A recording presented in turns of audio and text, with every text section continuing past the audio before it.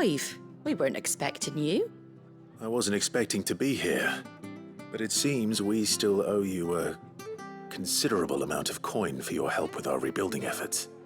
And though I doubt it's what you were expecting, we were hoping you'd take this as payment.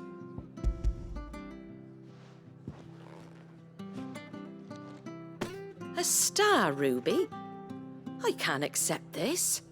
It's worth at least twice what you owe me. More if you can find yourself the right buyer. Think of the difference as interest. Interest? If word got out I charged that much, no one would ever borrow from me again.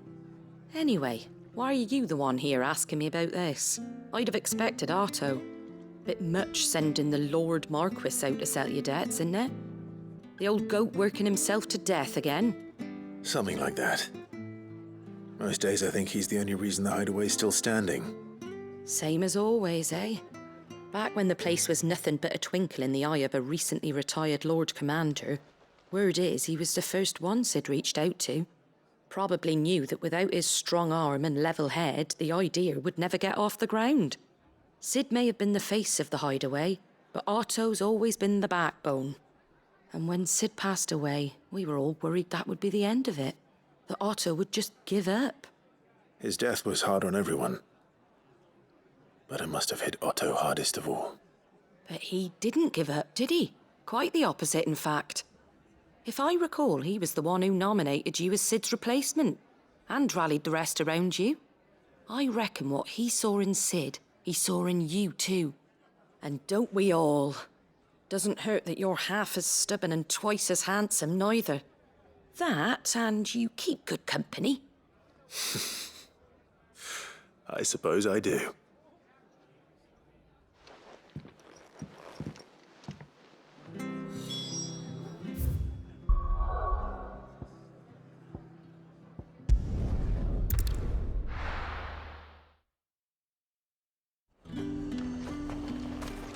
There's talk. Got the glass. How the hell is anyone supposed to...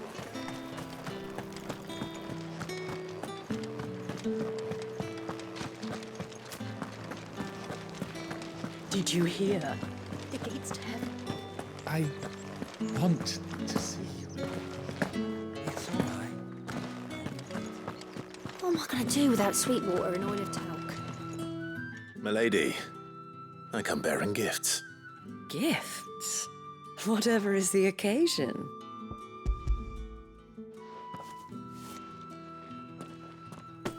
Oh my. Clive, you really have outdone yourself. Otto asked me to give it to you. To settle the hideaway's debt with the Veil. And to compensate you for the time it took us to do so. You disappoint me, Clive. I thought you might finally be warming to me. Tell Otto he can keep his baubles. I tried to tell him as much the first time around. The man owes me nothing, nor does the hideaway. My contribution to the restoration effort was made freely and willingly. It was the least I could do. You once told me Sid did you a kindness. I'd like to do the same. Please, accept it. For my sake. And for Otto's. For all of us. For all you've done. It is rather fetching, isn't it? Very well. Otto is lucky to have you, Clive. I doubt anything could ever replace his son. But you and the others at the hideaway are the closest thing he has to family. Otto had a son. Long ago, yes. Sid told me Otto lost him when he was just a boy, and blamed himself for not being able to stop it. I don't know how it happened, whether there was anything he could have done, but it was clear that it weighed heavily on him. I didn't know. How could you have? I doubt anyone did. Besides Sid, I've never met a man more keen to bear his sorrows in stoic silence. An ill habit, given that both have always been surrounded by friends desperate to help them. I'm beginning to see that.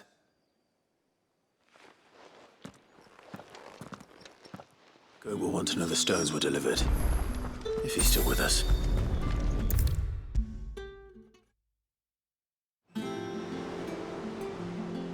Goat. Still alive, I see. So Lady Karen accepted the ruby. Ah, about that.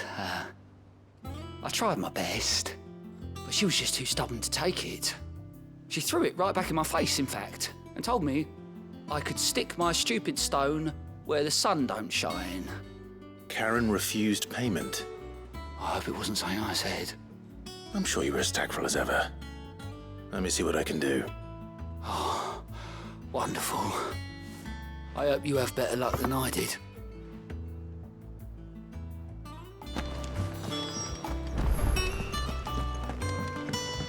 Mid told me she was building a ship.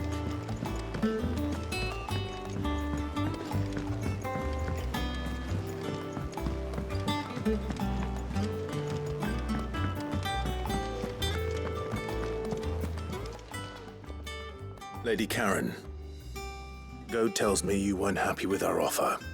Would you prefer the debt was repaid in coin? What debt? I don't recall lending any of you lot me hard-earned gil. I may have tossed a talent or two in the Hideaway's coffers, but those were donations, and you can hardly call it charity if you go asking for it back. Of course not. But one good turn deserves another. And our circumstances have changed. Surely you wouldn't shun the gratitude of a pauper who happened to have become a prince. Oh, so you're a prince now, are you? Fine. But I'm selling it and taking what I'm owed, then you're getting the rest whether you like it or not.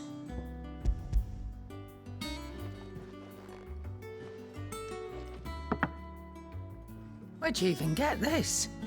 A decent trader might nab 1,000 talents for a star ruby. A canny one, meanwhile, might claim it were nicked from the belt of Sid the Outlaw himself and ask twice as much. Might be I already have a buyer in mind. Might be you even know her. A fine continental maid whose beauty's only eclipsed by a guile in commerce. You wouldn't mind, would you? Not at all. Just be sure to tell her that it's always a pleasure doing business.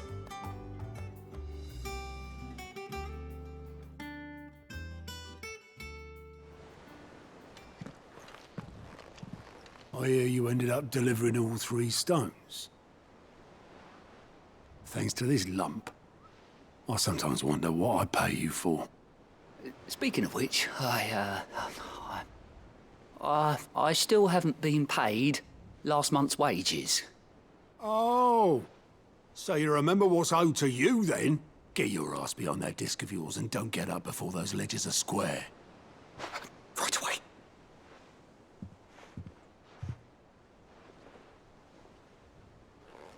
I've seen that before. You have, yeah. Plenty of times. It was the only goblet Sid ever used. Either out of habit, or because the filthy sod couldn't be bothered to find a clean one.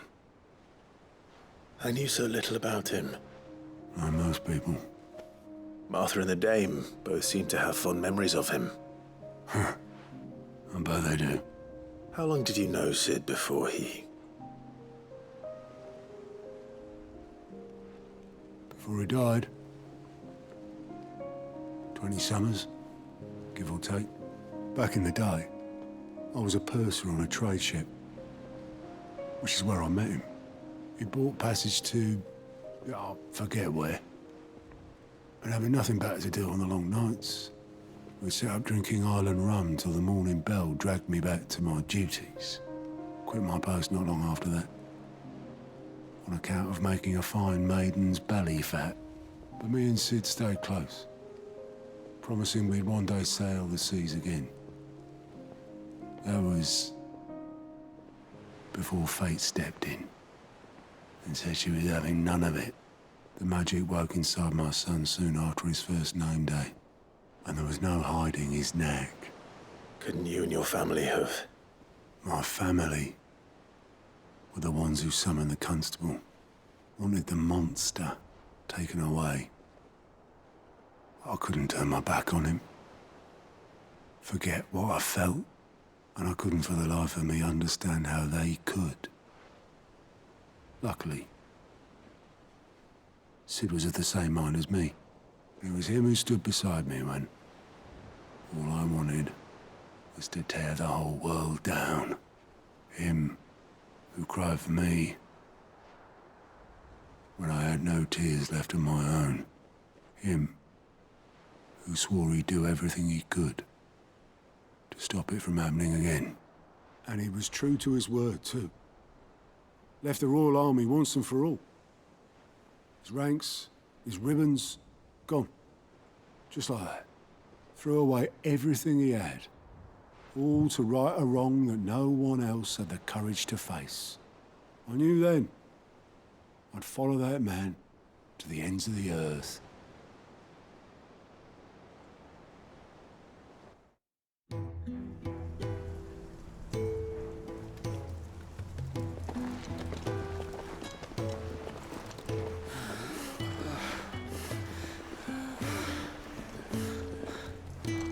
He was always too clever for his own good, was Sid. Saw the world for what it really was, while the rest of us were content to go along with the lie we were shown. And it can't have been easy, bearing that burden alone.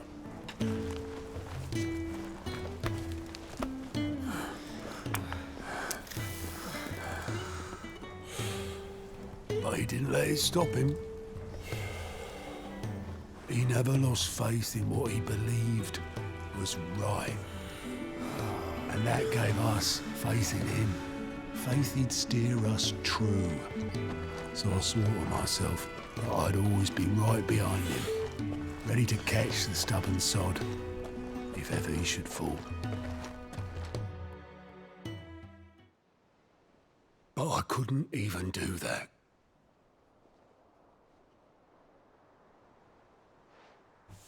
Ignore me. Just the ramblings of a tired old man. Leave that lot. I'll tidy it up in a bit.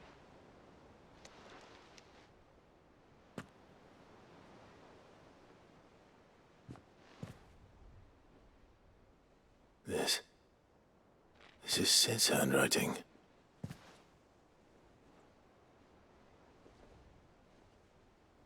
Dear Otto. I may be drunk, but I wanted you to know this place would be fucked without you. Love you, you grumpy old sod.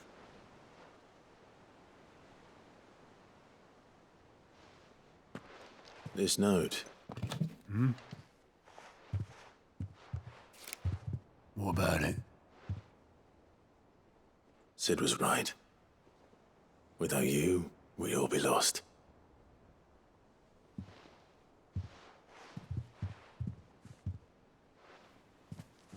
He should have bloody well said so then. Just once. Before he went. But then, why would he? Him, or anyone? I'd only have told him to piss off.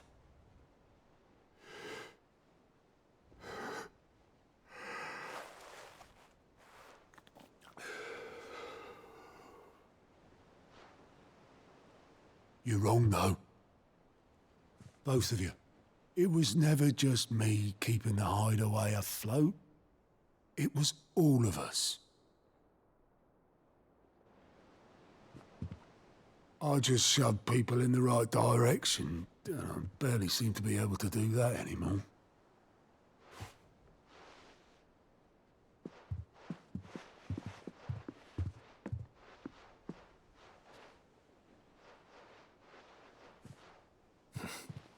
Would you rather goat were at the helm? Well, maybe I've got a few more years left in me.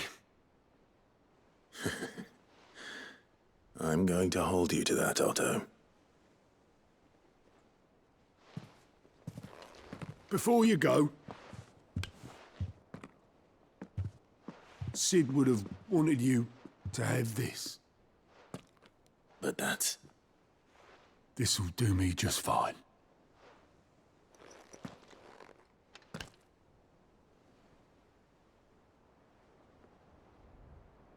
Thanks for the ray of sunshine. I'll see if I can't pay you back. Already have.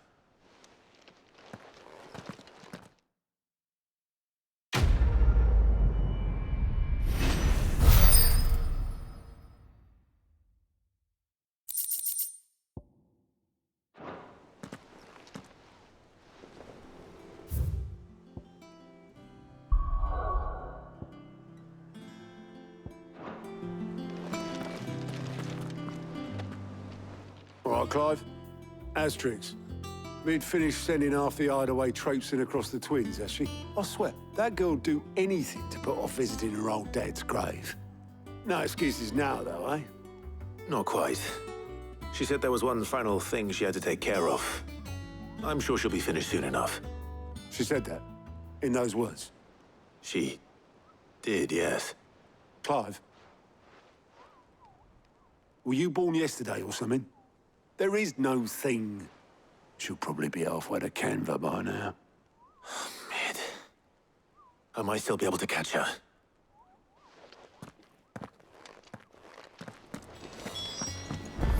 Mid told me she was building a ship. Is that the thing Times held? Obolus, have you seen Mid? Yep. In a boat, going that way. Then I'm too late. Oh, you in a hurry and all, are ya? Oh, I offered to take her across, but she wouldn't wait. Just paid for a dinghy and rowed off. Oars going like the clappers. Got some life in her, ain't she? But anyway, I was on my way up to see you, as it happens. Got a letter for you. Urgent, by the sound of it. One of your uncle's men said I was to hand it to you in person, post-bleeding haste. And you're here now.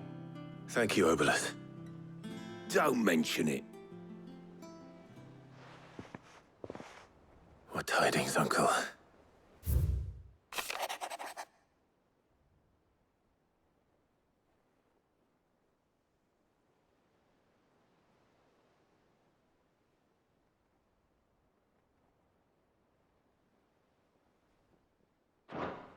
Trouble in Canva.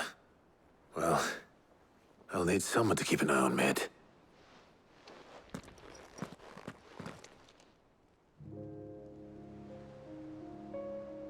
So what?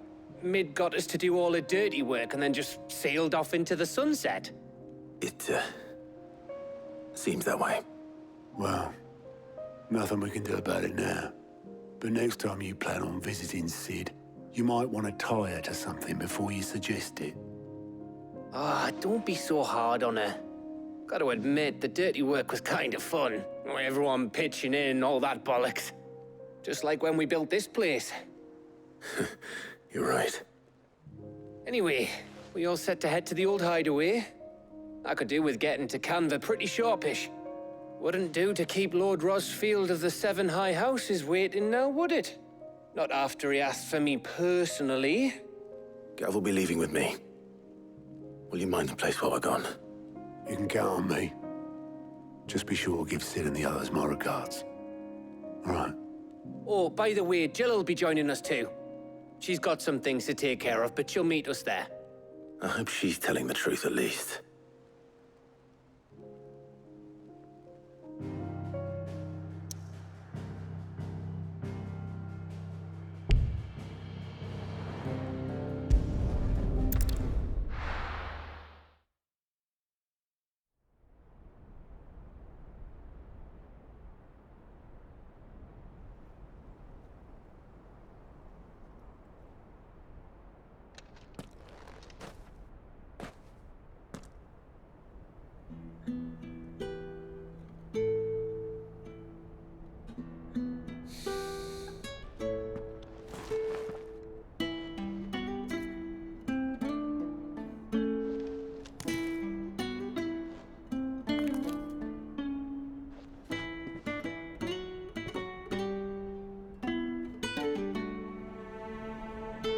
Cid. I remember what you told me. But if no one is listening to what you have to say, you may as well not say it.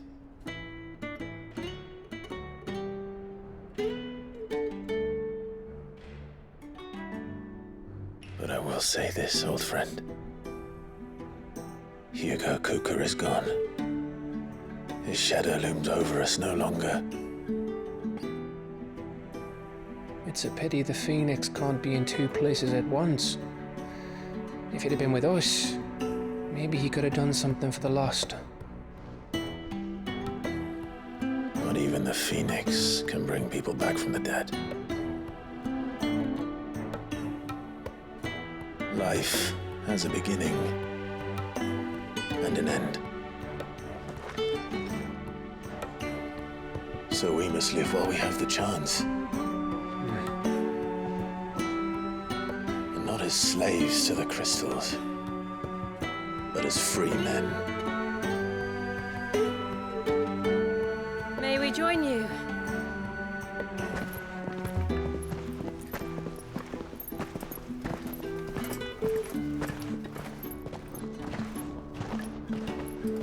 Lady Karen, what a pleasant surprise. I thought I'd drop by and see how you were all doing before heading off to restock my supplies.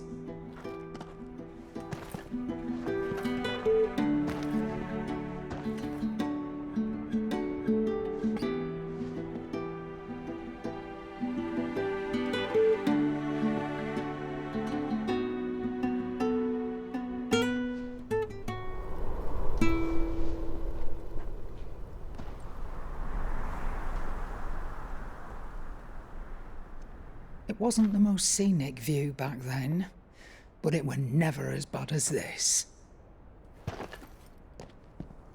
I know. The Blight marches on.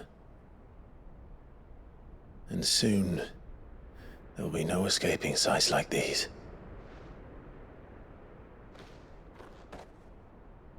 So our mission remains unchanged. We cannot stop until every Mother Crystal is gone, and their thirst for ether with them. The only one that remains in Storm is Drake's Tail in the Crystalline Dominion. Our next target. We're going to Twinside. It's the capital of the Empire these days. I wouldn't like to think how tightly guarded they've got the place. Not that that'll stop you, but we do well to scout it out before you go charging in. We would indeed. If you're off to the Dominion, you can take this great lump with you. Goods. Oh, I am sorry. Have you forgotten you're the most wanted man in the Twins? I thought you might like to disguise yourselves as the attendants of a travelling trader, assuming you've no better ideas. You wanted to buy yourself some tools, didn't you? Well, now's your chance. You're letting me go with them? Oh, thanks, Nan. Stop that! You'll break me bones, you great galoot.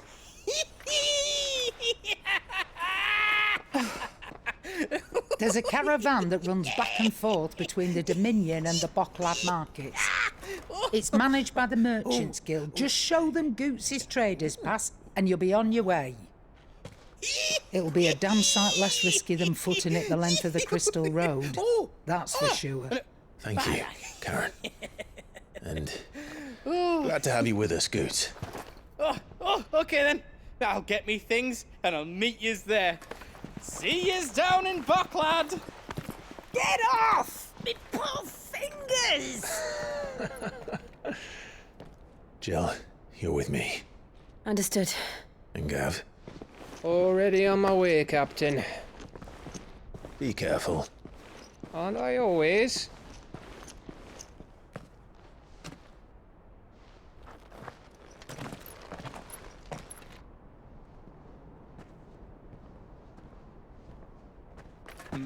Do you see that, Sid? Your protege's making a proper little outlaw of himself.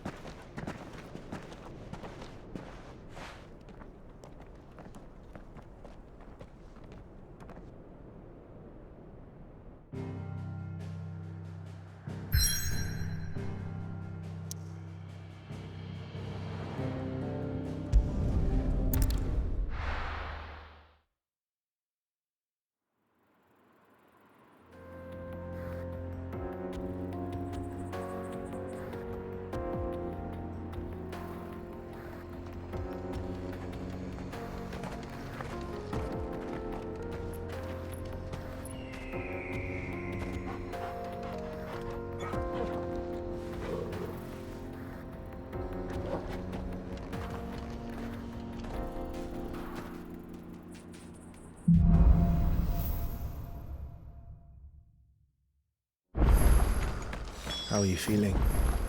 Better. Thanks to Taya. I'm glad to hear it. And Torgal helped too. The new boy.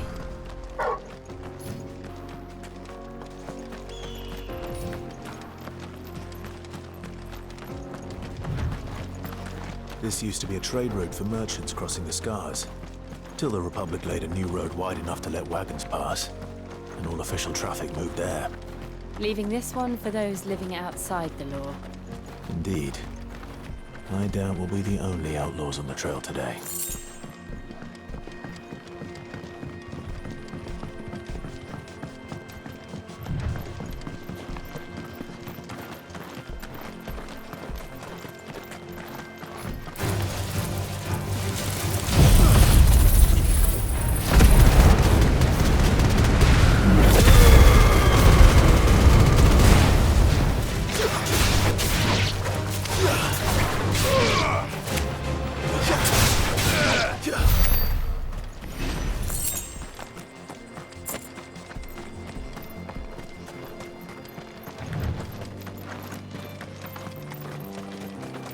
So what do you think? Really? It's as bad as that? Oh, aye. There's trouble up ahead. And too much of it for us to handle. I take it there's danger on the road. Oh, what about this fearsome-looking fellow? You think he'd be equal to the task? Well, no doubt. Assuming he's willing to hear us out. Well met, friend. My brother and I have been tasked with finding a merchant's missing cart. You seen it by any chance? How does a merchant misplace his cart? Oh, the man's a coward. When he thought goblins might come a-snarling, he ran, leaving his livelihood abandoned in the pass. He sent the two of us to fetch it, but it's gone. Now, I'm not much of a thinker, but I know the work of thieves when I see it. My brother's right on all accounts. And by my estimation, the bastards are lying in wait just down the road. We may have seen our share of action, true, but we've not got the skill in arms to boldly brave an ambush. You, however, have the look of a man who needn't fear a band of backwater ruffians. What do you say? Will you help us out? Chances are they'll come for you either way. But if you promise to lend us a hand, at least you'll pocket a reward for your troubles. Well, if I'm going to have to deal with them anyway. You've clearly got a fine head on those broad shoulders. We're lucky you came along. Now, hoping to make a heavy purse in Boklad, our merchant friend loaded his cart with as much as it would carry. Reckon he won't be forking over the rest of our fee if we don't find those goods. So, while you're seeing to those bandits, you keep your eyes open. All right. Just don't expect me to drag the cart out of there myself. No. You can leave the cart to us. You just put an end to those bandits and point us in the right direction. You do that, we'll take care of the rest.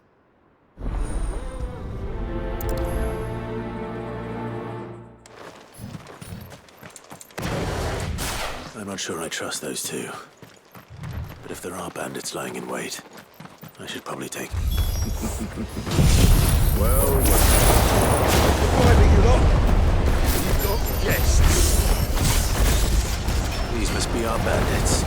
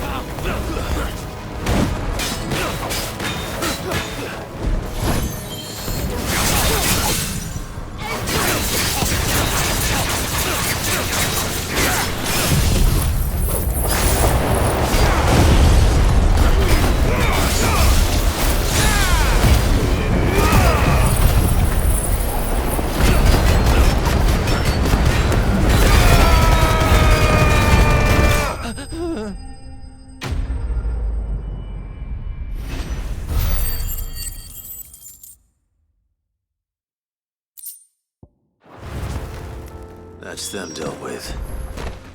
Now, where's that cart?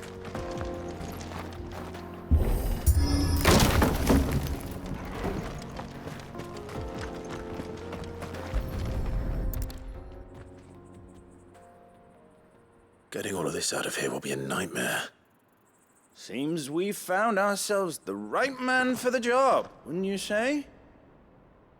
Found the cart and didn't leave a single bastard breathing. Our merchant friend will be delighted. And how exactly will he be getting his goods out of here? You leave that to us. After all, it'd be wrong to make such a fine warrior haul cabbages to market. You've done your part. And that's all you need to worry about. Here.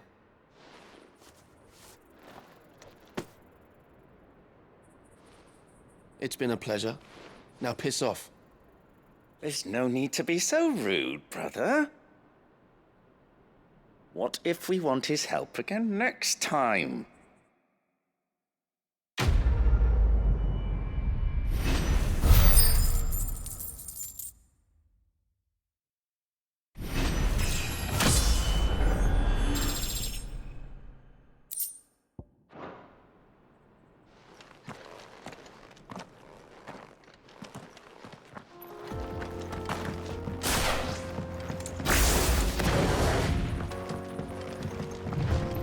I see the Dalmex lag behind Rosaria when it comes to bridge building.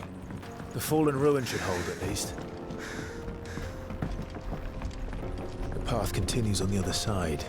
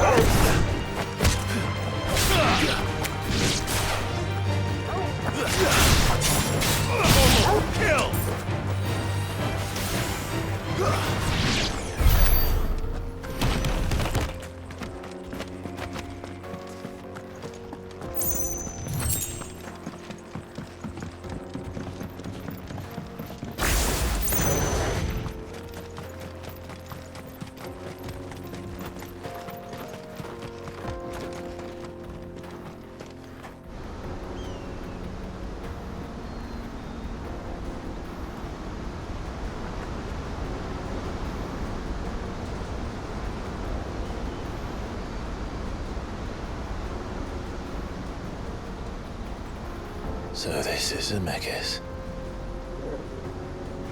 The land of the gods. It's even more impressive than I imagined. I remember being captivated by the story as a child. Long, long ago, man was overcome by avarice and challenged the gods in a bid to win their power. The final battle took place here, at these falls. Or so the legend goes. If anyone ever manages to plumb those depths, perhaps we'll learn if there's any truth to the tale.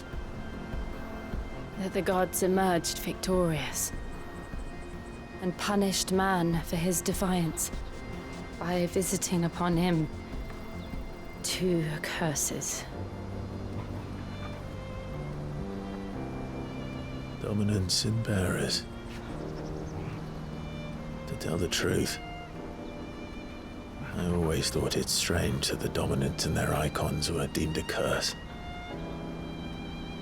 Back home, the dominant inherited the throne.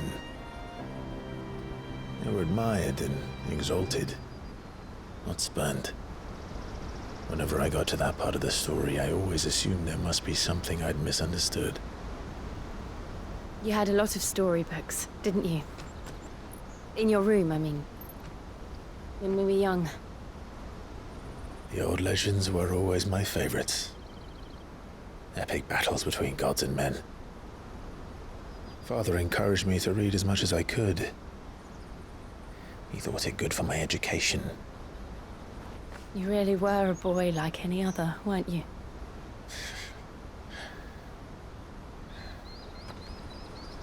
Just look at this place. It's enough to make you believe the legends are true. I know.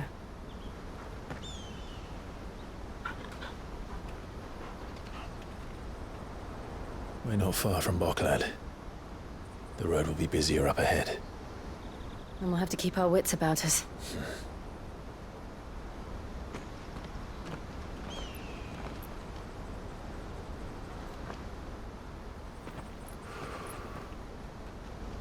Clive? Something wrong? Nothing. It's nothing.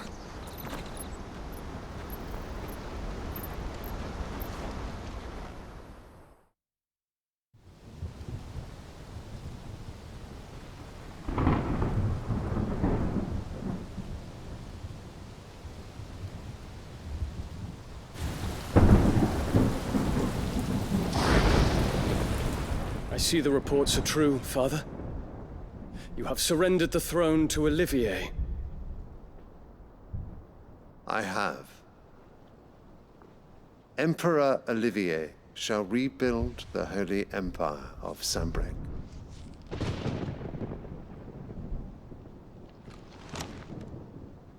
How is he to rule an empire? He is but a boy.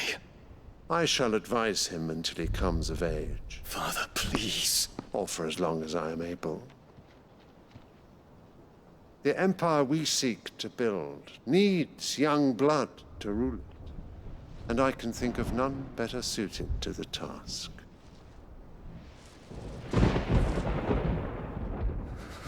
There is other news, Dion. Hugo Kupka is dead, and Drake's Fang destroyed. The pillars of the Republic have fallen. Ere long, the Imperial banner shall fly over every city in Storm. And then Valisthea. All shall bow before their Emperor. Father, these are the words of a tyrant. They are the words of a god. The Emperor whom I gladly serve. Great Grieger, made flesh.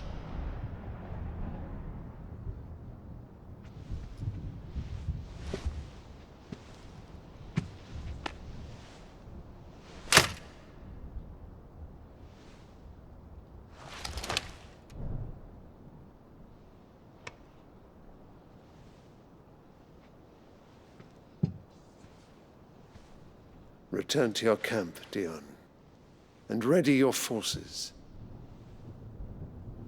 It is time to show the world the true power of Sanbreque.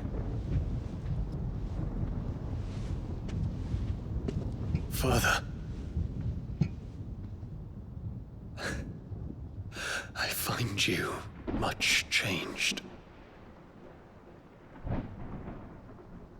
Is this truly the path you wish to tread? Or are these the ambitions of another?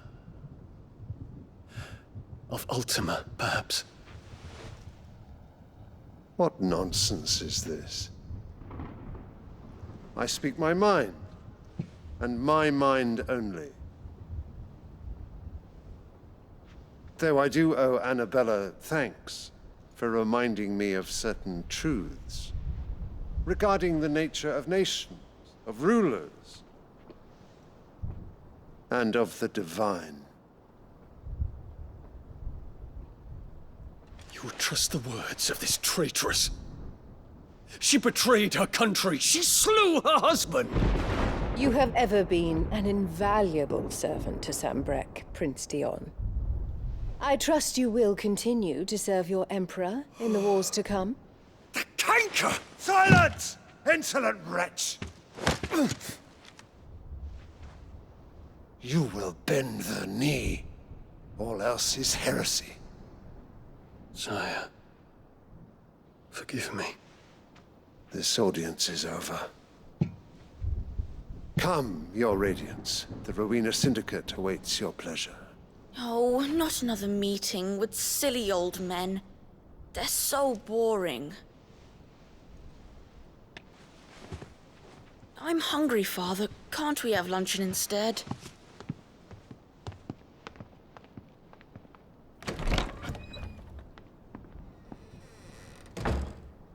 Does it pain you that you will not inherit your father's throne? I have suffered worse.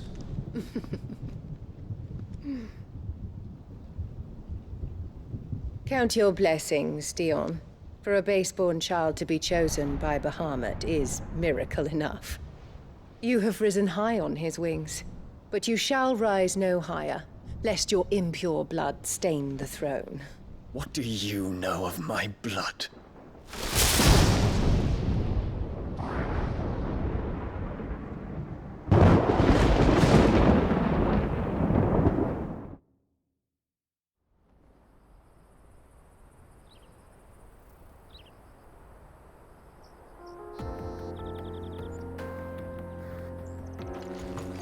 The Boklab market's to the north.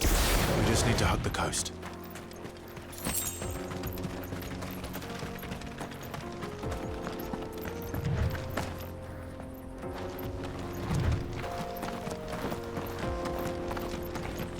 Infiltrating the Dominion won't be easy with the Imperials on high alert. No. His Radiance has lost one capital already. We can be sure Sylvester will do everything in his power to hold on to Twinside. His troops are well-trained and increasingly battle-hardened. But it's not as if we can wait for the siege to end.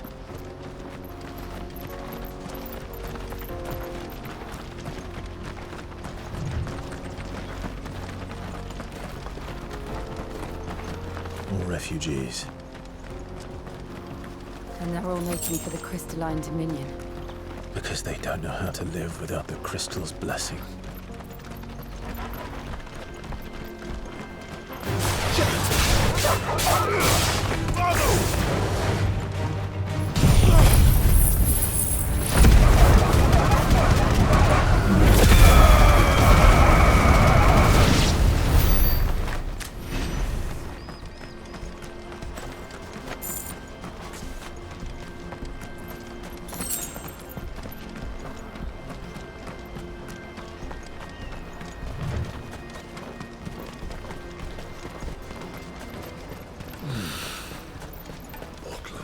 There are no crystals here. This is where we're supposed to meet Goots, isn't it? That's right. He said he'd wait for us here after replenishing his supplies. I dare say he'll have finished by now. Let me carry your goods. I'm cheap. Peaches and pears.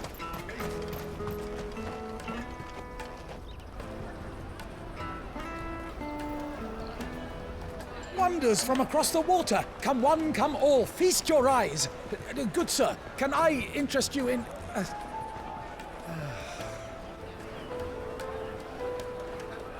How much? For a measly crust of bread? You won't find any cheaper. Not nowadays. But you're more than welcome to look.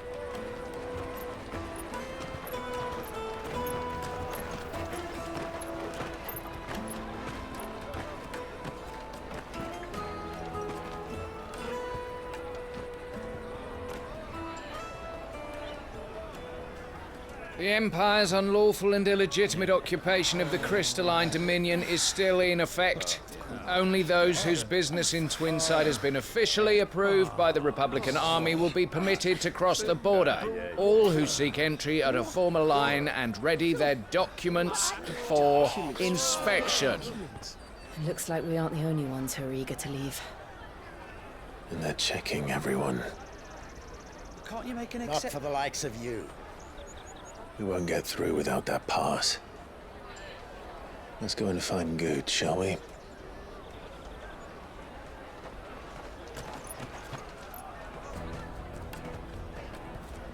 He must be around here somewhere. Come, taste my peaches. They're sweet as nectar. I'll take the large one. Ah, good. There you are. Clive, I'm so sorry. Don't tell Nan, will you? Slow down, Goots. Just tell us what happened. It's me trader's pass. It's gone. We cannot ride the caravan without it. We won't even be able to get through the flipping checkpoint. Do you remember when you last saw it?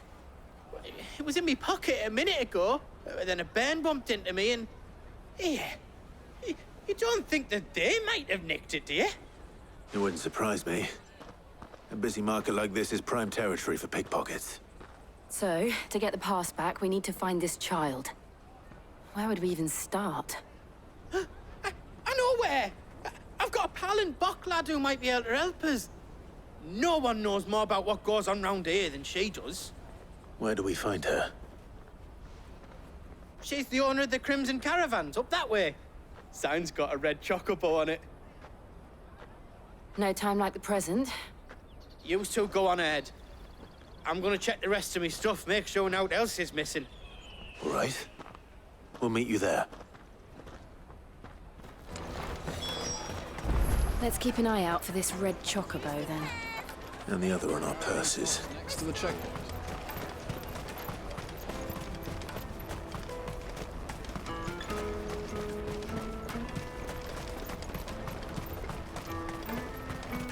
Out of my sight, wretch! What are you looking for? Farewell.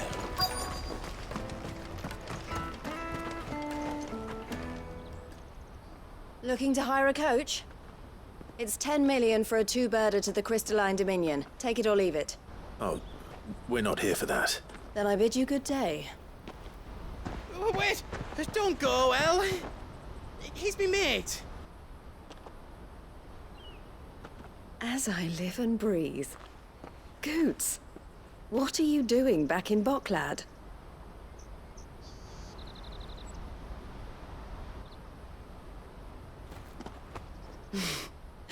I gather Lady Karen didn't send you.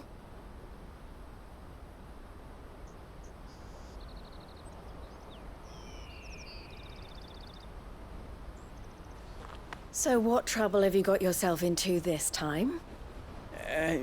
It's me trader's pass. It got stolen.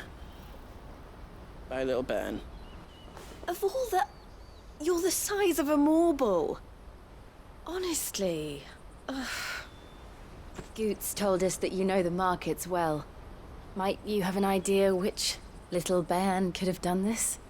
We don't intend to punish them. We just need our pass back. Then, we can be on our way. I see. So neither of you has a trader's pass either. Not that anyone would take you for traders, but I suppose that's why you came to me, correct? Now, I can't say for sure who took your pass, but I suspect I know why they did it. Let me explain.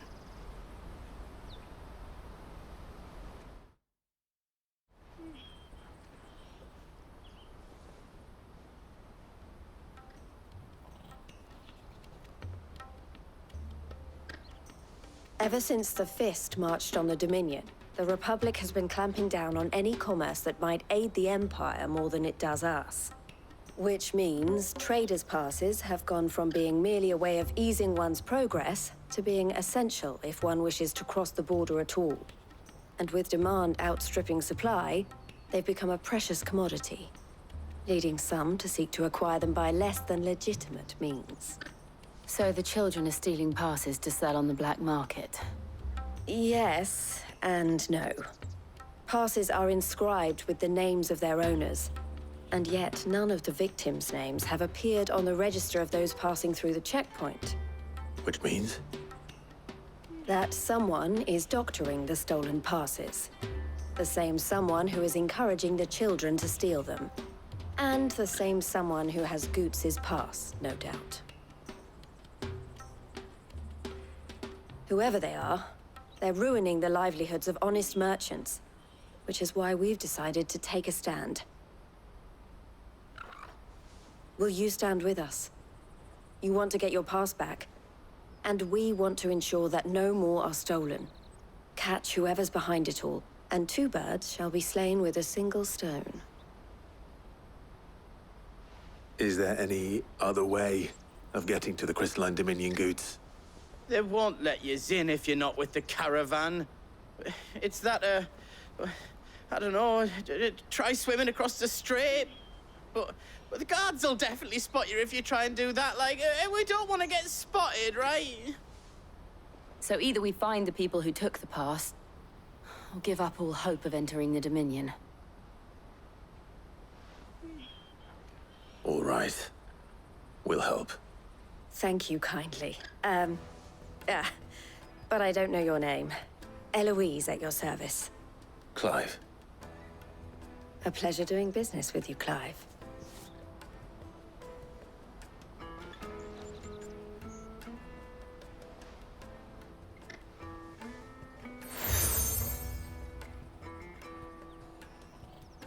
The proprietor of the furniture makers by the coach stop is spearheading the search. Wear that, and he will know you for a friend. I suggest that you speak with him first. The furniture makers. Understood.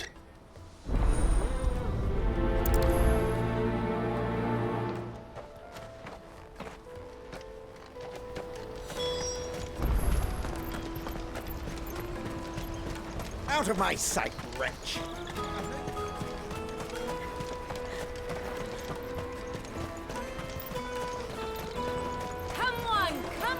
Jug of snake spit for the road?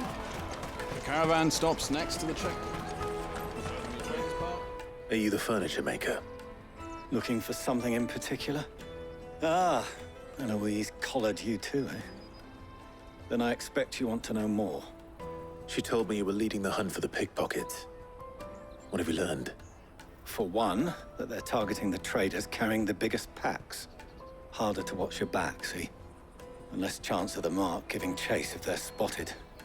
Not that they'd be likely to catch them. Those imps know every inch of this warren like the backs of their hands. Their eyes must have lit up when they saw Goots.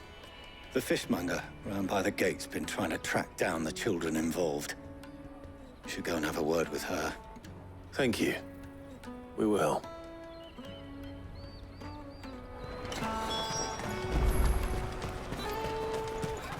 You won't find anything of this quality in Twinside. You should come with me to the Dominion. Fish for sale! Fresh sorted and smoked! Can I interest you in... Ah, sorry. Message from Eloise, is it? She's asked me to help her. To help you find the pickpockets. Is that so? Suppose I better tell you what I know, then. For one, this isn't a family operation. All the traders say the children who stole their passes were dirty, dressed in rags. Street urchins, by the sound of it. We get a lot around here. Orphans from the wars. A few, perhaps. You saw the refugees gathered by the entranceway? They're all looking for a new start in the Dominion and beyond. Some of them take it as an opportunity to rid themselves of unwanted baggage. The shame of it. Whoever's behind this would have to have made themselves known to the children at some point. And so should we. You should start with the children around here, then. I doubt they're the ones involved, but they might have heard something. It's worth a try. All right, then. Questioning children. How hard can that be? Come, taste my peaches! They're sweet as nectar! Excuse me. Do you mind if I ask you something? Can't stop you. I was just wondering if anyone has asked you to do anything out of the ordinary recently. Anything you grown-ups ever ask us to do is shut up and go away. So guess what I'm about to tell you to do? Sorry. I'll leave you alone.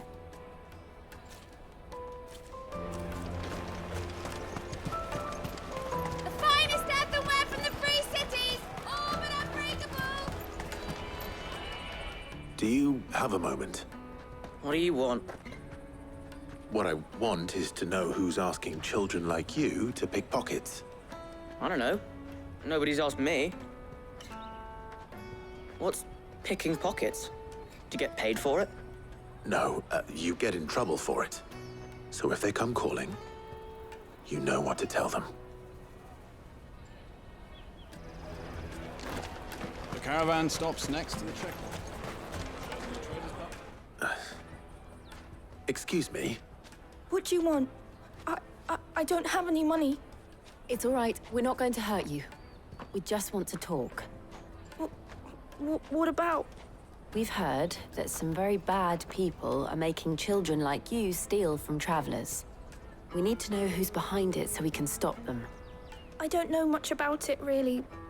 But my friend, Honza, he said he got a job doing something dangerous.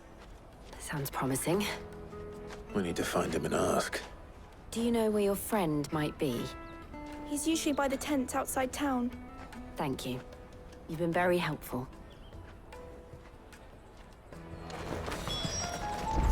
Come on, come on!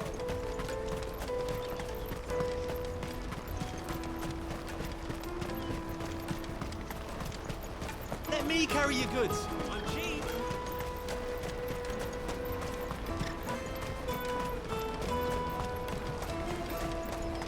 That's that then.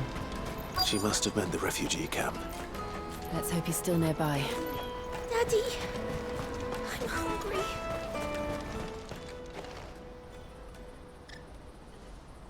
That big fat donkey was easy pickings.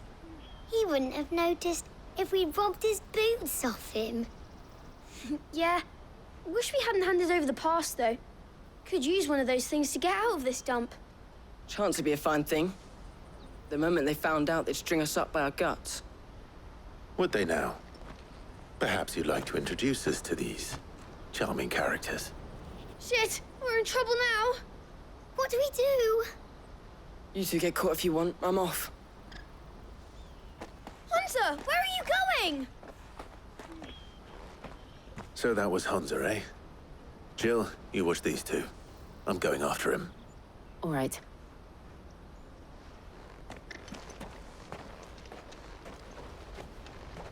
He can't have gone far. I need to find him before his employers do.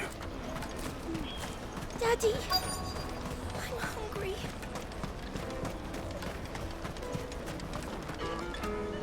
Did you see a boy run past? He stole something from a friend of mine. There was a boy ran back there towards the Chocobo pen, but... Thank you.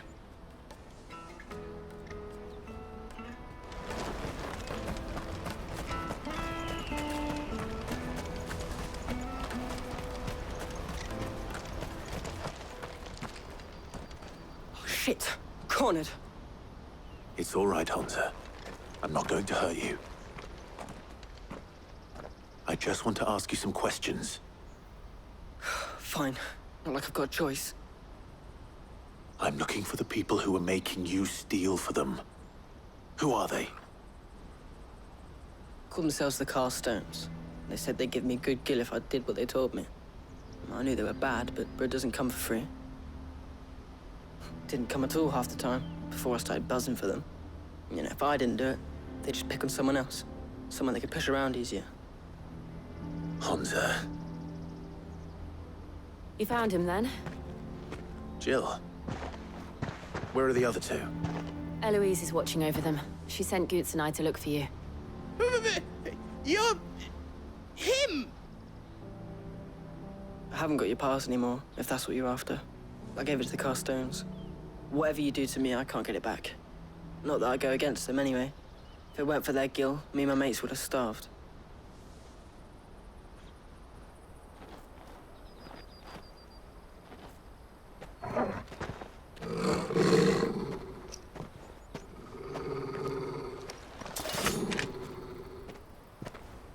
Cowards. You will not force another child to do your bidding. Wait, we're not... Don't hurt him.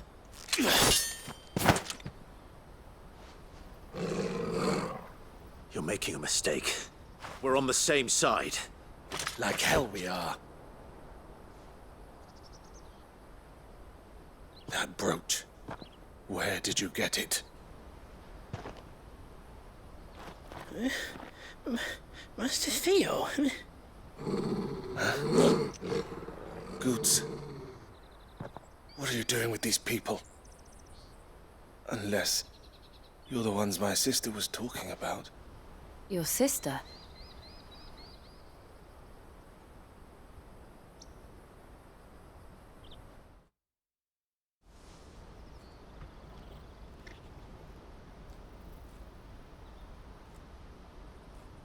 Eloise didn't tell us she had a brother. And why would she? I'm just her back and a blade. Theodore, at your service. Sorry about before. Theodore, what do you know of the cast stones? Vultures who have made Boklad their hunting ground. They prey on the desperate, stealing from those with Gil and bullying those without it into joining their flock. I'd been looking into their activities in hope of sparing the refugees any further hardship. But it seems they've already stooped even lower than I'd feared. Honza's a good lad. Don't blame him for what they've made him do. If he and his friends hadn't agreed to work for the stones, some other poor souls would have. On pain of death, most likely. Clive, was it? And my sisters asked you to help put an end to the pickpocketing. Then we all want the same thing.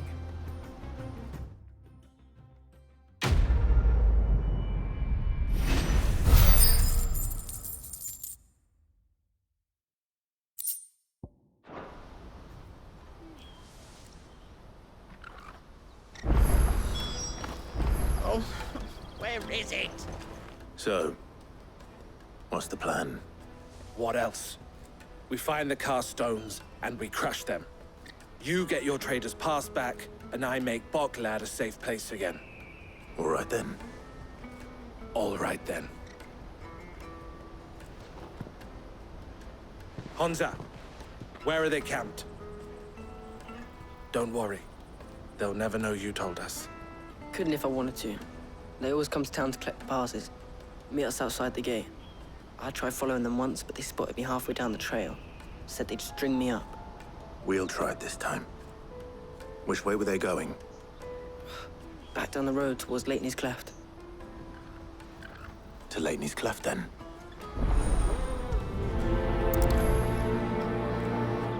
Leitney's Cleft is to the south, past the camp. No, you better not have scared any of my birds.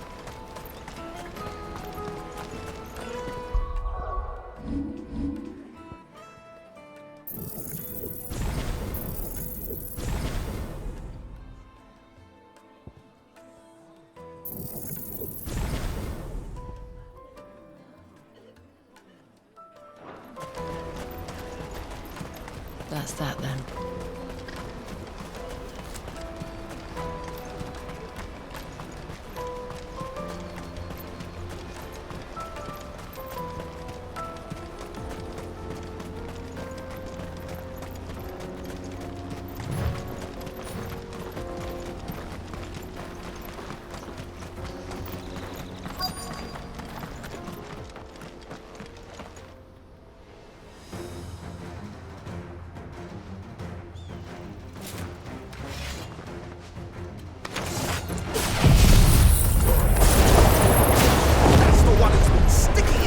In our business.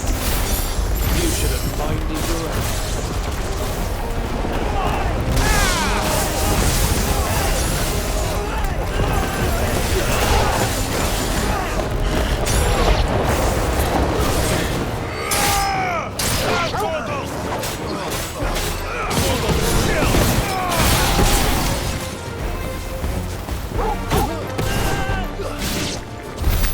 I doubt these were the ringleaders. But at least we know we're on the right track.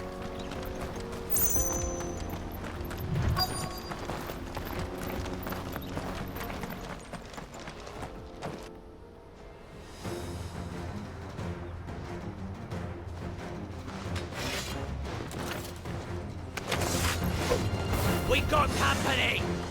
That's the lot of them.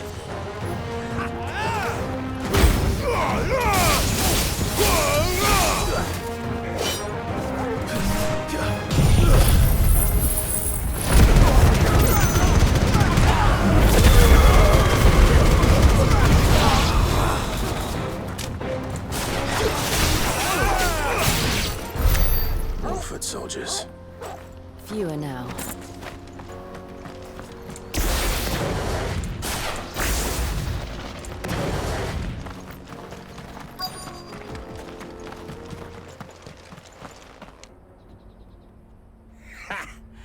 Not a bad haul today, eh? Aye.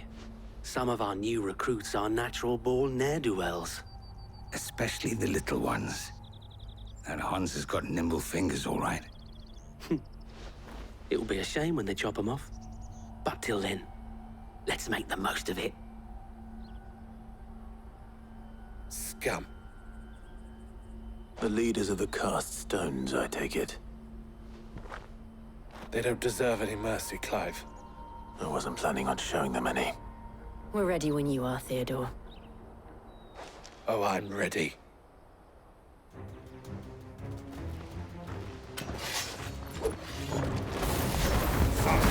It's that guard from Boklad!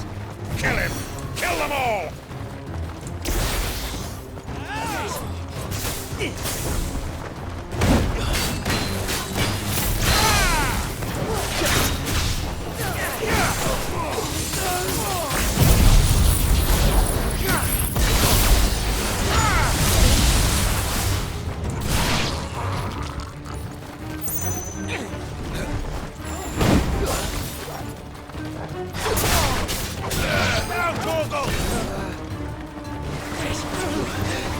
Torgal, kill! All yours, Torgal!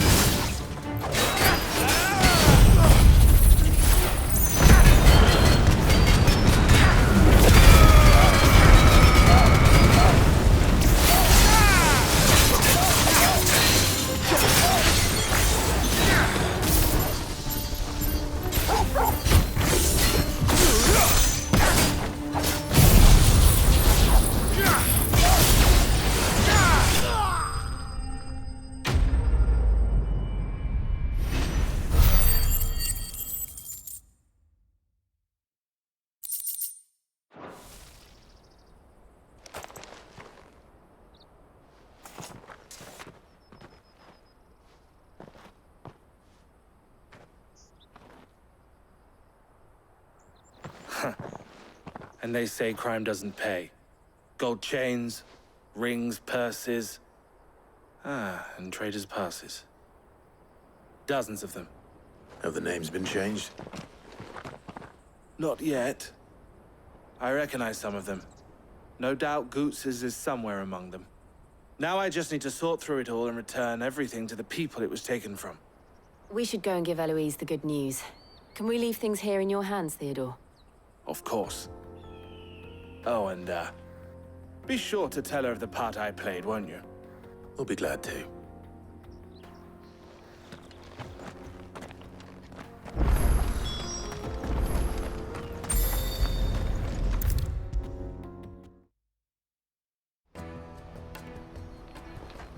Ah, Clive. How goes the hunt? My brother isn't getting in your way, I trust? Quite the opposite.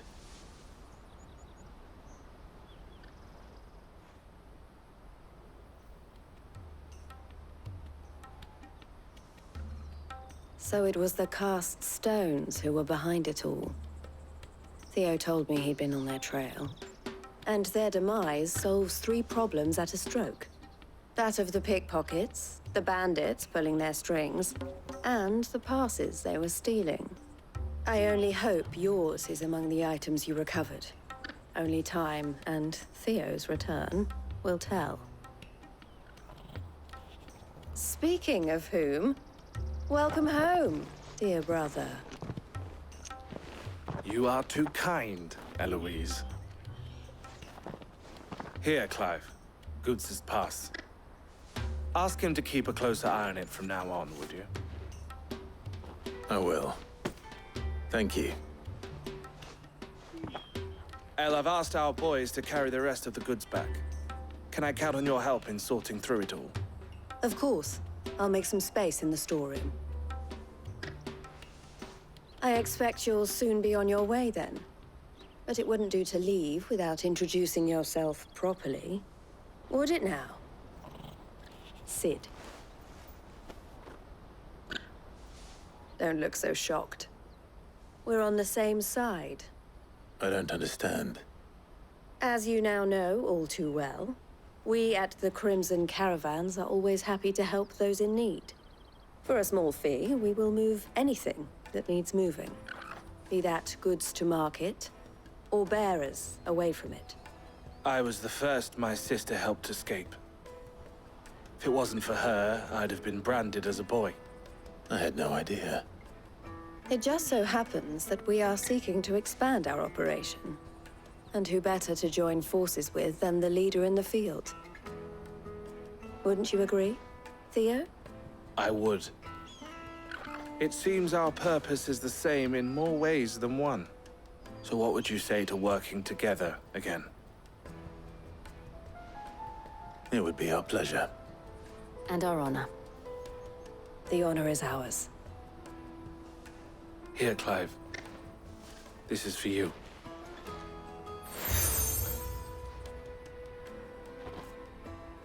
What is it? El has friends in high places, while I have associates in, lower ones. That mark is proof that you're a friend to us both.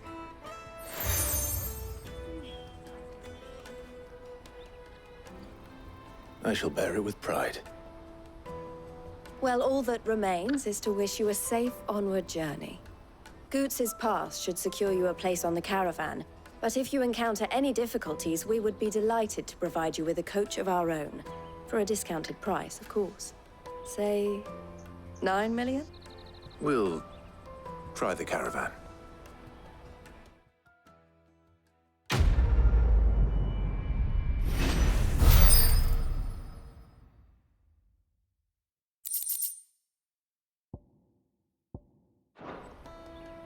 Right then.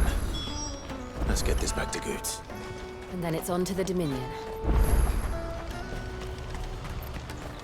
Let me carry your goods. Pardon me, but would you have that well-notched steel and impressive physique? I have need of a sword for hire, and yours looks to be a weapon well worth the coin. Might you be convinced to offer me the use of those formidable arms?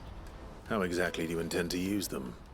Well, being something of a scholar of Zemeckis history, I wish to investigate the ruins near the city.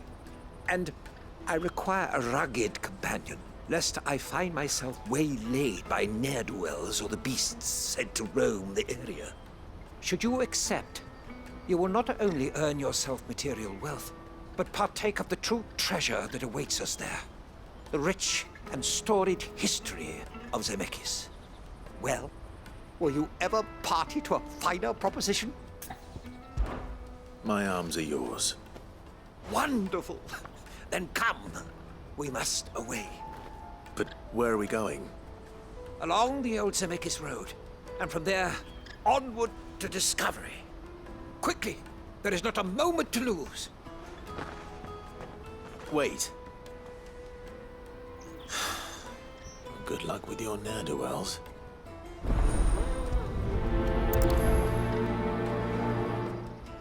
I better make sure he doesn't get himself killed. Porter for hire.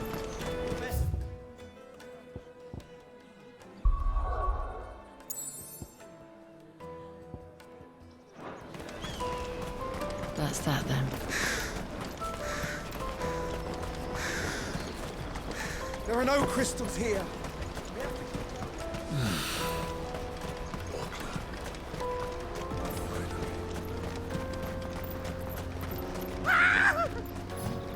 Why am I not surprised?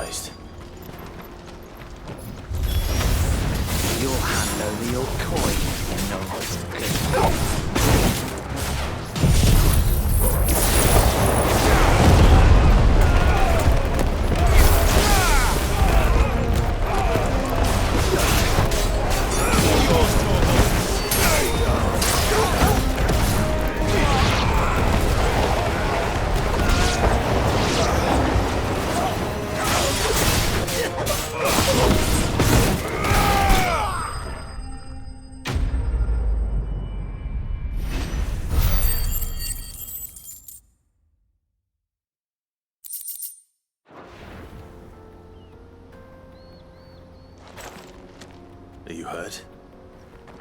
Happily not, good sir. Thanks to your timely intervention. More importantly, we have arrived. Now, feast your eyes upon the marvel before us. Ruins, a relic of the fallen civilization. A sight so common that man is oft blinded to its wonder. Colossal vessels, dashed from the very heavens. Airships, we call them, with very little thought to what wonders such a word might describe. Oblige me, if you would.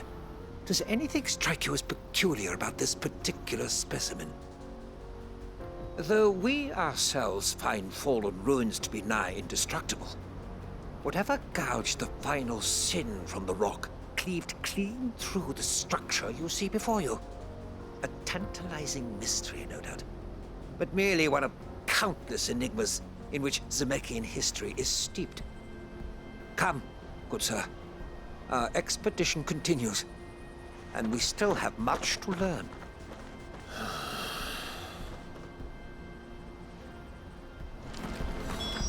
He's passionate. I'll give him that.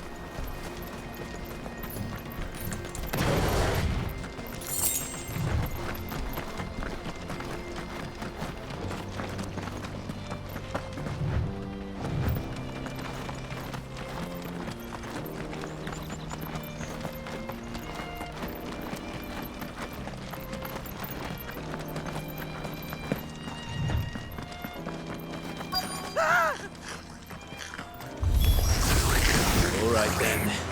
Who's first?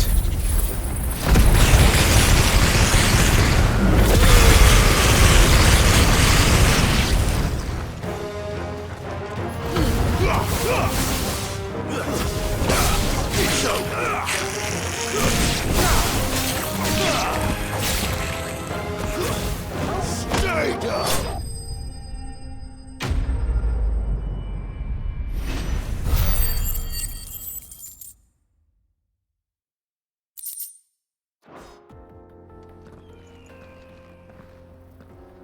You're going to get yourself killed. Oh, that would not do. That would not do at all. Not when such majesty stretches out before us. Behold, the final sin in all its glory. As Moss tells us, a battle was fought here in ancient times. A battle of such ferocity that it tore a great crater in the very land upon which it was waged. In reaching for their holy sanctum, did man enrage the gods, and great was the vengeance that was rained down upon him. Alas, the full truth of the matter is lost to time, though I live in hope that I might see it discovered. But we must not dwell upon such things. There is more yet to see. Onward! History awaits!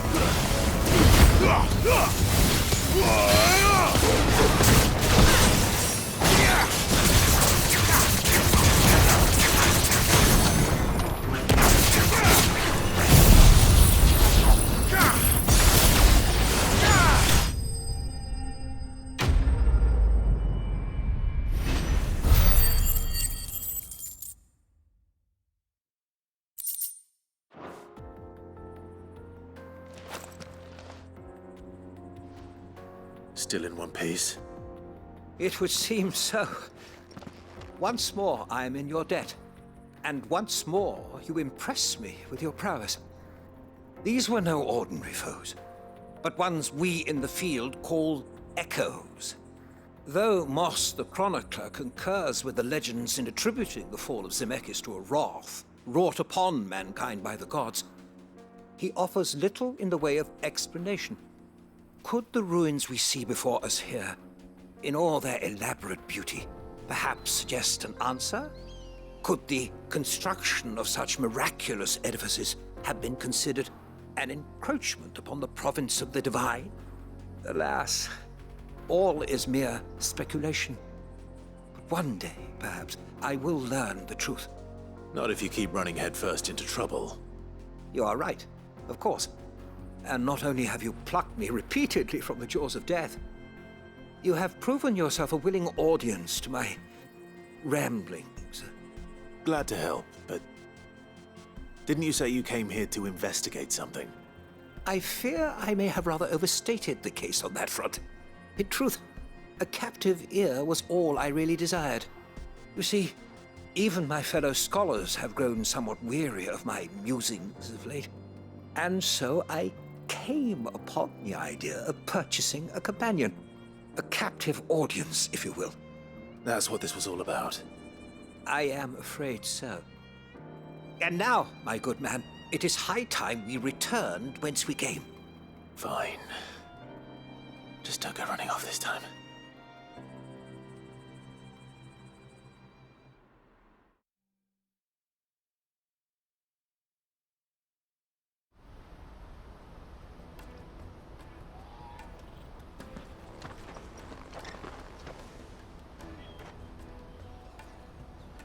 And so ends a delightful day. Here, your reward for humoring my selfish whims, plus a little extra for the trouble I have put you to.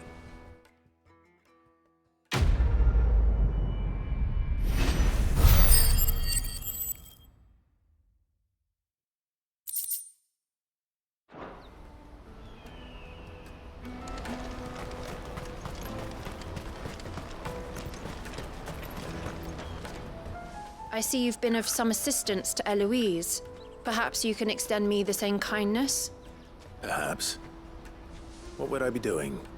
Finding someone. You see, I've been having trouble with thieves, and despite the many pains I've taken, I can't stop them from rummaging through my packs. I was griping about my lot to a friend of mine a few days back, and he offered to track the culprits down. Now, Joseph's a sellsword, and a good one at that. But he's been gone days, and I'm beginning to fear the worst. Any idea where his search for the thieves might have taken him? The old Zemeckis Road, perhaps? He doubted they would be fool enough to linger here in Boklad. Joseph's lived a hard life. Made him grey long before his time. I just pray he hasn't been killed over a few sacks of grain. I can't imagine there are too many grey-haired sellswords around. Hopefully someone will have seen him.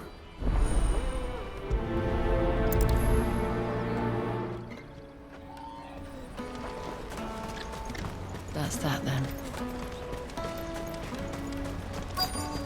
Daddy, I'm hungry.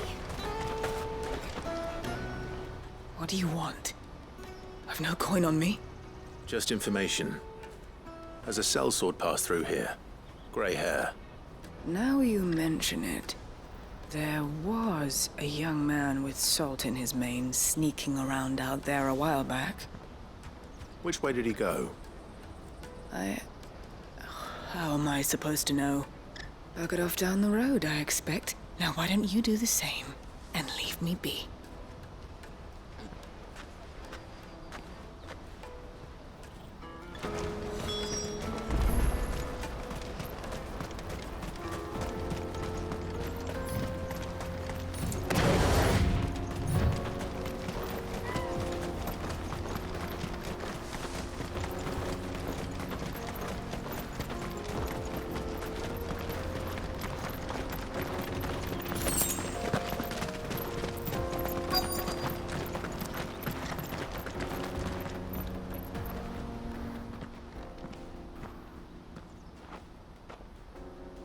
We don't want any trouble.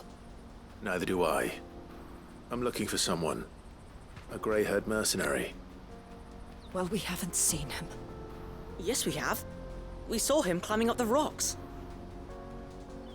Those ones, over there.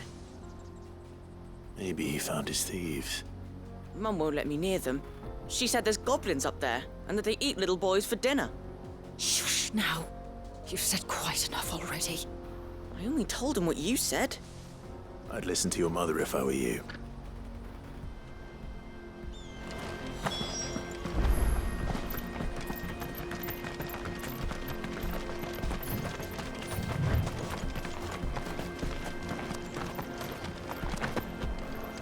Did Joseph's thieves really lug their stolen wares all the way out here?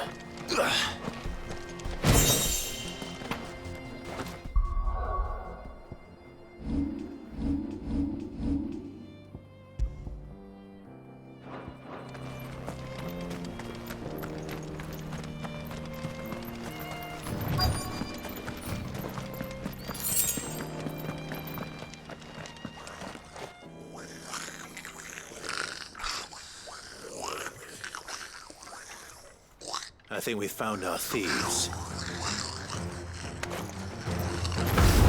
They don't look happy to see me.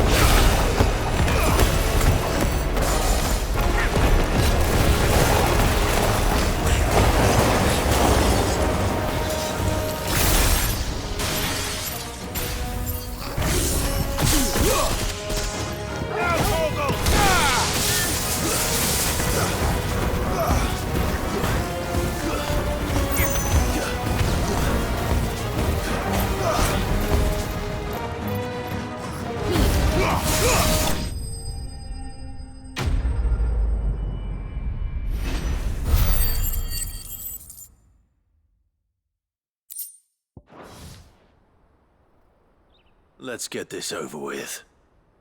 Stop! Don't kill him, he's just protecting his home. Joseph? So the boy was right. I don't know you. Your porter friend sent me to find you. She was worried you might have got yourself killed. Have I been gone that long? Wasn't hard finding the thieves. The problem was knowing what to do with them when I did. I take it things are more complicated than they appear.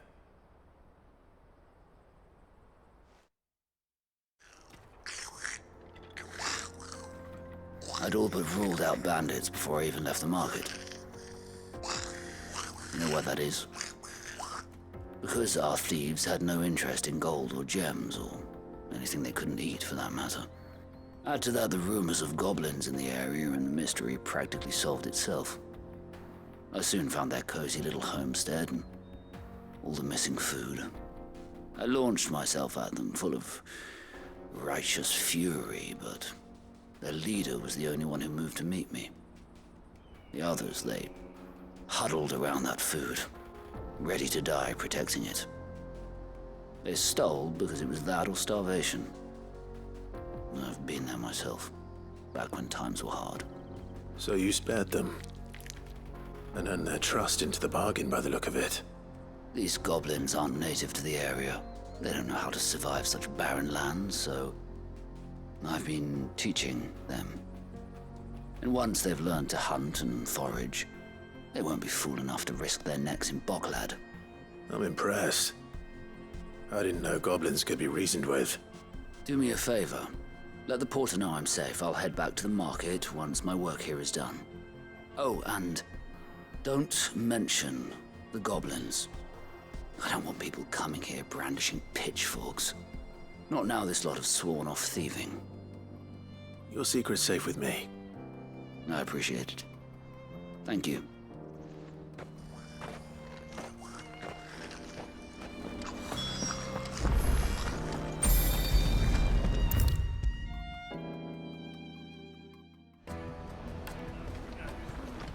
Joseph's fine. He'll be back once he's tied up a few loose ends. That's a weight off my shoulders. He certainly knows his business. He found your thieves all right. And I dare say they won't be coming back. A good man to have around, that Joseph. And if he says there'll be no more thieving, that's good enough for me. Thank you for putting my mind at ease. Here, for your troubles.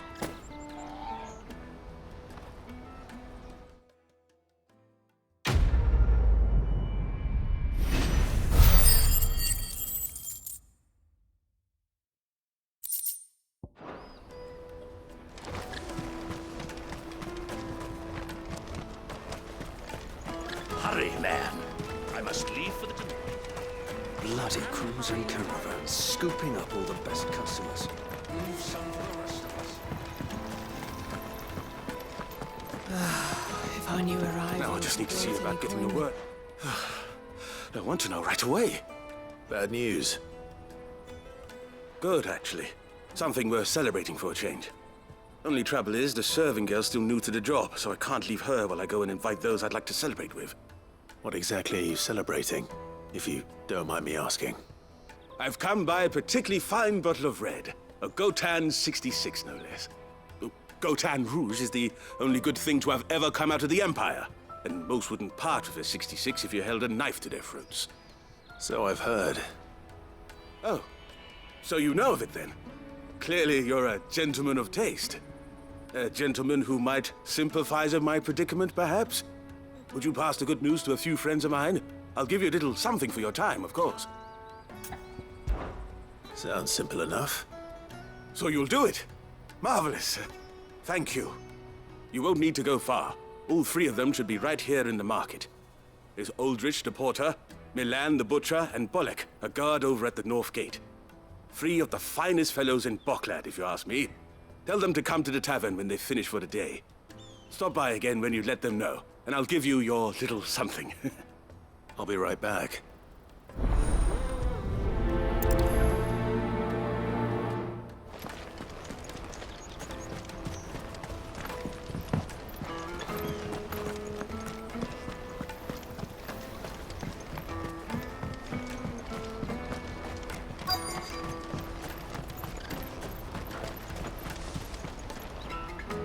I've been asked to find Aldrich, the porter. I don't suppose that's you, is it? That's me right enough. You need something delivered? The innkeeper sent me. He said there's a cup of Gotan 66 with your name on it when you're done for the day. A 66? Bugger me. If he's just got hold of it now, it must have been in the crates he had me carry down from Sambrek. From the Empire to Boklad. You must be a braver man than most. That's a treacherous route at the best of times. Such is the porter's lot. There's not a patch of storm these feet haven't traipsed across. It's Oriflamme one day, then off to Canva the next. The farther you're willing to go, the fatter the purse. Which is why there's no shortage of competition for some of the longer routes. I'd say I've done enough for today to earn myself a cup of something tasty. Thanks for letting me know.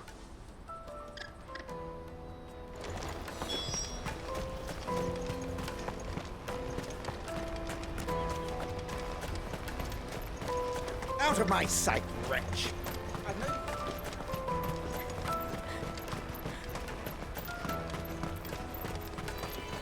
Come on, come on! Caravan stops next to the checkpoint. Are you Milan, the butcher?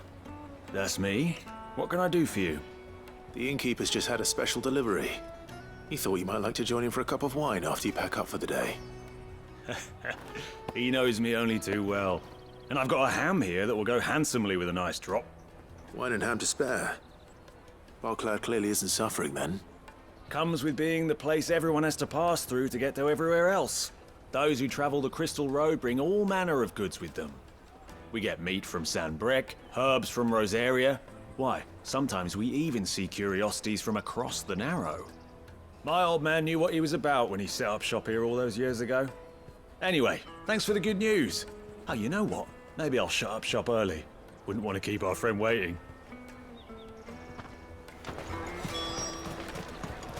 You won't find anything of this quality in Twinside.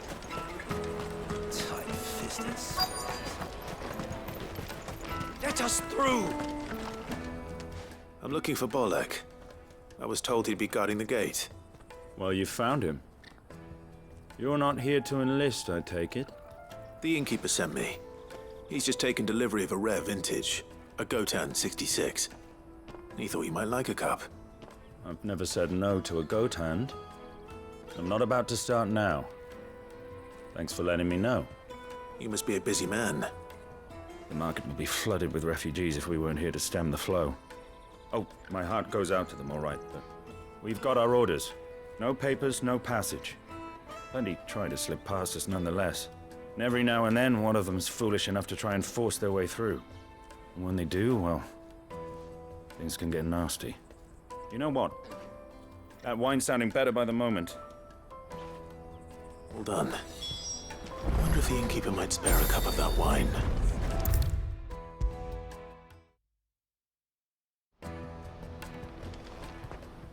I spoke to your friends. They'll be along soon. That's fantastic news. Thank you kindly. It's been a while since we all sat down together. And the way I see it, that wine is as much theirs as it is my own. How so? Well, I wouldn't be serving anything but slops without Aldrich to go and fetch the good stuff for me. And then there's Milan, who always sends customers my way. And Bolek, an even-handed keeper of the peace, if ever there was one. Those three are the backbone of Bocklad. Lose any one of them, and the market would soon fall apart. And without the market, I wouldn't have a single customer. I'd say that's worth a bottle of 66, wouldn't you? And more besides. Everyone needs a shoulder to lean on. Be they world-weary innkeepers or brooding swordsmen. Right, I'd better prepare for my guest's arrival. I hear you had me carrying a bottle of Gotan 66. If I'd have known, I would have sold the thing and lived like a lord. I'll settle for a cup, though, if you're in a sharing mood. A Gotan 66. Just as well I had something special of my own set aside. A bottle between the four of us might not be enough to drown our sorrows, but it can't hurt. Here they are, the three pillars of Bocklad. Sit yourselves down, gentlemen. The woes of the world may be monstrous in many, but there's nothing like a few good friends to keep the misery at bay. Never a truer word spoken.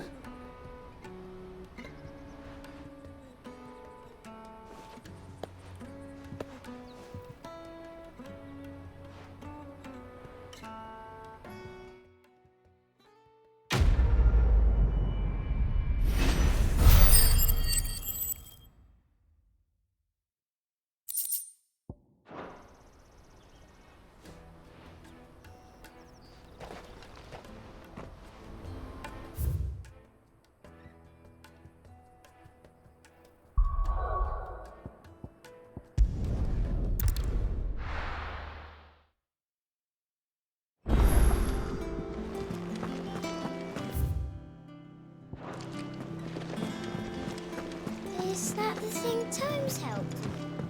Mid told me she was building a ship.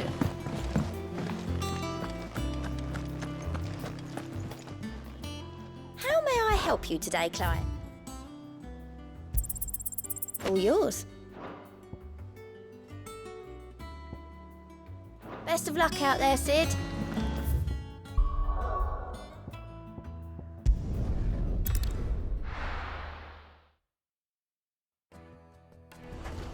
Let me carry your goods. Out of my sight, wretch.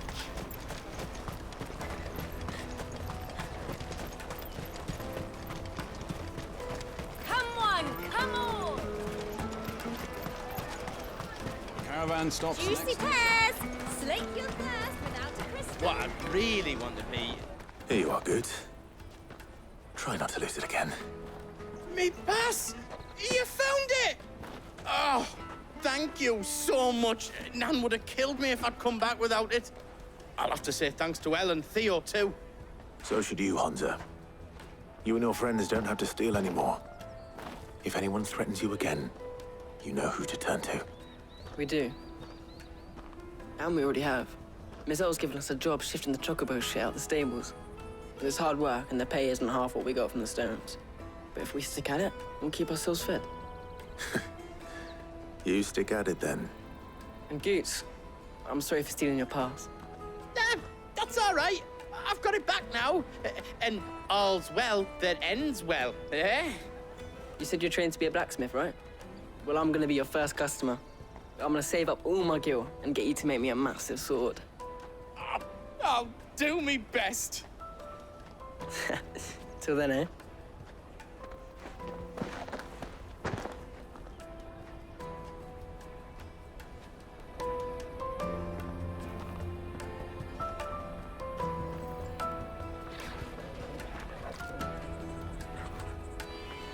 All right. We have a place on the wagon.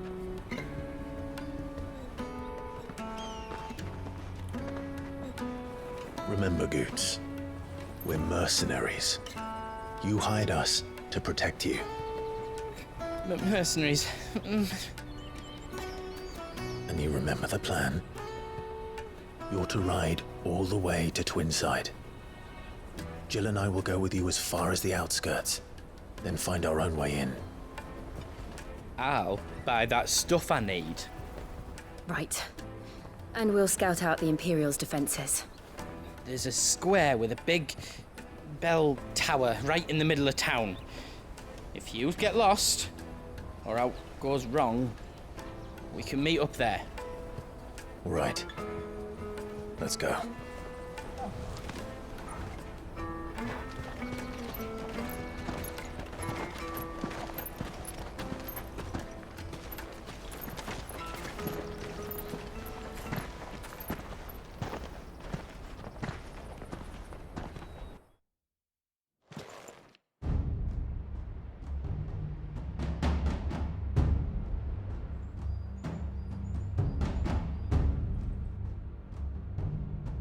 I see. And you're quite certain your father has no knowledge of Ultima? I am. I have no difficulty believing a sinister force has come to exert an influence on Sanbreque. But be that as it may, it is yet to claim my father. For better or worse, his radiance speaks his own mind. Then the Fiend works from the shadows. I confess, when first you told me of this fiend, I had my doubts, and more than a few at that. A beast that labors to plunge Valisthea into turmoil, all in pursuit of your brother. But that wound is proof enough that evil is afoot. Then I have your answer, Your Highness. You will join me in my fight. I cannot. Not yet. Your Highness, please. As you are aware, the Dhalmekian army is at our gates. They have lost their mother crystal, and with it all hope of a negotiated withdrawal. It is but a matter of time before they invade. If Bahamut is not here to meet them, my people will be slaughtered. Though not by Hugo Kupka, thanks to Ultima's machinations. I know the fate of your people weighs heavy on your conscience, but if we do not put an end to Ultima's plans, they shall face a far darker fate. The chaos he would wreak would sweep all of Valisthea into the abyss. The lives of every man, woman, and child in the Twins are at stake. I believe what you say, Phoenix. But I have duties of my own, and I must discharge them. Come what may.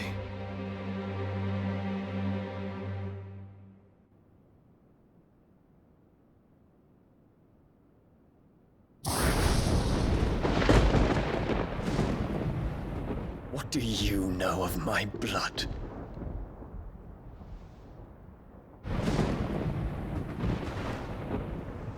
I know that it is wholly unworthy of the highest offices of state, which rightly belong to those of purer breeding. Alas. Your bloodline runs through the Oriflamme gutter, from a whore who weighed her child's worth in gil. Have you threatened my father? Of course not. I merely whispered in his ear that his mongrel son is plotting a rebellion. What? Sylvester listens to the words of his astrologers. And they have ears too. You have been feeding them your lies! Should you remain loyal to Emperor Olivier, his radiance may yet crown your head with laurel, and not with tar. Fork-tongued witch!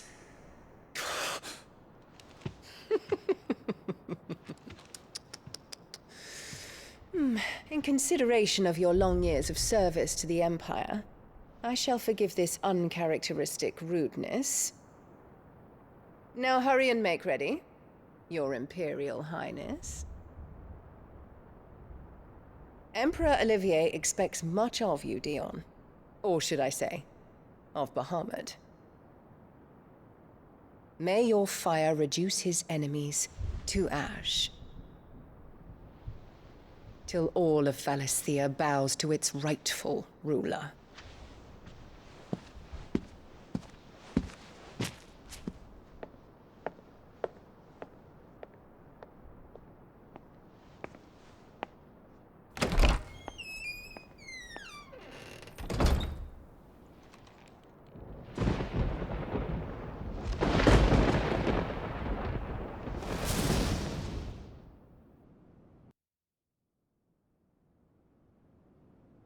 There is another darkness that has taken hold of Sanbreque. And until its grip is released, the flames of war shall spread ever wider, just as Ultima wishes. Forgive me. My family has caused you much grief. You are not her keeper, Phoenix. This is a matter for the Imperial household now, and as a member of that household, it falls to me to resolve it. At such time as that is done, what strength I have shall be yours.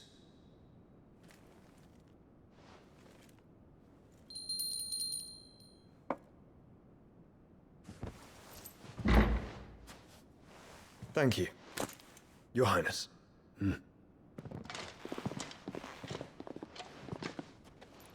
Let us take to the skies together, and bring a new dawn to Valisthea. I should like nothing more.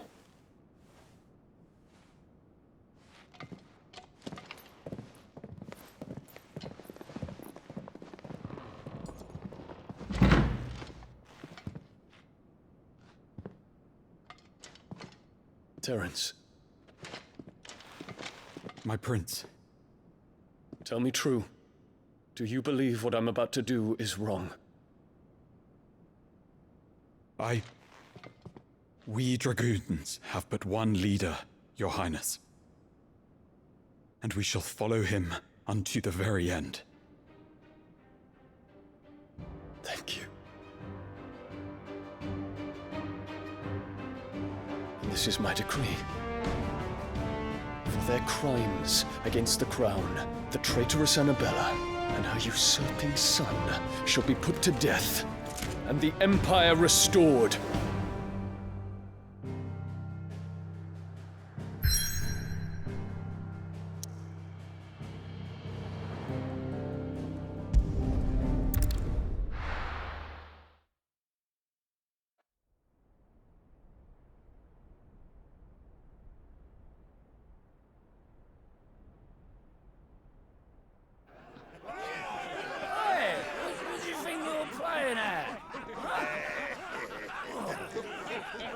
Stop you getting eaten by fucking wolf. That's what.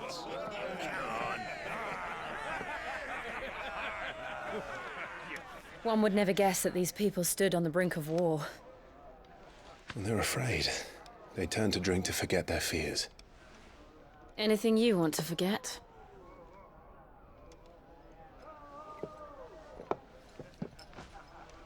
The harbor is empty, and half the market stalls too. The city may seem peaceful on the surface, but it's balanced on a knife edge.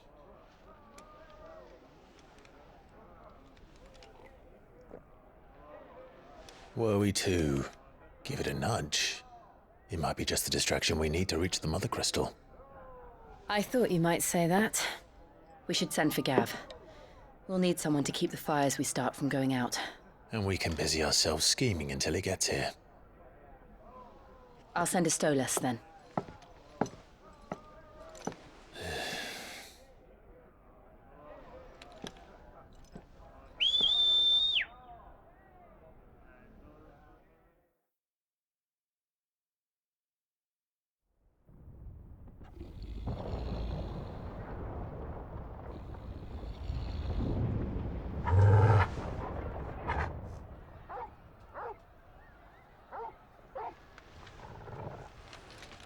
What is it, boy?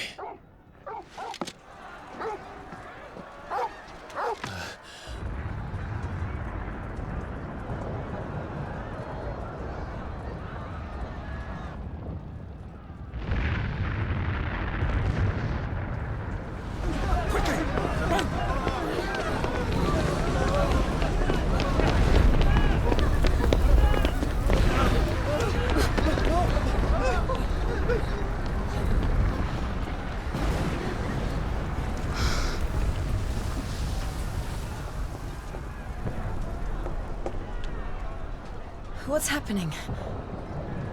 I don't know. Torgal!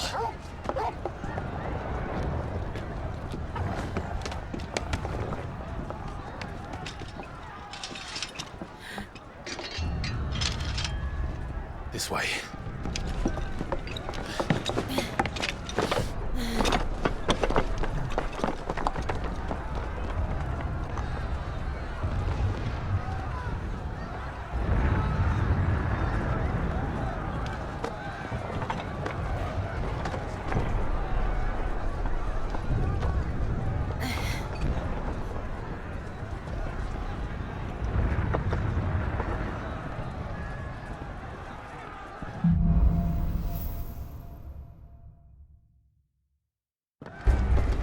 The city's on fire.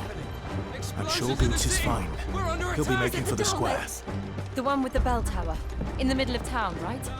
Watchman or sentry is to be slain on sight. But spare the citizenry. His Highness's orders were clear. The people are... Those were Imperial Dragoons.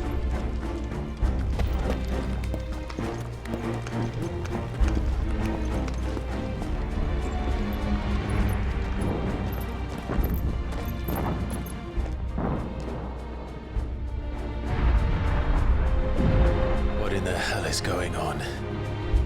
Let's go and see. Right.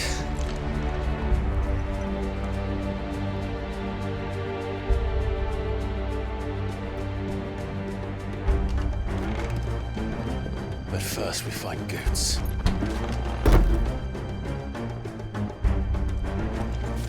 Just hope he's all right. You there! We have to.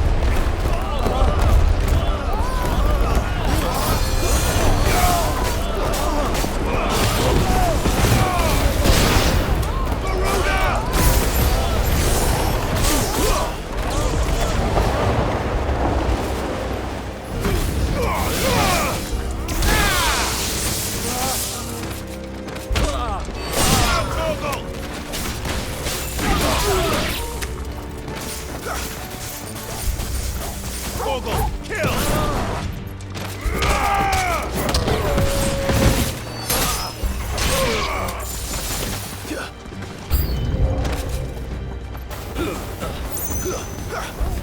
All yours, Torgal!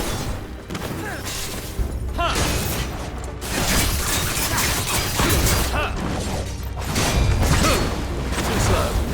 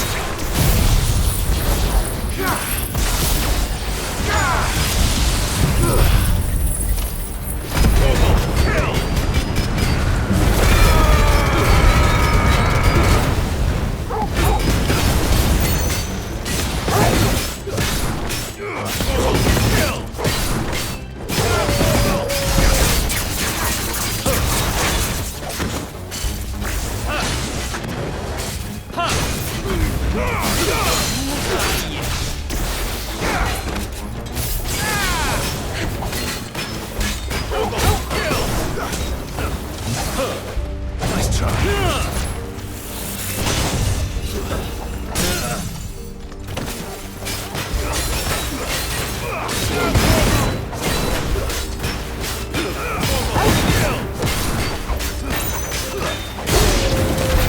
There's no doubt about it. They're dragoons. What is this then? A civil war?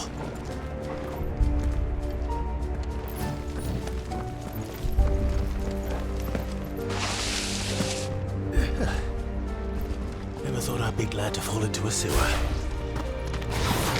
Come then. Torgal, kill! All yours, Torgal!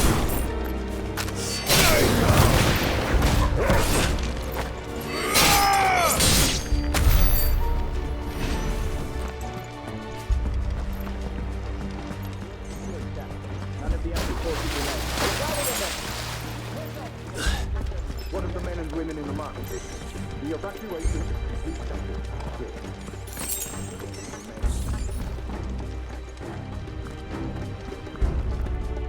There it is. The bell tower. Right. Let's go.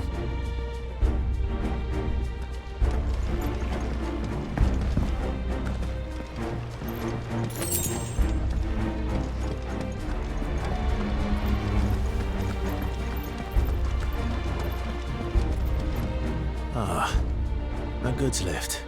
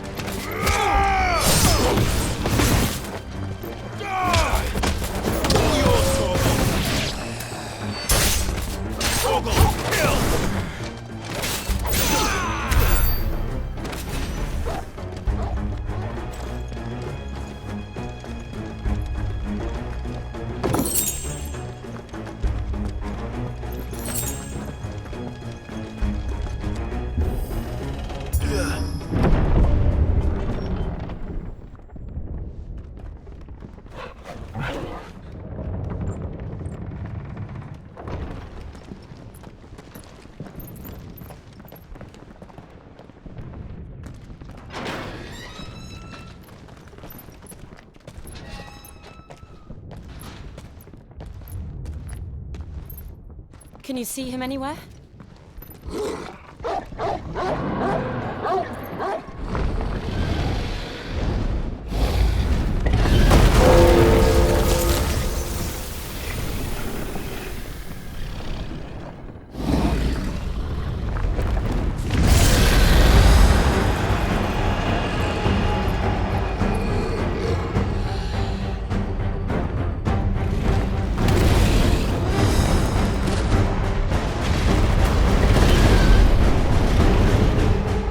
It must be one of the Dragoon's pets.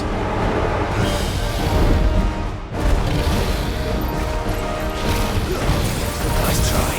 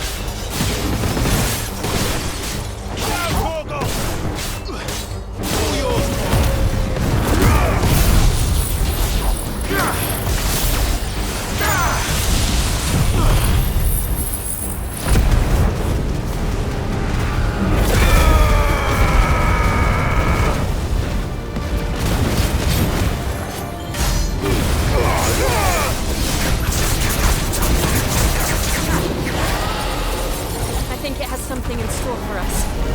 Get ready to move. Nice try. Too slow. Nice try.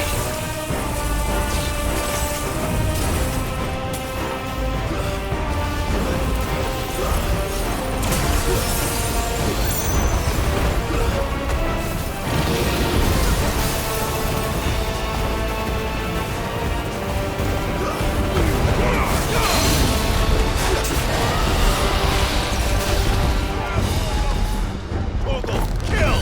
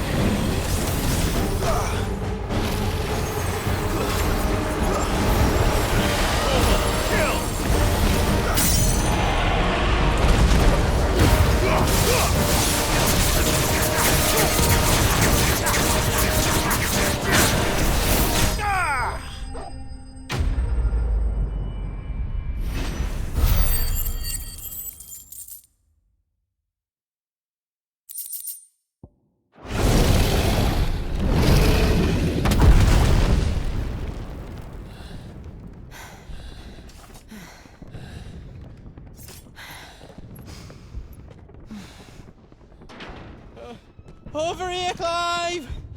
Are yous alright? Goots, there you are. I didn't know there'd be a dragon. All right, let's get out of here. Oh! What now? Is that Mother Crystal's heart? What the hell is it doing up there?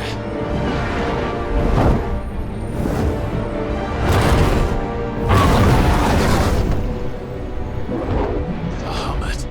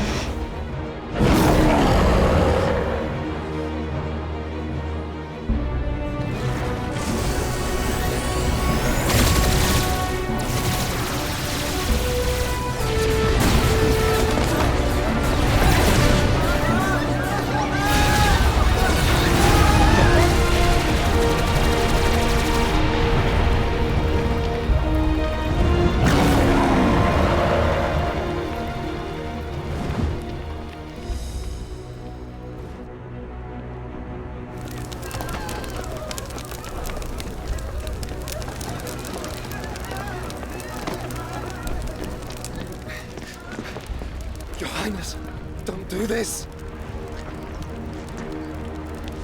We must leave.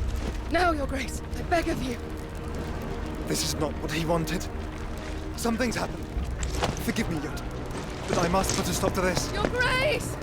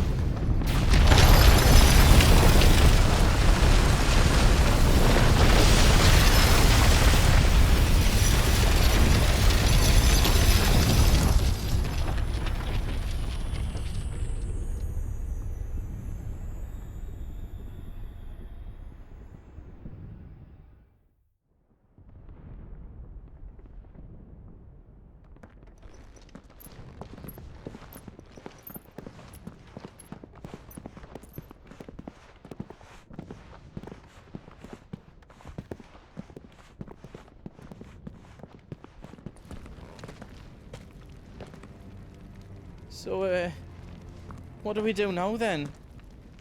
We destroy the heart. We might come back! As soon as the flames die down, the Imperials and the Dalmex will move in. This may be our only chance.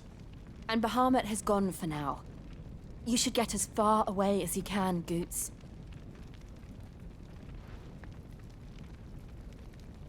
What? And leave you lot in the lurch? I can't do that. If you're staying, then so am I. I packed everything up before I made a run for it, so if there's out yous need, just ask. But I won't be giving it away for free. Nan'd never forgive us if I did. Thank you, Goots.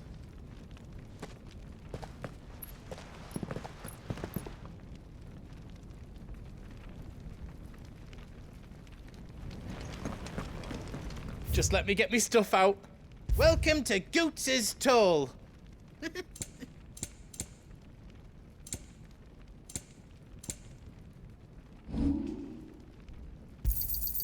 A pleasure doing business with you. I think I counted that right. You've got everything you need then?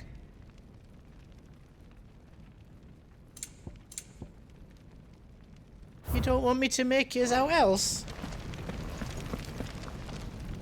Drake's tail is right there, Clive. It's time to free Storm from the Crystal's curse. Oh, it's past time. But remember, Bahamut is still out there. And I dare say we'll be seeing him again before the night is done.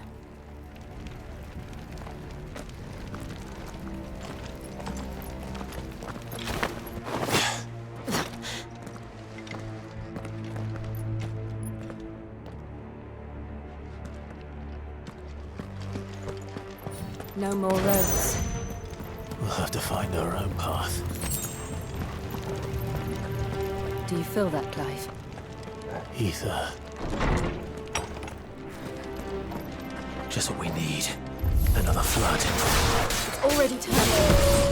Then there's no reason to hold back.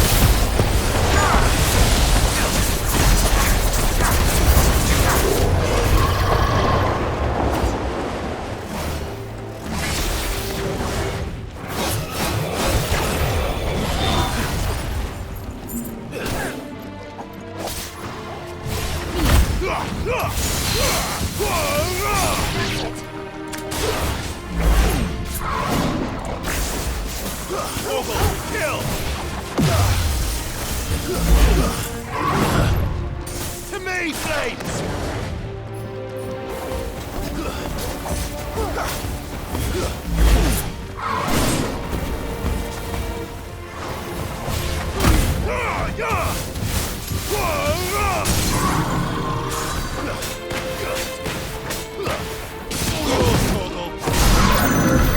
There must be a way to climb up.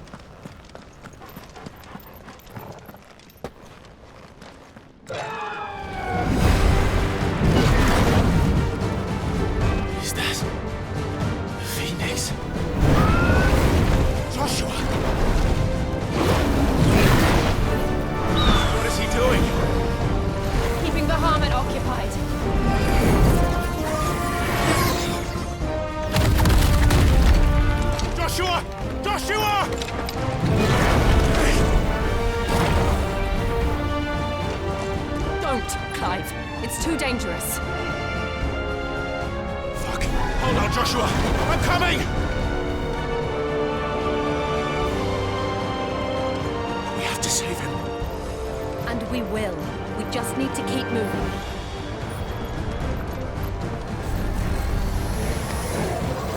Them again! Not now!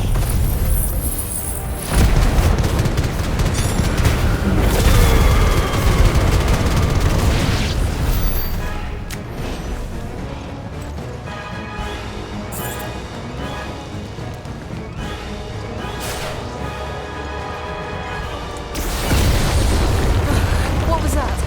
Bahamut. He'll kill us all.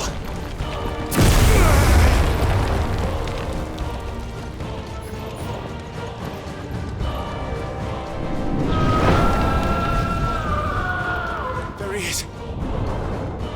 Joshua! I'm here, brother! Clive. I can't hear you. Joshua! They're heading for the heart. Then so should we.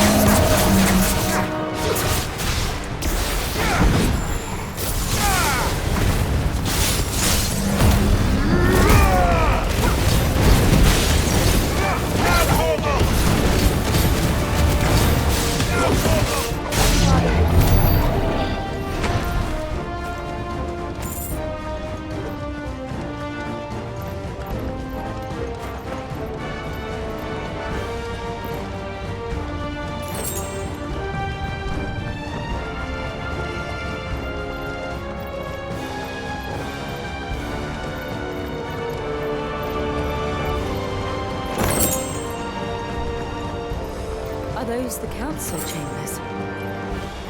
How are they still standing? I don't know.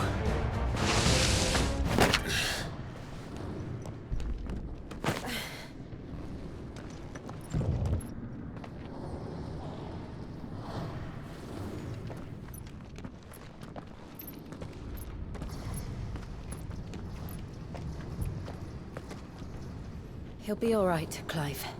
He's a survivor. We're getting close.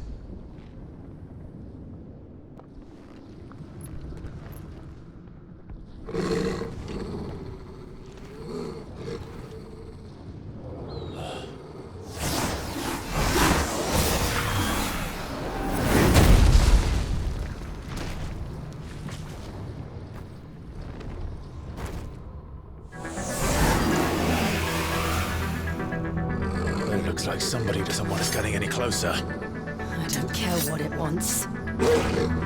Neither do I.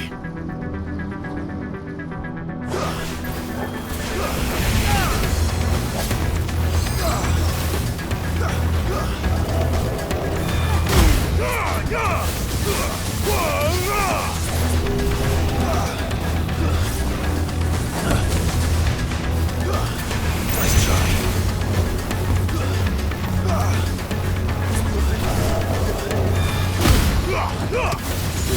Whoa!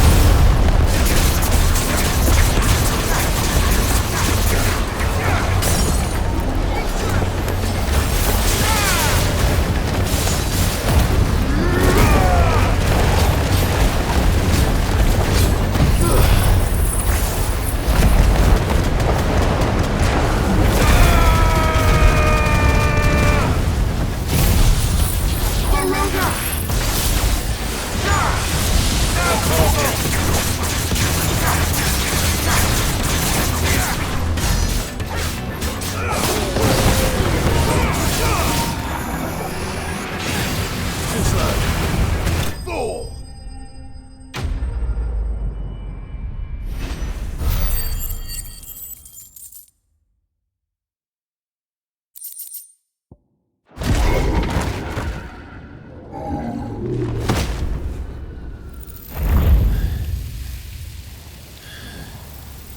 These beasts, they're getting stronger. We can think about them later. Right now, there's only one thing we need to focus on. The heart.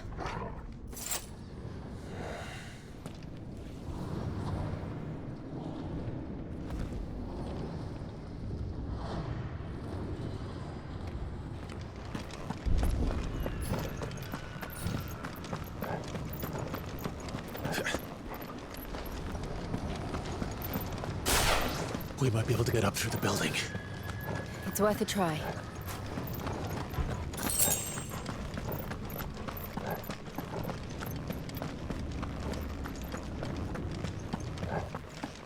Quiet. There's someone up there. Is someone there? Mother. It's you. What happened here?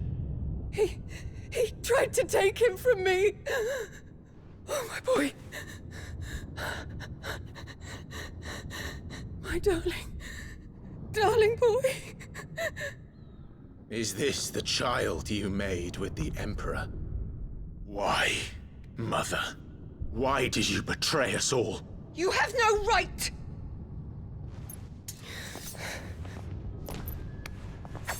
Answer him. We took you in, savage. Show some respect for those who raised you.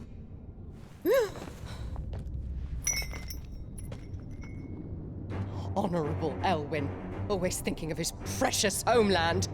But what worth is a homeland in a world beset by the Blight? Father did not seek to protect his country. He sought to protect his people. A leader's duty is not to protect his people. It is to protect the source of his sovereignty. The noble blood that runs in his family's veins. So long as this bloodline remains unbroken, what does it matter if a nation falls? One can always found another.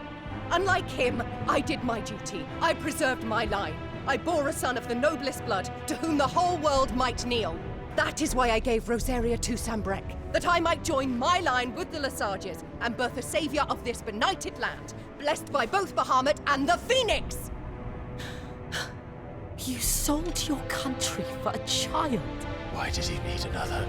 You had Joshua. I had nothing. You were always your father's son, so very strong and bold and daring, and yet you failed to awaken. Would that Joshua had been granted 1/10 of your strength? Oh! How the nobles laughed that Elwyn's firstborn was surely the son of a concubine, and my own, not long for this world. The shame of it! The shame of being slandered by one's inferiors! How could you ever know how that feels? It should have been you! Why didn't the Phoenix choose you? Joshua's every waking moment was spent trying to shoulder the burden that you and the Phoenix and the Duchy foisted on him. That's why I became his shield. To help bear the weight. But what did you do? You betrayed your own blood and surrendered your son to his fate! Joshua, my darling boy. I never meant to hurt him. The soldiers' orders were clear. He was to be spared. Why did you survive when the only one I truly cared for died? What? Have you not looked out of the window? Joshua is here! The Phoenix lives on! He's battling Bahamut as we speak!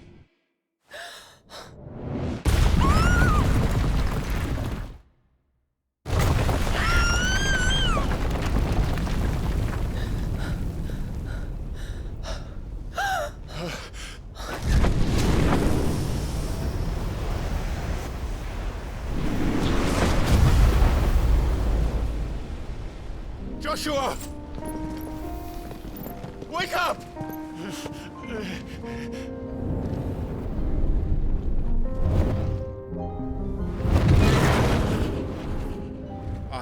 I am a shield of Rosaria.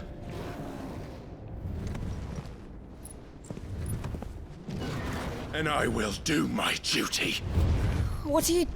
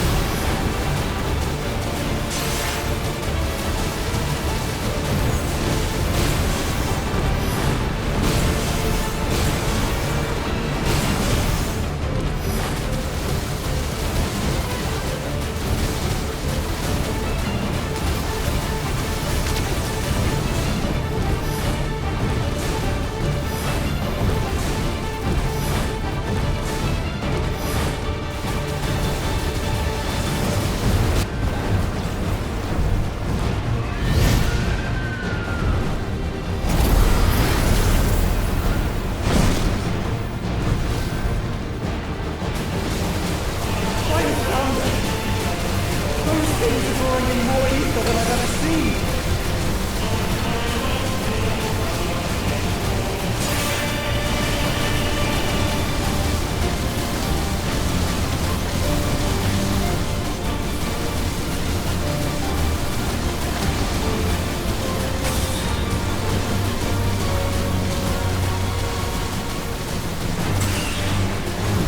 I have to stop them!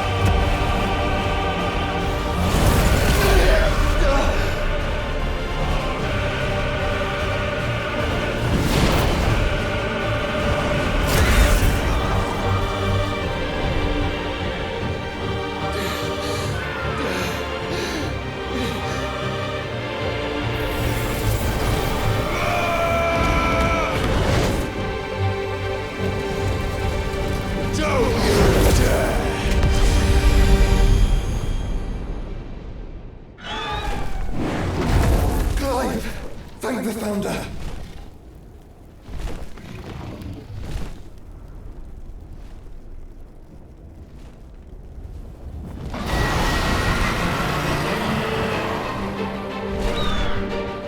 It's now or never, Joshua.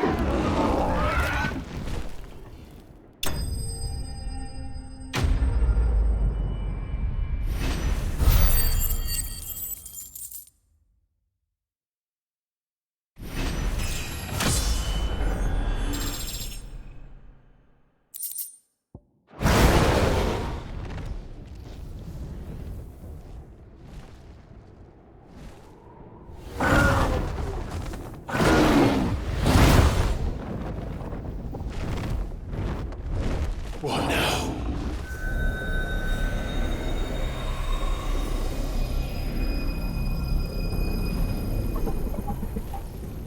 This is drinking the ether. We have to stop him.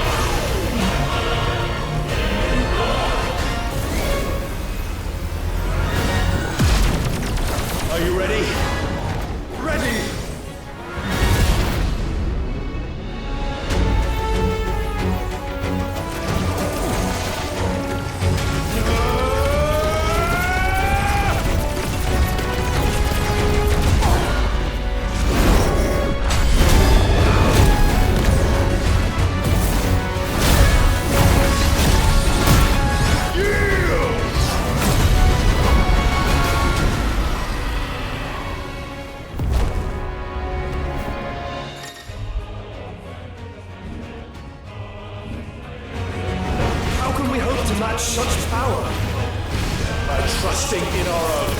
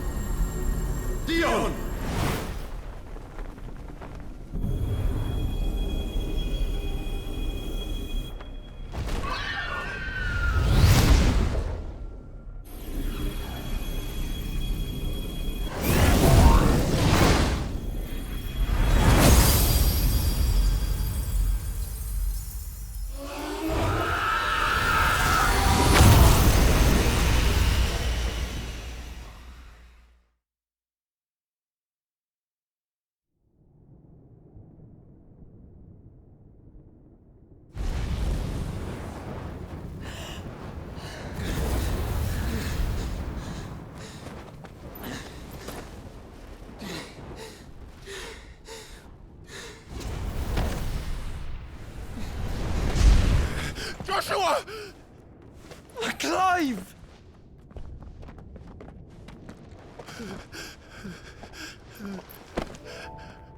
My brother.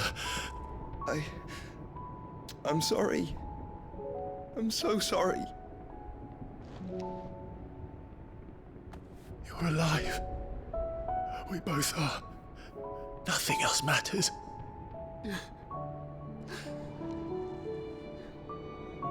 I never dared hope that I would see this day.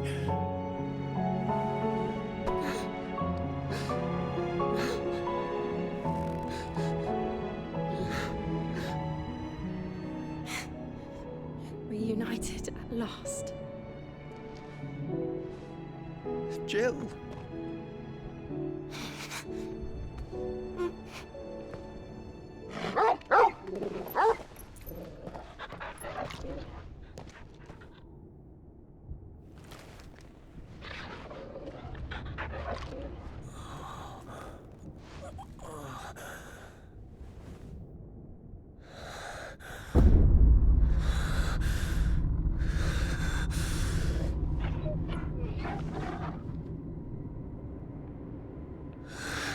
This is for my father!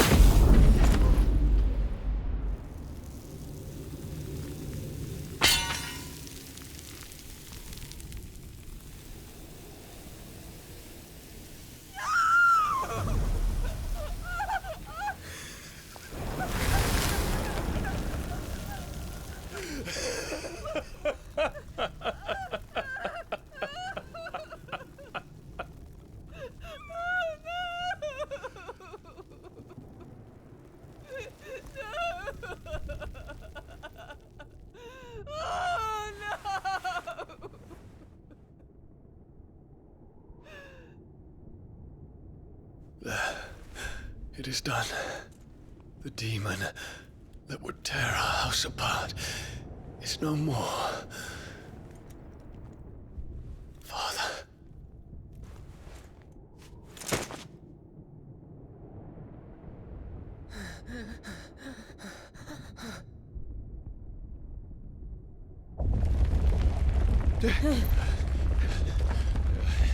The Mother Crystal. It's collapsing. Right. We need to leave. No. Wait.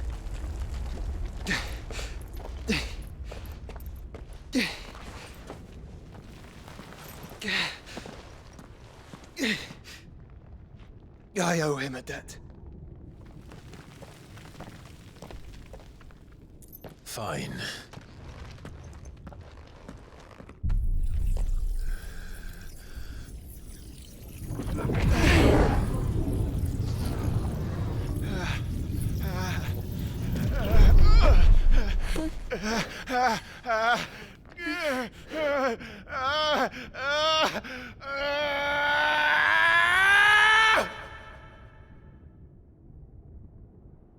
You there. Tell me what section.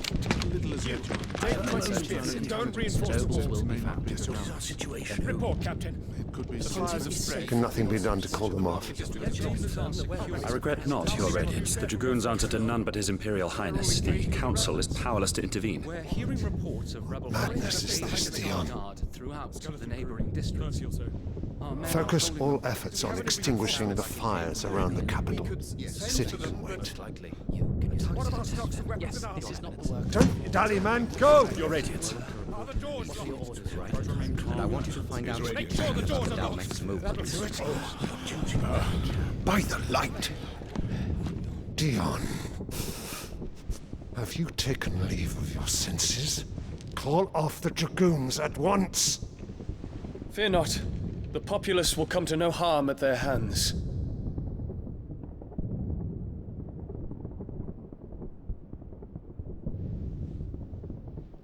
I am here to save you, Father. Save me? A creeping darkness hides in the heart of Sanbreque. It stems from your wife, the traitorous Annabella.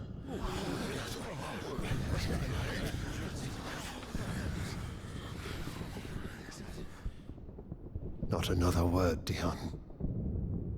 Father, Though you may not see it, the darkness has taken hold of you. It has made you forget yourself. But I bid you remember, there was a time when you ruled not with cruelty, but with compassion. Why now do you turn your back on your people? Why now do you seek to stoke the fires of war? You too have borne witness to this change, Your Eminences. And you know, as well as I, who is responsible for it. A puppet now sits upon the throne, but cut his strings, and the master loses the power! What?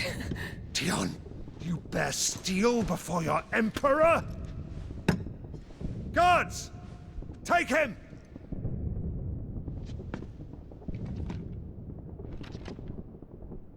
For every citizen who falls, another can be bred.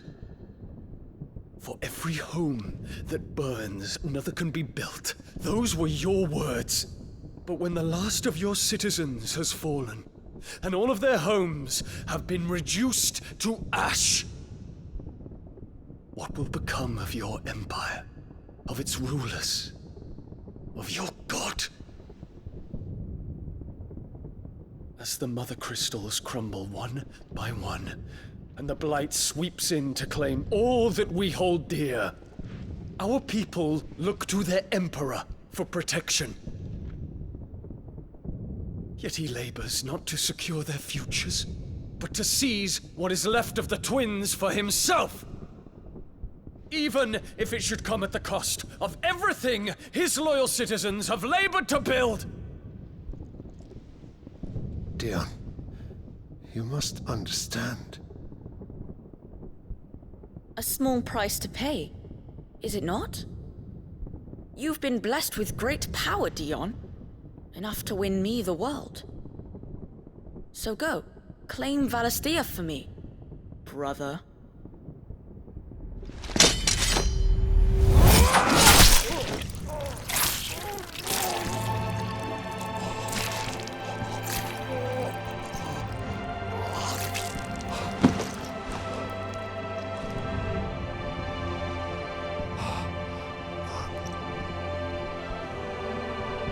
Dion.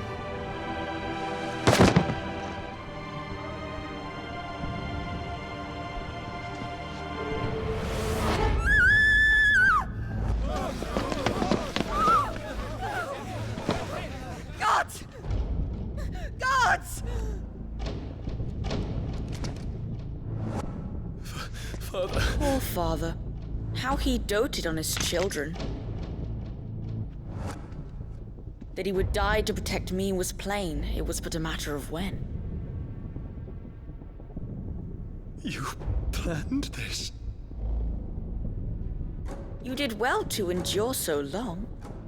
But you broke in the end, as I knew you would. And now Muthos approaches.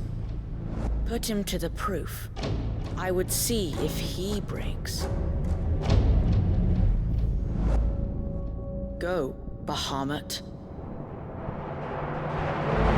Kinslayer.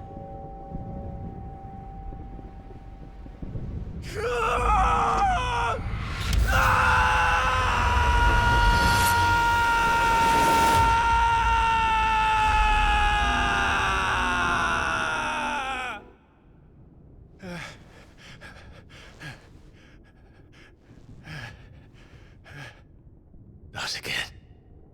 Brother? It's a long story.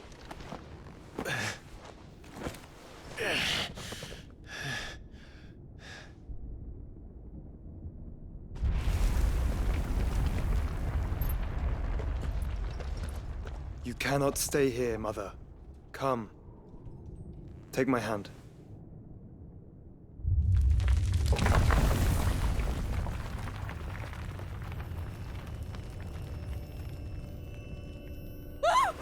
Get away from me! This is all just a dream, just a bad dream! You will not take me, Shadow! You will not take me!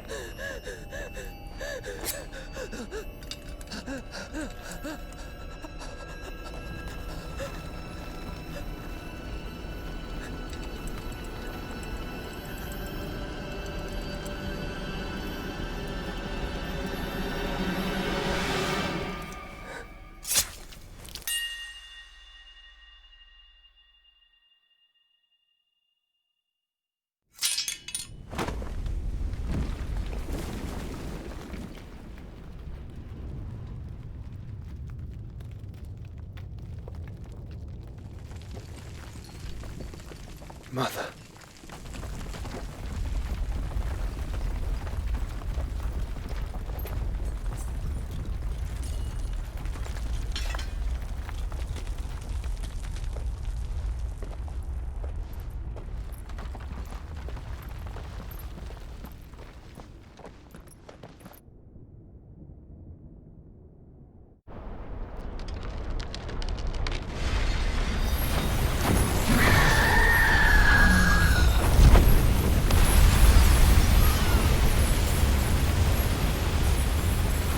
If it is consciousness that weaves your wills together, consciousness that blurs the boundary between your own will and that of others, then we shall set you apart once more. The ties that bind you shall be severed, and humanity return to its proper place.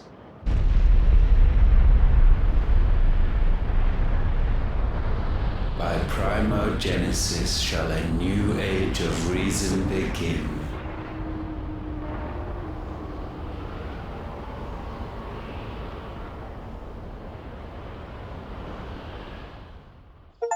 Relax, Your Majesty.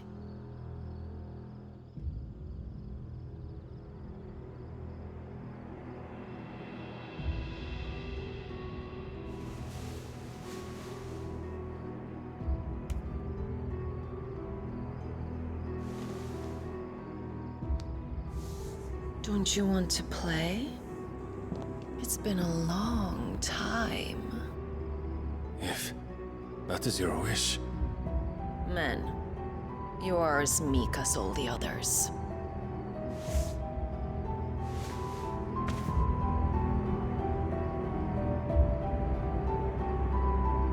Such feeble creatures.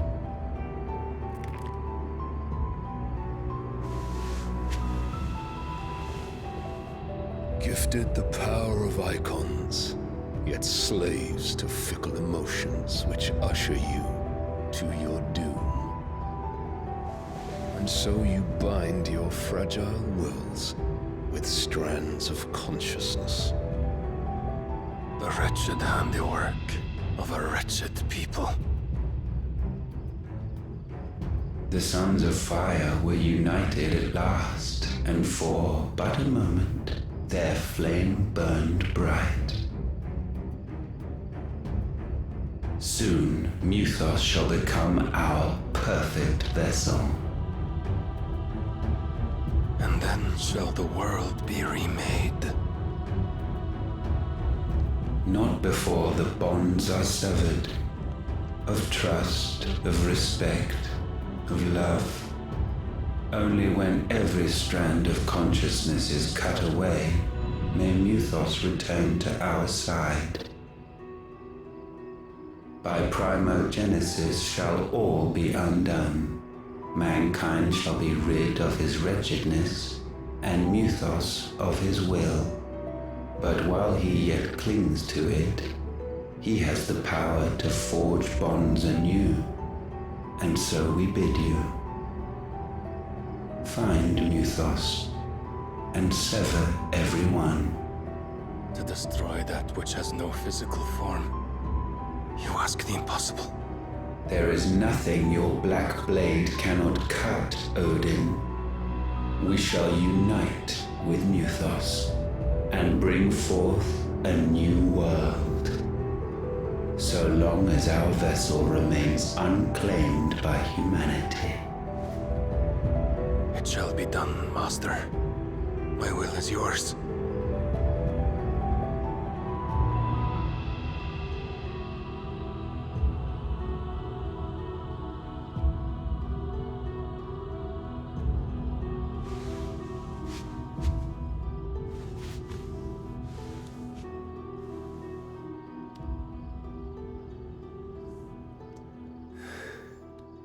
Mother.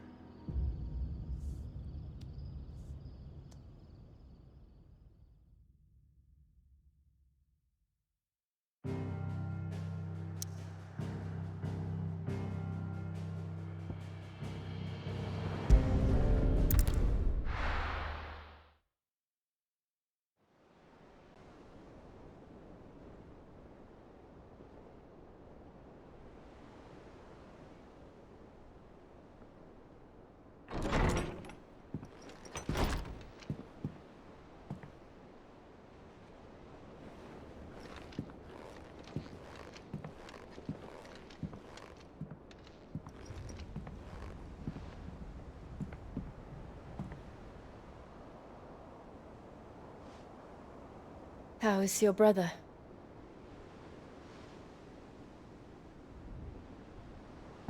Asleep since I returned from the Dominion. Taya says he should be back on his feet soon enough. For a while, at least. She discovered something on his chest. A swelling, circled in stone.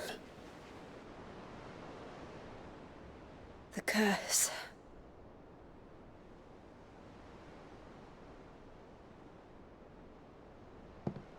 For every mountain we climb, another rises up to greet us, doesn't it? It's never ending.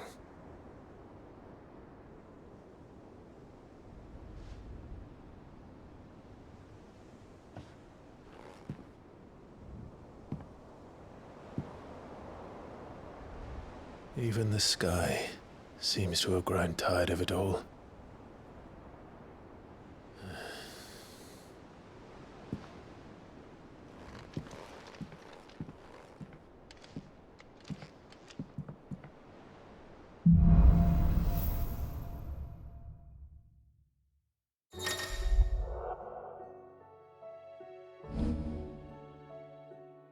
Taya will be happy if I disturb Joshua. While he rests, I might as well see what Otter has to say.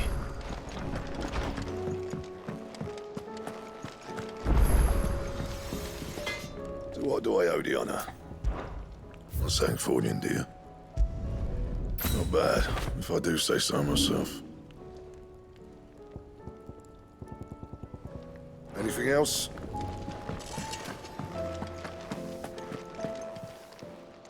Still alive, are ya?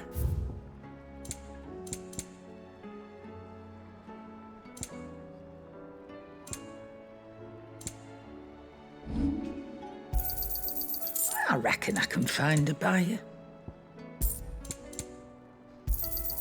You got out else? I'll be thankful you got that much.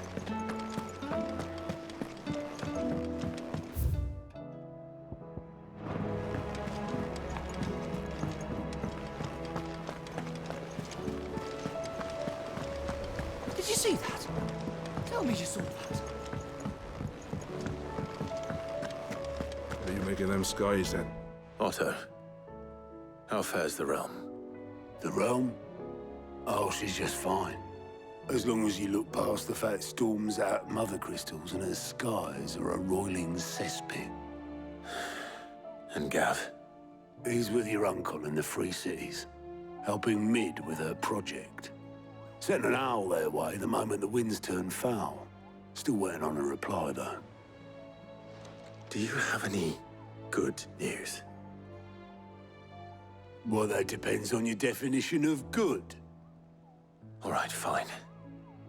What do you suggest we do? Oh, no, I'm just a messenger. I leave the scheming to those more suited to the task. Could be that Lady Vivian and Old Tomes have their own thoughts on the current state of things. Could be that they don't. It certainly can't hurt to ask. I suppose not.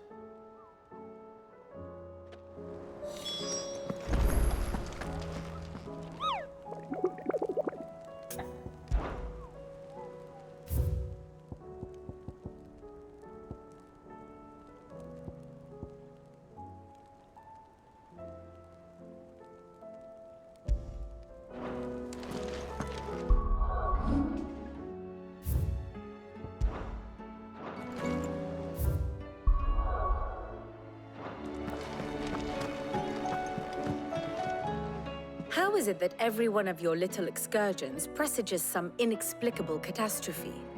Not that you are to blame for the Dominion's fate. No one could have predicted the actions of the Crown Prince. I'm sorry I couldn't save your home. My countrymen are stronger than you think. A few toppled clock towers won't break their spirits. They'll be back on their feet in no time. I hope so. Look at us. Bluer than a pair of bog crabs. Tempting though it may be, sulking will not help us find a solution to this mess. You believe there's one to be found? I don't know. But I am certain we're more likely to find it if we first examine the facts.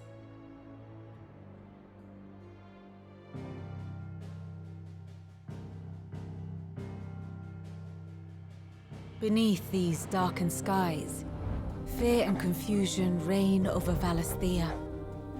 Oh, the lands around the fallen Mother Crystals had already begun to wilt for want of ether. But not like this. Crystals that filled wells and fueled furnaces, now nothing but pretty shards of rock. And those that hang from the people's necks cast nary a glimmer of light to keep the dark at bay. It is only a matter of time before the common folk convince themselves that the end of days is upon us. Yet I fear a swift end is more than we can hope for. While most of the world thirsts for ether, the remainder drowns in it, spawning Akashic in droves. And amidst the hordes of mindless beasts, with magics as like to fail as function, even the strongest nation would falter. Rosaria and the Iron Kingdom teeter on the brink of collapse, while the tragedy in Twinside has all but paralyzed the Holy Empire. Dhalmekia fares little better. Rumor has it the ministers fled the capital after the fall of Drake's Fang, leaving their beloved republic to crumble. Waloed, meanwhile, moves in earnest. The Einherjar has been sighted off Storm. The world, in short, is in chaos. It would seem our civilization was nothing but a castle of sand, to be washed away at the whim of the waves.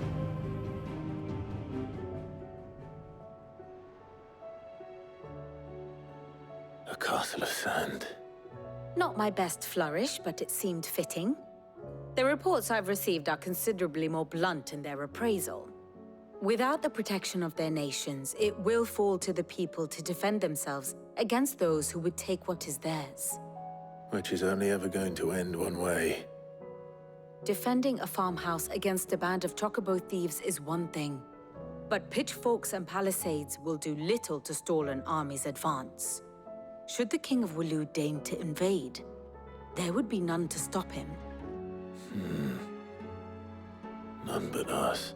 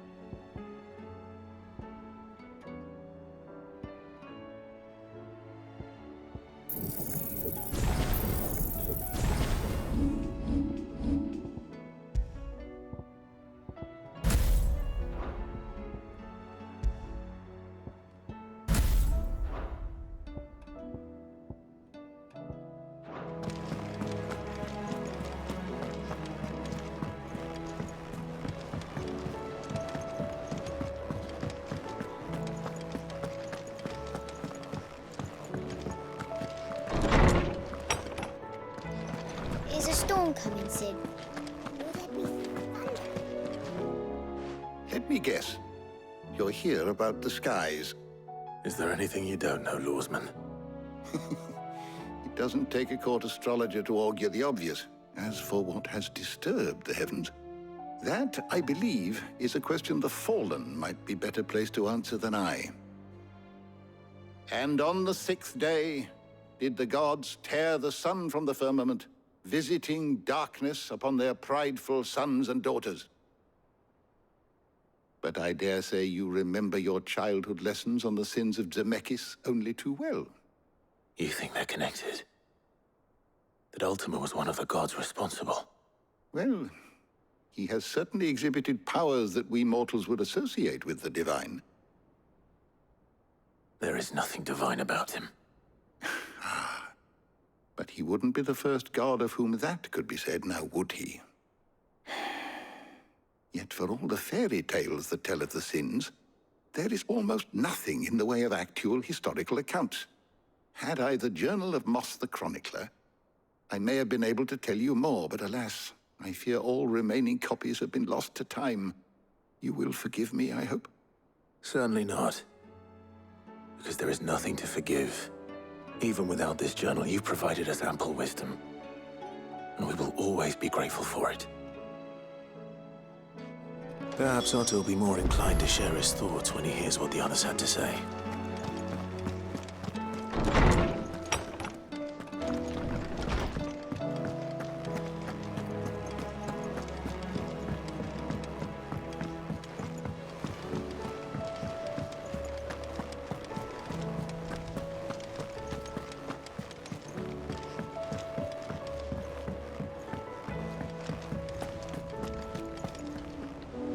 Clive, we have a problem.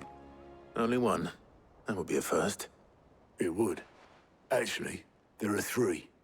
We had as many owls arrive while you were at the shelves. Martha's got a Akashic out her gates, and talk of monsters roaming the hills outside of Northreach has put the wind up Isabel and her lot. And don't forget Dalimil. Lubor says the village was raided by bandits. When it rains... It fucking pours. The Cursebreakers are spread thin, taking stock of the damage in the Dominion. And even if I could get word to all of them, I doubt they'd get here in time to make any real difference.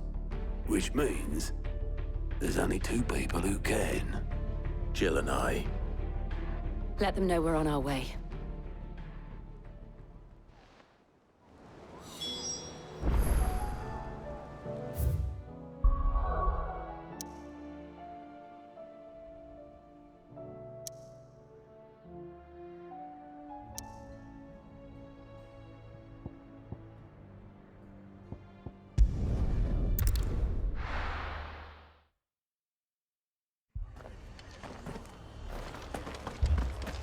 This man's gonna die if we don't get him to a healer.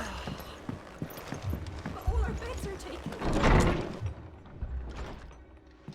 Martha. It's good to see you. And you, Clive. Jill? Otto said you'd been attacked by Akashic. What exactly happened here? Those skies are what happened. Not long after they fell dark, we had our first visit. There were hundreds of them. Tried to storm the hill. Only a handful made it up here, but that was more than enough. The rest are still down there now. And while we have a few willing fighters holding them back, they're sorely outnumbered. What do you think, Clive? That we join the fight? I thought you'd never offer. Now, where I need you is the Fallen Gate. That's where the fighting is fiercest. Let the men know you've come to help. Something tells me they'll be pleased to see you. We're on our way.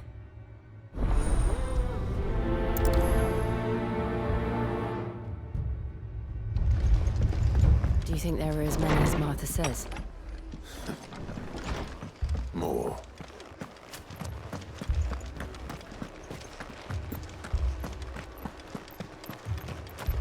You don't think they've abandoned us, do you? Them not. No chance.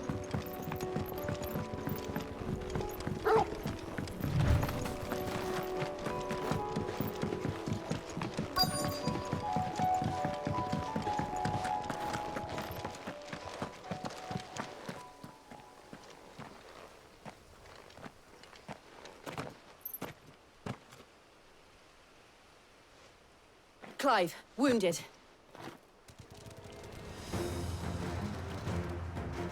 We deal with the Akashic first.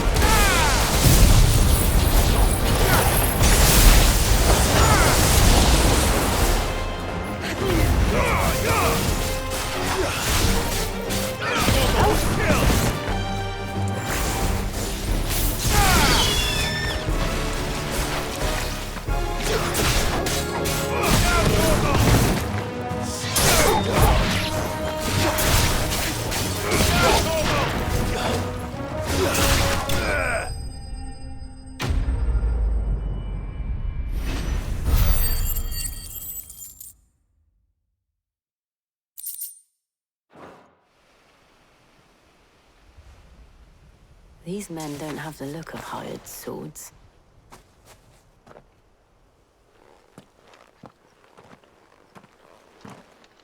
If you've come to rob this place, You are mistaken, my Lord Rosfield. We're here by Madame Martha's leave. how do you know my name? Forgive me, my lord.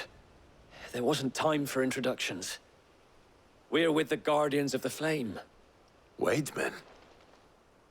But how did you come to be here? Where is your commander? Sir Wade left earlier with a scouting party to find out where the Akashic were coming from. Did he? Take your wounded back to the inn. Martha will see you're looked after. We'll join you anon.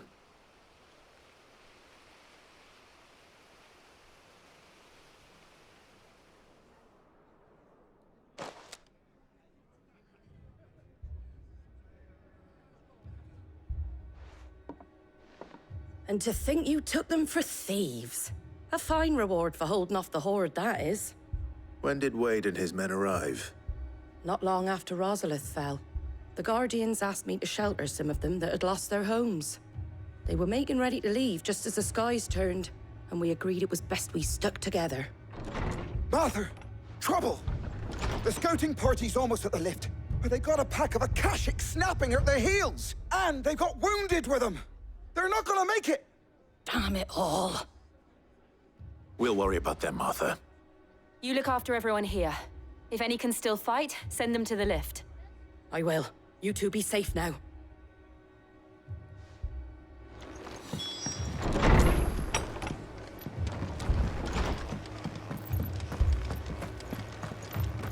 Moy. Mad dogs.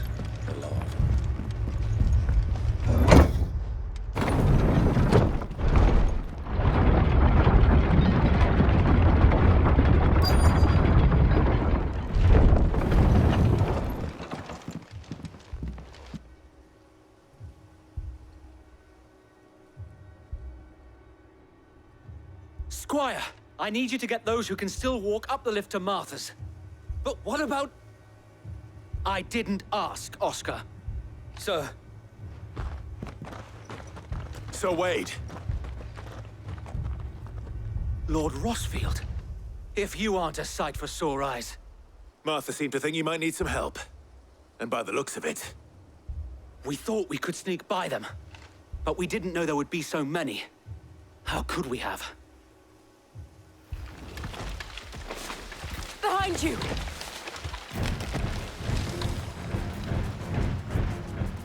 Damn it! We need to get the injured to safety. Do you think we can hold them off? We can certainly try. Are you with us, Sir Wade? Always. Then let's do our duty.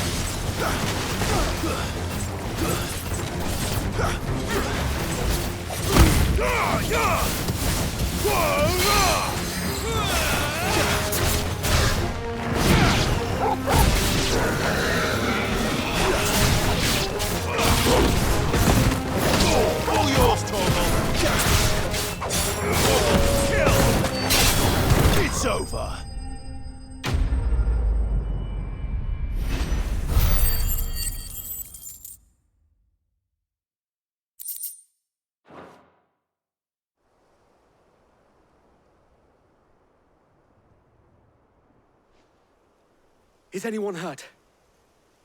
I don't think so.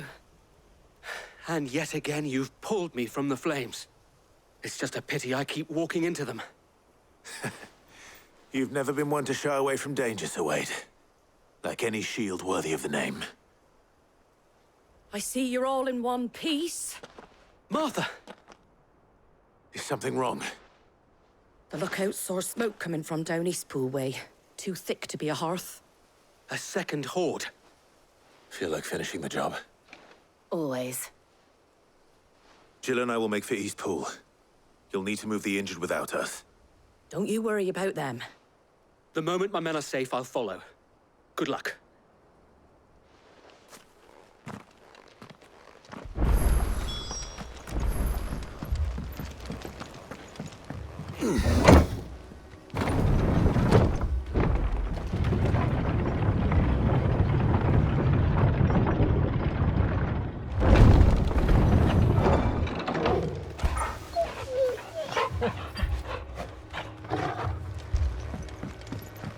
Mad dogs, the lot of them.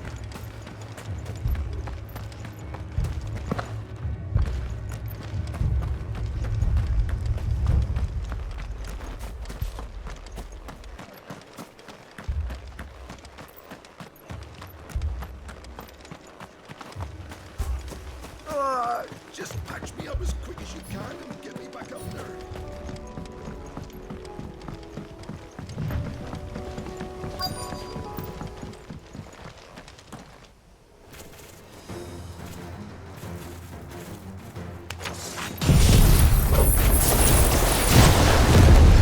They're headed for the rest.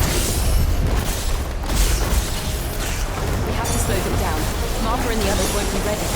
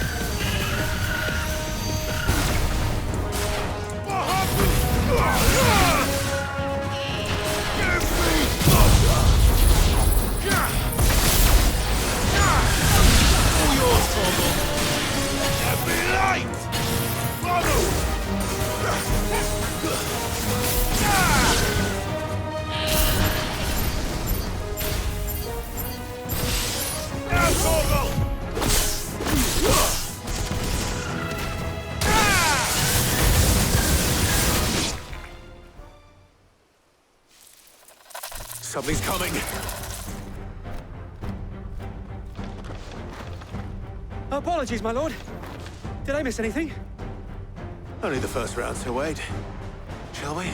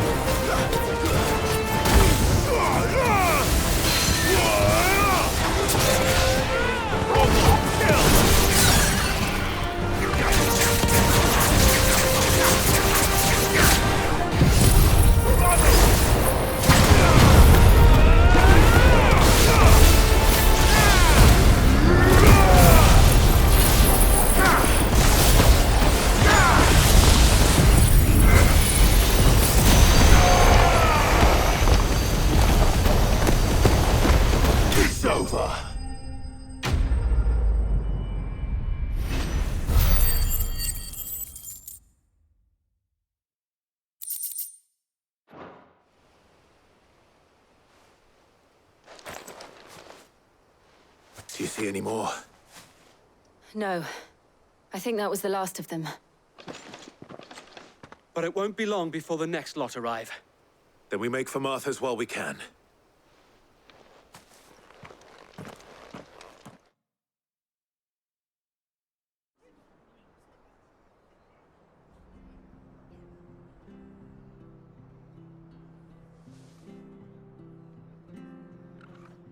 What did you find out there? The same as Sir Wade. Scores of Akashic. Well, wherever they came from, they're gone now. Our lookouts say the lowlands are clear. Hopefully we'll have enough time to lick our wounds. How many of your men were injured? A damn sight less than if you hadn't turned up. Thank you.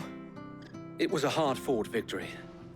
But as long as the skies remain dark, I fear the Akashic's numbers are only going to rise. It's not a matter of if the Horde will be back, but when. And whether that's sooner or later, we'll need to be ready.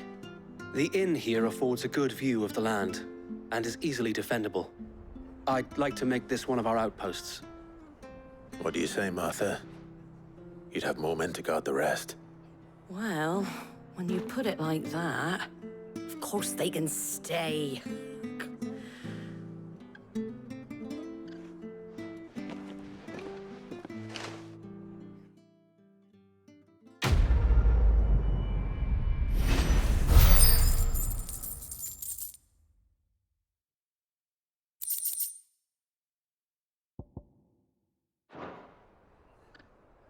My lord, there's someone I'd like you to meet. Oscar, over here.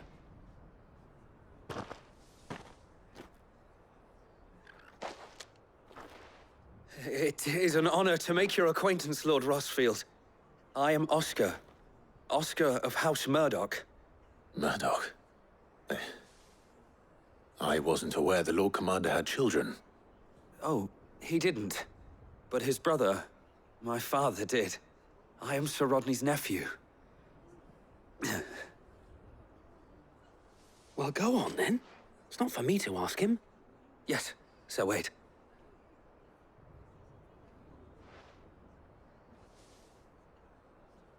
If it please you, my Lord Marquis, might you take me as your squire?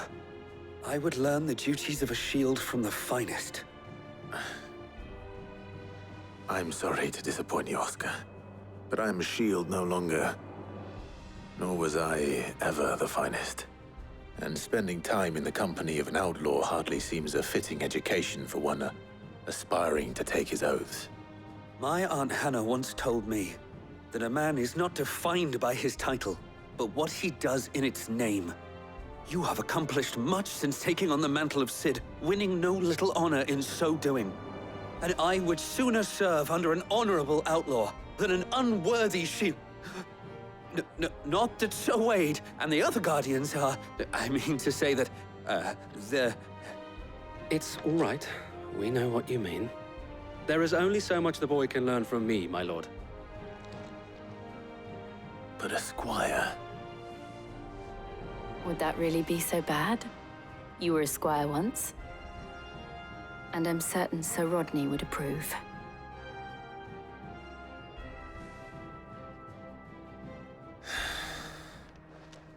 Know that I'll show you as much leniency as your uncle showed me.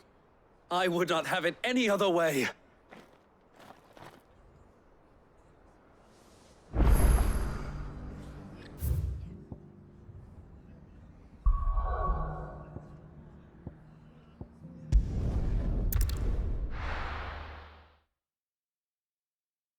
First we find Isabel. Heard a bloke saying he saw ghosts from the far side of the wall. I saw it with my own eyes. The whole of Oriflamme under blood. And we're next.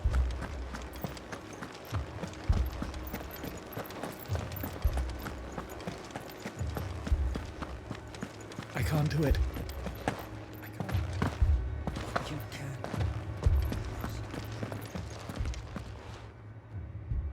My lord. Milady. We received the dame's message. There have been sightings of strange creatures, I understand. With the blue eyes. Yes. Like a Akashic, but different.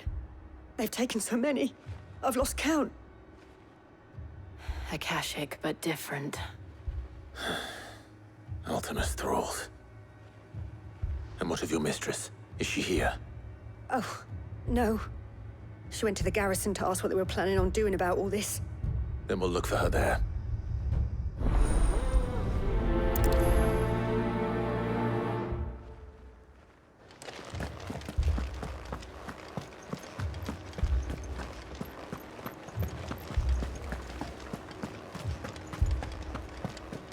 We could leave. The two soldiers were carrying another. He didn't have any legs.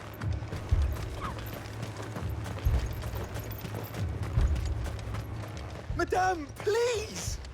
Half the garrison's been slaughtered by those things. We lost the captain this very morning. We've tried requesting reinforcements, but there's been no word from the capital or the Dominion in days! What more would you have us do? I would have you do your duty. Those at the Vale look to me for protection. And protect them I shall.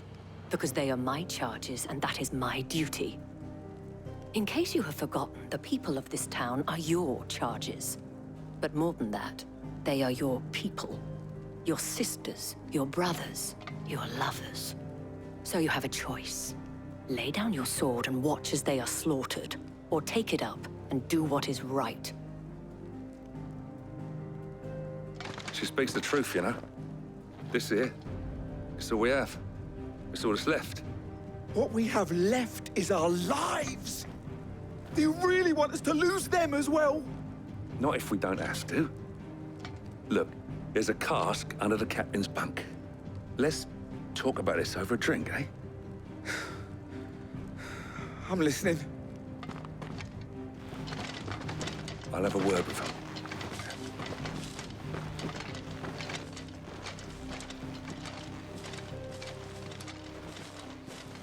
Ah, Clive. I didn't expect help to arrive so quickly. And sought to take matters into my own hands. It was a noble effort. But I thought you might still need some support. How like you to consider my needs. What we need to consider is where the creatures came from. The way the survivors speak of them, one would think they appeared out of thin air. And perhaps they did. It's hard to know what to believe these days. We'll talk to the survivors.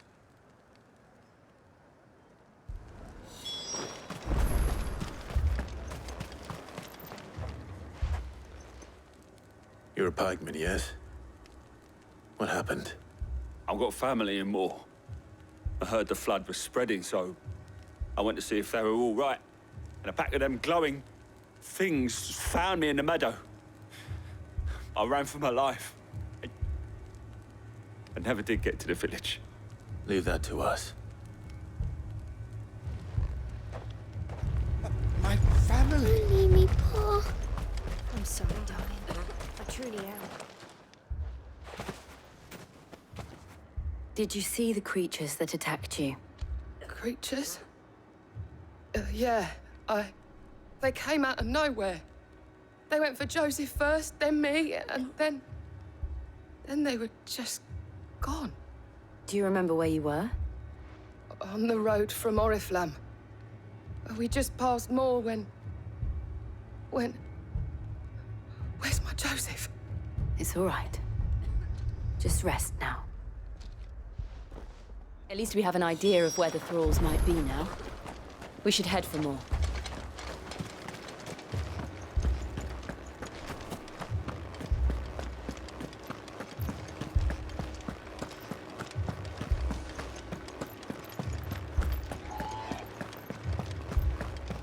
It was all they could do to escape. They just left the bodies there in the flood.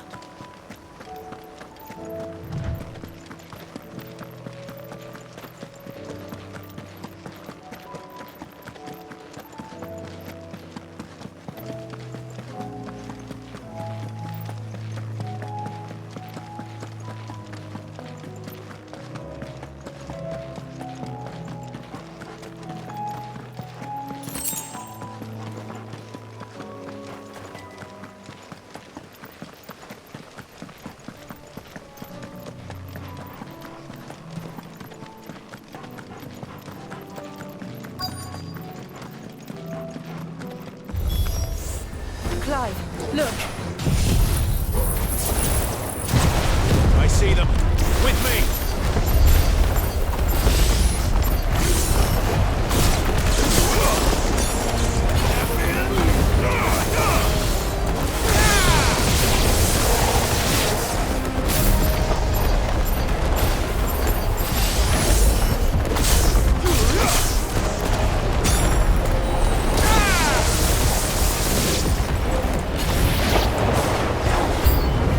Should I prime? Save your strength.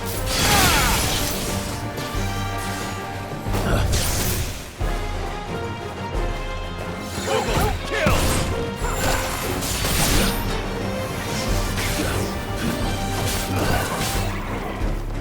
All yours, Torgal!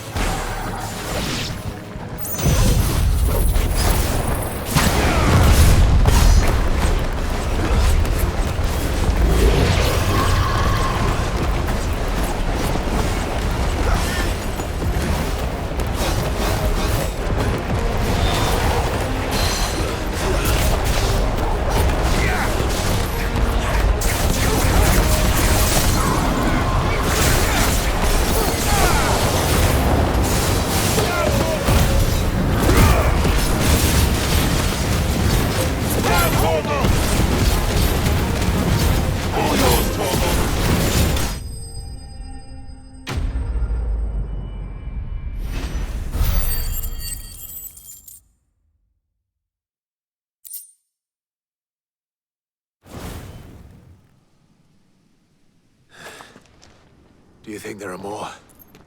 There are always more. But I'd say we've done what we can for the time being. Then we should let Isabel know.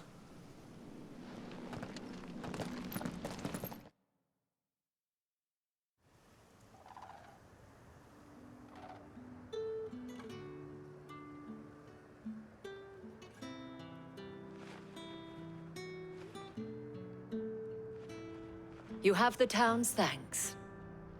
Don't thank us yet. There will be more. Many more. And you'll need to be ready for them.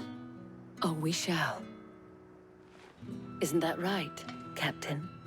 Yes, milady. The garrison will be ready. Philippe here has convinced most of the men to remain at their posts. For now, at least. Hearing that the Dane would look kindly on any man who committed himself to the task certainly didn't hurt. It's not the most selfless of motives, I'll admit. But whatever it takes, eh? And now me, I never needed convincing.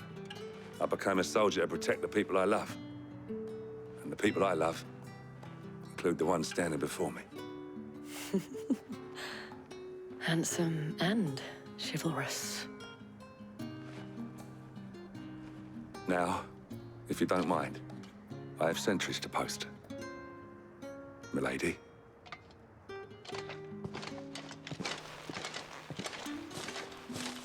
Lest you wonder, I'm not foolish enough to believe that this has solved all of my problems. But it has solved one, and that's one fewer than I had this morning. Thank you again, Clive.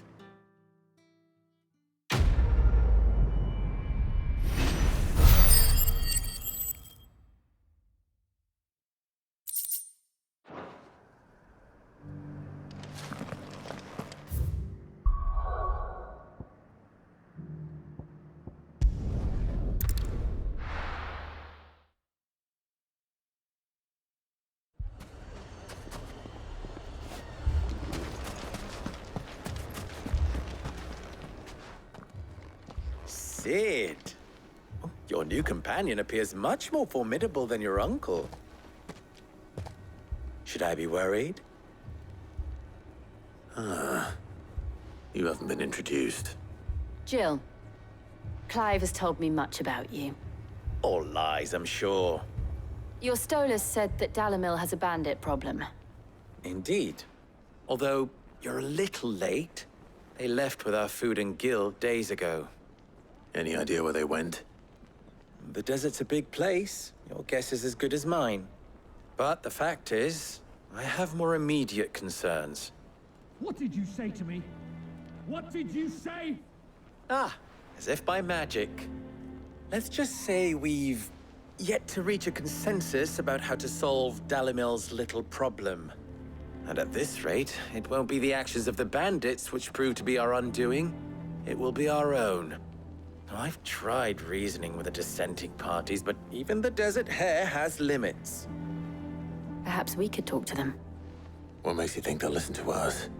What makes you think they won't? She makes a fair point, Cid. And you won't have wasted much of your precious time if you fail. They're just across the courtyard.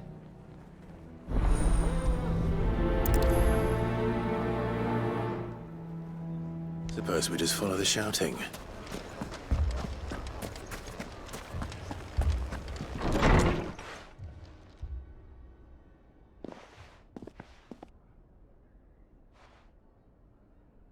You wouldn't talk like that if it had been your men whose throats were slit. Blood for blood, it's the only way. We hire mercenaries and have them mount the bandits' heads on our walls as a lesson to the rest. And what happens when those mercenaries are slaughtered like your men? Are you going to hire more? We're better off using that coin to buy food and supplies. If we hire mercenaries, the only thing we're buying is the bandit's ire. And you cannot fill empty bellies with that. Do you hear me? But what happens when they come back? Maybe it'll be your throat that's slit. That's enough. Both of you. Any more of this and I'll throw you out myself. Come back when you're ready to talk like adults.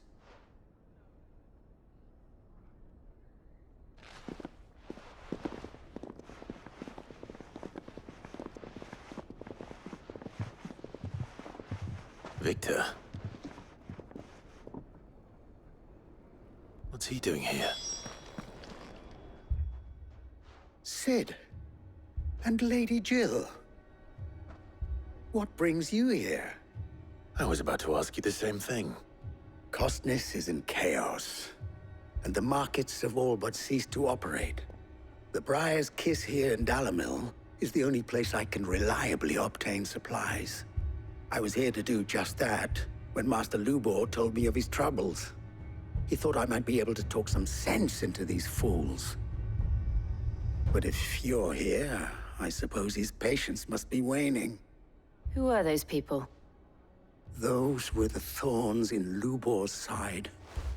And the reason this place might be headed the same way as Costness. It's these accursed skies.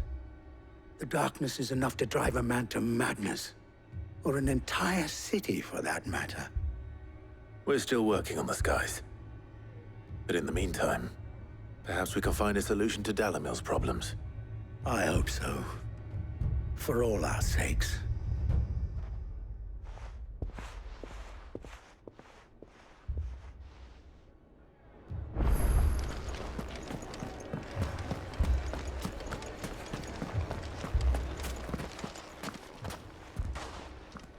So, you see my predicament?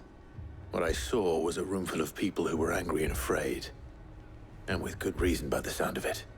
But if left to smolder, that anger and fear could set the entire town alight. My thoughts exactly. What to do? Both sides wish to protect their homes and livelihoods, if only they could agree on how. But as long as they are divided, we are vulnerable.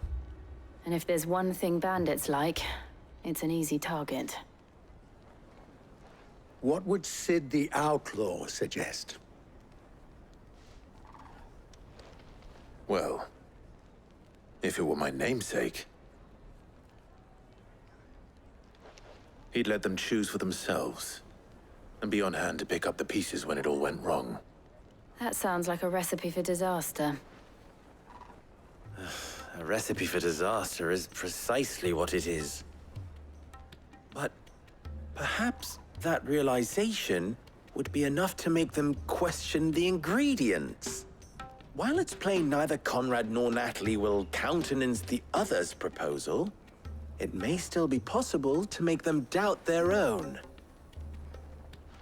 before presenting them with a third option. And that would be? To pool our resources and save the city ourselves. Why fight each other when all that fear and anger can be directed at the bandits? It appears we have a plan of action. Victor, pay Conrad a visit. See if you can't convince him of his folly. I'll speak with Natalie. As you wish. Your faces are not well known in this town. That may prove useful. Don't worry, Victor and I will do most of the talking. You need only play along. Play along? What he means to say is yes.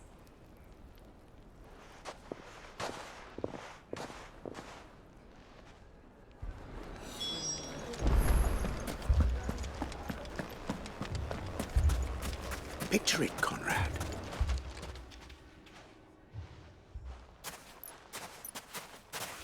Ah, here she is. The Lady of the Spear herself. Conrad, may I introduce you to Jane, commander of the Red Wings, the oldest mercenary guild in the Free Cities. A pleasure, my lady.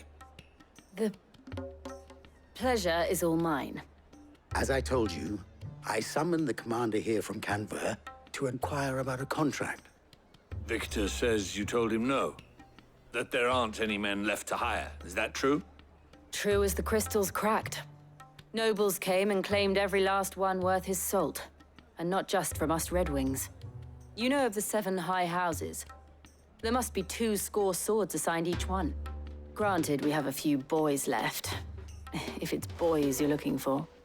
Well, Conrad, are you saying that Dalamel's finest cannot defend this town better than a gaggle of unblooded striplings? That a band of beardless youths could better avenge the deaths of your brave men than you yourselves? Absolutely not. We'll show those bastards who they're dealing with.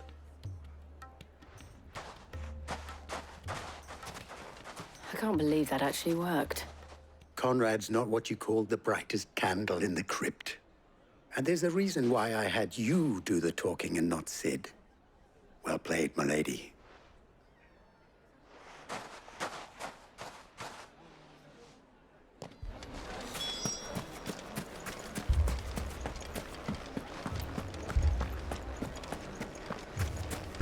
What a shot.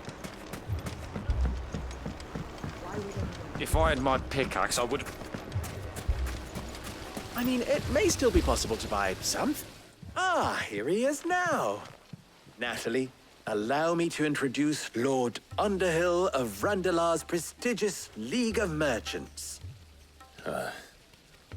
Lord Underhill. At your service. Underhill? I was just telling the good lady of our conversation, my lord, and how you were lamenting the state of the capital's stores. Lubor says that not only are the granaries almost empty, but that war and the Blight mean this season's harvest won't be enough to fill them for winter. Indeed, certainly that is the case. The nobles in the capital are buying up the city's stocks of barley and wine, driving the prices higher than most commoners can afford. It is only a matter of time before the peasants revolt. It is worse than I thought. If what Lord Underhill says is true, I fear we have little hope of supplementing our stores, meager though they regrettably are. And while I applaud your endeavors to dissuade our more bellicose citizens from seeking vengeance, I sense Conrad is not wrong in his assessment of the bandits' likely return. Which means that now, more than ever, we will need to secure what little we still have. Food, weapons, herbs, everything. If our humble town is to endure not only this hardship, but those that are certain to follow, we must stand united. All right. If it will help to protect my home, I'll do it. But you needn't have gone through this charade.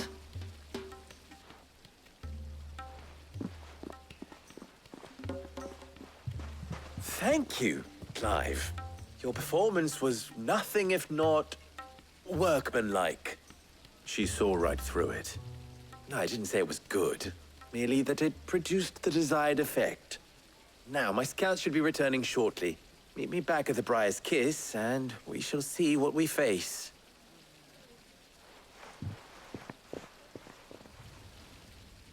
I'm not convinced our roles in this ruse were entirely necessary.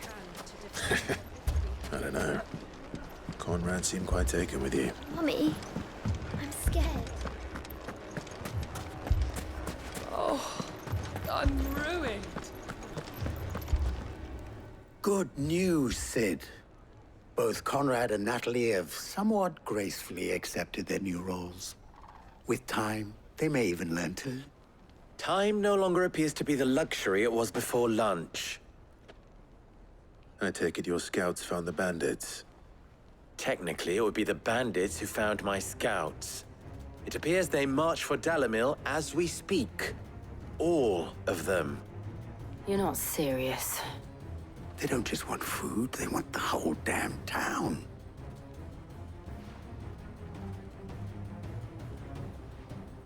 I have a favor to ask. I'm told the bandits march in two groups, one from the south and one from the desert, in a move doubtless intended to stretch our already gossamer-thin defenses. Very well. Jill and I will meet those from the desert. But what of the rest? The rest, my friend, the city shall fight. Together. The stakes, I concede, are high. But if this does not unite Dalimil, nothing will. That is a lot of faith to put into those who had their hands around each other's throats but a moment ago. Then it will be for us to see that their hands are kept occupied. And I do mean us. I thought you might say that. We'll hold them off for as long as we can. And we will do the same.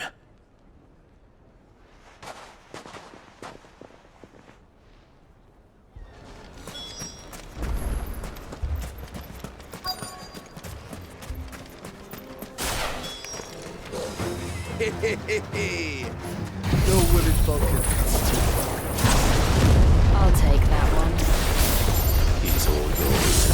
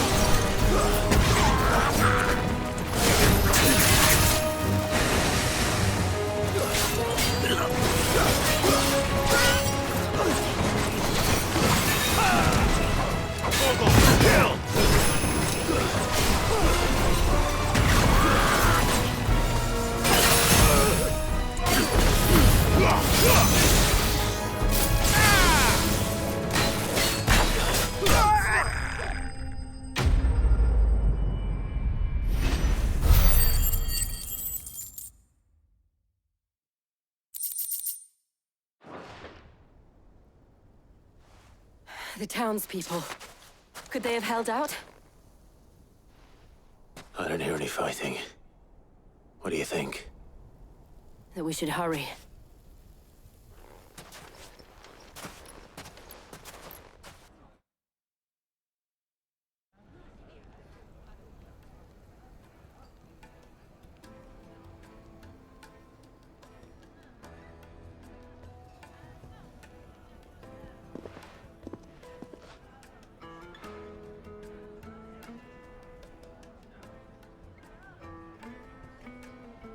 Natalie, I owe you an apology. You did well out there. The inn would have been lost had you not held the line. Without you, there would have been no line to hold. You saved us, Conrad. You saved Dalimil. We all saved Dalimil.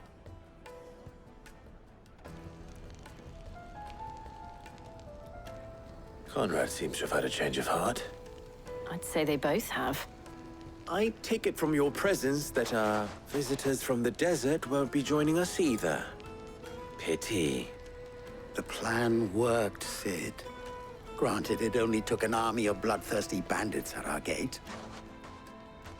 Calm now, Victor. Why quibble over the details? We are united, and that is all that matters. As for you, Cid, you fight considerably better than you act. I'll take that as a compliment.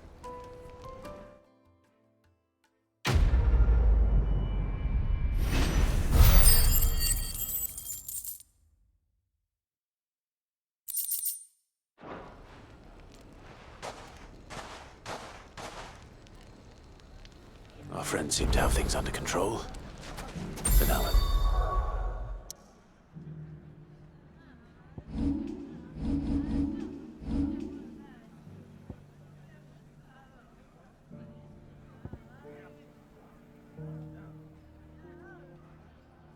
East.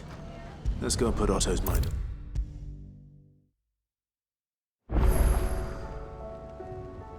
Was wondering when you turn up.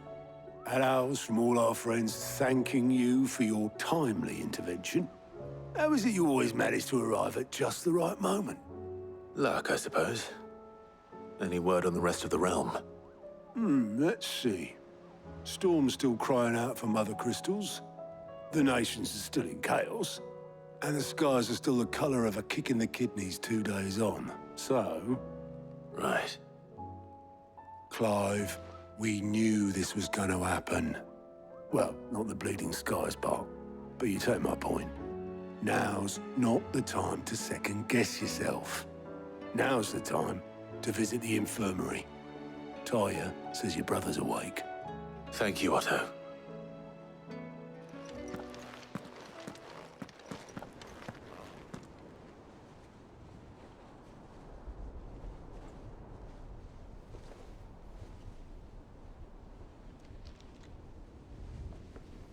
So it was not Sylvester, but Olivier who served as Ultima's puppet. And when Dion learned of this, he sought to slay the fiend.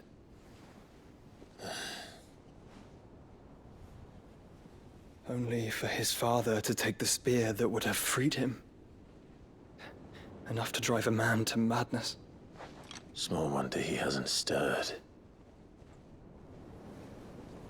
I would be afraid to wake. Had I but reached out to him sooner, warned him of the threat Ultima posed. But now, both an empire and her prince lie broken. Joshua, what do you know of Ultima?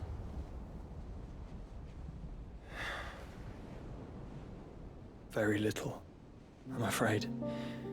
Despite my best efforts.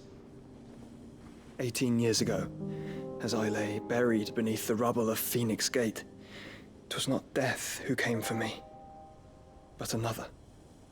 And it was while in my rescuer's care, I first heard of Ultima. I've been chasing his shadow ever since. Ultima is driven by some deep, dark purpose, and for whatever reason, it would seem you are crucial to his designs. He will stop at nothing to have you, even if that means toppling an empire. But why me? What possible use could I be to such a creature? That is one of many answers that have eluded me. Yet, I am certain of this. It is not mere chance. You were chosen for a reason. All dominants carry within them the might of an icon. Nigh limitless power that is at once acutely limited. I wield fire, and only fire. And I only ice. 8 wardens for 8 elements. But you, Clive. You are different. You're special. Your abilities begin with the flames of Ifrit. But they do not end there. The fact Ifrit can even exist goes against everything we thought we knew of dominance. Perhaps Ultima has been waiting for one such as you, whose potential is truly limitless. I've encountered that thing several times now. If it or he, as you say, needs me, why hasn't he claimed me as he did the boy? Were I to hazard a guess, I'd say the two of you are somehow incompatible. His mind not properly attuned to your body. His mind? Mind, awareness, spirit, call it what you wish. But I believe Ultima to be an embodiment of the concept. It is why I struggle and fail to contain him here inside me. I'm sorry. Inside you? With every setting sun, I feel my strength wane. And though the Phoenix's flames mend the prison I have made for Ultima, they do so at a cost. We must find a means to bring an end to him before I meet my own. What were you thinking? It was that or let him take Clive. And I've always had a soft spot for my brother. But that doesn't mean you should sacrifice yourself to save me.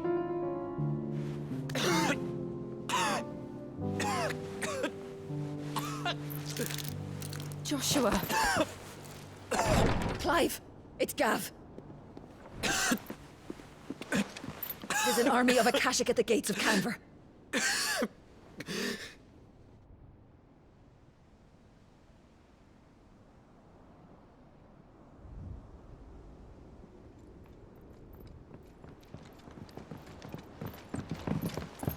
Well, what's the short of it?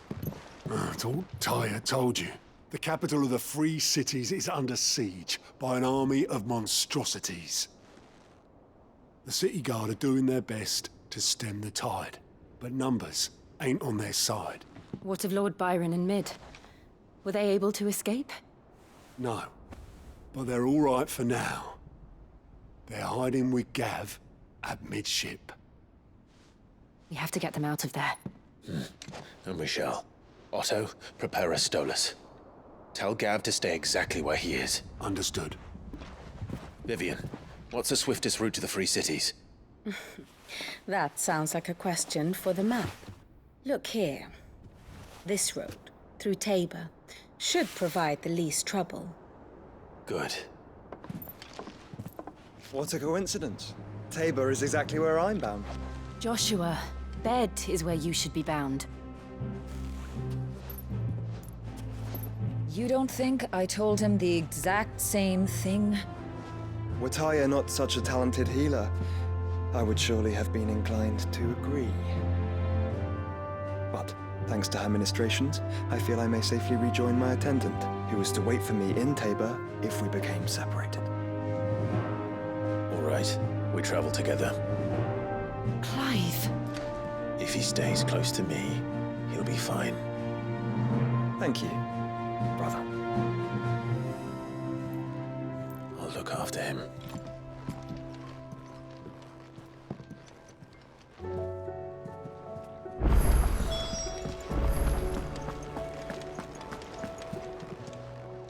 Welcome to the Patron's Whisper.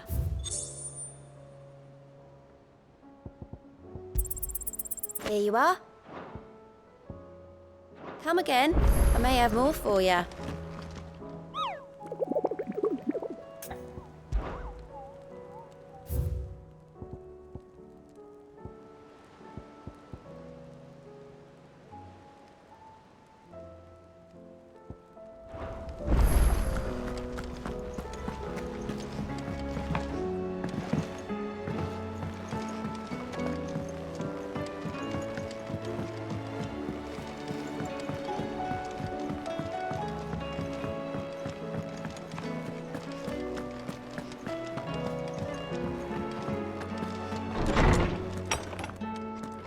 Is a storm coming, Sid? Will there be... Sid, perhaps you can help me solve a mystery. I can certainly try. Who's gone missing this time? It's not who, but what. Mid's scales, the ones she made for her workshop. I borrowed them to teach the little ones about weight, and shortly after the lesson, well, they vanished. My first thought was that they'd taken them off somewhere to play, but when I asked, they swore they had nothing to do with their having disappeared. Which almost certainly means they had everything to do with it. Perhaps a visit from Sid will jog their memories. I think it just might. Thank you. I don't like to imagine that my pupils would lie to me. But if they have, I'll have no choice but to discipline them accordingly. They were in the atrium when I last saw them, as always.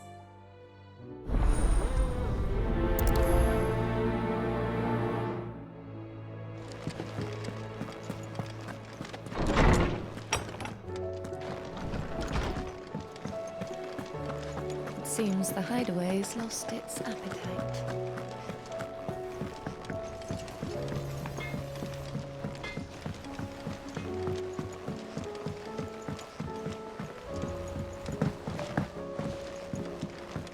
I heard the Emperor was impaled on his own son's spear.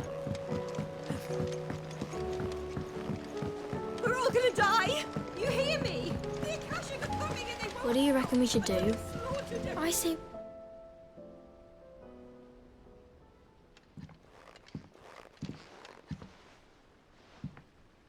Sid! Hard at your studies, I see. And what is that? It's not a set of scales, is it? No. Of course it isn't. Well, not anymore, it's not. Oh! And just how long hasn't it been one? We're sorry. But we didn't break them. We dismembered them. Just like Miss Mididol showed us. Miss Mididol? And why would she have you dismembering her creations? Because that's the only way to become a ninja-neer. Miss Mididol said, the best way to see how something works is to take it apart and put it back together again. Well, then your work is already half done. Carry on. About that. The taking apart was easy enough, but it's the putting back we can't work out. Speak for yourself. The heavy thing goes at the bottom. Then...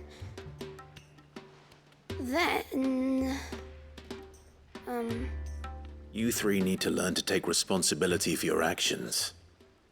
So let's have a look at these parts with fresh eyes, shall we?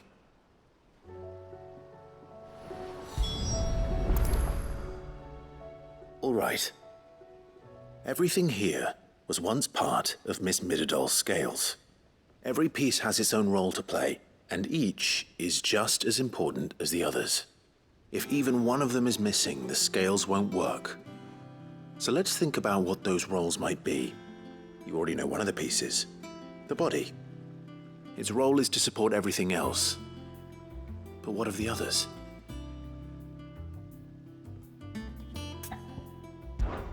This is called the arm. Why do you suppose that is? It doesn't look much like an arm. You're right. It looks more like a wing. Like a chocobo wing! You've ridden a chocobo before, haven't you, Sid? Will you teach me to ride one day? I'll think about it. Now, what do arms do? Hold things. So wait, maybe this arm holds things too? Good thinking. You're on the right track. These round parts are called the pans. You all know what a pan is, don't you? I do. Molly uses them in the kitchens to fry bangers. But these aren't for frying bangers, you idiot. They're for weighing stuff. But what if I wanted to weigh Goots? I don't think he'd fit on that little thing. Probably not. What are the chains for? Holding the pans up? Well spotted. Which means something must hold the chains up in turn. This tiny piece is what's called a cogwheel, or gear. Have you ever seen one before? I have. Miss Mididol's dungeon is full of them. Most are on the floor. She puts them in all her inventions. They spin round and round and round and round and... That's right. They're very useful when you want to make things move. Do you remember if there was anything on the scales that moved? I remember the arm moved when I tried weighing an apple. And then somebody ate it. It's not my fault. You shouldn't have tried weighing it before lunch.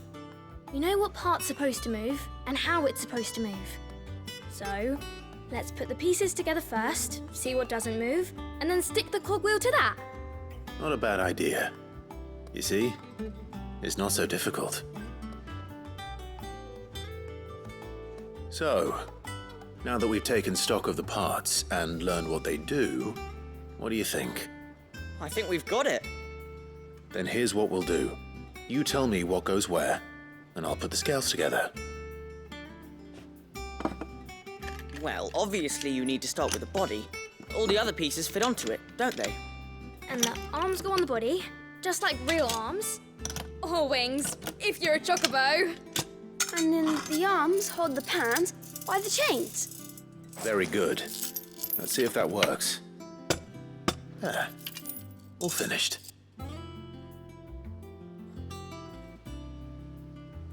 Yes! We did it! Well, with Sid's help. Oh, I just put the pieces together. It was you three engineers who showed me how. That's right. We're Miss Mididol's hairs. Her hairs? Yeah, hairs for the future. She's showing us her secrets now, so we can help out the hideaway when we're older. What do you think, Sid? Are we almost ready? With a little more help from Miss Mididol and Miss Shirley, I'd say it won't be long at all. You hear that? It won't be long. Until then, though, do try to be honest with Miss Shirley.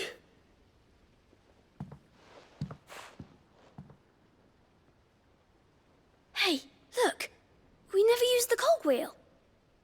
You don't think Sid forgot about it, do you?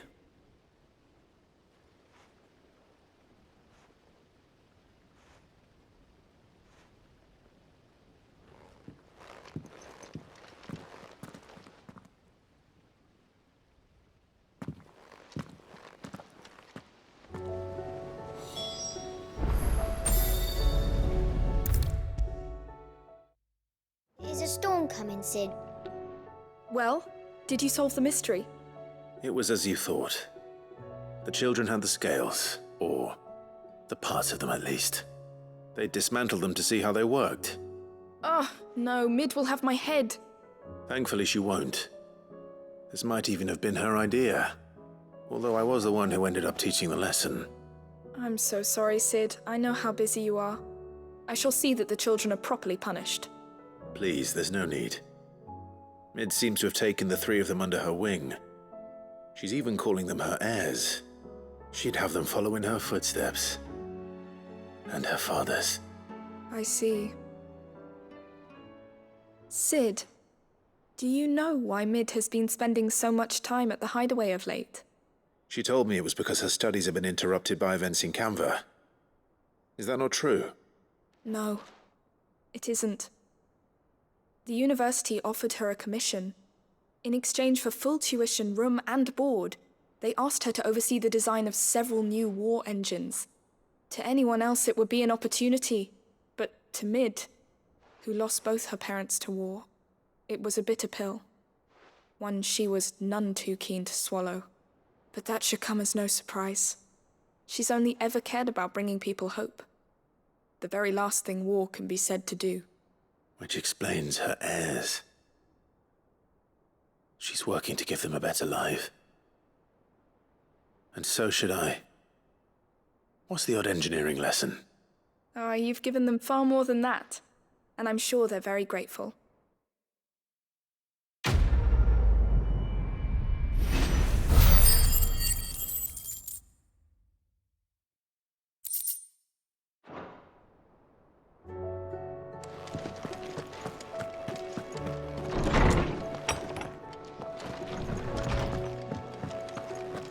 Seems the hideaway's lost its appetite. Here, you put me in this situation, Clive. You can bloody well get me out of it. I need a hand with a recipe. Are you sure it's me you're looking for? I'm not much of a cook. I'm all the cook will be needing, thank you very much. What I want from you is a little of your time, right? Oh, and perhaps your sword. You remember Ivan's stew, right? Well, despite the look of the thing, and that awful stench, people wolf it down. So I thought I'd try making one of these supposed masterpieces myself.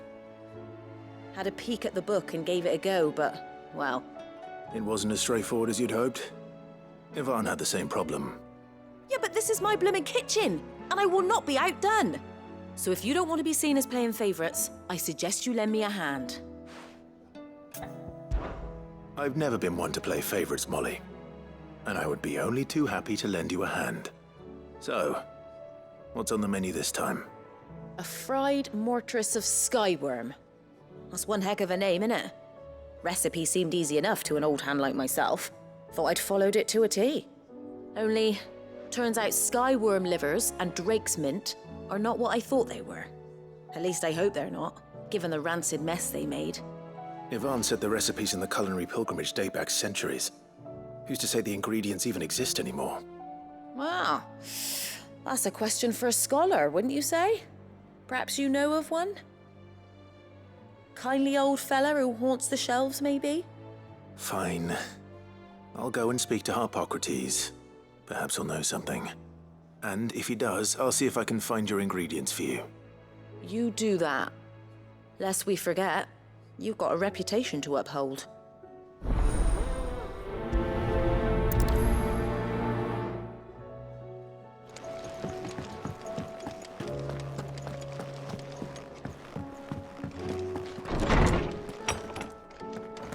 Is a storm coming, Sid? Will there be thunder? Lawsman Harpocrates. I've come to pick your brain if you don't mind. It's about the book you lent Ivan. Ah, Valisthea, A Culinary Pilgrimage, a classic. One of my favorites, in fact. The young man did a wonderful job with the Chance's stew. I do hope we shall be able to sample more such marvels in due course. That's actually why I'm here. I don't suppose you know where I might find skyworm livers and drake's mint. Ah, so the fabled Sanbriquois delicacy is next on the menu. Delightful. The descriptions of fried mortress never fail to make my mouth water. Now, skyworm is a somewhat antiquated name for the wyvern, their ground livers being the paste from which the mortress is made. Dragon livers. How very Sambriquois. One would have thought the disciples of Bahamut would have a touch more reverence for their icon's brethren, but apparently not.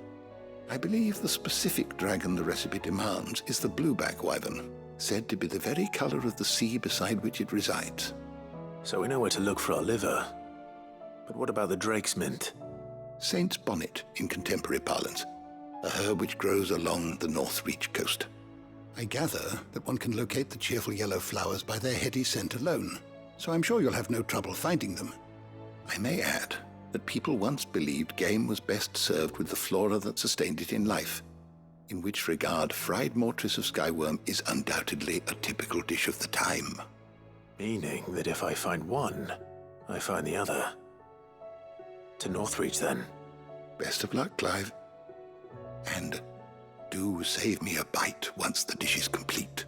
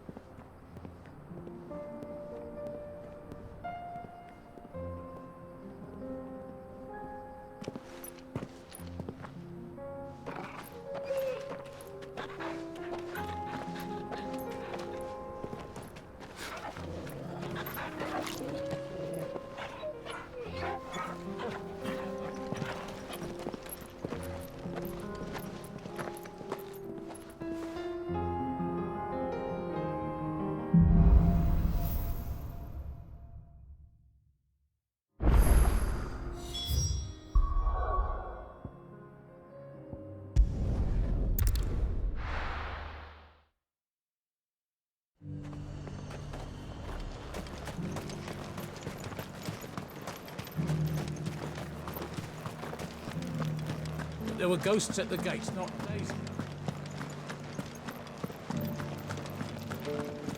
You needn't fret. The creatures.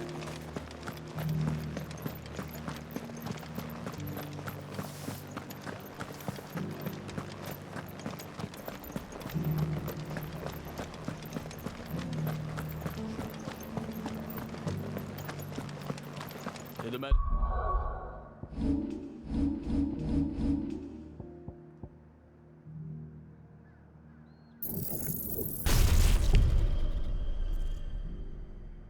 Goes in.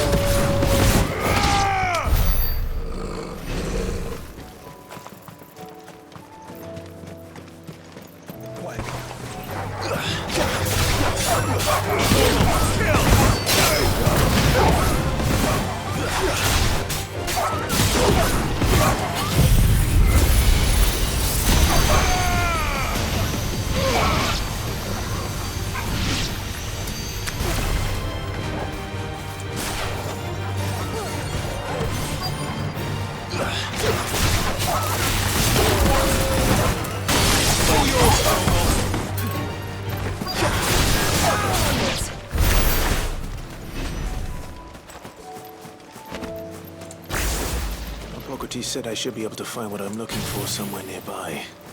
Bright blue dragons and bright yellow flowers. Should be easy enough to spot. This must be our wyvern. All right. Let's get this over with.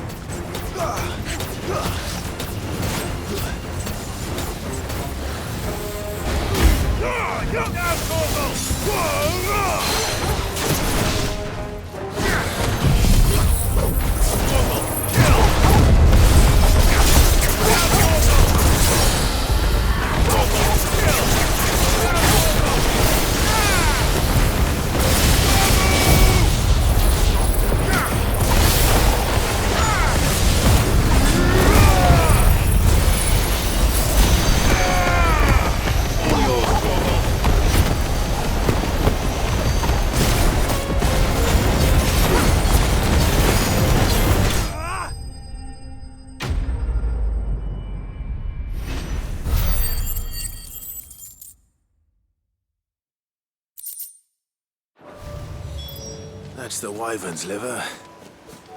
Now I just need to find the herbs. Bright yellow with a heady scent.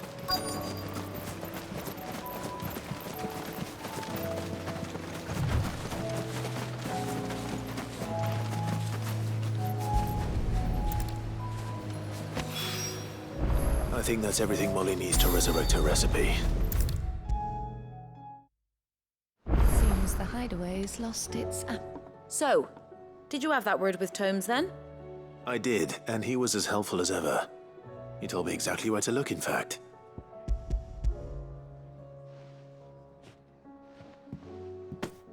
And what precisely will I be cooking up? Or is it better not to know? Blueback wyvern liver. And, a herb known as Saint's Bonnet. Ah, wyvern livers, was it? Well, at least it weren't actual worms, I suppose. Now then, you stay right where you are. I've got some cooking to do. Let's hope these grand old chefs of yore knew what they were on about.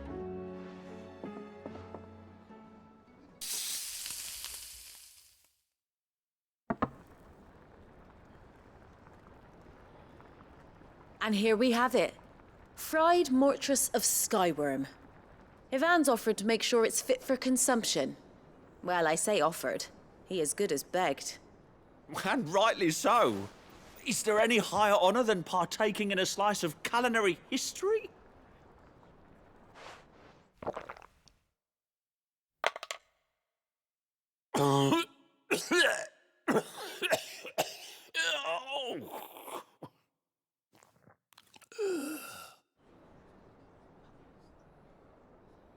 So, not fit for consumption then? What witchery is this? The crackle of the crust gives way to an almost violent richness. Yet, it is the piquant kiss of the saint's bonnet that tames this savage dish. It is a tour de force, a force of nature even, a maelstrom of flavour and sensation, a graceful beast emerging from centuries of slumber. I think he likes it. Well, I can't quite tell with all that nonsense he's talking, but I reckon you might be right. It was decent then, I take it. Decent? It's remarkable, and I defy any man to say a word to the contrary. Cid, might I suggest that you command a party of your finest men and women to procure a dozen blueback wyverns forthwith? I'll give it some thought.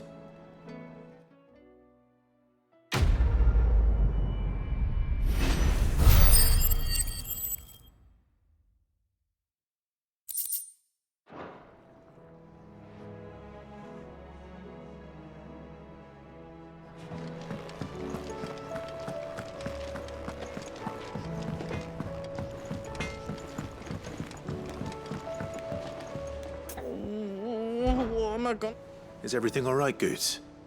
You seem more discomposed than usual. Oh, I don't know what that means, but I'm in a bit of a muddle. Oh, I think Nan might be in trouble and she's... It's all right. You can tell me.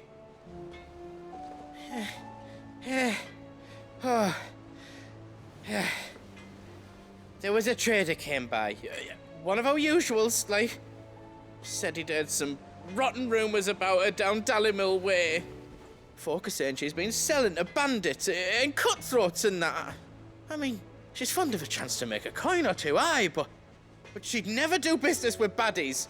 Especially not the kind who go hurting people who haven't done out. I wanted to ask her about it myself, but I'm scared she'll give us a tongue lashing. She'd never give your tongue a lashing, though, would she? Don't worry. I'll speak to her. Oh, thanks, Clive. You'll let me know what she says, won't you? Of course. I'm sure it's all just a misunderstanding.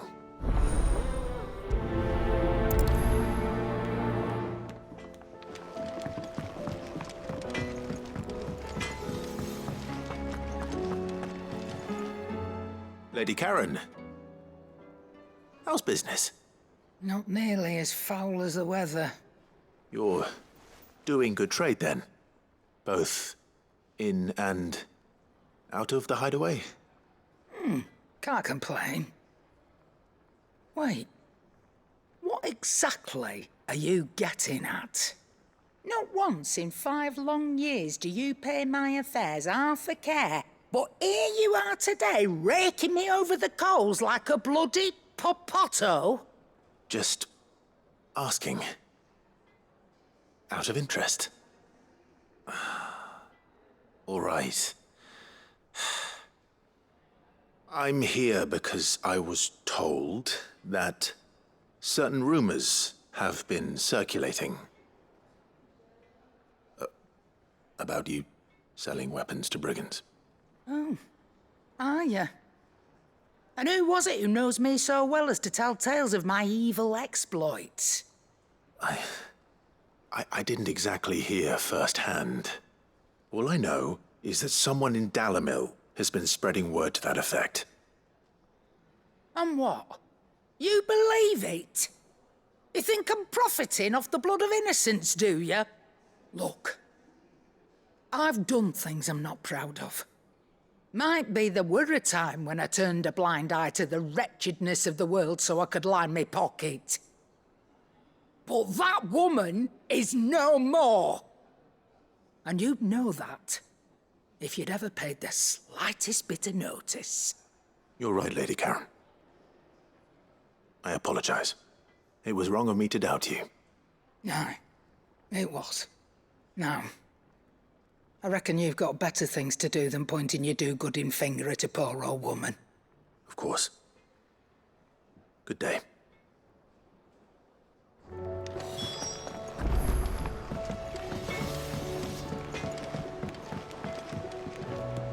I spoke with Lady Karen. What did she say? that the rumors were unfounded, and that I was a fool for thinking they might hold any truth, along with some other things that made her feelings clear. And while it sounds like she may have done things she regretted in her past, she says those days are behind her. Oh, well, that's good. I knew Nan wasn't caught up in out bad. But why would people say she was? What did she ever do to them? It's not right. No, it's not. But people do things for all sorts of reasons. Perhaps we'll never know. Well, I'm going to find out. That trader, he said they were all talking about her in Dalimil. So that's where I'm going. I'll find someone who'll tell me, you'll see. Are you sure that's wise? Whoever's spreading these rumors means Karen ill. Oh, right. But that's why you'll be coming with me, isn't it, Clive? I suppose it is.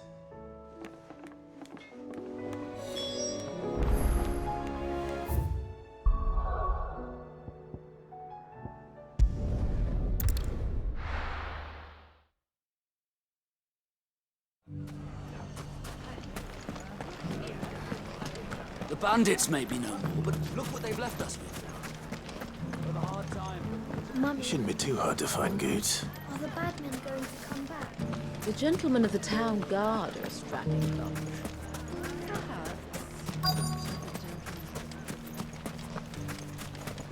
Could be I know something. Clive, listen! I found someone who says he's heard the rumors about Nan. Have you? Go on. Tell him what you told me. All right. It's like I said. A wizened old crone by the name of Karen's been selling steel to whoever'll pay her price, be they knight or knave. Says the more swords and spears she puts in people's hands, the more war they'll wage. And the more war being waged, the more call for swords and spears. And who will they all turn to keep them in steel? Why, the good Reaper herself. And you've seen this Reaper at work? Aye, it just so happens I have. You'll find her right here plying her trade most days. Here in Dalimil? Where exactly? She has a stall here in the market, but if you're not the patient type, you can probably find her at her storehouse on the edge of town. But it'd be a bolder man than me that braved that particular nest of vipers. Feeling bold, traveler? I hope so, for your sake. Now, if that's all, I have places to be. Sorry to have kept you.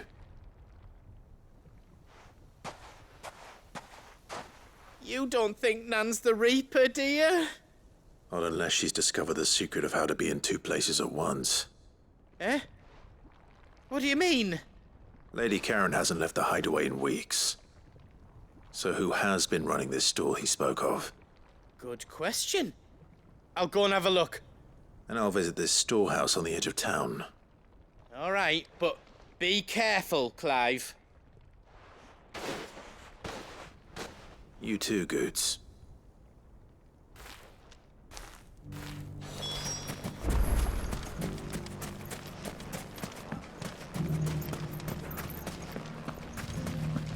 The gentlemen of the town guard are strapping them. What a mess.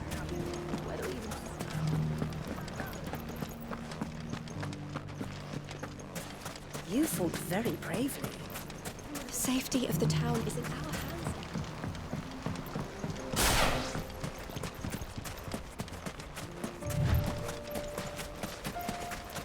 Time to brave the Viper's Nest.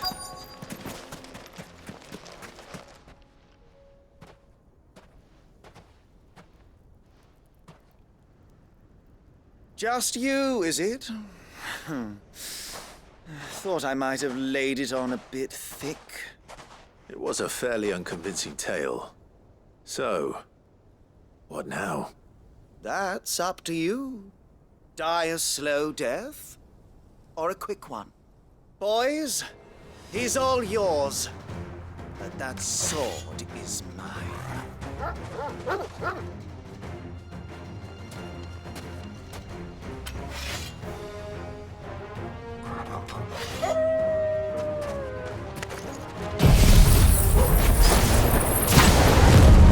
Leave now, and we can pretend this didn't happen.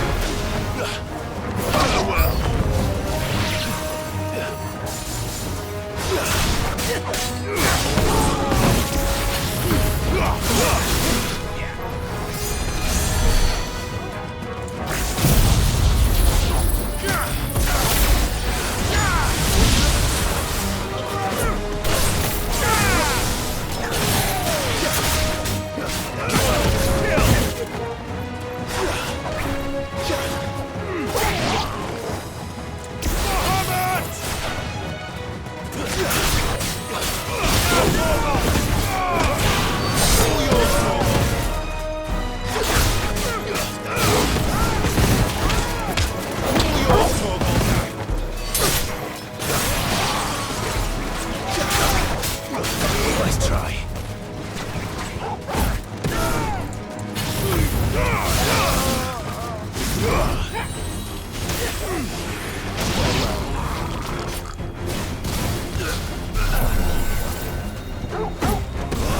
Over here!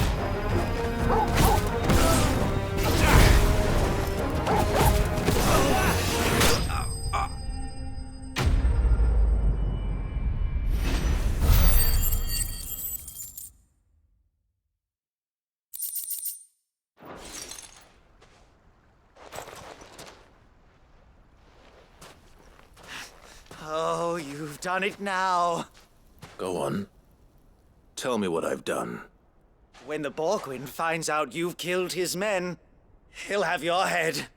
He only wanted that bull of a manservant, the dim one always clinging to Karen's skirts. You weren't even supposed to be here. Who the hell are you anyway? What were you going to do to him? The Borgwyn wanted him to get to Karen. I was only supposed to point the lamp in the right direction once he arrived in Dalimil. But then you turned up. Well, go on then. If you're going to end me, end me. You're not worth the effort. Now be gone, before I change my mind. Fucking coward! I need to find Goetz. Right now.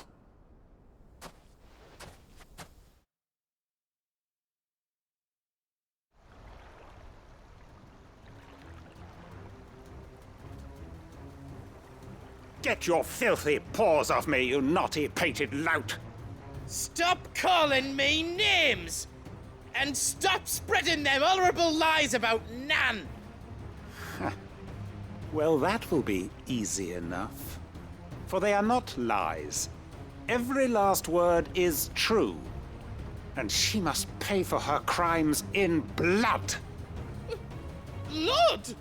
Goetz, are you all right?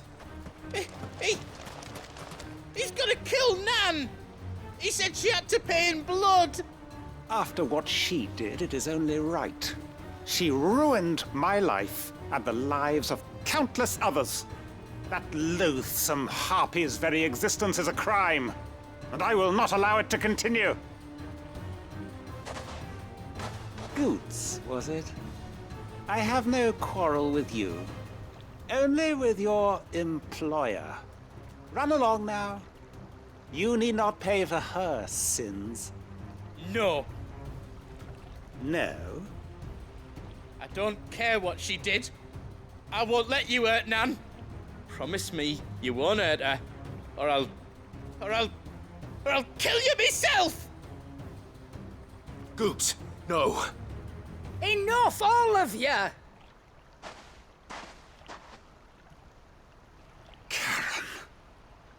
But how did you? You're a sight less clever than you think you are, the pair of you. Did you think I wouldn't notice the two of you slinking off together? Well, the whole thing got me thinking, who in Dalimil might bear me a grudge? And a certain snivelling shit I ran afoul of in my fairy years came to mind. Though it was just Bogan back then, wasn't it?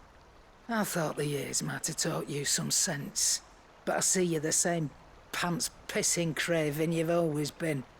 What was it we called you? Wet legs? You bitch! Everything that happened, it was all your fault! And now you'll finally pay for what you did to me!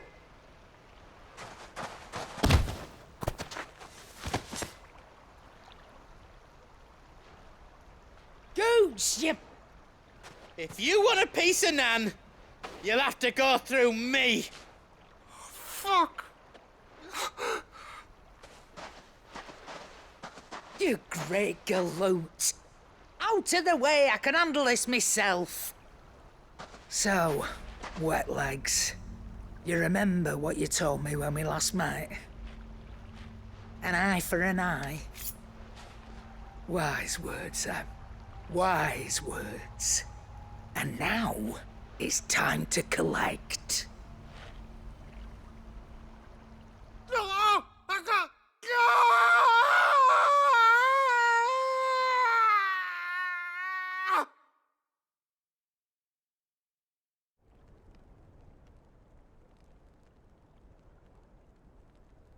Sorry to keep you waiting.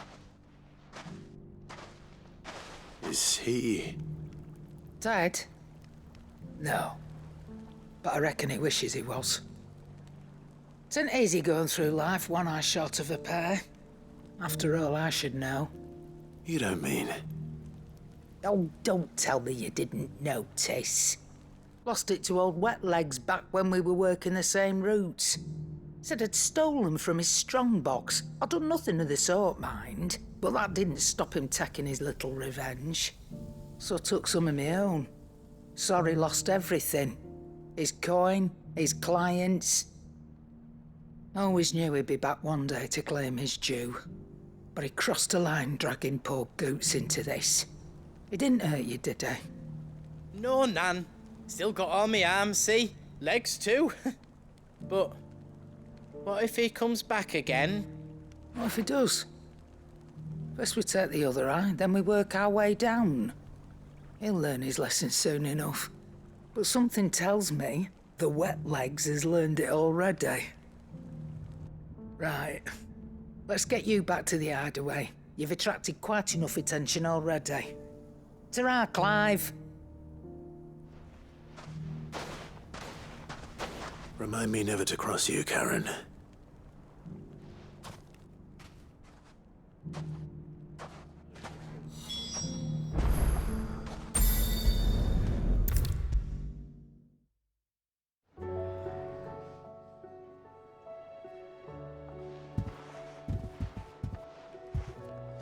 Nothing like a dish of cold vengeance to foul the gut. I'm sorry, Nan. I didn't mean to make things worse. I just thought I had to protect you. Like you've protected me. Aye, well, someone had to. Your parents certainly didn't give a whit for your well-being. Reckon the both of us would be worse off if I'd not taken you on. You've always been me right eye, Goots. And I'd have you stay that way. So don't you dare go looking for trouble again. Well, I will. If you ever need help, I'll do it again and again, and you can't stop me. Why, you big lump. Fine. Play the hero if it makes you happy. Thanks, Nan. I won't let you down. There's nothing he wouldn't do for you. That's as maybe. But if he's ever to make his own way in life, he'll need to start looking out for himself as well. Till then, he'll need people to watch his back, just like you did in Dalimil. Don't think I didn't appreciate that. Of course. His family. Stop it. You make me one good eye, mister. I don't go thinking that'll do you any favours. A potion today'll cost you the same as it did yesterday.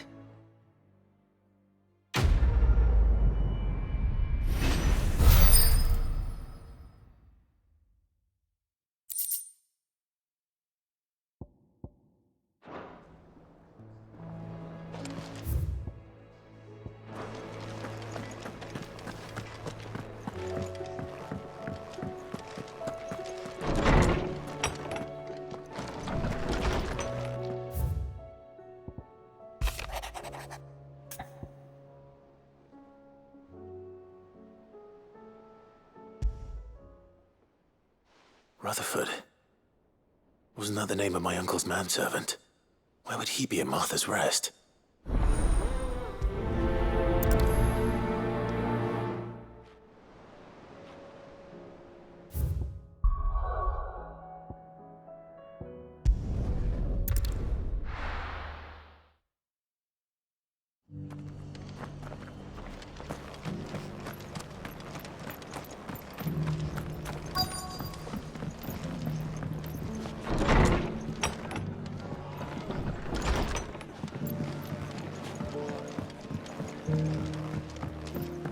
My lord Marquis, is that... It is you. Then you received my letter. I am Sebastian Rutherford, chief steward of your lord uncle's estate. Of course. We met once before. Yes, my lord. Thank you for coming. And what was so sensitive that you couldn't put it in writing? 1,000 apologies, my lord. I did not mean to offend. I merely... It's all right. Continue. I am here at Martha's Rest, at the behest of your lord uncle, tasked with learning what I am able of the realm's current state of affairs. And what I have learned is grim. The fall of the Mother Crystals has left Storm in a state of utter disarray. The subsequent darkening of the heavens has only made things worse. Akashic attacks, once unthinkable, are now commonplace. The gears of governance have ground to a halt, and without a steady hand on the tiller, the realm threatens to drift into utter chaos. Your lord uncle, however, believes there is a way to avoid this fate, and is determined to see it set in motion. That sounds like quite the undertaking. It is. Hence my having enlisted the aid of several colleagues serving the 7 high houses. Alas... Alas? I have lost contact with 2 of those colleagues already.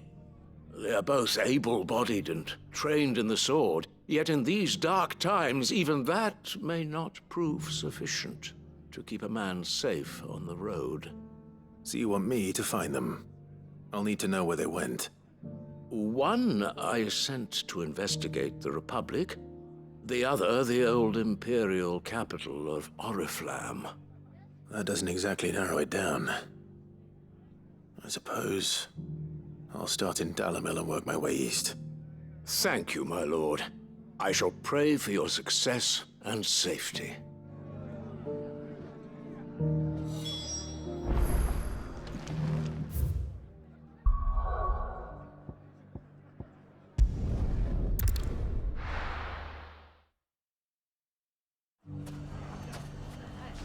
It's not going to be easy finding one man in an entire republic. Let's hope someone here's seen something.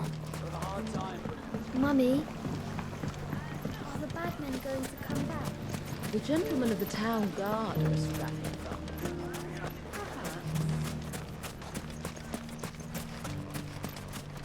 Are you looking for something in particular?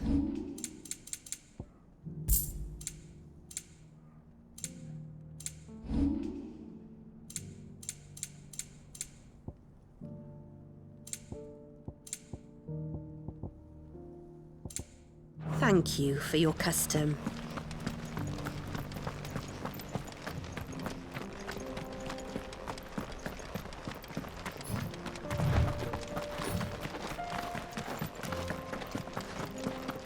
Someone's got himself in trouble.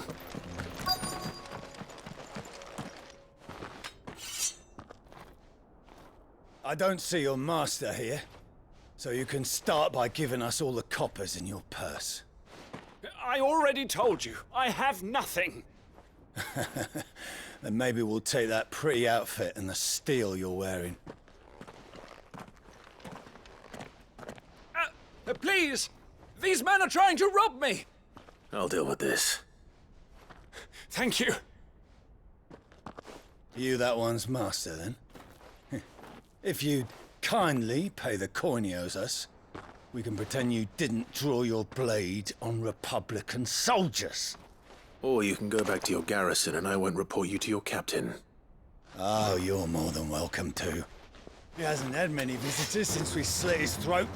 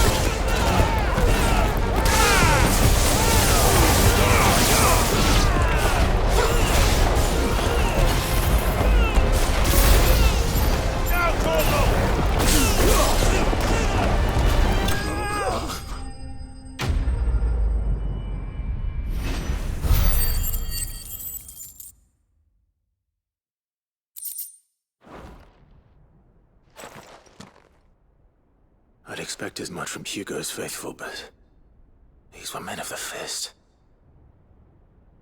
Much has changed in the Republican army since they lost their rock. You've seen this kind of thing before, then?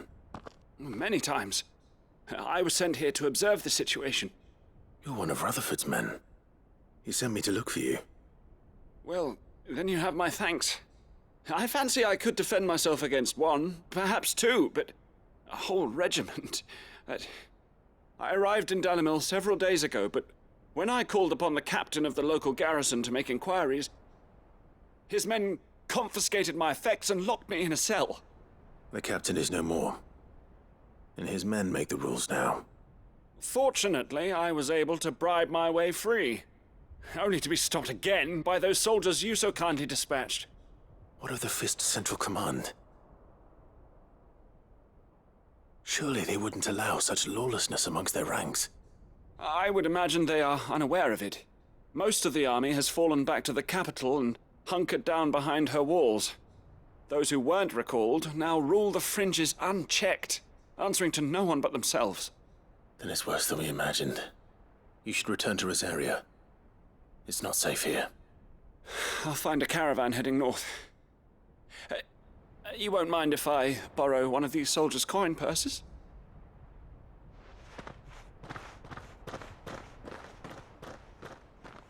Not at all. Now, to find this second associate of Rutherford's.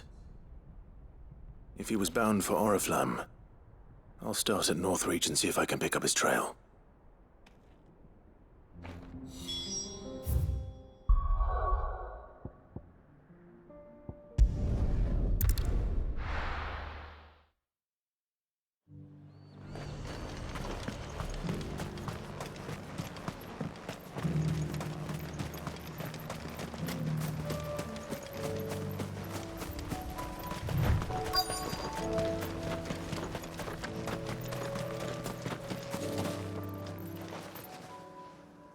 What happened here? If you're with the others, they've already relieved me of my belongings. I'm not. I'm looking for someone who was sent here by a man named Rutherford. And then you found him. I'm Alistair Rockford, attendant to the Lady Ariane of House Wellesley. Of the 7 high houses of Rosaria. It's been A long time since last I saw my great-aunt. Is she well? My Lord Marquis? Yes. Yes, she is. The Lady Dowager has granted me leave to assist your Uncle Stuart. I was on my way back from the old capital when I saw some villagers being robbed on the road here. Bandits? They looked more like field hands, but it didn't matter in the end. I did what I could to help the victims, but all it earned me was a pommel to the temple. Which way did they go? South, toward the gate. All right. I'll take care of them. Founder knows I've met enough of their kind.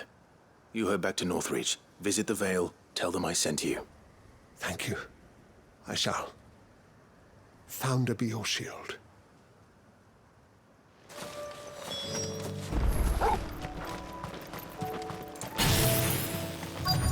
They just couldn't resist, could they?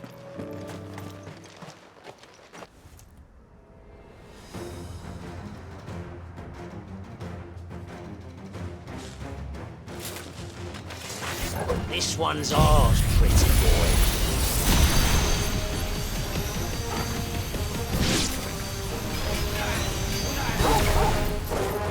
All yours, Torgal.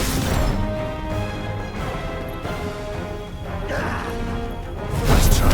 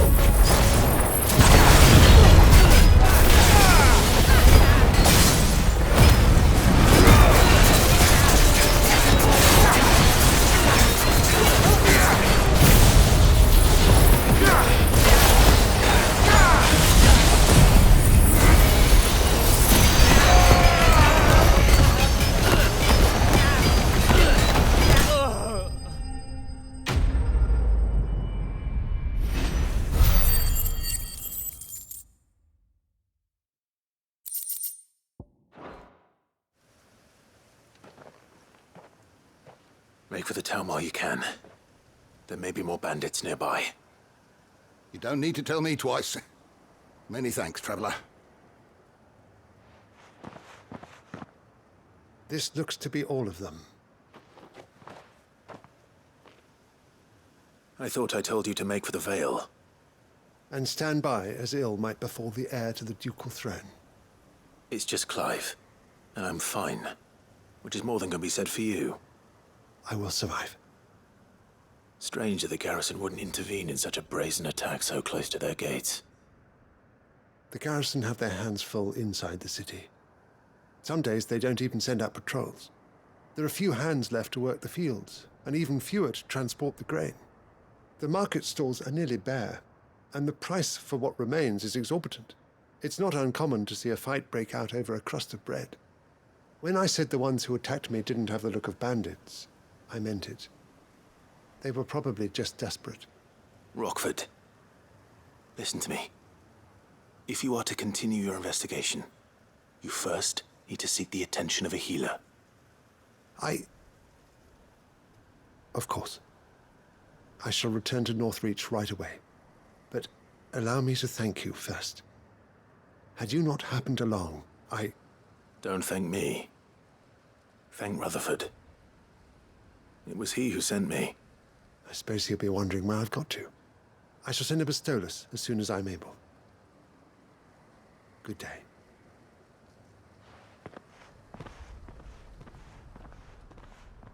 My uncle certainly has his work cut out for him. If it isn't already too late. I should go and tell Rutherford that his colleagues are still in one piece.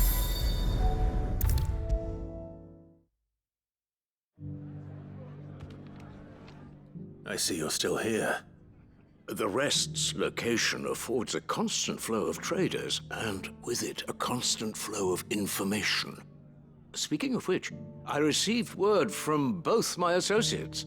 They have resumed their investigations, thanks to you. I only happened to be in the right place at the right time. They both seem to think the realm's prospects rather grim. I am afraid that grim would be putting it lightly. Storm is in crisis, and if we are to free her, we must work quickly. And we must work together. Such is your Lord Uncle's wish. As it is mine.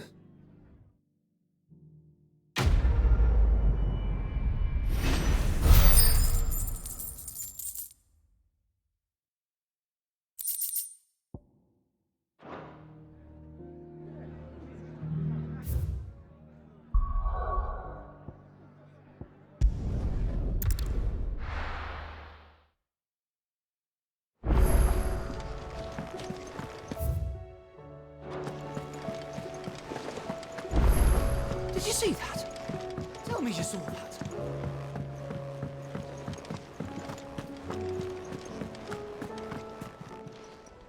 Welcome to the Patron's Whisper.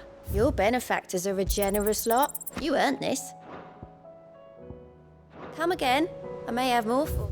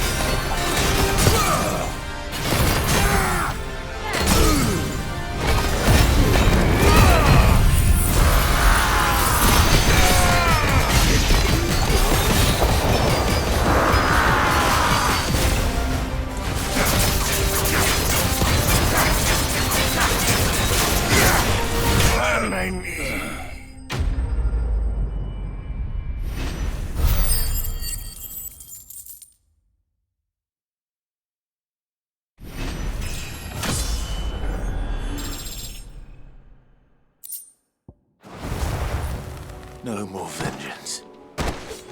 No more war.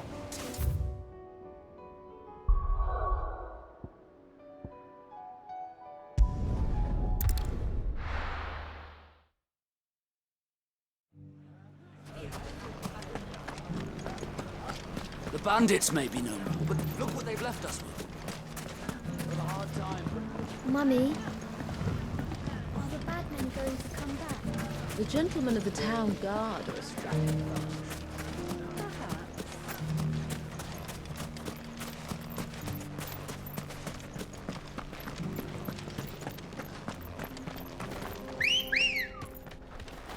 Ready, girl? Fly, Ambrosia.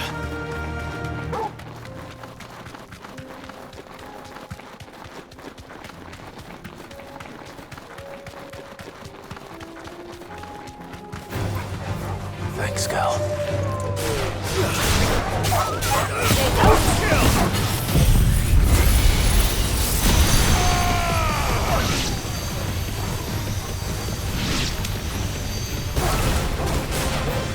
Now, Torgal!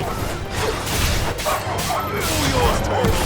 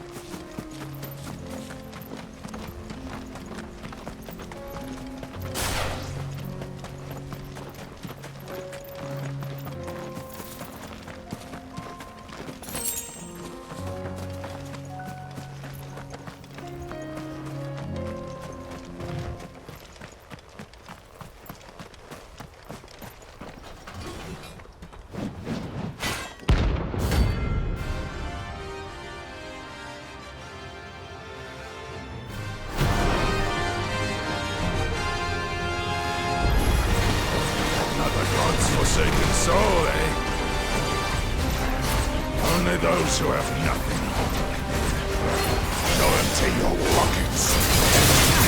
Attack them first!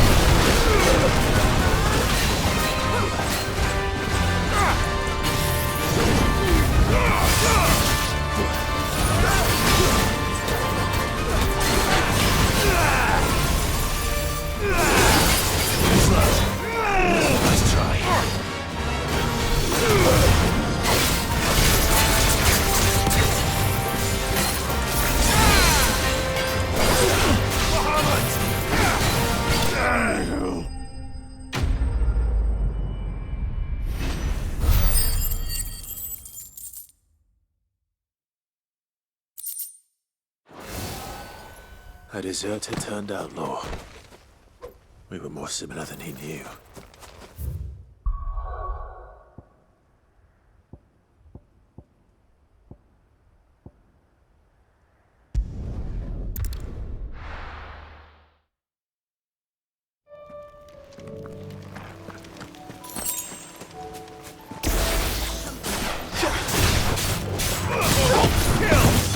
Kill!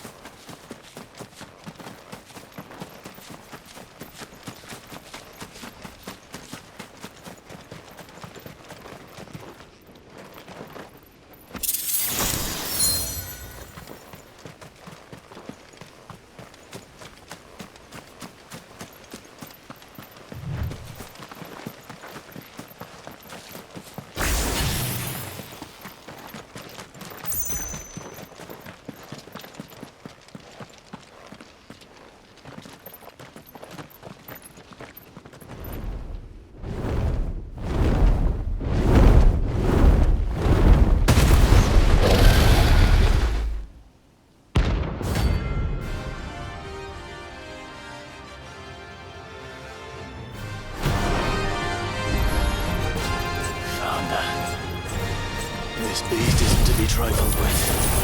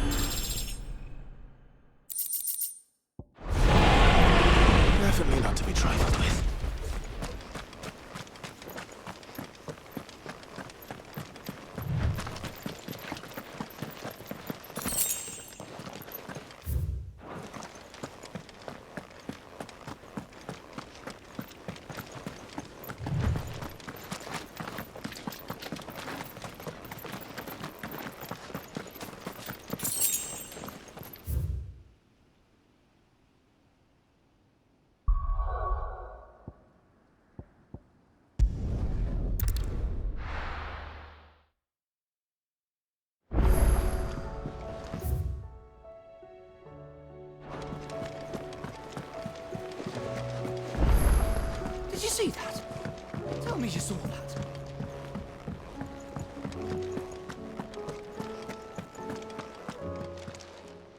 Welcome to the Patron's Whisper. You earned this. All done?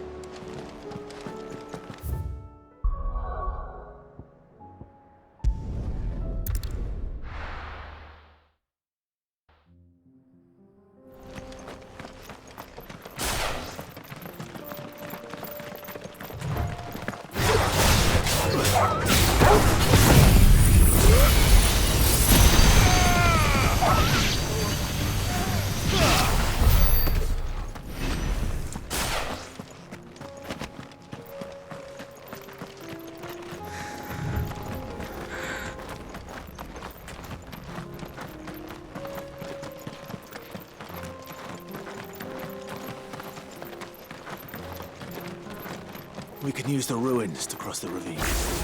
Assuming they will allow it. The Echoes have a will of their own.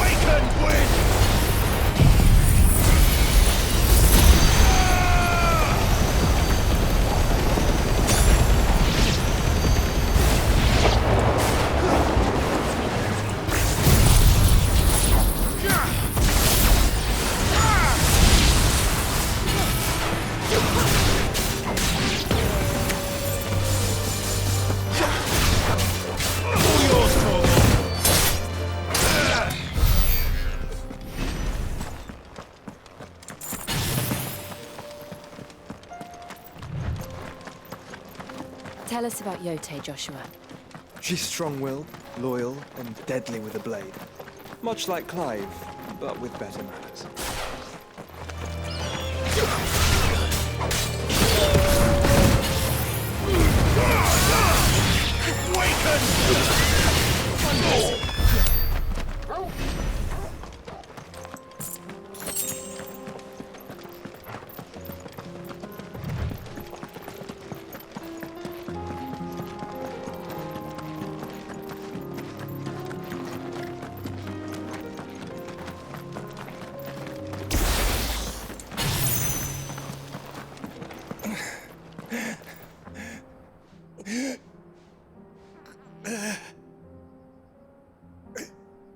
You're injured.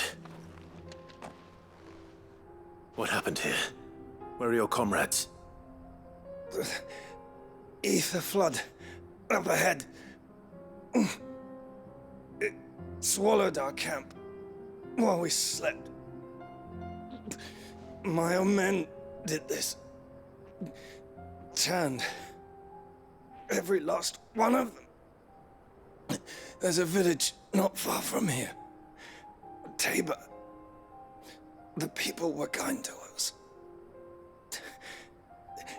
It's only a matter of time before they won't stand a chance. We can't let those monsters reach the... I'll go. You catch your breath. Thank you. Our encampment is up ahead. Just off the track. They must not reach Tabor. Forgive me. Lord Kupka. Rest well, soldier.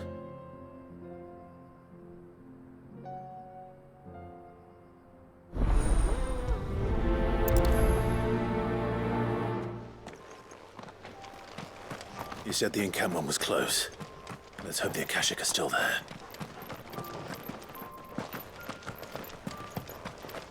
Another ether flood. They're everywhere now. We can't go round it.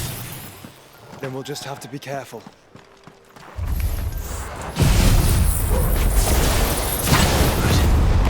We got here in time.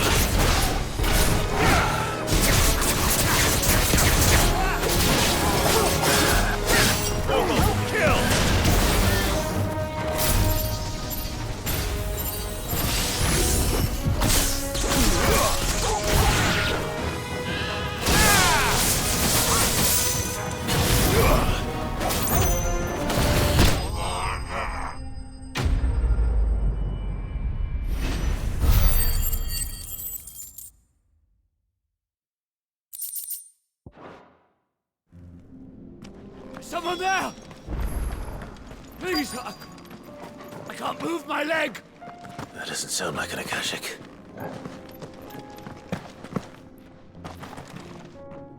You're with the battalion? I am. I heard the fighting. Are the others? Taken care of. One of your brothers in arms told me what happened and asked for help. Another survivor? Where is he? Tell me. His wounds were too deep.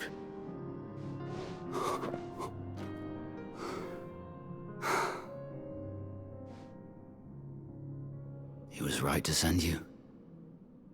Those things you slew are no longer my brothers. Tabor is safe thanks to you.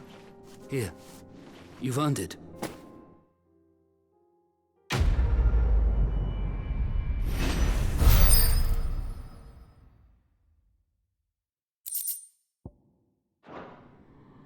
You seem familiar. Have we met? You must have me confused with someone else. Wait. That scar. Son of a whore. You're Sid. I was there in Kosnis when you killed my brothers. I was there in Rosalith when you killed my commander. My war with Hugo Kupka is over. I bear no ill will toward those who followed him. And what of my ill will? Coward! Draw your steel. Lord Kupka shall be avenged! When your wounds have healed and your head has cooled, come and find me if you must. Though I hazard your life would be better spent in service of those who need it. Or have you forgotten your oath to the Republic? My oath? What would you know of oaths? I know how hard they are to keep. Which is why I'm giving you the chance to keep yours. No. I won't be deceived. Lord Kupka told us of your crimes. You are an outlaw. A murderer, not some man. Like you or anyone else. I am nothing like you. But if you're not gonna kill me, then go. Leave! Just know that I will find you, Sid. Someday.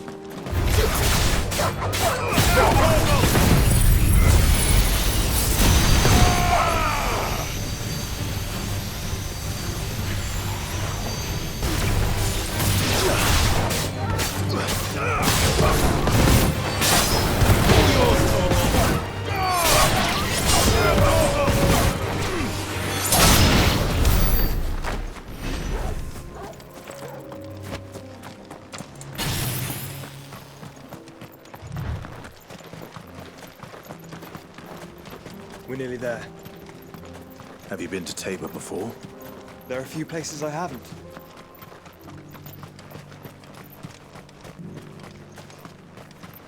Where now, Joshua? There is a residence just inside the city gates. She awaits us within.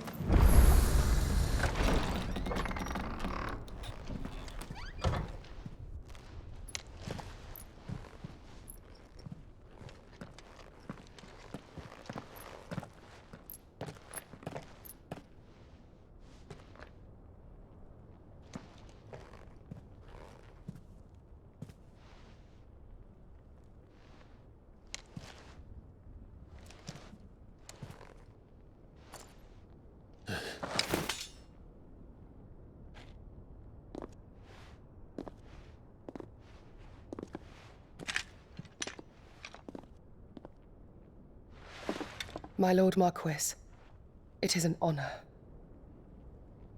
I am Yotei, Knight of the Undying, charged with the protection of His Grace Joshua Rosfield, Keeper of the Flame of the Phoenix.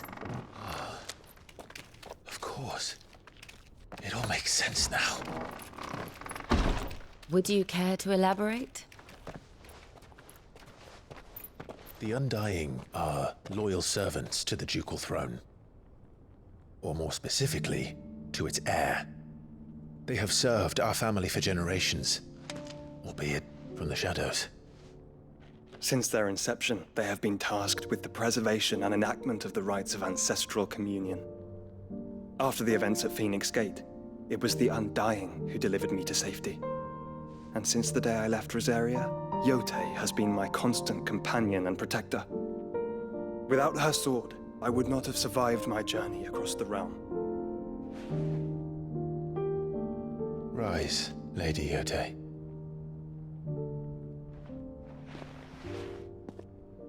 You saved my brother. I owe you a debt I can never repay. I but did my duty. Come now. Tell us what you've discovered. Your Grace. It is as you feared. The vessel we spied off the coast of the Crystalline Dominion on the night of her fall. It was the Einherjar. Beyond any doubt. The Black Galleon. Joshua, the Einherjar is the Royalists' flagship. What business would they have in the Dominion? Upon learning of Waloed's involvement in recent events at Drake's Fang, I sensed the malign influence of Ultima, and bid Yotei and the Undying look into the matter. We have reason to believe that the Black Galleon weighed anchor shortly after the fighting began, and set a course due south. For Canva. Then it is Waloeda Knights who besiege the cities. What is left of them? Yes. And the Black Galleon sails at but one man's behest. Barnabas Tharm.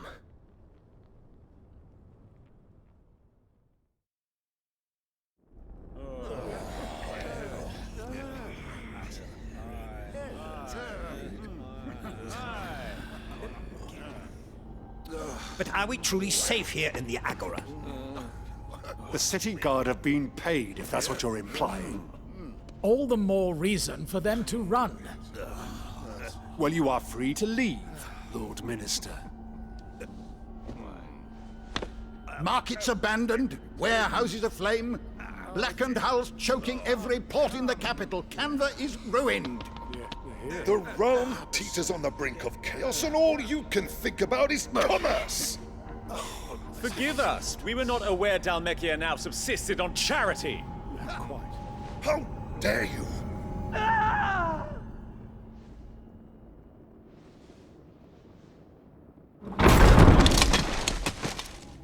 Distinguished members of the Council, you must forgive His Majesty this intrusion. What is the meaning of this? A trifle crowded, but I fear it will have to serve, my liege. Very well. My colleagues, do you not see? The king! He has come to save us from the Akashic!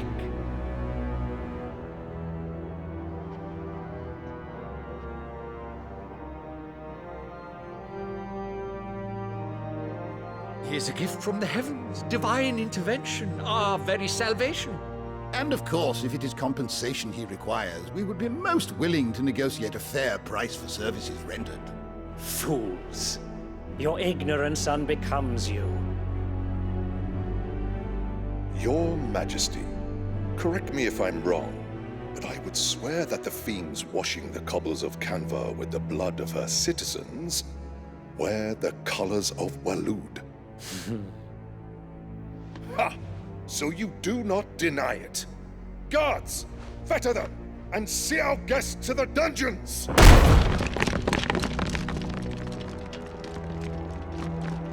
Enough.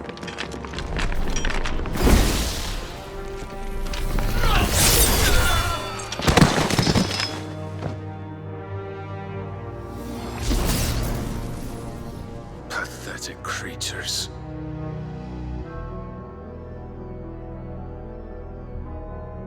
That you should imagine yourselves worthy of salvation. The girl is still here, somewhere in the city, her consciousness fair dripping with her late father's hubris. A consciousness to which Mythos is inextricably bound and inexorably drawn. See that he is made welcome. Yes, Your Majesty. Come, Mythos. Surely the prince's light cannot have sated you.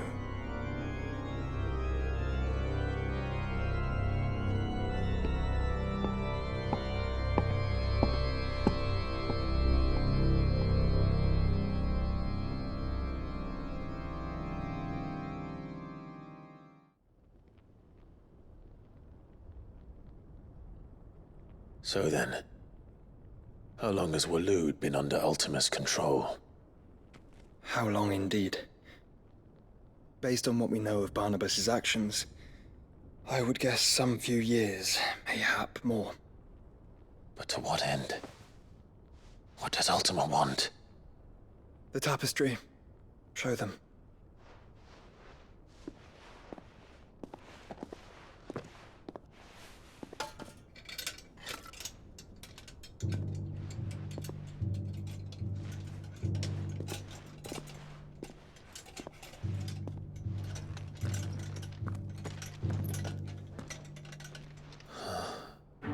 By the flames. Phoenix Gate, Drake's Breath, and now here. But what is it? It is old, ancient, even.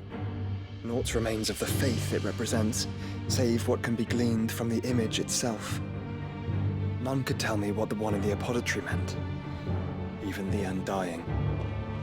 But I believe it may be the key to discerning Ultima's purpose. That figure in the center, the one beneath whom the icons congregate, that I believe to be Ultima. He is a god, or at least godlike, his very existence beyond our ken. The icons, and by extension their dominants, are meant to be his subjects, and while some, like Barnabas, have accepted this role, others have rejected it, like you, Clive, which is rather inconvenient, as it appears he needs you most of all. And gods don't like to be disobeyed. No, I don't suppose they do. Clive, may I tell Yote of the lake?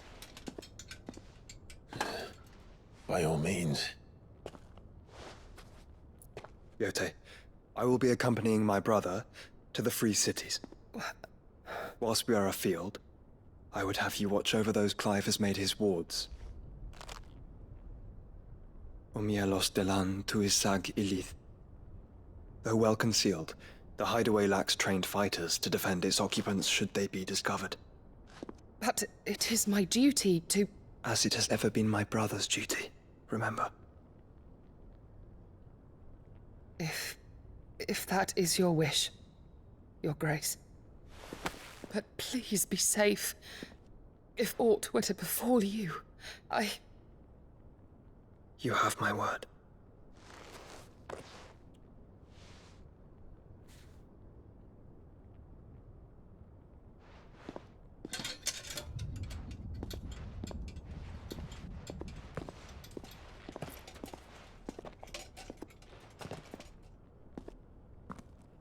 Farewell, my lord, my lady. We are in your debt, Yotei.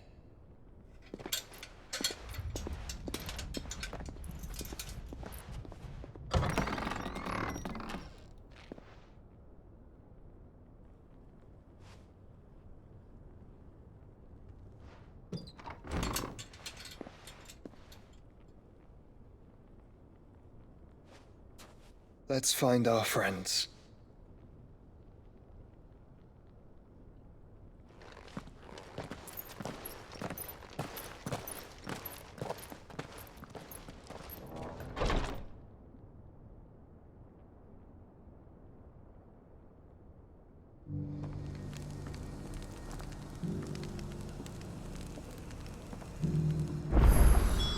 It's plain she cares for you very deeply. And I her, which is why I had to let her go. Is that blade for hire, perchance? Because I have a mind to make a killing. Figuratively, I hope. Well, yes and no. A passing caravan carried with it a rumor most fortuitous for one in my trade, that an elder Dread Evis had been sighted in the fields of Korava. Dread Evis are aggressive beasts. Compelled as they are to acts of violence, few survive to maturity, but those that do develop a hide of phenomenal value. A hide you want to sell? Eventually, yes. Though I would have it tanned first that it might be crafted into marvels the likes of which the world has never seen. Dread Evis skin is a rare thing indeed. But the worked hide of a well-aged beast, now that would fetch such coin that Gilbert himself might weep with envy. Bring me that beast's skin, and I will share with you the bounty of our combined labors. All right. I'll hunt your Evis. Of course you will. When one lives in such troubled times, it is a fool who lets opportunity slip his grasp. Leave Tabor through the east gate, but take the path that branches west. Once you reach the checkpoint at Tovani, you are a mere stone's throw from the fields of Korava. I eagerly await your safe, and above all, triumphant return.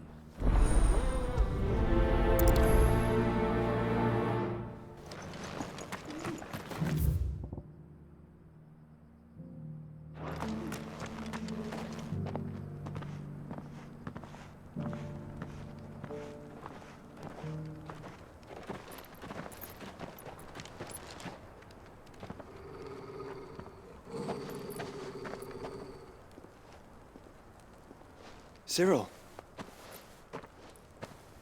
How fares the search? Well, Your Grace, my report shall be with you ere long. Ah, yes. Yotei is otherwise engaged, at my behest. And the duty of wardenship? Fulfilled. For as you see, I've been reunited with my first shield. I am Cyril, Knight of the Undying and bearer of the Burning Quill, charged with chronicling the mortal deeds of His Grace, Joshua Rosfield, Keeper of the Flame of the Phoenix, and rightful Archduke of Rosaria. I entrusted Cyril here with overseeing the investigation into Ultima's origins. Findings from his brothers and sisters afield are delivered here to be collated and catalogued. Just how many Undying are there? Not nearly enough, milady. Yet we are glad to give our all in service to the Phoenix. Such is, and has ever been, our creed. I see. You have your associates, I have mine. But you may now think of them as ours. That won't be a problem, will it? The Phoenix is our sun, and we but the shadows that quicken in his radiance. It is from the darkness that we serve, both him and now you.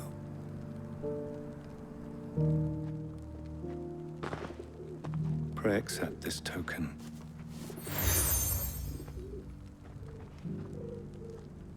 For as long as you bear it, members of our order will reveal themselves unto you. If there is nothing further. No. You are dismissed. Your Grace.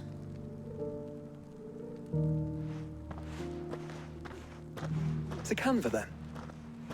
We'll talk about this later. Cyril seemed very, You certainly keep strange bedfellows, Joshua.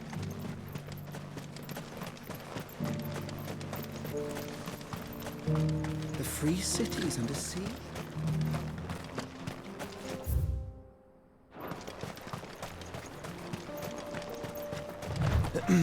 Are you sure this is the right way, brother?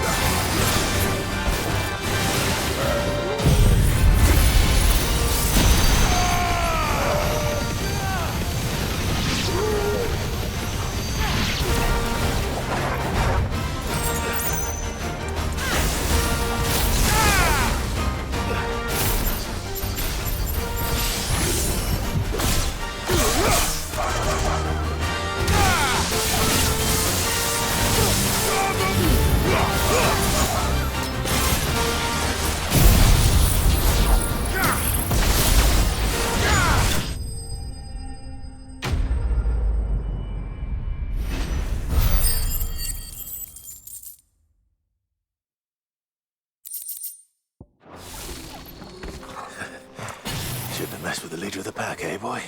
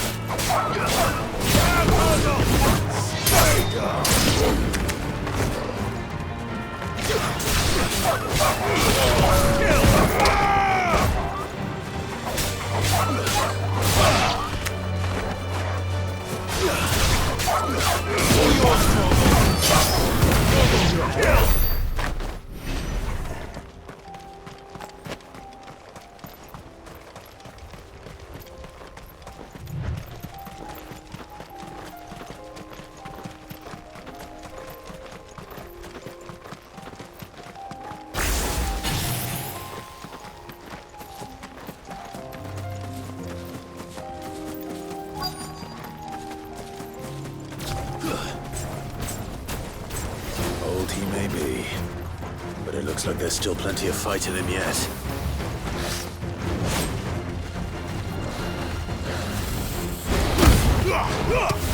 Now, Torgal!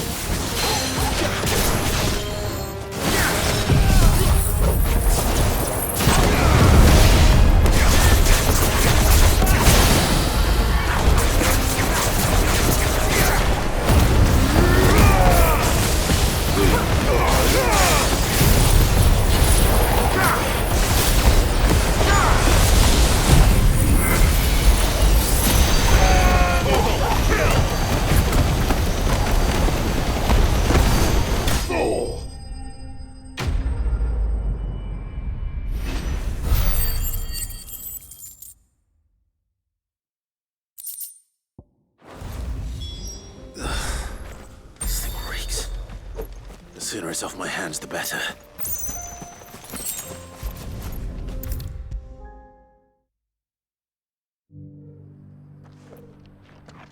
Here's your hide, as requested. I worried you might never return. Quickly, let me see it.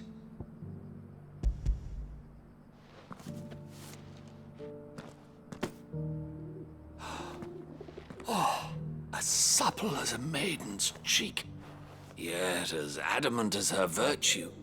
This is everything I had hoped for, and more. Clearly, my trust in you was not misplaced. You must be a hunter of considerable talent to have bested the beast with nary a scratch. Join me as my honored partner. With my means and your might, we shall be as wealthy as the merchant kings of Zemeckis. I don't plan on making a habit of this. I'm busy enough as it is.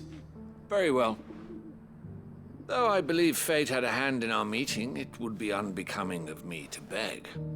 Do not allow me to keep you from being about your business. Here, for the hide.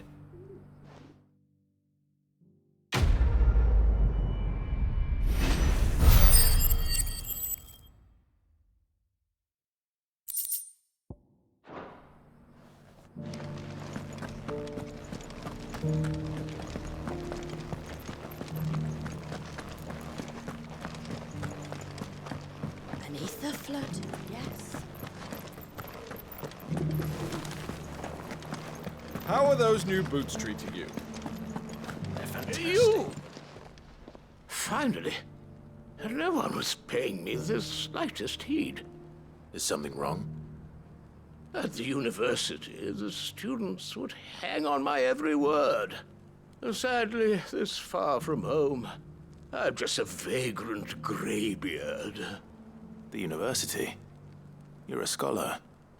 A specialist in ancient cultures. The most accomplished in all Valisthea, some have said.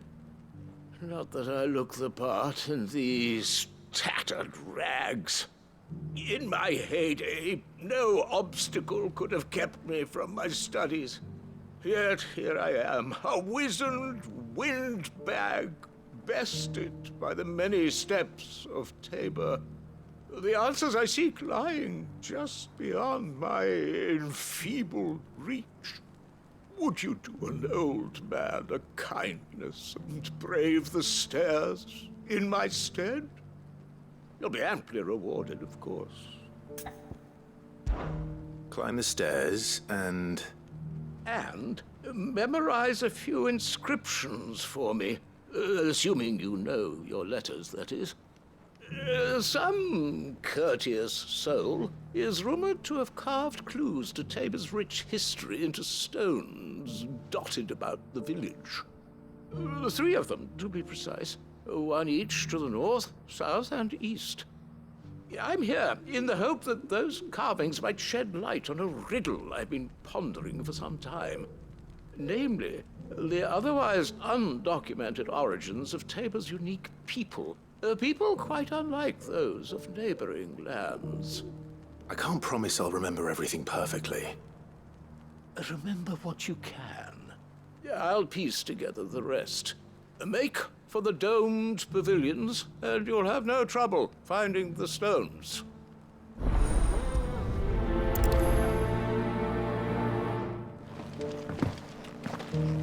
How are those new boots treating you? They're fantastic.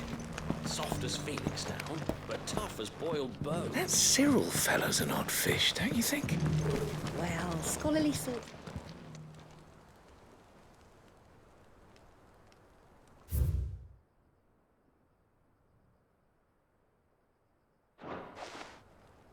No history would be complete without mention of the mother crystals. How it was. I don't like it. So it's these stones to Canva, and the rest of the boxes are ours.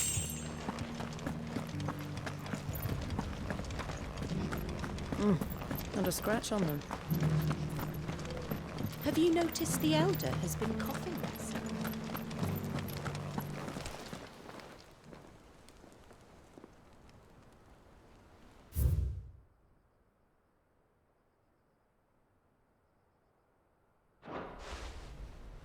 What golden plains might the wanderers have called home, I wonder? Mummy made a pottage from it. Sounds delicious.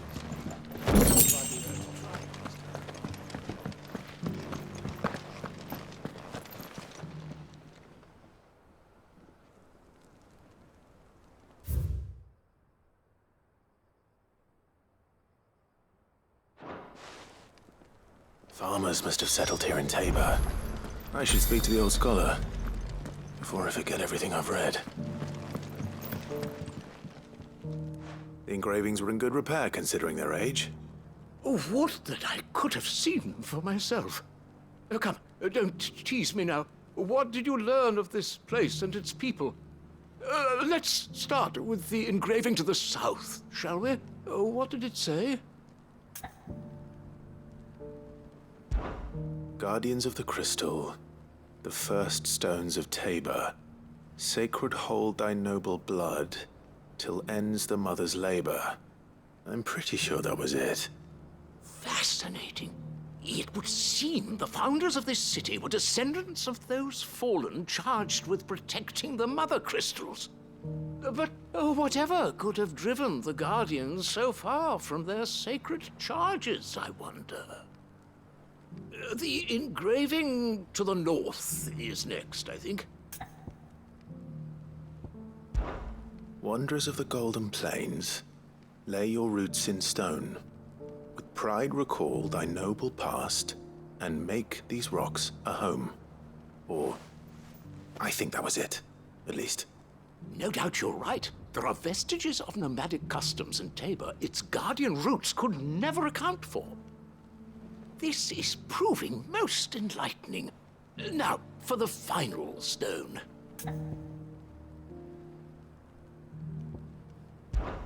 Children of the hunters, now tillers of the land, reap her promised blessing and give praise her gracious hand. That's all 3. And so, we add primitive farmers to Tabor's founding peoples, the final piece of the puzzle. 3 engravings, 1 for each of the 3 peoples to have settled Tabor in ancient times. Guardians of the Mother Crystal, wanderers from across the plains, and last but certainly not least, hunters turned farmers. Little wonder it was so difficult to trace the roots of Tabor's culture. Those roots reached down through 3 distinct traditions. And nonetheless, One cannot help but wonder why this fact is not better known among scholars, given that the stones stand here for all to see. Too many stairs, perhaps. Ha! Too many by far. Here, and thank you.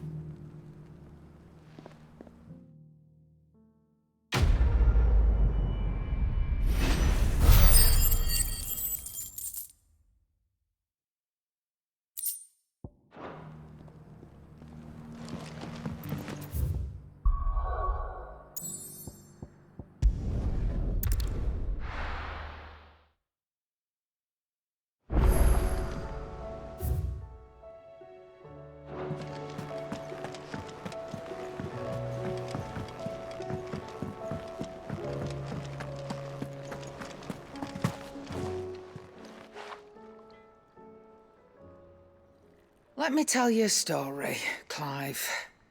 All right. Them rumours Wetlegs were spreading. Might be they weren't just tales plucked out of thin air. You see, there were a time when I weren't too particular about who I sold steel to, so long as they paid me the right price. Some women lust after blood, others after flesh, but me, I were always one for gold. And to satisfy that lust, I sold to opposing armies, stabbed my every client in the back, made myself the most hated woman in the twins. But then one day I met a man who made me a different kind of offer. Said he'd give me access to a realm-wide community of like-minded individuals in constant need of steel and sundries. On the condition I sold to him and his alone. Was that the first time you met Sid? Aye. And I fell right into his damn trap.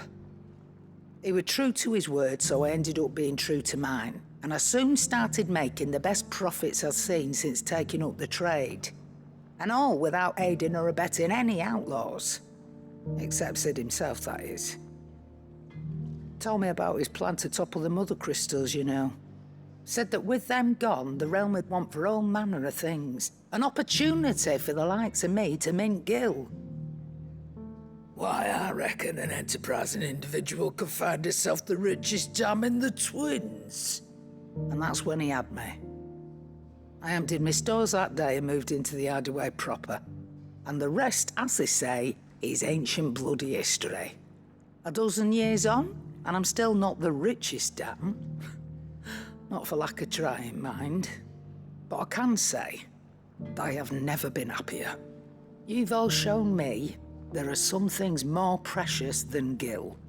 That there are. So don't you go messing it all up, or you'll have me to answer to.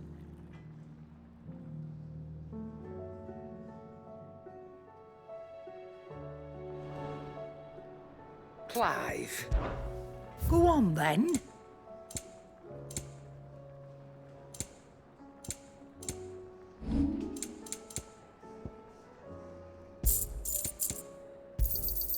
You got out else? I'll be thankful you got that much.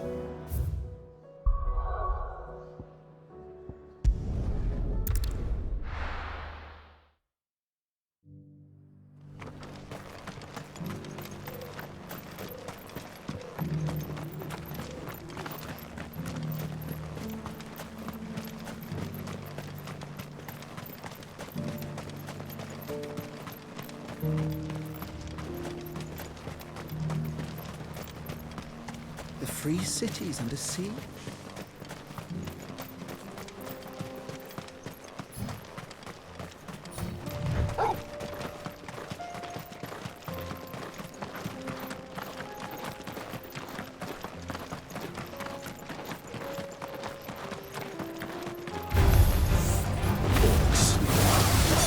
Then let us be rid of them.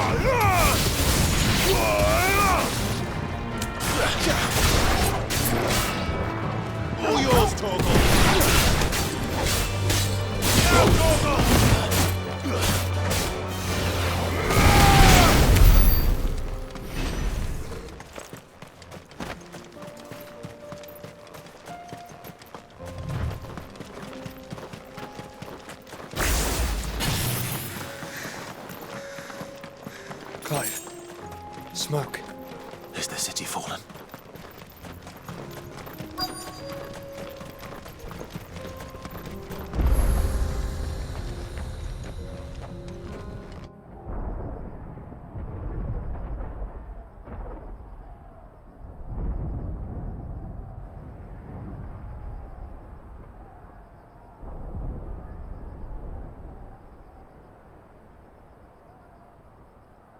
The free men are still holding their own, then.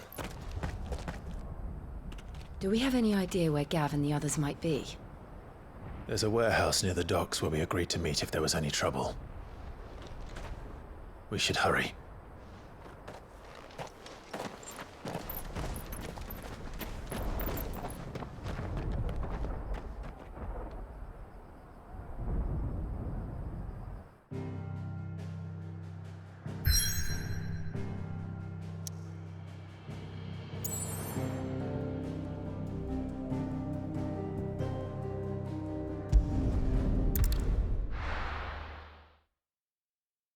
I'll be taking you all to a storehouse in the Bales.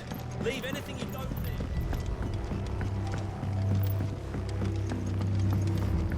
You know what you have to do.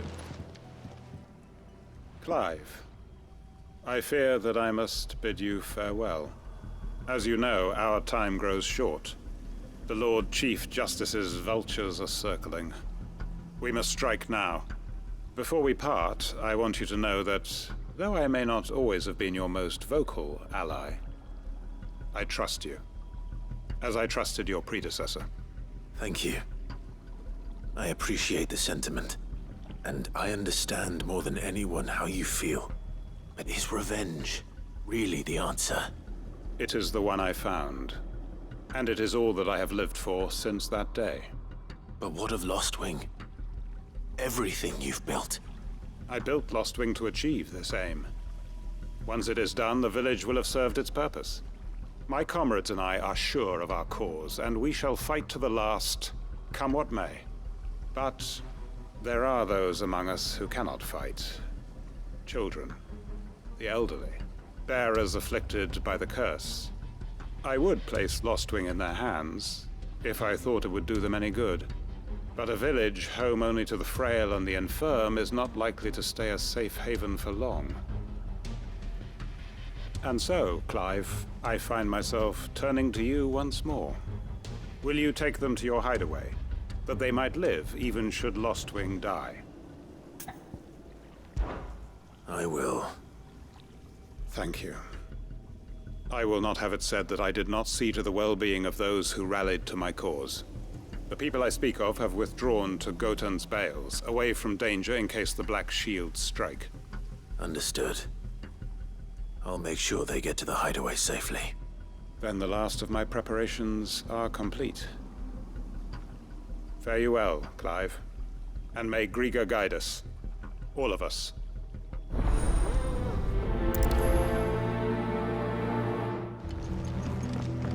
Come then, brother. We are awaited in Gotan's Bales.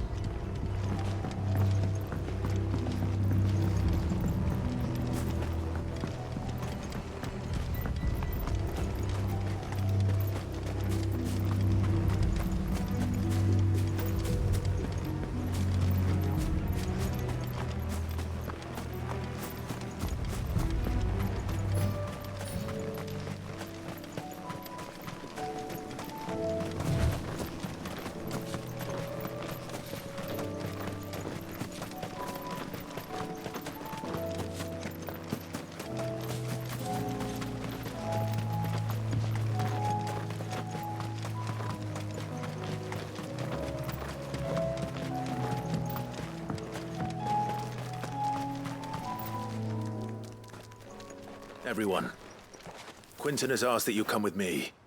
He can no longer guarantee your protection, but I can. There's a safe place I can take you to. Well, if that's what the Master thinks best. Sid, none of us would be standing here today if it weren't for Master Quinton. We owe him our lives. So we ain't about to start telling him what he should do with his. If he's saying we ain't safe in Lostwing no more, it's 'cause he ain't coming back. And if that's what has to happen, then so be it. I only hope he can see this through to the end. That we get to see justice done. I hope so too. Oi! You lot! Where's everyone else? They ain't already left, have they? They've gone with Master Quinton. Fuck! Fuck! Fuck! What's wrong? I've just come from the Justice's Manor. We have to get Quinton to call off the attack. It ain't just the Black Shields protecting the place. He's got a guard dog and all. A fucking monster! They don't stand a chance against that thing. If I don't get the message to them, they're all gonna fucking die! No. We can't let this happen. Sid! Don't worry about us. You've got to catch up with him. We can't let Quinton die before that bastard does. All right. I'll do what I can. Where is this manor? It's way over to the east, through the woods. Heavenhall, he calls it. Promise us, Sid. Promise us you'll do what you can.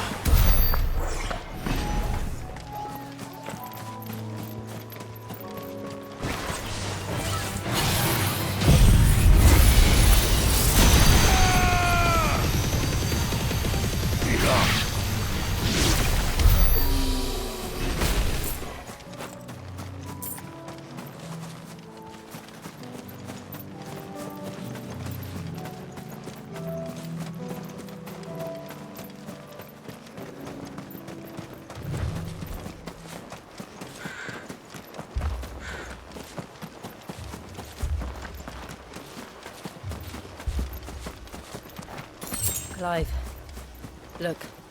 No. Don't tell me we're too late.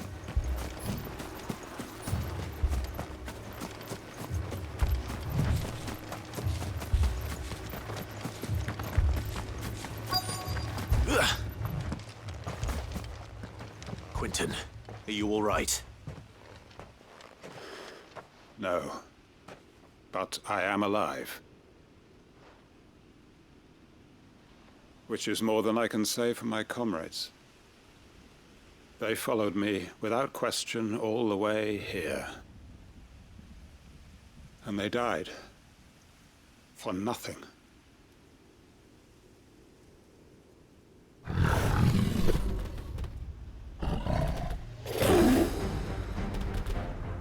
This must be the guard dog. Quinton. I'll hold it off. You go. But...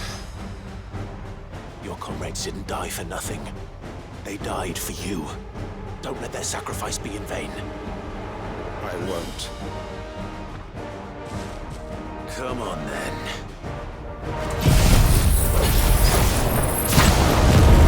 That is your new guard dog. No. Just a rabid beast that needs to be put down.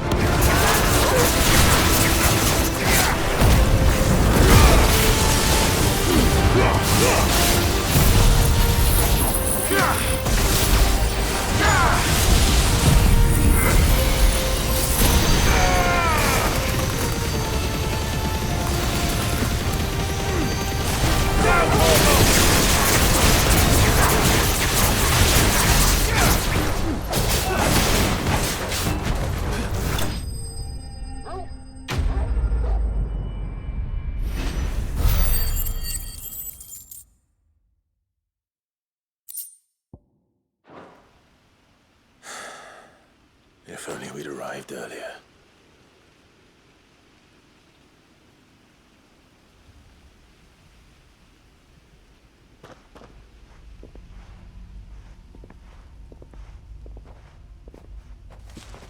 Is it over? It is. He wept and begged for mercy. And I cut him from ear to ear, just as I dreamed of doing all these years. All my plans, building a haven in Lostwing, freeing bearers from their chains and recruiting them to my cause. It was all for this. But what is this? Justice? My faithful comrades. All those lives lost, so that I might take another. Quentin. Master Quentin! Oh, thank Grieger you're safe. You're alive. And so are you. I'm so sorry. I tried to warn you about that thing. And I hate to say it, but there's more bad news. It's Lostwing. It's been flooded. What?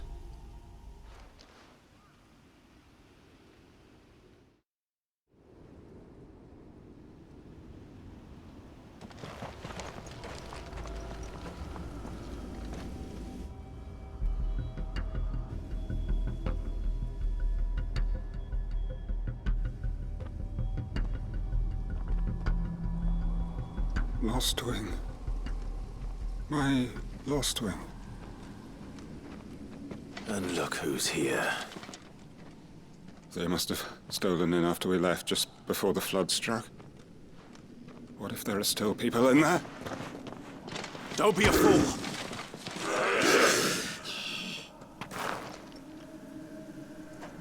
Damn it.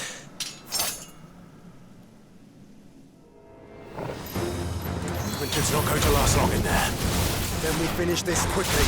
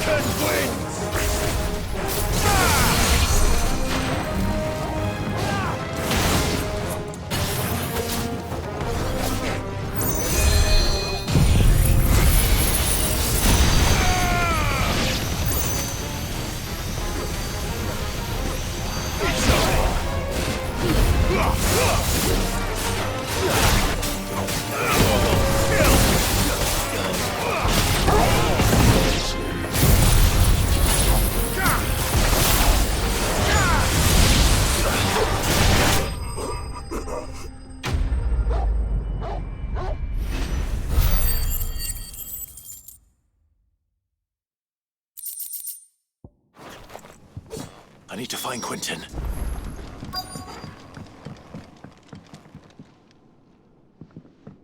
Quentin! Quentin! Look at me! Thank the Founder. He hasn't turned. I'm going to get you out of here.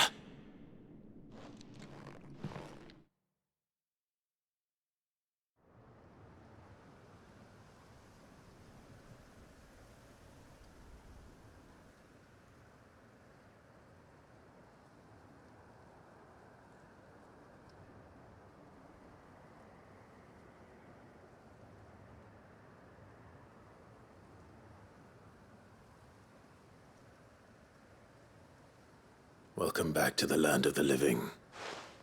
Is Lostwing? The flood has filled the valley. I see. Then all is at an end. A strange way to achieve one's life's ambition.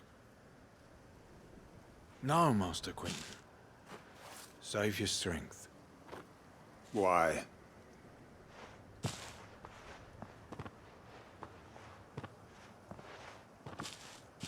All that I strove for is gone. Only emptiness remains.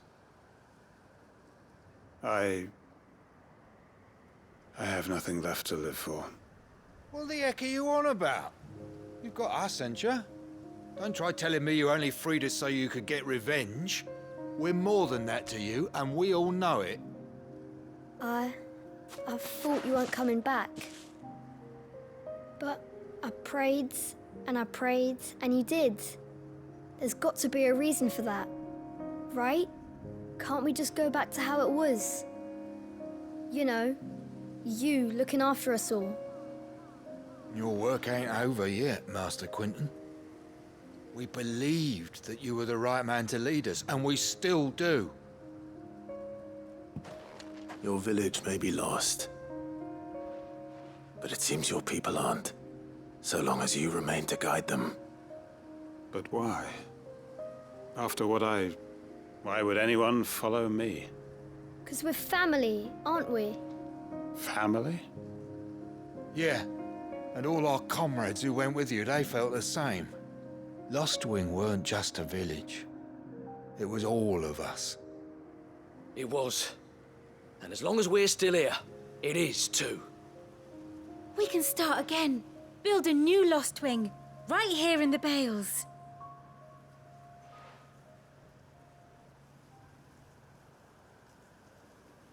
A fresh start.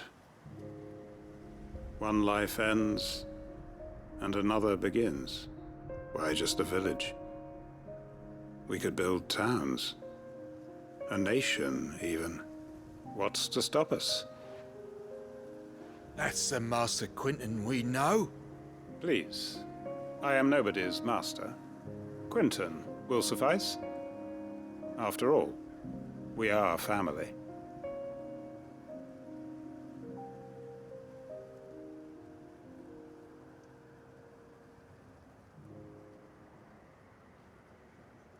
Permit me to withdraw my request. I will no longer be needing your help in looking after my people. I'll pretend you never asked.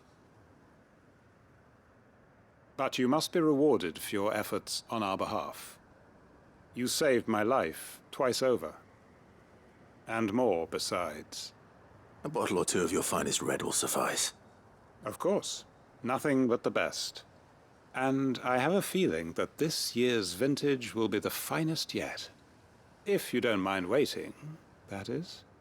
I look forward to it.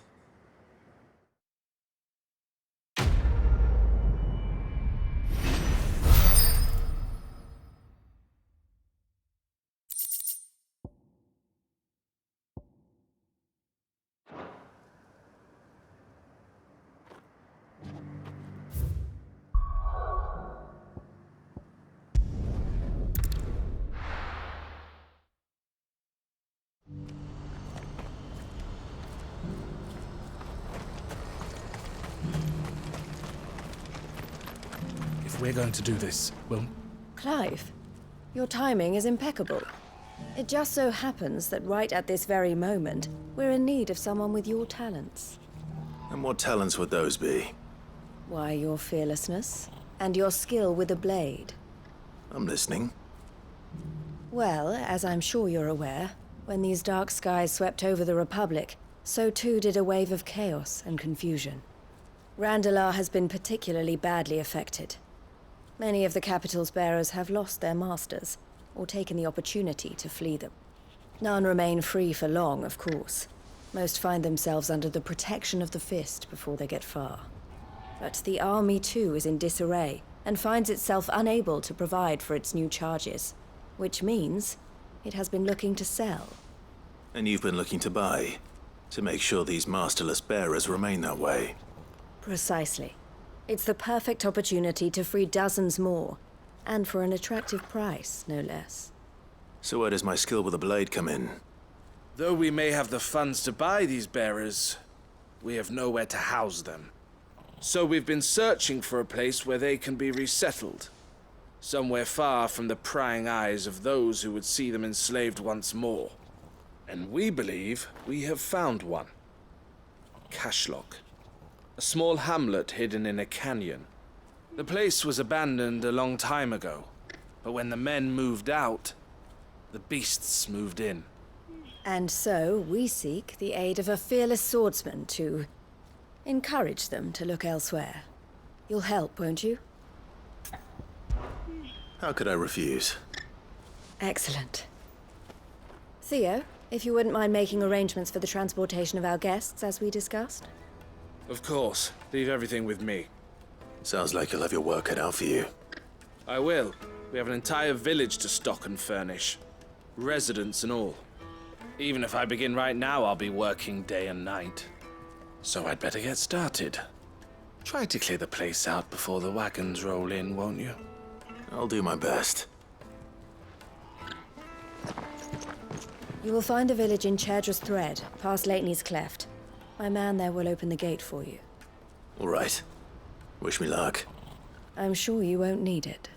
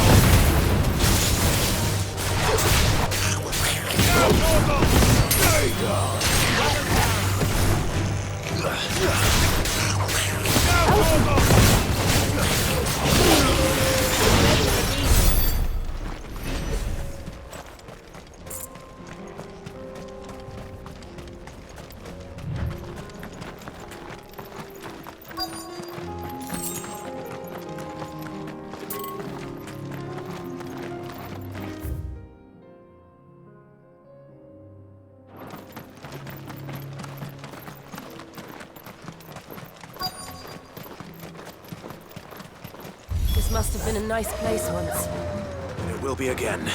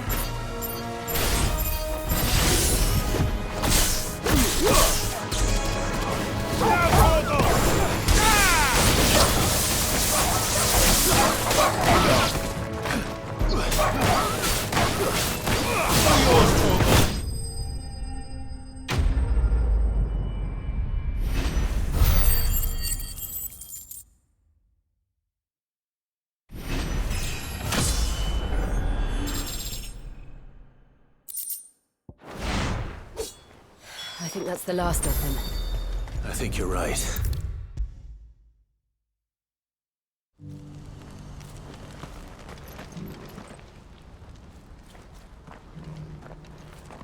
Something the matter, Theodore? Quiet. Those are our terms. I trust that you will give them your full consideration. I shall. Thank you.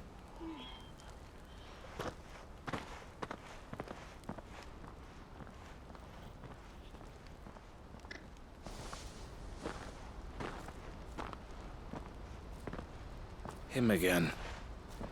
Someone you know? Yes.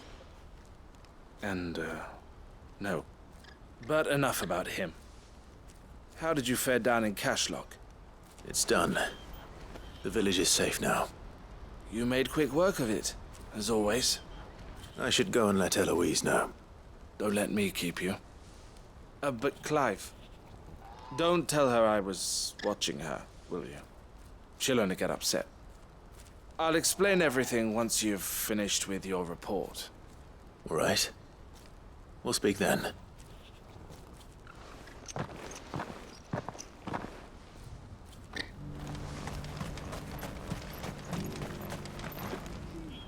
Eloise, I just got back from Cashlock. The village should be safe now. Thank you, Clive. Here, something for your trouble. Well then, now that you have laid the groundwork for our little project, I suppose we'd better finish the job. The first thing we'll need to do is make sure our offer for the bearers is accepted. You're still in negotiations? We are. A trusted colleague has been dealing with the Fist on our behalf, but things have been trickier than we anticipated. I suppose it's to be expected. This is the army we're dealing with. Fighting's what they do. But we shall emerge victorious in the end. Well, if you need any help, you know where to find me. I'm not sure I do, but thank you all the same.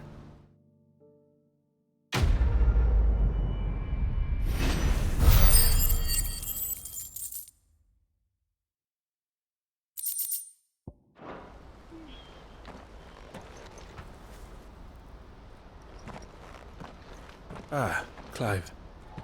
You wanted to talk? The man I was watching earlier, the one speaking to my sister. He represents the Silver Peak Consortium. It's one of the bigger trading houses. I don't think I've heard of them. Well, every trader in Dhalmekia has. They operate across the length and breadth of the Republic, and they're still expanding. They've been trying to get Eloise to join their ranks for some time now, and judging by her reaction earlier, I'd say she had half a mind to accept their latest offer. And you'd rather she didn't? I would rather she did what makes her happy. And I would never deny her such an opportunity. Eloise saved me from slavery. And we have striven to save others like me ever since. But this was not the life my sister wanted, nor the one she deserves. I won't let her give up on her dreams again for my sake. She freed me from my bonds, and she must be freed from hers in turn. You're a good man, Theo. I have always been grateful for what my sister did for me, and I want to repay the favor by letting her live her own life. But each time an opportunity to do just that arises, she turns it down. For my sake. She loves you. And I love her. Which is why I want this time to be different. To show her that I don't need to be watched over anymore. Though I'm sure I'll still need some help from time to time. I trust that I can count on you. Always. Thank you, Clive. Well then, I had better get back to work. These bearers aren't going to move themselves. That's a job for the Crimson Caravans.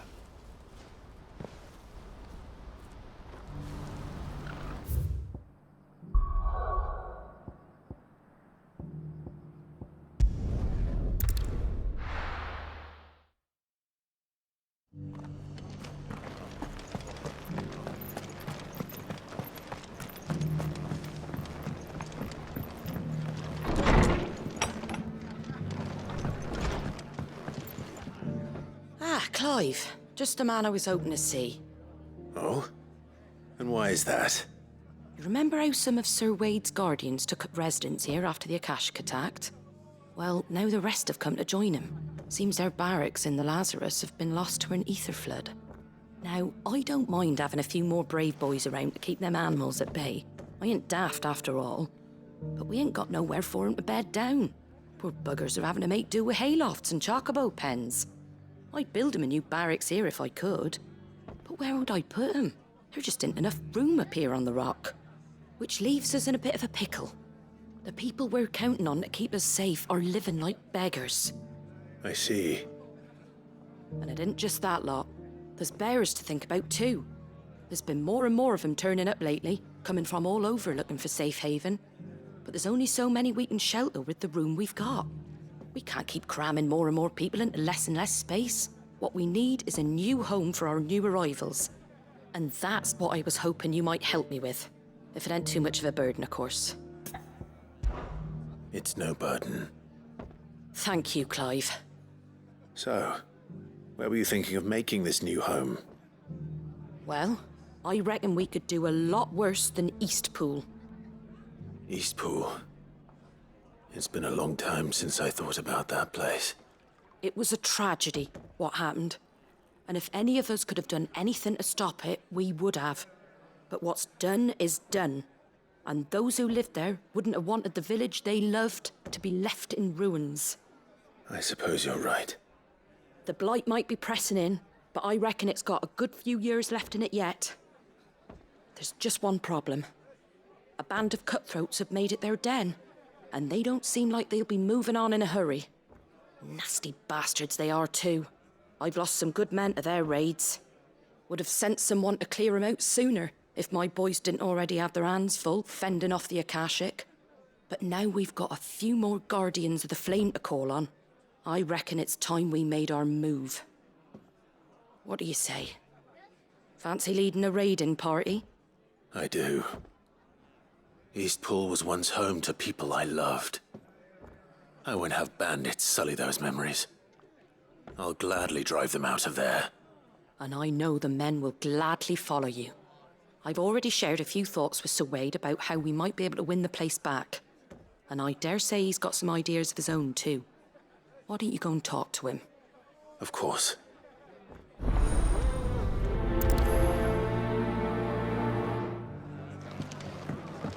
Back to Eastpool, then. Not just yet. Let's hear Wade's plan first.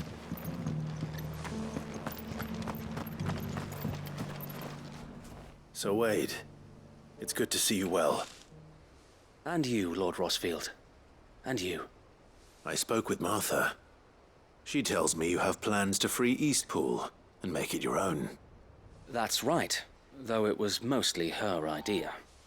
I rather fear my men have been treading on her toes somewhat since joining us, not to mention each other's. And then there are the bearers, men and women who found the courage to flee their masters and sought refuge here. We need somewhere to settle them, and I can think of worse places than Eastpool. As can I. Which is why I agreed to help you win it back. That's very kind of you. I'd be most grateful if you would.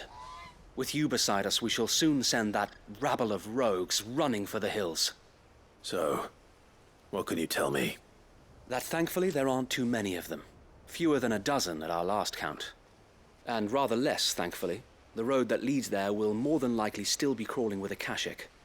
A small force would suffice to clear the village, but if the Akashic were to follow them in, that force could end up trapped between a rock and a very hard place indeed. I'll head into Eastpool and deal with the bandits. You and the Guardians can stay outside the village and fend off any Akashic who come too close.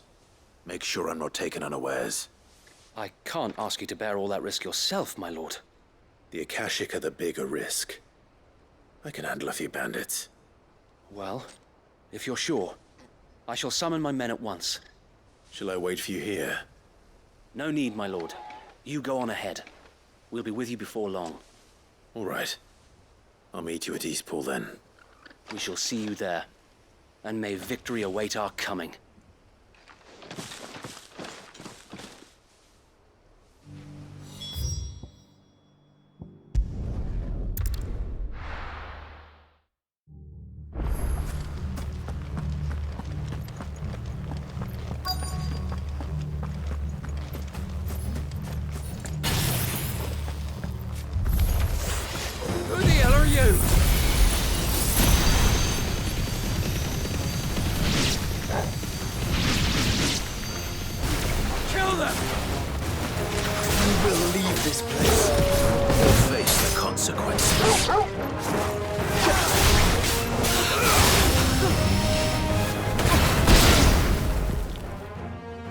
That's the end of that, then.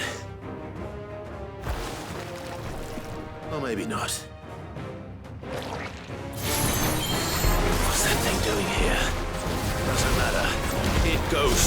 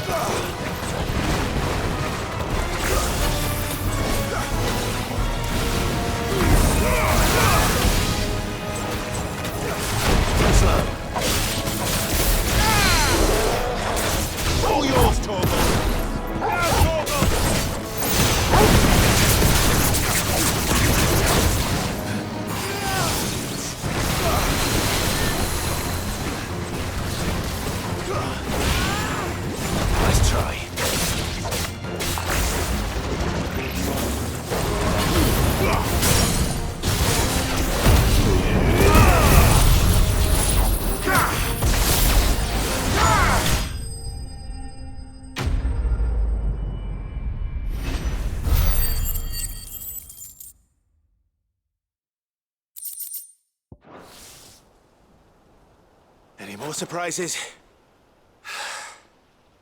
I'll take that as a no. Bravo. A magnificent display, my lord. You were watching? I thought you were keeping an eye out for a Kashik. We were. Put down more than a few on the road, then arrived just in time to see you slay that... whatever it was. Let's hope it was the last of its kind. Though I expect you and the Guardians will be up to the challenge should another appear. I would hope so, my lord. Your men will be bringing the bearers who'll be living here, I assume. It might be best to send word for them to come right away, before any other unsavory characters move in. Of course. I'll send orders for them to depart immediately. Leave it with me, my lord.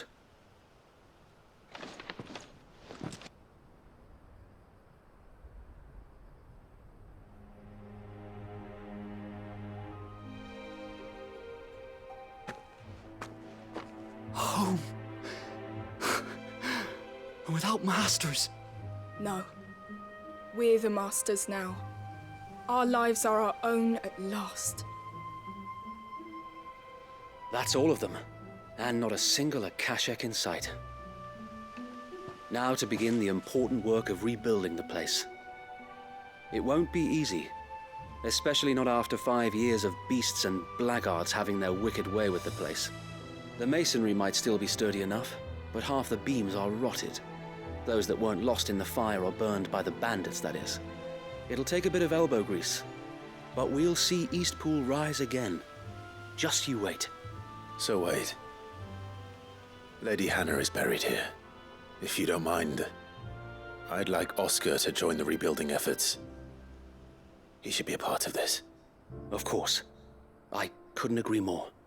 I'll let Martha know that everyone arrived safely. If you need anything more, you have only to send a Stolas. And we will, my lord. Safe travels. Eastpool lives again. Let's go and tell Martha the good news.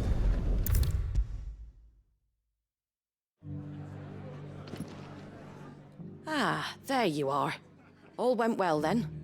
Sir Wade told me you got rid of the bandits while his lot kept an eye out. Nicely done. And what's all this about some shape-shifting nightmare showing up? On second thoughts, don't tell me.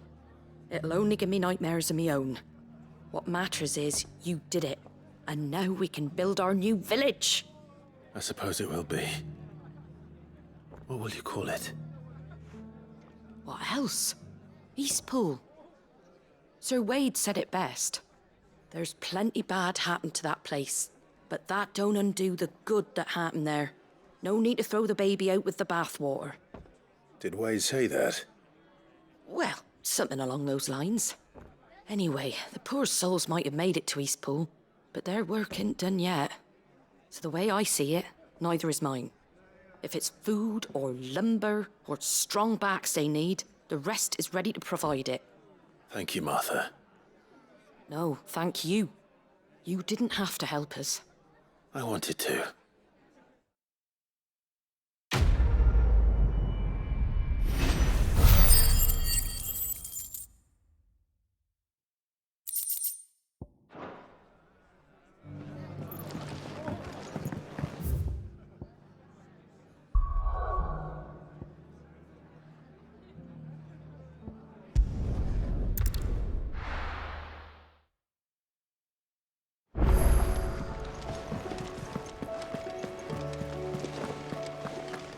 Did you see that? Tell me you saw that.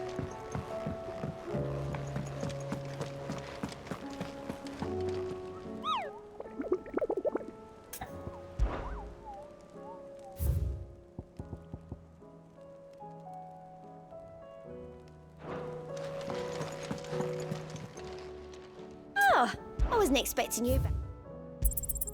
You earned this. Best of luck out there, Sid.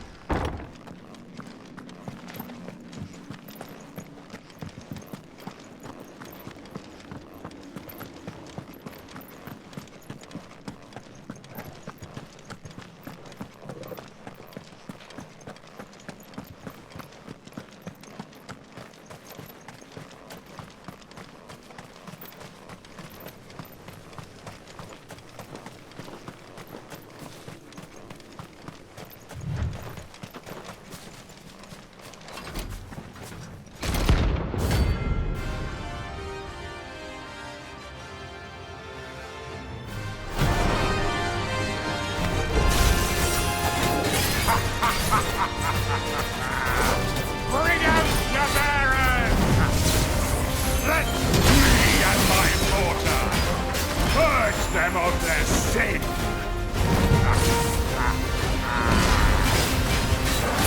I'm doing my mother's bidding.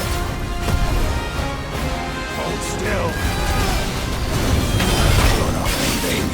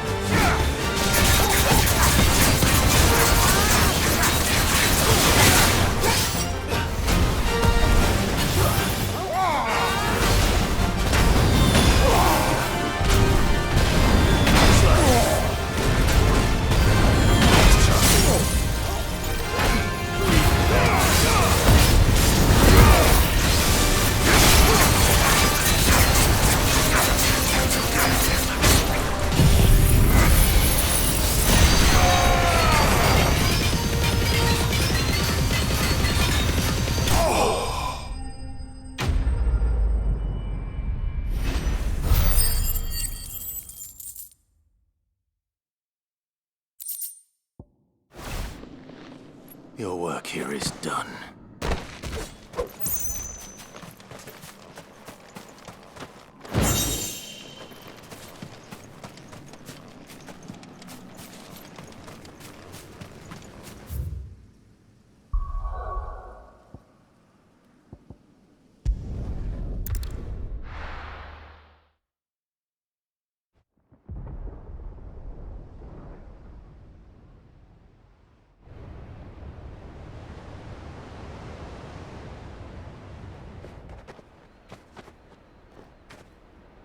Sounds like thunder.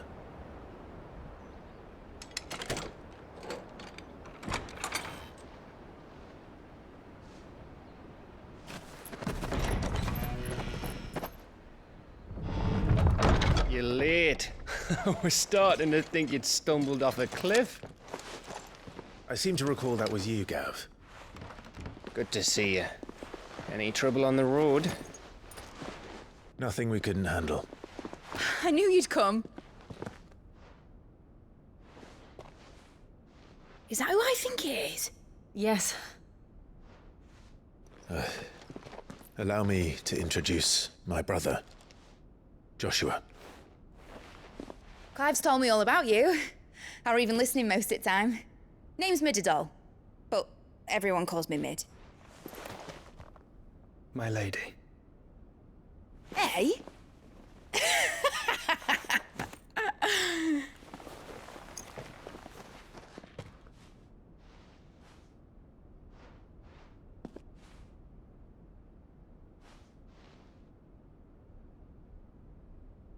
My boy.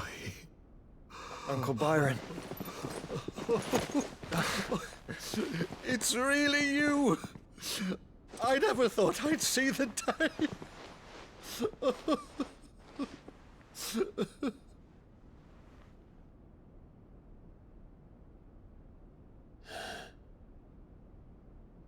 So these Akashic are being controlled?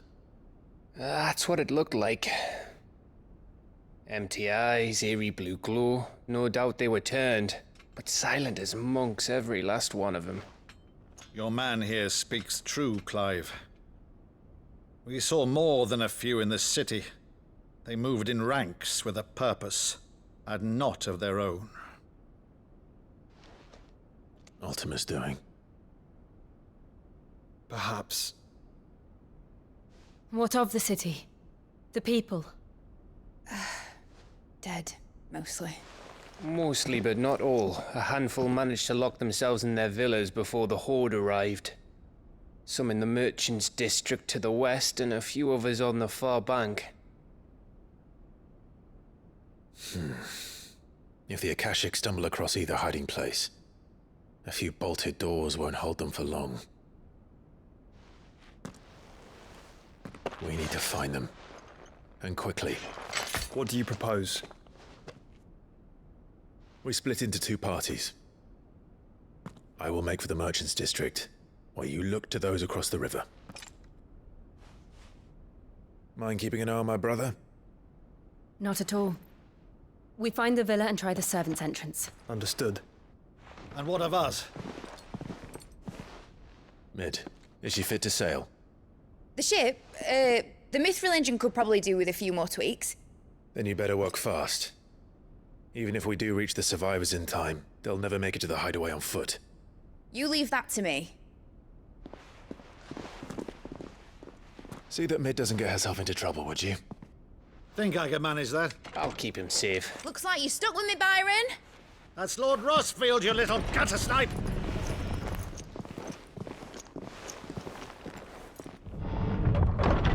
Shall we then? And you keep Clive safe. Be careful. Both of you. You too.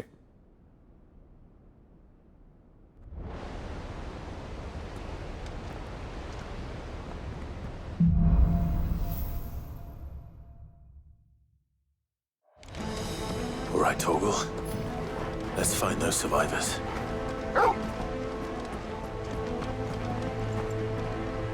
They don't stand a chance against those things.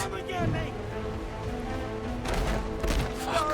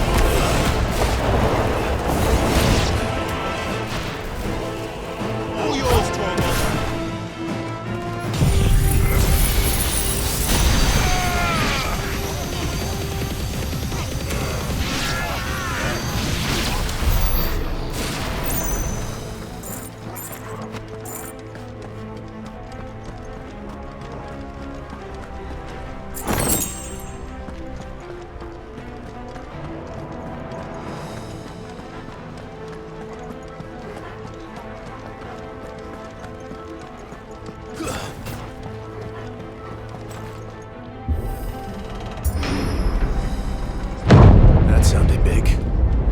Joshua and Jill must be busy. Right.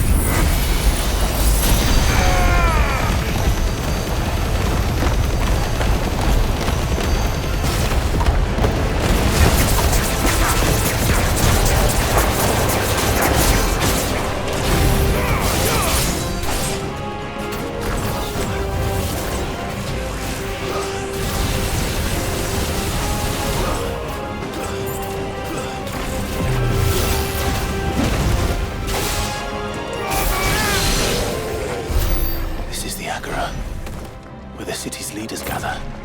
There may still be survivors inside.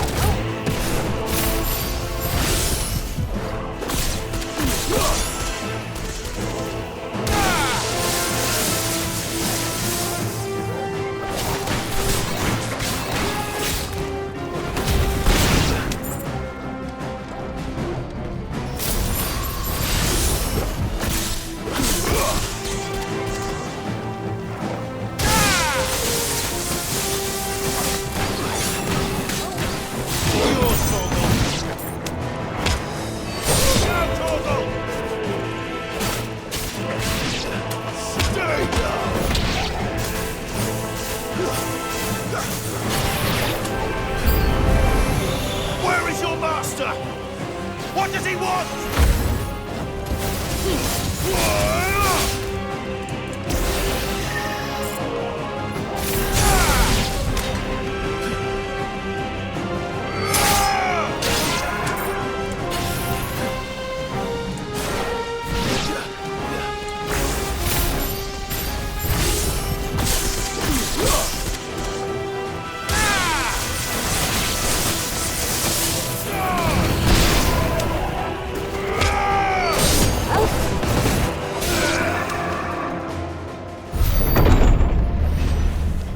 You've caused quite the commotion. But then I would expect no less from you, Muthos. You again. I don't believe we've been introduced. You were in my family's crypt. And now you're here. With an army of Akashic thralls. Manners, Lord Rossfield? They are men, like you and me. Albeit ones unburdened by the wills that drive our kind to madness. They are pure. They are divine. What? And they are all that remains in this once raucous city. You'll pay for what you've done. As you wish. I confess I have been very much looking forward to this. Pardon me this indulgence, Your Majesty. The vessel shall not be spoiled.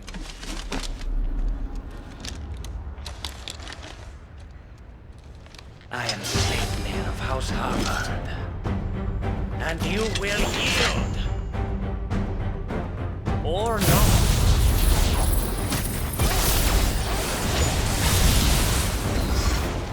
As long as you don't hold back.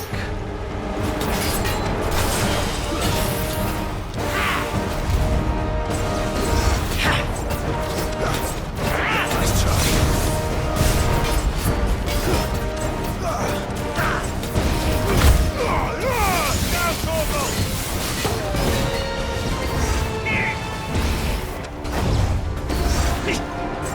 Too slow.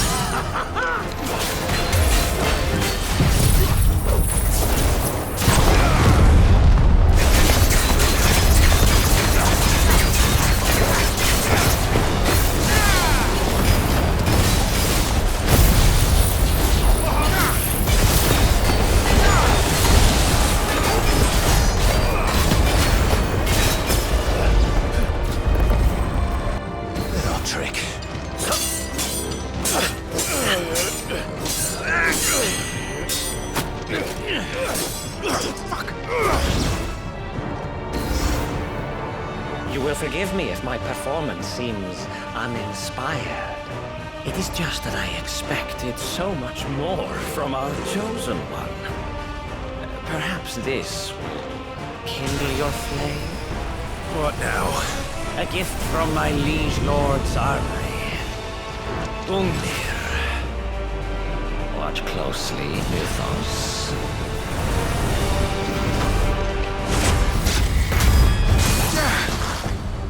Yes! Yes!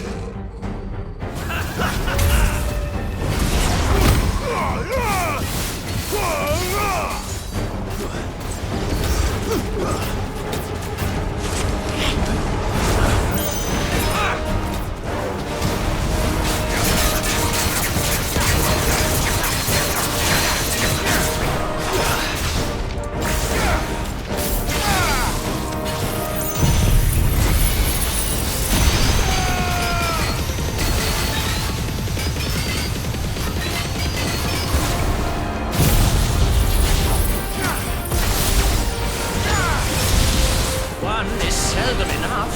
But you're not agreeing. Actually, I wouldn't.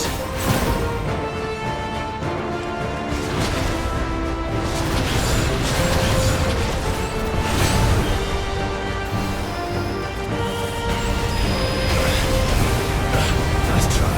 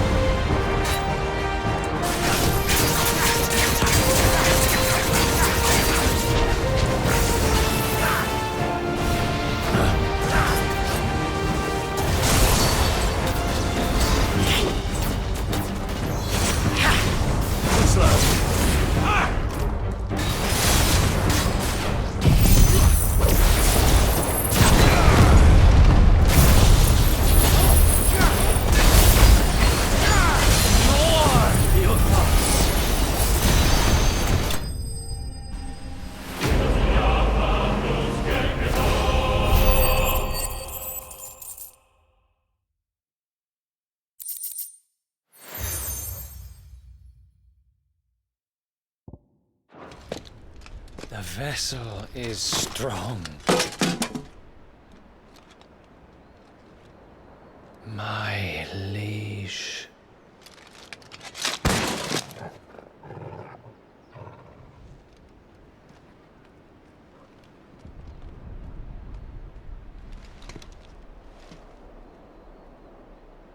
Clive! You're all right. As are you, I see. We are, yes. I'm sorry, but we couldn't save them. It was over before we arrived. Well, you did what you could. I fear we were all too late. What's wrong? Nothing. I hope.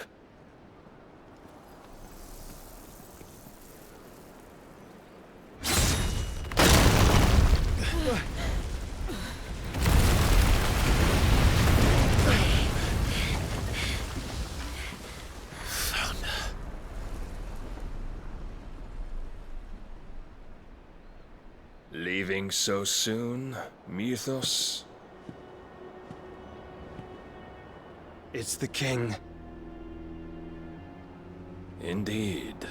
You may kneel before Barnabas Tharm, Warden of Ash and King of Waloed. Get back.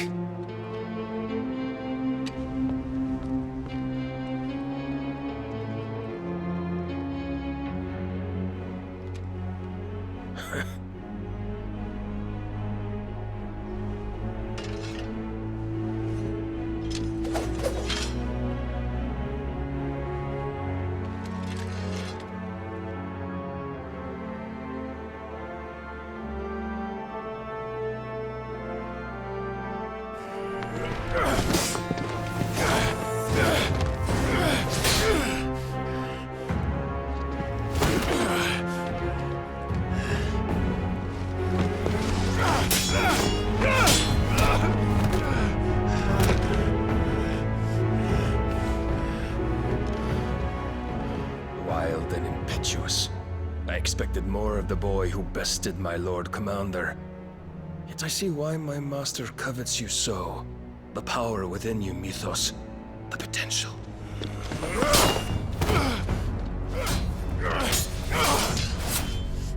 Stop calling me Mythos.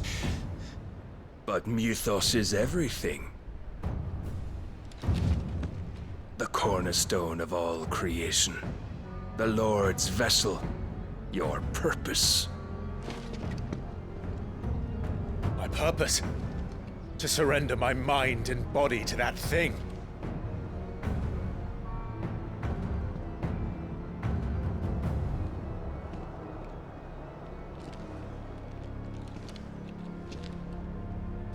No, Your Majesty.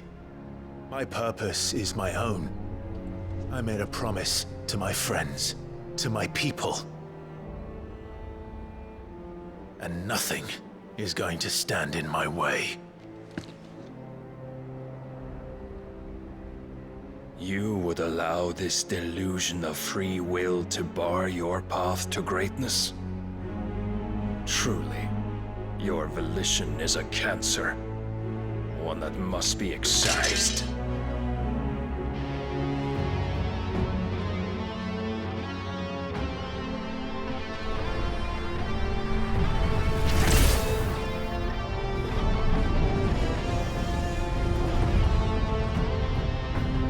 Try it.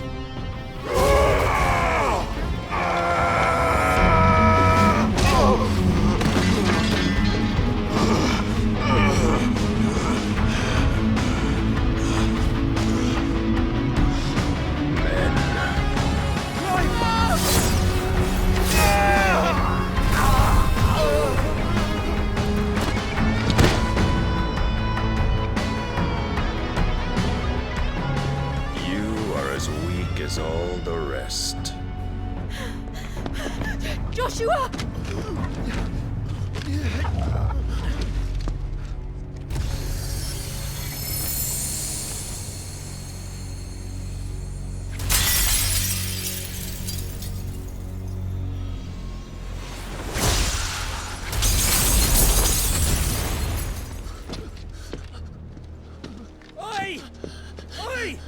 This way!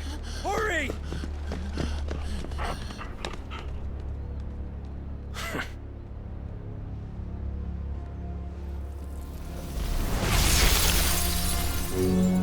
Power beyond reckoning, and they use it as a crutch. Such a waste.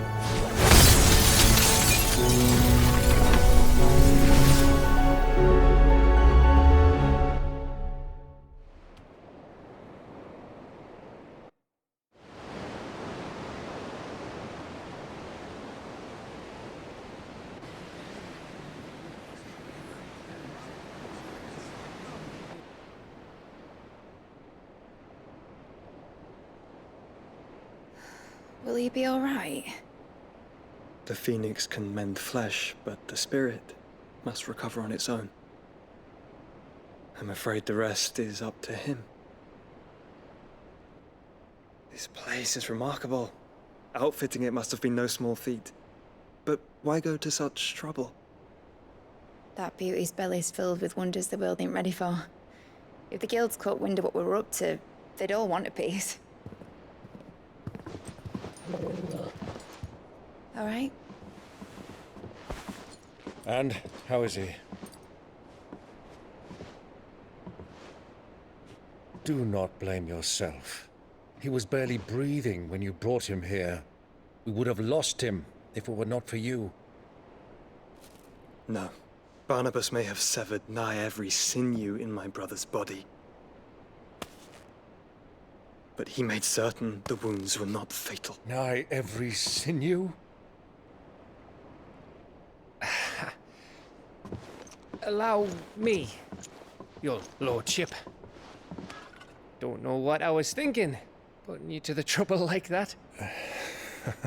'Tis no trouble carrying comestibles to my ailing nephew. I know, but you've already done so much for us. Pouring your gil into the hideaway and now the ship. I don't want to take the piss. You risked your life. And for what? Some girl you hardly know. Why'd you do it? You not mad or something? I wouldn't go that far. Clive! You're awake. My boy. Oh. All I want to do is help. And the world won't save itself. It was Sid. Your father, who taught me that. Sounds like him. Don't you dare do that again. What of the Royalists? Fucked off, the lot of them, along with the galleon. With the king on board, no doubt. The Iron Hair wouldn't sail without him. Clive. Jill didn't come back. What do you mean? She kept the king busy while the others dragged you out. It's all right, Mid. Jill is fine. The ether of her icon endures. And as long as it does, we can be certain she is alive.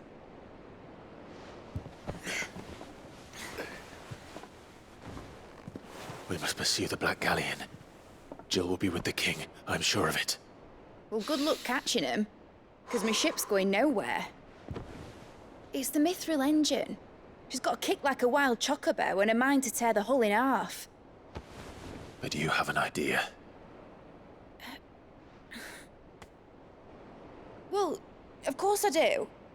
My dad'll have seen this coming a league off. If I had his old writings... If you had his old writings, you'd be sitting under a fuckload of rubble. The ones Otto didn't save anyway. I suppose he might still have a few pages in his stores. We'll have to hope it's enough. Do what you can to ready the ship. I'll speak with Otto. In your condition, you really are mad. Perhaps. But the world really won't save itself.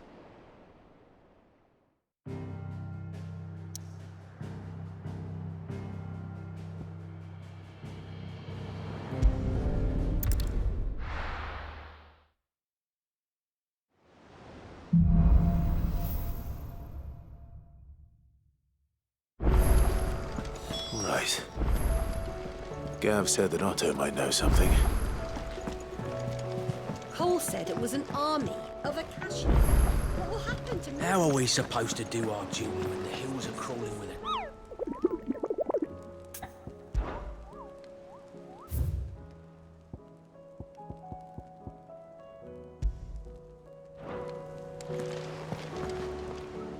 Clive? But if you're here, where the hell is everyone else? Don't tell me. They're all right. But it's a long story.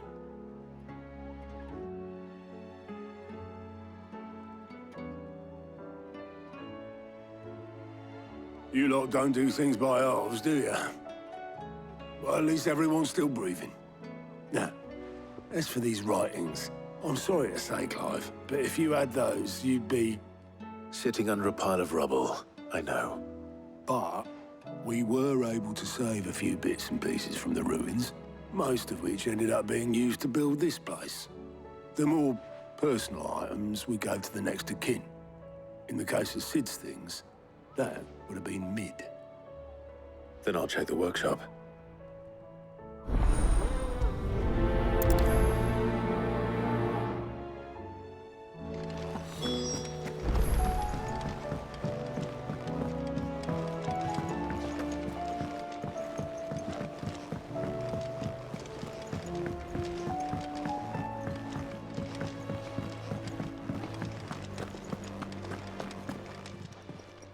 Aye, it's a dangerous world out there.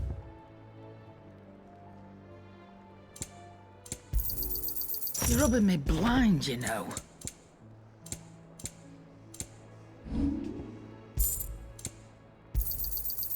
I reckon I can find a buyer.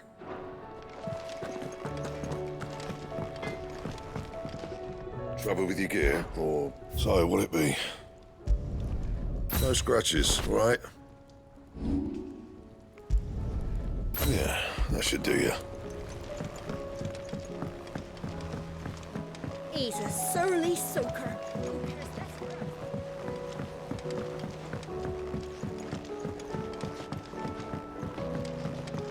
Sid! Heard you were in Canberra fetching young Ned. Miss Shirley, how can we learn to be clever like Miss Medidol? Do you think Mid's ship will ever sail?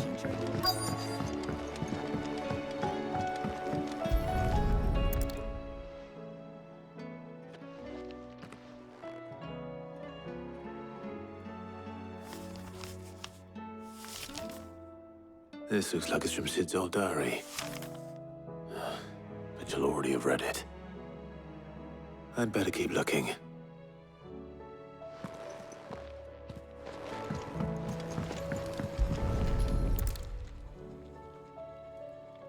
What do we have here? Oh. Sid's pipes. Something tells me Mid won't be needing these.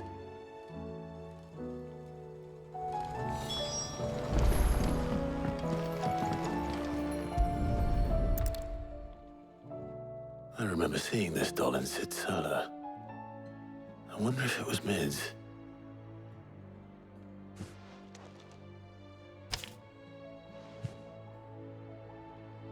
Huh. What's this tucked inside it?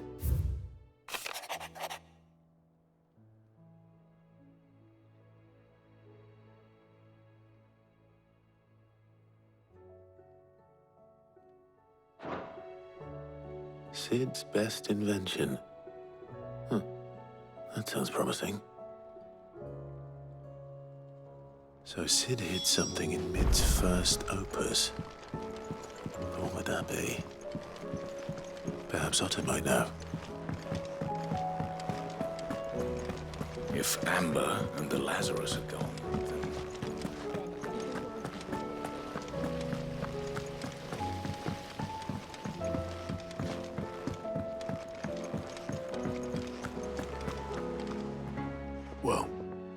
Did you find anything?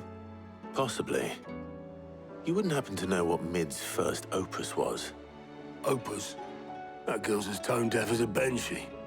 Unless you mean the orchestrion. She couldn't have been more than, what, 11, 12 when she cobbled that thing together? It surprised us all. Not least her dad. You should have seen how proud he was of the little scamp. What's that battered old box have to do with anything? I think Sid may have hidden something inside it. Wouldn't surprise me. Those two and their bloody treasure hunts. Half the things in the hideaway were hidden one time or another.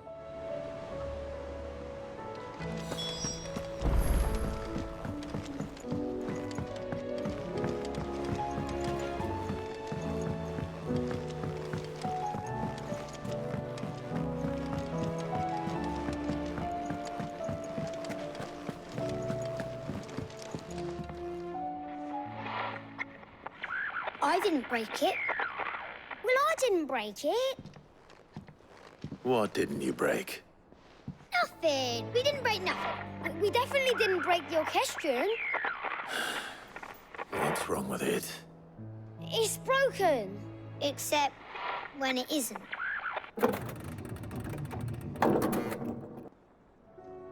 See? And you had nothing to do with this? Nope, nothing. We just wanted to listen to all the songs at once. So we pressed all the buttons. Like this.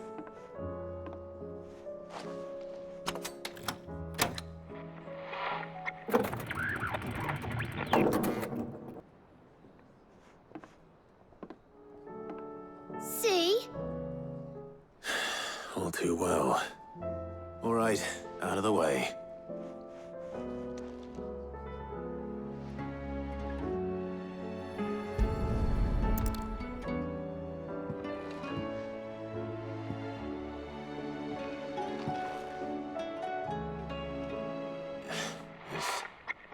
Something caught on one of the gears. Did you break it? Can you fix it? No, I mean, yes. There. How about now? You fixed it! Sid fixed it! He more than fixed it! Yeah, new music! Huh. Never heard this one before. They started playing when I removed this. Whatever it is.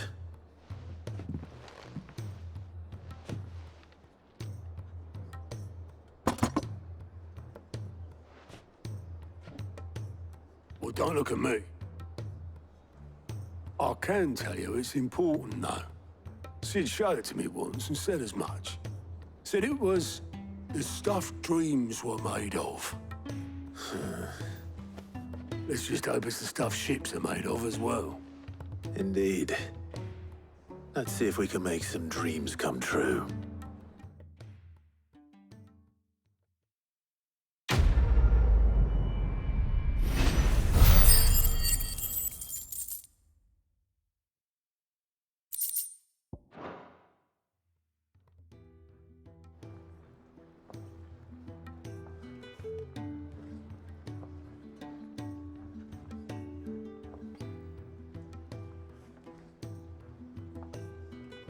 Just the two I was looking for. Aye. Lose a patient? Actually, yes. The Crown Prince just left. Dion left? Unless you've another word for stood up and walked off. Yes, left. He did have the decency to leave a message with Obelisk before commandeering one of his dinghies. Should we go after him? No. We're not the Prince's keepers. He's free to do as he sees fit. I'd rather he did so in bed. His wounds are nowhere near healed. Much like yours, I suspect. Otto told me what happened in Canver. What is it with this realm's princes and their aversion to rest? Ask me when I get back. Though I may be sometime. Then at least try to stay safe. And if that fails, try to stay alive, eh?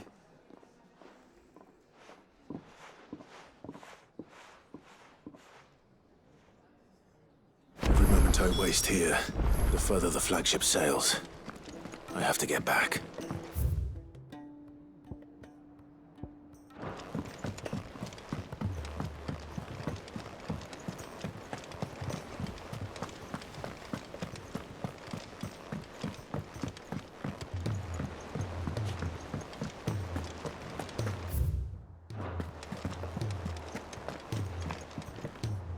All right, Clive. Blackthorn told me you helped him out again. Tough for that. Speaking of which, I'm actually a bit, Worried about him. And you want my advice? afraid so. It's a bit of a funny one, this, but I saved this posh knob while I was out on a mission, and he gave me this flashy ring to say thank you. So, obviously, I show it to Blackthorn, thinking he'll be impressed, only for him to go white as a sheet and quiet as a curl instead. Try as I might, I can't for the life of me work out what could have got him upset like that. And seeing as how Blackthorn opens up when you're around, I thought maybe... I'd speak to him again. Well, I suppose there's no point leaving him to stew. Cheers, Clive. I'll be sure to pay him a visit as soon as I have a moment. All right, I'll meet you by the forge then. You come along when you're ready.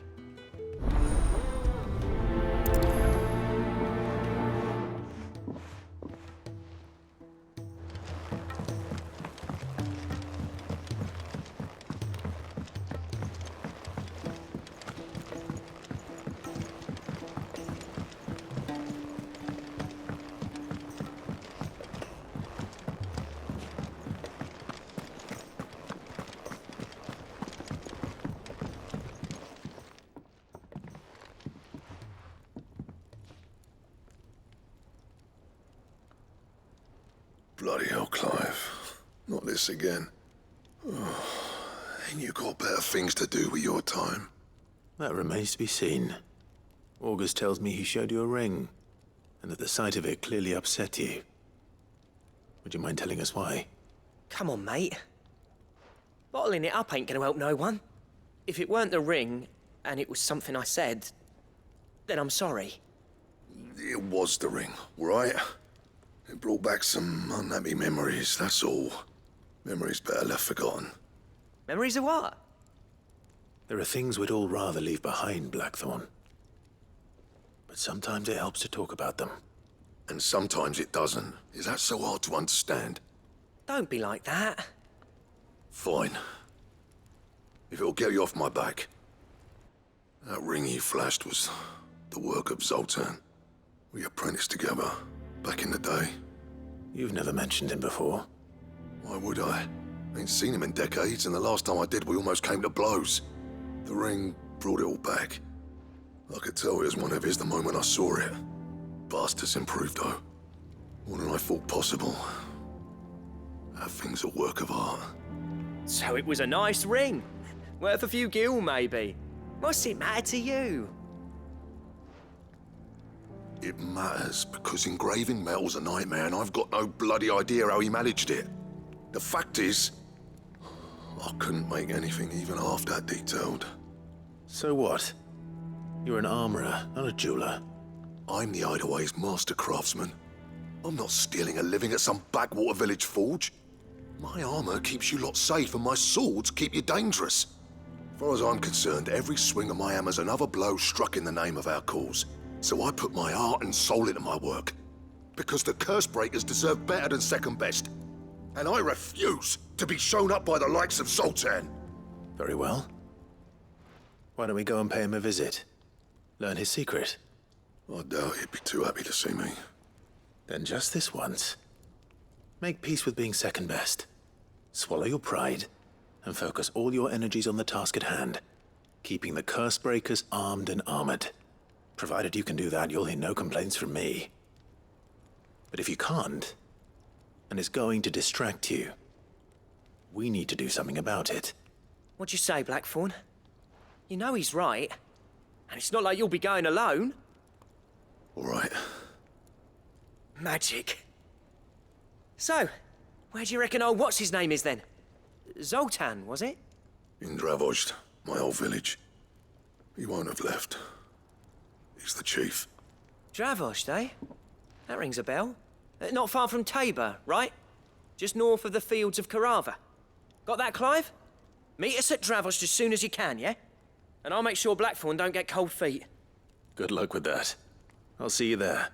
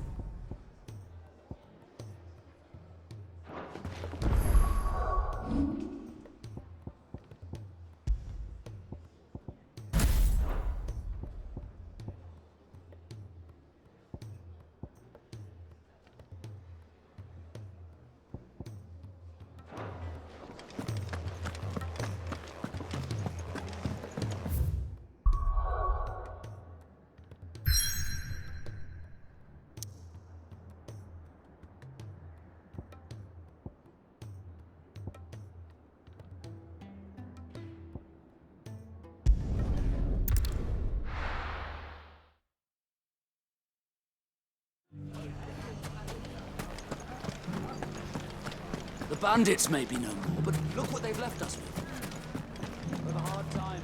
Mummy, are the bad men going to come back? The gentlemen of the town guard are as radical.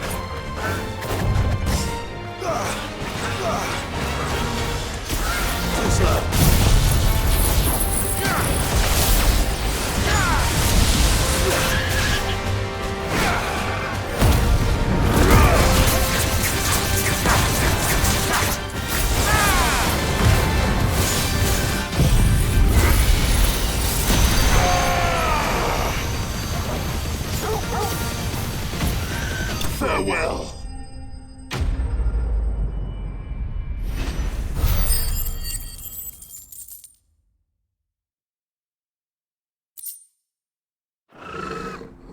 Poor beast. There was nothing I could do.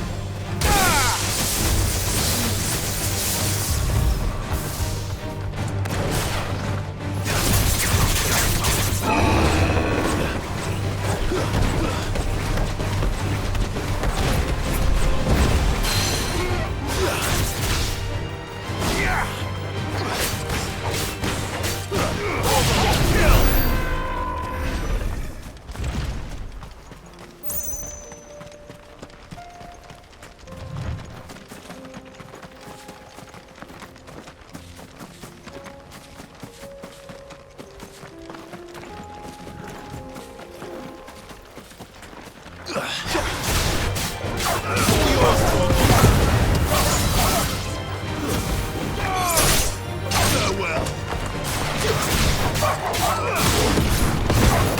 All yours, Torgal.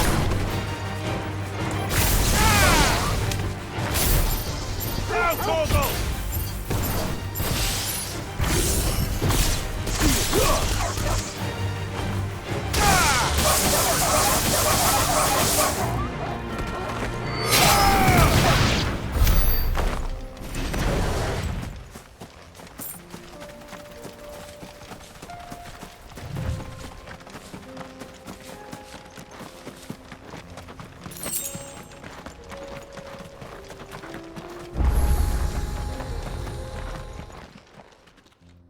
Kicked out already?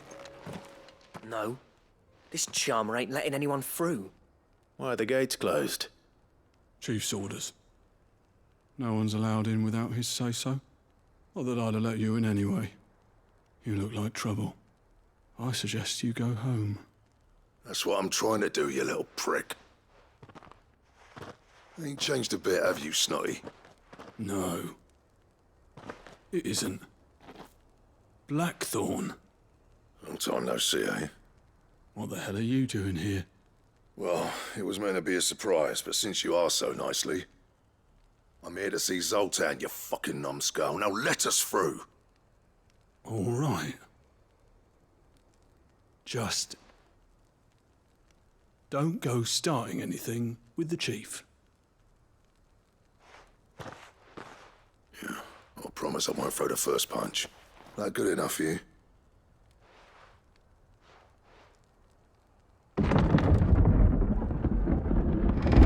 Go on then. Much obliged.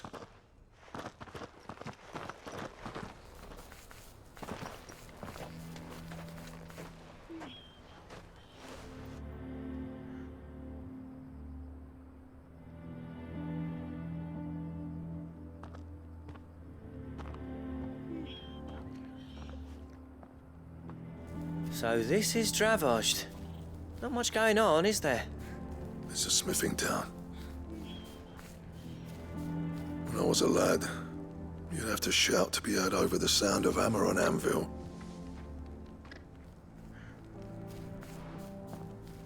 Clive, you're good with people. You speak to Zoltan. Hey, you ain't backing out now, are you? There's a river of bad blood between me and the chief. But if someone can build me a bridge, then I'll cross it. All right. I'll see what I can do.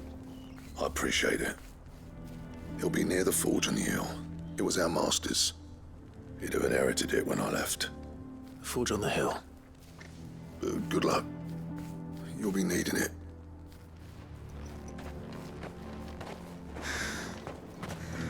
But if we can't fire the forges, how are we going to earn our keep? Shut your hole. Mama, why hasn't Papa come back yet? He's helping the chief with something. Hotter! Hotter, damn it! Those miserable flames wouldn't melt butter, let alone iron. Pardon the intrusion. I'm looking for the chief. That'd be me. It's a pleasure to meet you. I'll bet it is. Keep the gates closed, I tell him. Well done, Snotty. You're not welcome here. Get out. Before things turn nasty. Blackthorn's here. What did you say? He's traveled a long way to see you. Yes, has he? He's waiting. Down by the gates. Then I suggest you take him with you when you leave. Didn't you apprentice together? So what if we did? Fuck! We're getting nowhere. These bearers' flames are next to bloody useless. We're never going to be able to fire up the forges unless we can find some new crystals. I'm a busy man, as you can see, so do me a favor and piss off. Oh, and if you're struggling to find your way out, ask Blackthorn. That prick knows exactly where the exit is. He's not wanted here. and neither are you. All right. I'm going.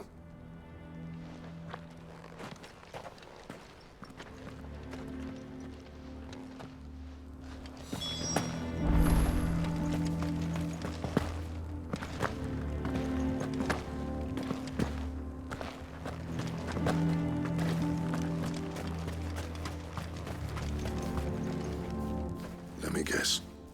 Zoltan told you to piss off. As a personal favor to him, yes.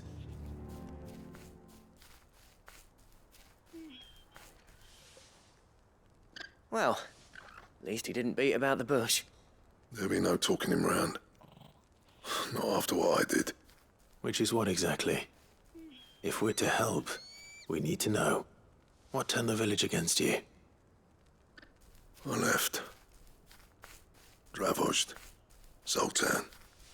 The burden of leadership our dying master dropped in our laps. All of it. There are two kinds of smiths in this world, you see.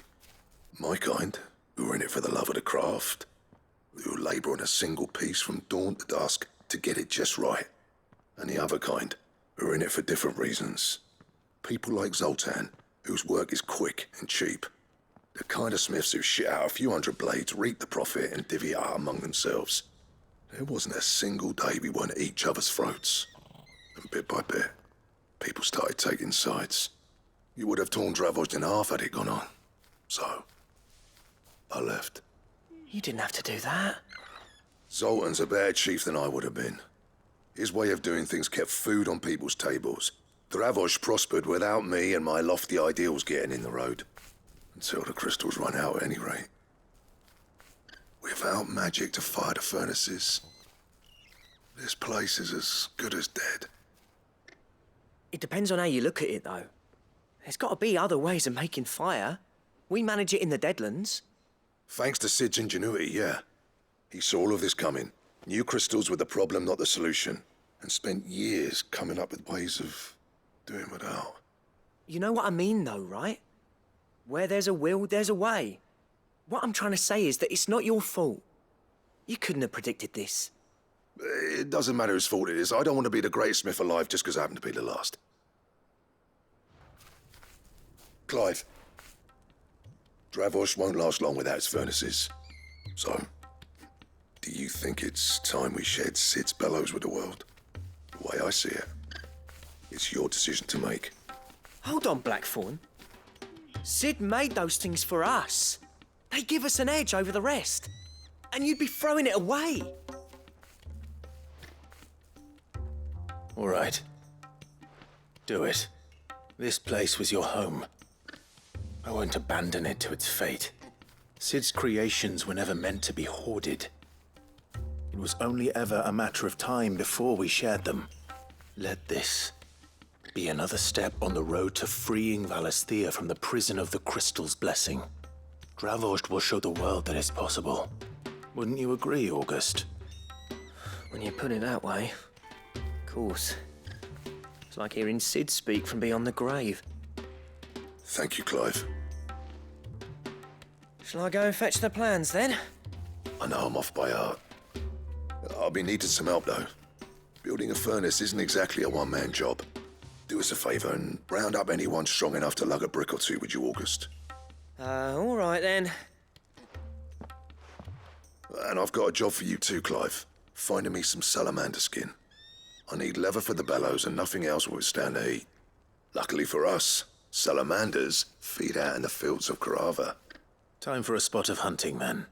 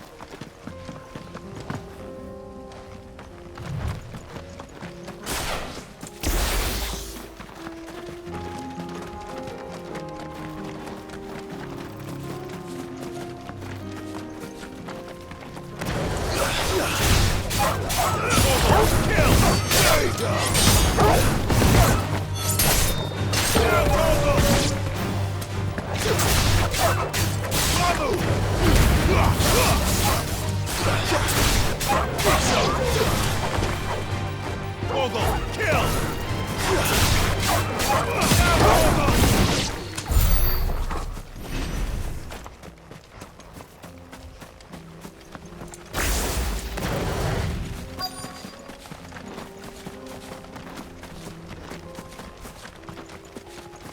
Let's make this quick, shall we?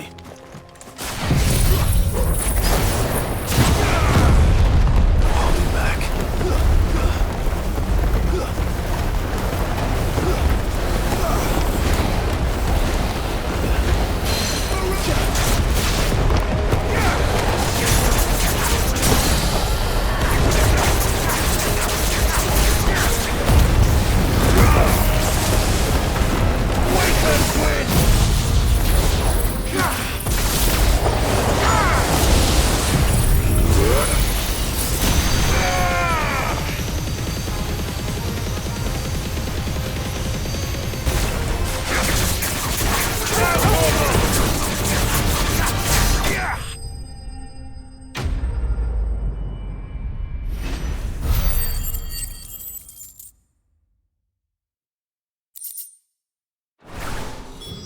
I dare say that will be enough for a decent set of bellows.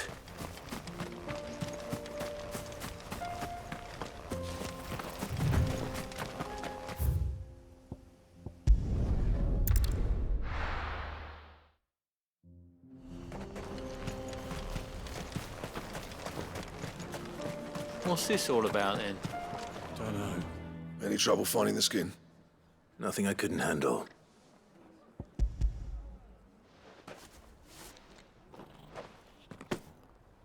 There should be plenty. Right then, time to put these louds to work. If everyone pulls their weight, we'll be finished in no time.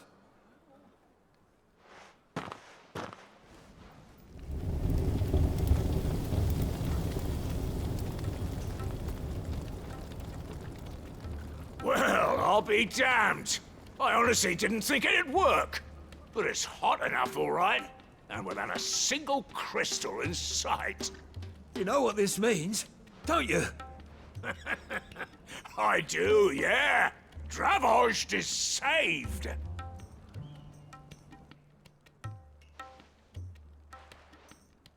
Sorry about earlier.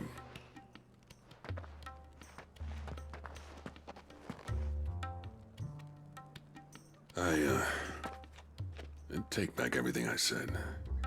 That thing you built us is an honest-to-God's marvel. You saved our village.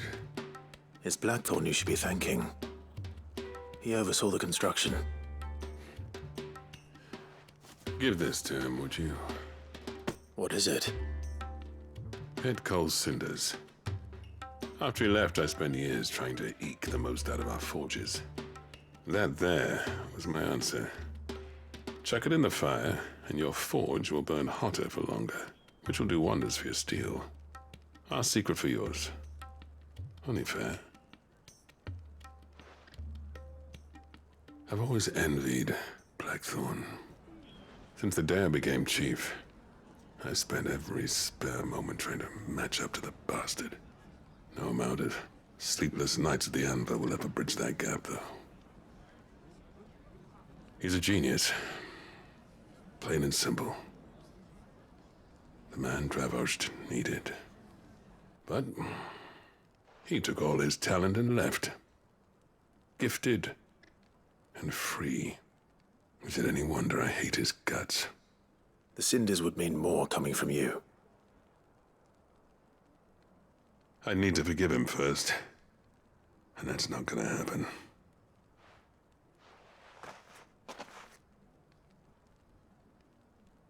Well, you know what they say. Oriflamme weren't built in a day and all that. These things take time. Especially when they involve two geezers who hold grudges tighter than their hammers. But what matters is, Blackthorn's got that twinkle back in his eye. And I'd call that a job well done. So would I. I reckon he's going to be at it a while yet, though, so why don't you head off without us? I'll see that the old git gets home safe and sound. See that you both do. I'll save the cinders till then. All right. It'll be a nice little surprise for him.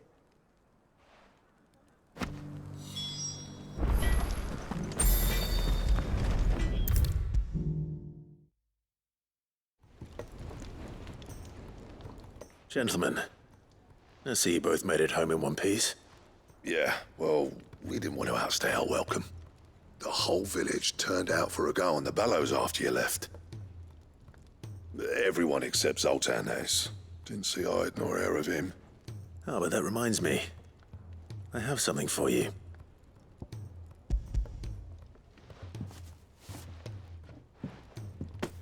Pico Cinder. How'd you come by this?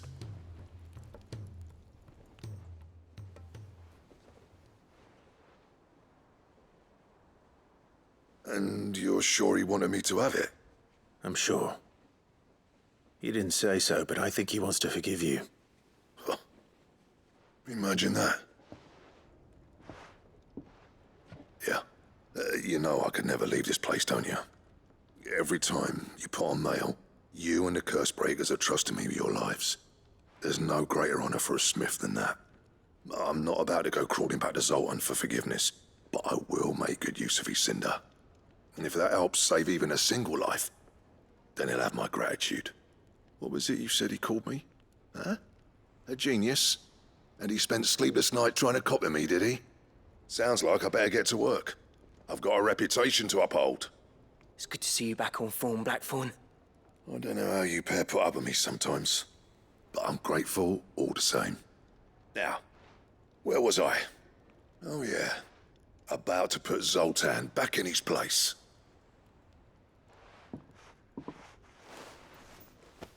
Ain't got the art to tell him how similar they are. Stubborn bastards. A little healthy competition should be good for him. You're not wrong. Still, it's a shame him and Zoltan couldn't let bygones be bygones. No use grumbling about it now, though. Blackthorn's happy. Or as near to happy as he gets. And that's good enough for me.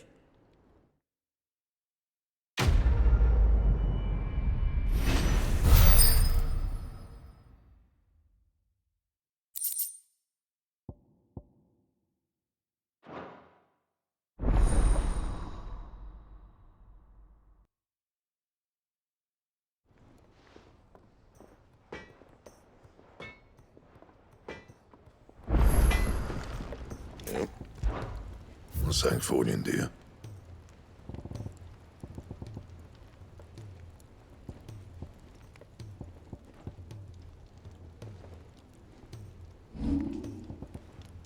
Anything else?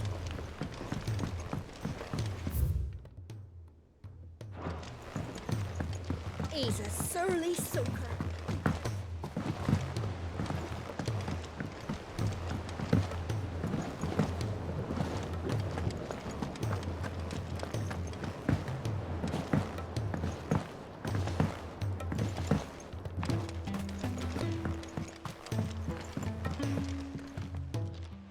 Cid, do you recall the flowers I had you bring back to the yard?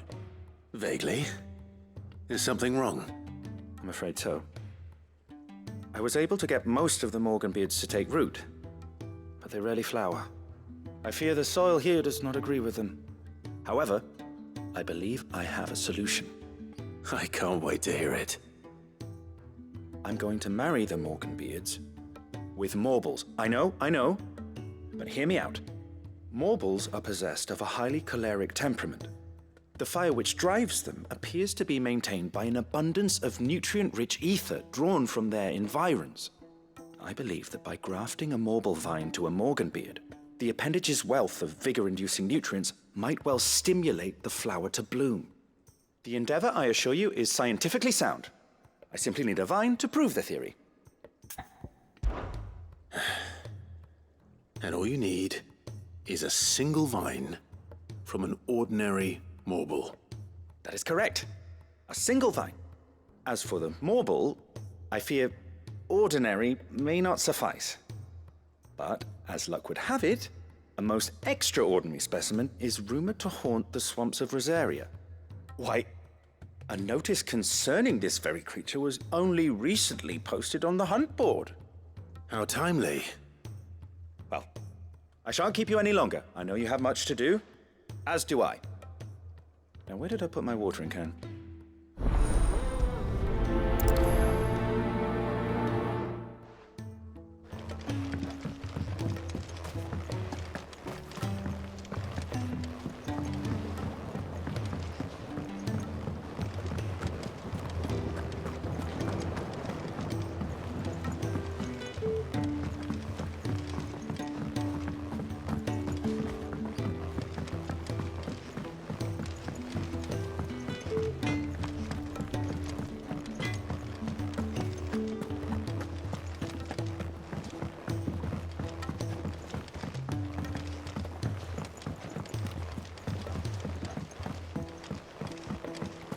Cole said it was an army of Akasha. What will happen to Mid and the others?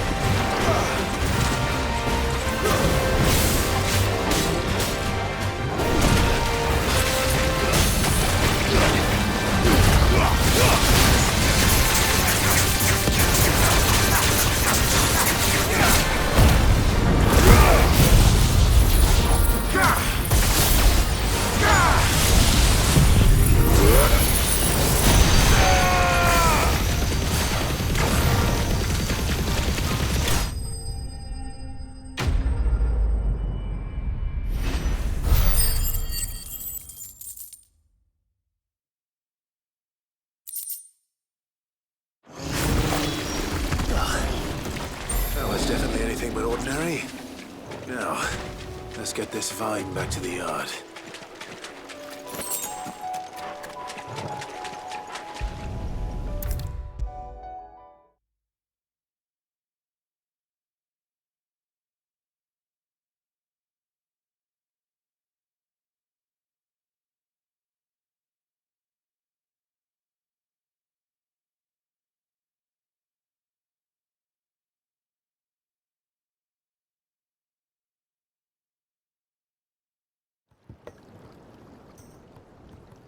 Sid, I can't help but notice that your satchel is twitching in a most violent manner. Here. It's your problem now. What an amazing specimen. The flesh positively throbs with vitality. If I can successfully graft this to the Morganbeards... When I successfully graft this to the Morganbeards, I suspect the results will be immediate. I shall begin at once.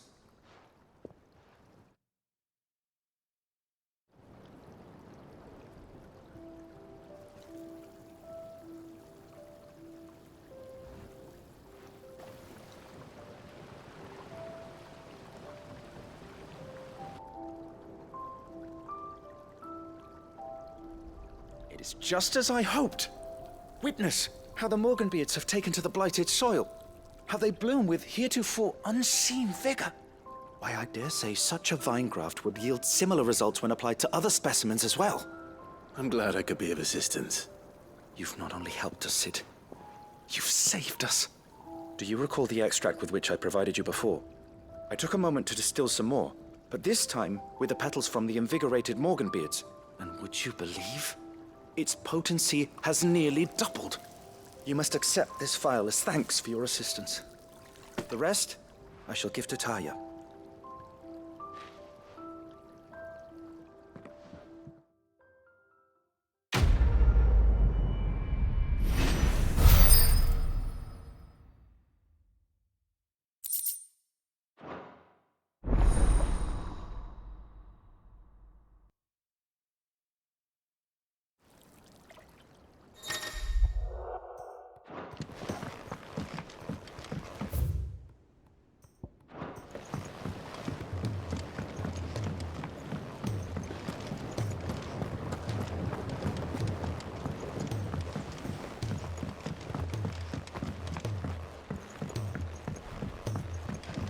He's a surly soaker.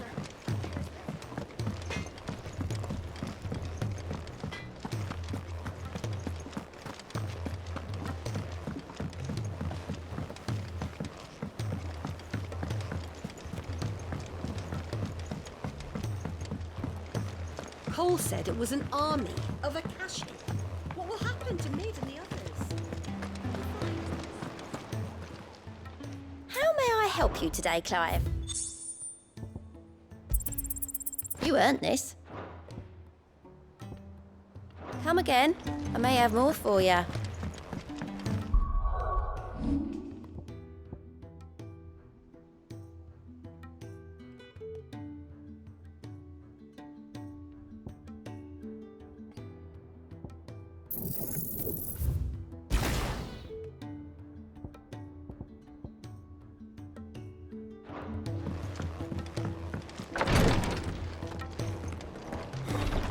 She can't kick.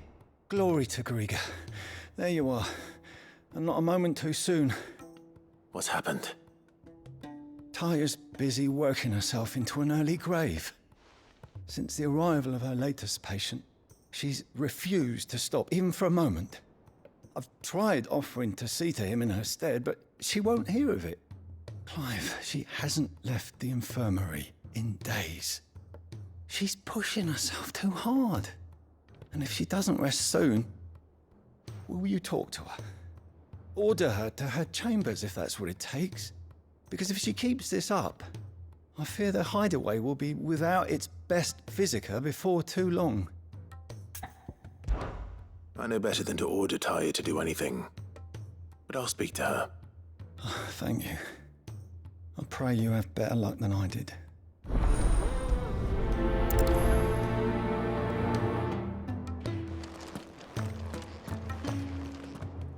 Well, Talia, Rodriguez worried about you. And if what he says is true, then so am I. We all admire your dedication, but you do need to rest. I will, when it's time. Until then, I'm staying put. We owe him that much. Who is he? Someone from my past. Someone who doesn't deserve to die alone. It won't be much longer. The crystal's curse has almost finished its work. If I had the tears, I could ease his passing. But without them, we've nothing that will touch the agony of those last few hours. How would tears help this man? Not my tears. Tears of mercy. Alicia, it's the only thing strong enough. You wouldn't, Talia. Surely. There must be something we can do for him. Sometimes an easy death is the greatest kindness we can offer. You do well to remember that, Rodrigue. I will. We have all the ingredients we need for Alicia Balwam. It needs to be fresh, though, so we rarely have much to hand. I can make the draft if you can bring me what we're missing.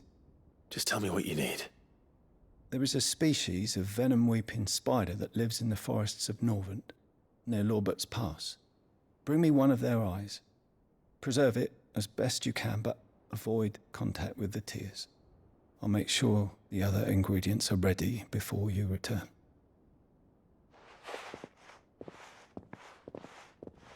Thank you, Clive. I won't forget this.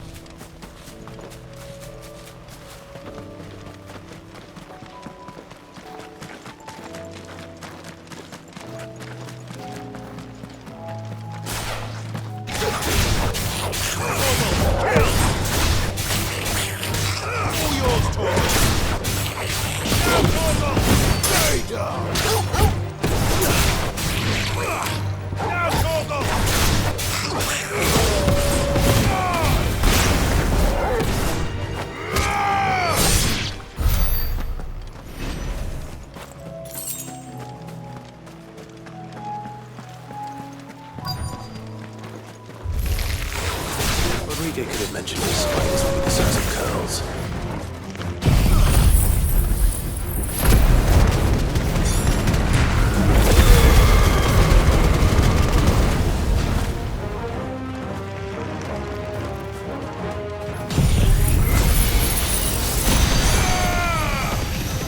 It's over.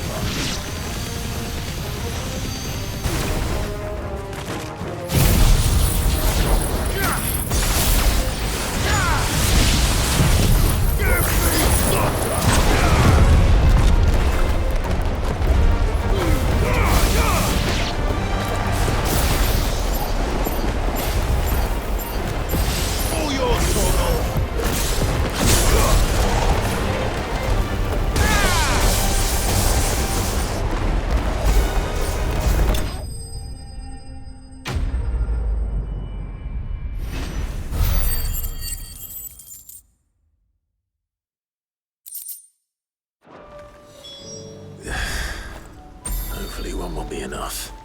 Rodrigue will have prepared the other ingredients by now.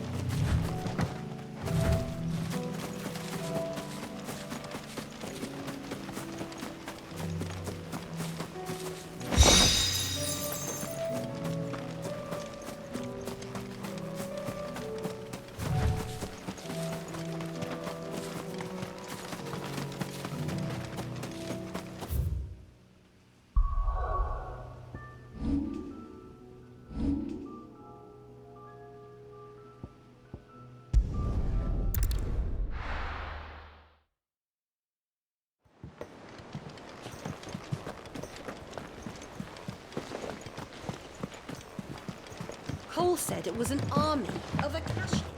What will happen to Mid and the others?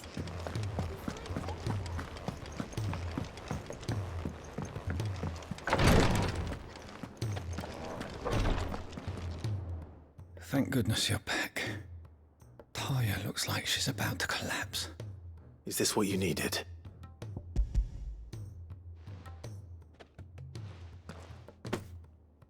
Yes, it is. Thank you, Clive. I'm loath to give a patient Alicia, but Talia's right. Sometimes it's all we can do. A single dose dulls even the most agonizing pain, and all other sensation with it. It may be a gentle way to die, but it is death nonetheless. I wish there was another way.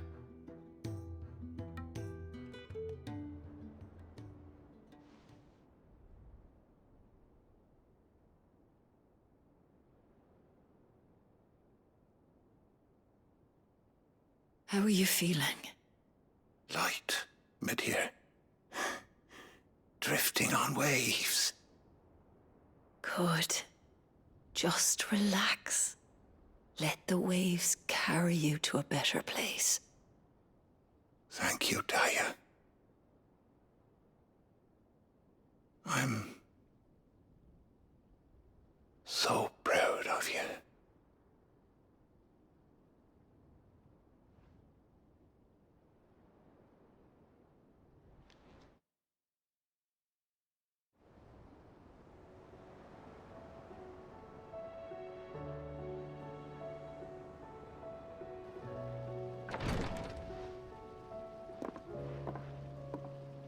He's gone.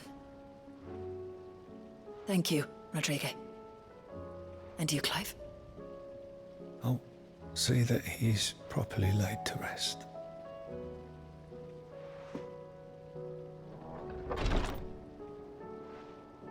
The man you helped today was my mentor, back in the Southern Isles, on the front lines of some meaningless war.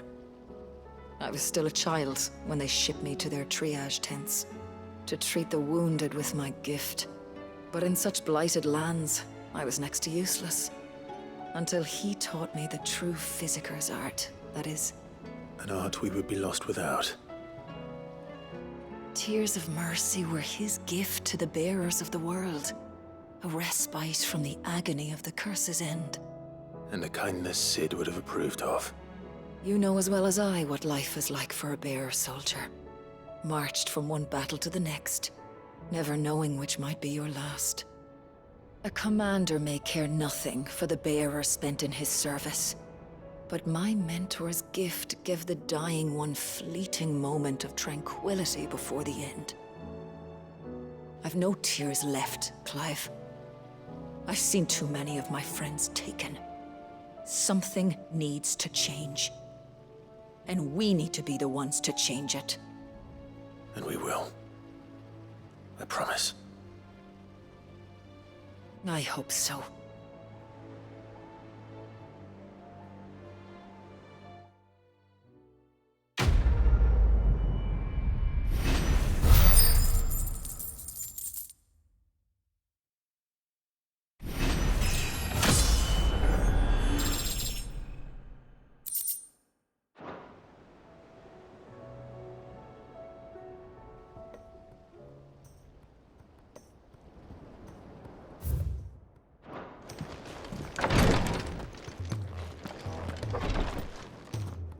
Clive, I wanted to give you something for the kindness you showed my mentor. What's this? A chest of all the medicines you're ever likely to need. Seeing as you're so reluctant to come to the infirmary, I thought you might as well take a part of the infirmary with you. I'm sure it will be very helpful indeed. And Talia, try not to work too hard. And work Rodrigo all the harder, you mean? He's a quick study, but he's got a long way to go yet. I'll take that particular piece of advice when you heed it yourself, thank you very much. Besides, who else is going to see that your brother takes his medicine? Who indeed?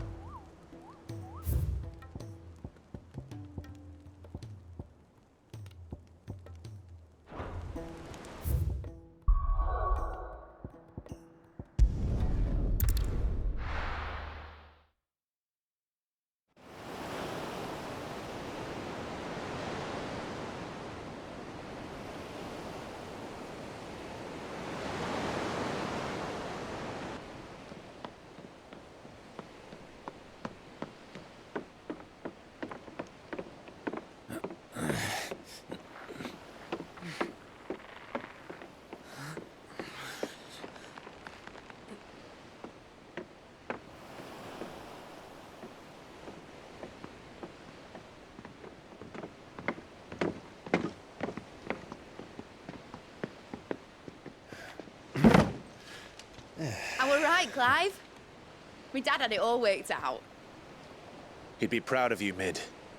His writings may have helped, but this achievement is all yours. Can we catch them?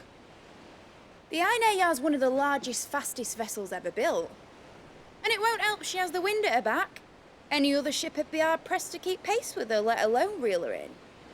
But this isn't any other ship. This is the Enterprise! And the world's never seen anything like my dad's engine. It certainly hasn't.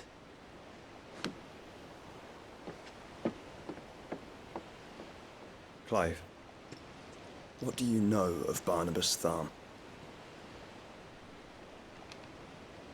Only what the bards sing. That he sailed to Ash from southern lands. That it was his mastery of the blade which won him the throne. And that his sword, Odin's sword, can sever the very threads of creation. But don't lose any sleep over a last tilt. We'll do what we must to survive. What we must. The light! I thought this cove was meant to be hidden.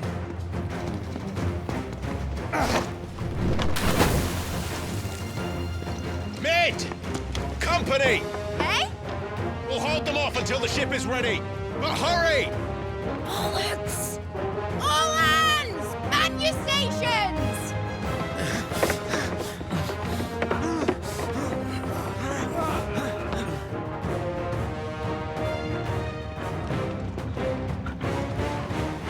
Everyone with me?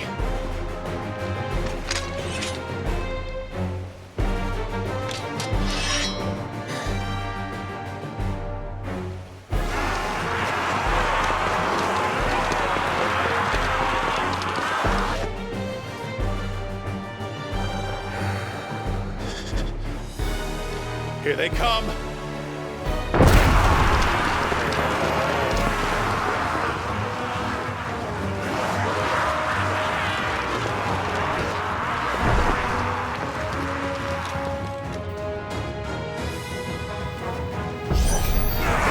Mid needs every moment we can give her.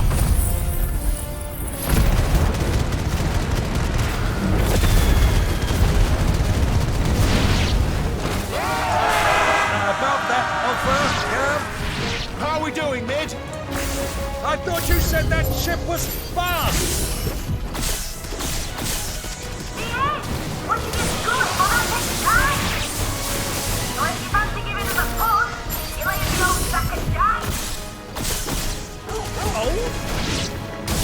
I haven't felt this alive in 20 summers! Come on, then! Which of you lot fancies meeting Ogre Killer next? I thought it was called Heartbreaker.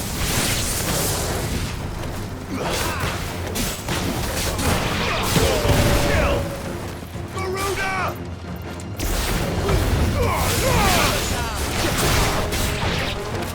Sounds like a conflict occurred. Without the pay, and I'll be damned if I'm going first.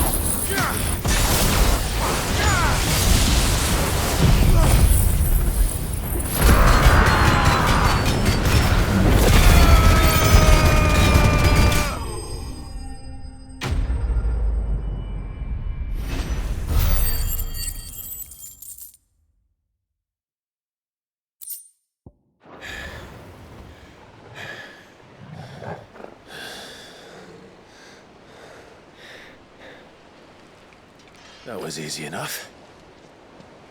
All right, you lousy lot. Get your asses on board. She's ready to sail. You heard the captain.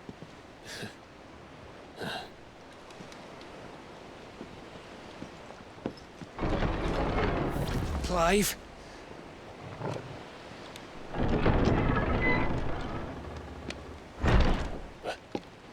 But I thought he was... Confounded. Then it is as I feared. Sleipnir is no man, but a creation of Odin.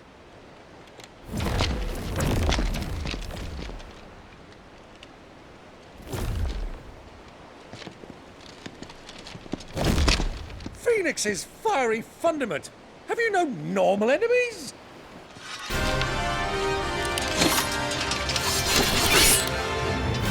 Up for another round? Of course we are. Right, Lord Rosfield? My boy, there was a time people called me the Executioner. Or was it my axe? No matter, heads will roll all the same. Mate! New plan! You leave! We follow! Follow? Swimming, are you? Oh, bugger me!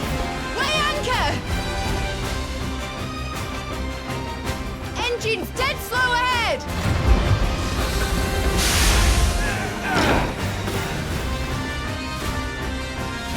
Have care, my friends. 'Tis not blood that runs through an Eddie's veins. These foes will not fall easily. But they will fall. Like oaks before a woodman's axe. Good thing I brought one!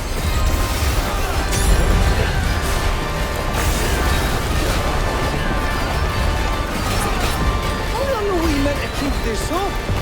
As long as it takes. Unless you have a better idea. Well, I've already killed at least 5 of the bastards. Fuck it. Let's do the lot.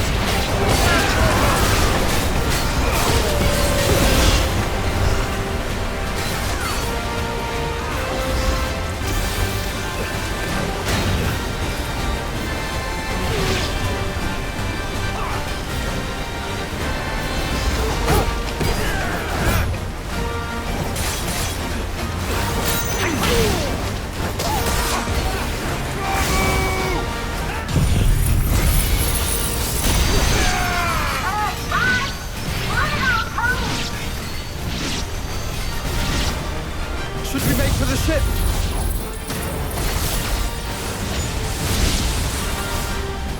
Not yet. Wait for my signal. Hold on. Kill!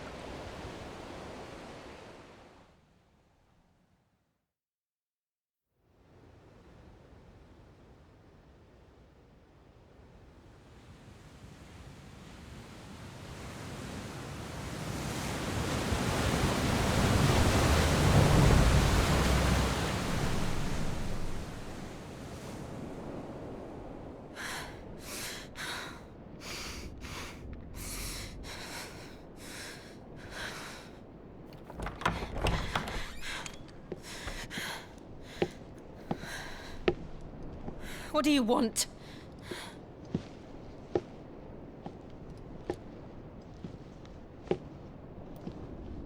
That's quite a mess you've made. And wholly unnecessary. You are my offering to Mythos. I would not see you damaged.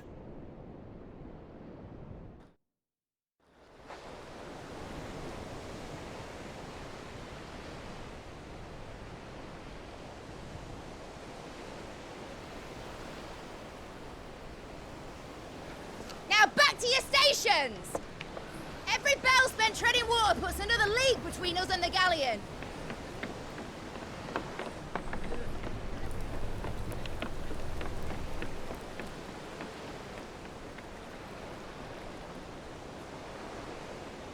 I don't suppose Mid has a spare engine? Since you rose from the grave, my fortunes have plummeted. Are you absolutely certain of this quest of yours, Clive? The foes you face are as terrible as they are numerous. Aye, and they'd have us live and die on their terms, which should answer your question. Ha! You have that same stubborn look as your father did when he set his mind to something. On the battlefield, I am but a single axe. A deadly one, mind, but a single one nonetheless. Yet what you require is 1,000, and I believe my old friend in Randalar can provide them.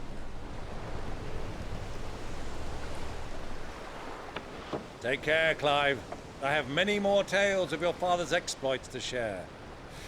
And I cannot very well do that if you're dead. Again. Good luck, Uncle. And may fair winds attend you. As for you, Joshua, take care. I shall do my best, Uncle. Farewell, my nephews.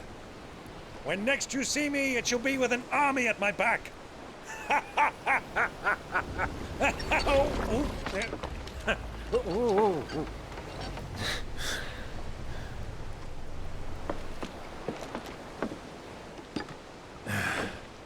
Cheerio!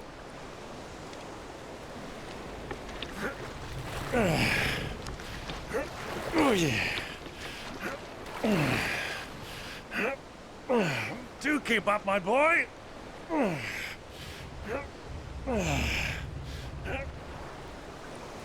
Well, we can't have him showing us up now, can we? We would never hear the end of it.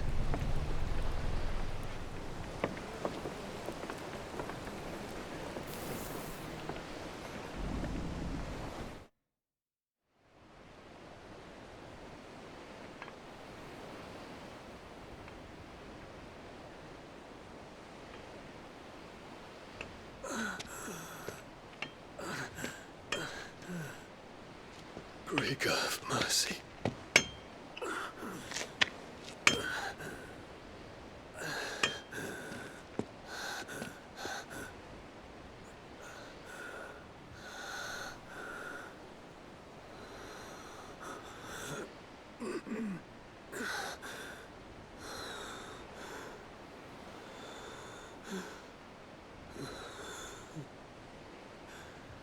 All this.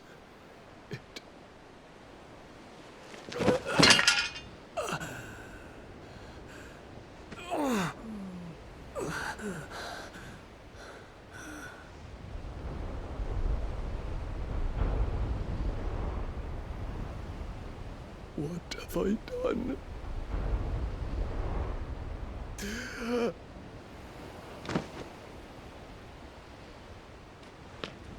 My lord.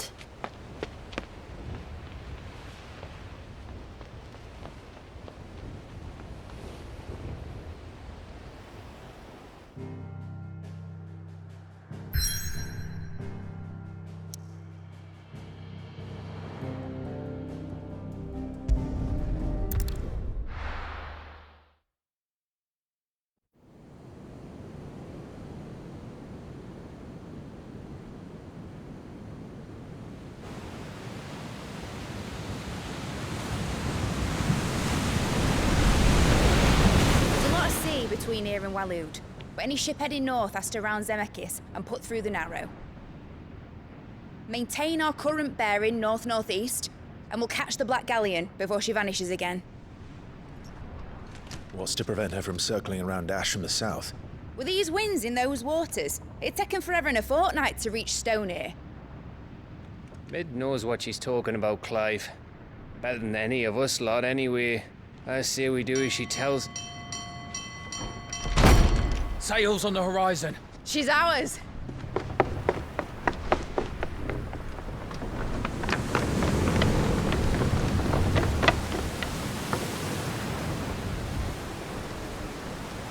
Look alive, boys! Full ahead! And keep those furnaces fed! Aye, aye! Do you feel that? Jill.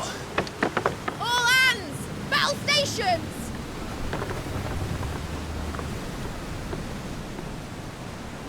Let's see what this girl can do.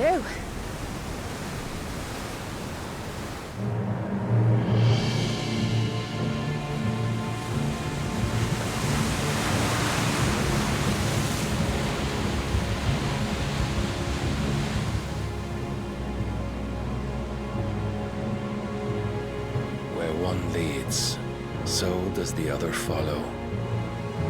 The bond of consciousness which joins them condemning both to the same fate. Yet my every attempt to strike it from their hearts serves only to tighten its hold.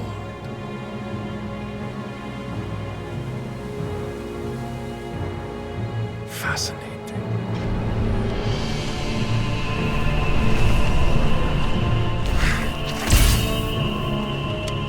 But then, there is naught my blade cannot sever.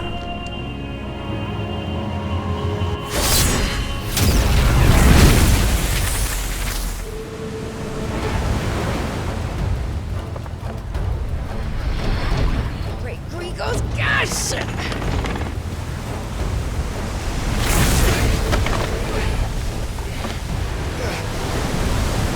Barnabas. Hard port! Heads down, you brutes! And brace for impact!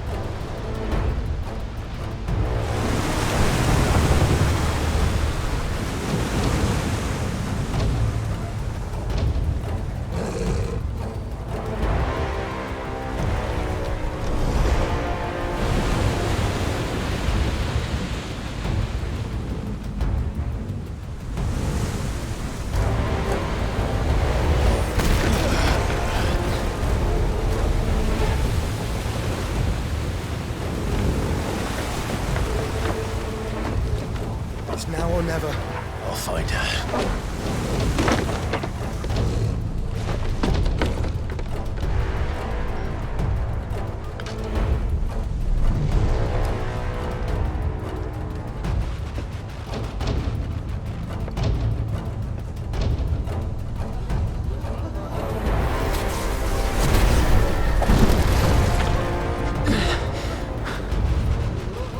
Bloody hell!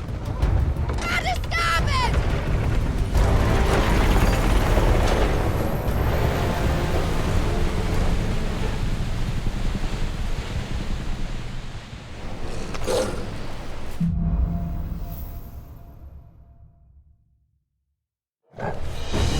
Where did you hide her, Barnabas?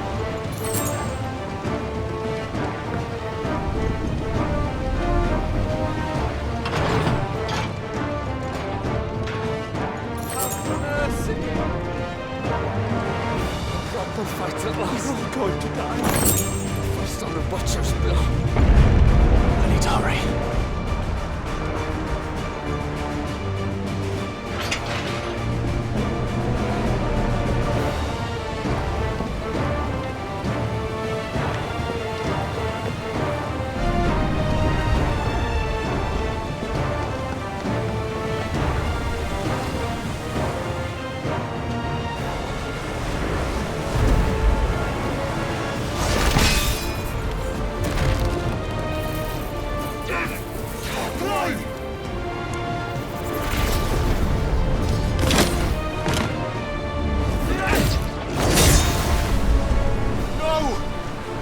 There he is! He wants him alive! Hold on. I'm coming. For both of you.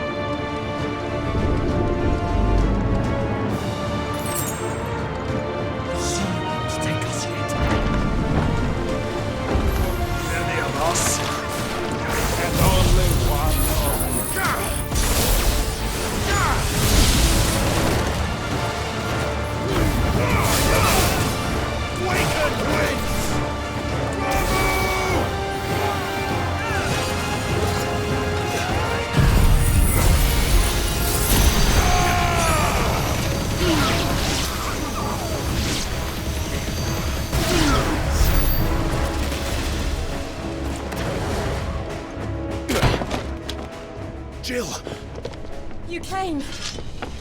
Get back.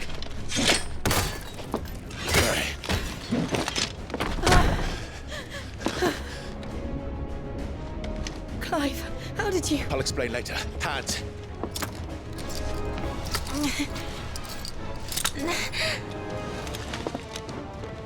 Can you walk?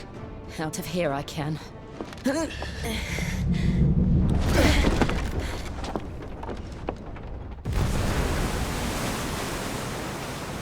Stand still!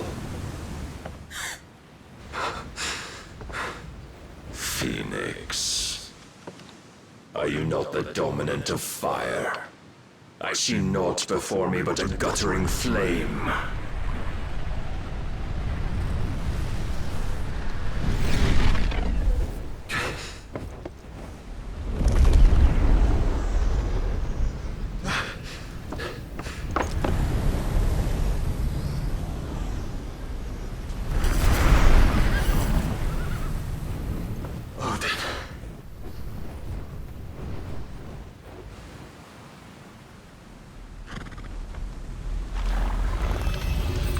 In earnest, then.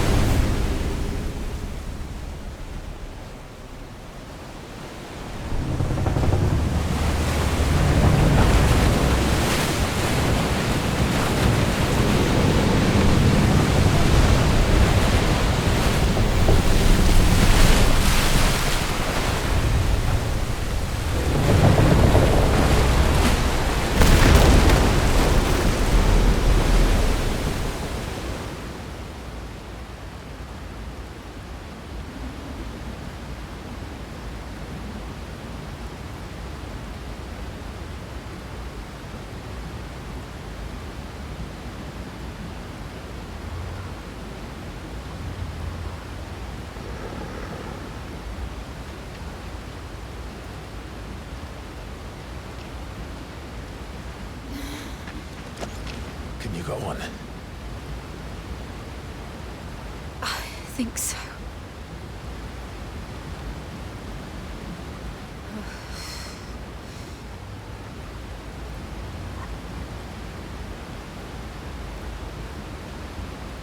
But to where?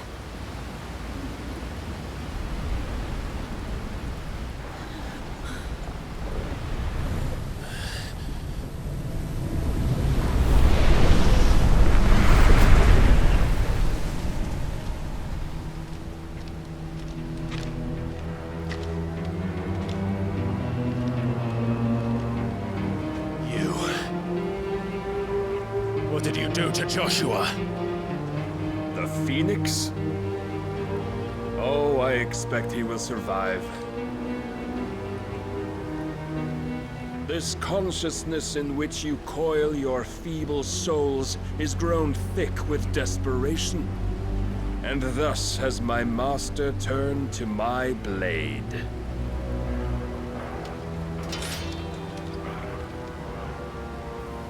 The world will soon be painted in black. And all that live shall gather in death's autumn wake. Not if we remove the cause of this misery.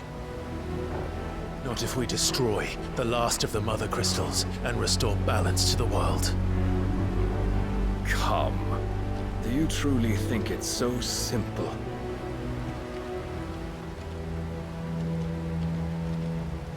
The Blight is inevitable. Not even the Almighty might stop its endless march. Your efforts will avail us naught. Naught, that is, but suffering. You must embrace the truth, Mythos. Accept your place with the Lord. Keep it. As long as there's a chance, there's a choice. ever led astray by your blind resolve.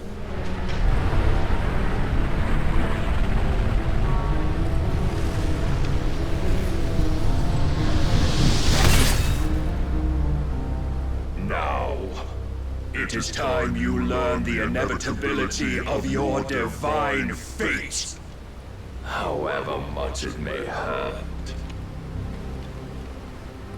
Get as far away as you can. Clive, no!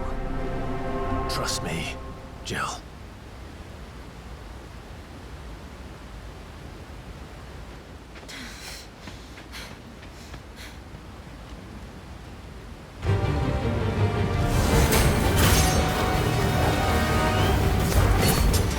We don't have to do this.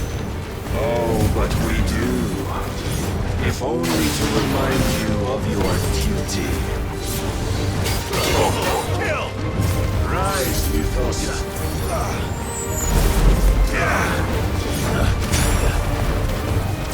In the short time since our last meeting, you have grown much.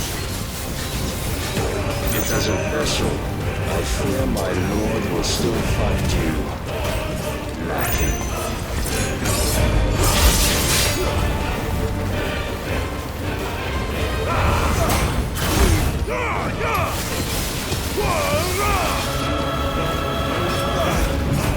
All this fire and fury, and for what? Stopping the blight. A foolish notion fed to you by a foolish man. How dare you? You know naught of this world nor of our place in it. If our fates were so easily rewritten, we would all be gods. All yours, Torgal.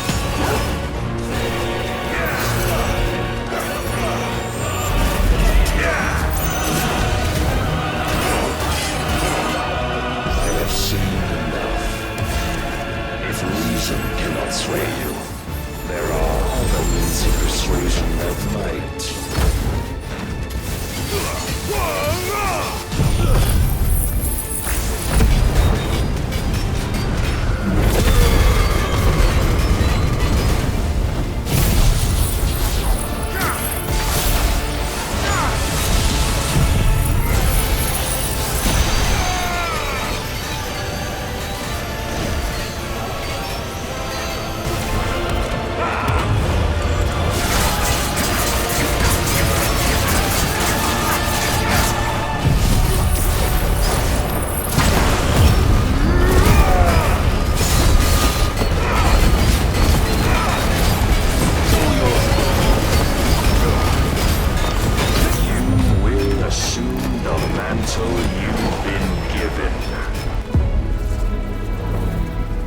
Thus is the light of hope severed.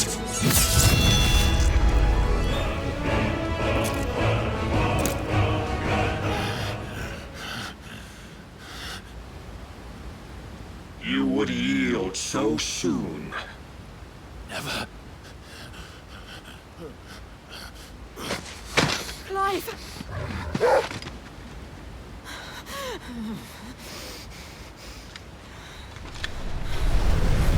Not see.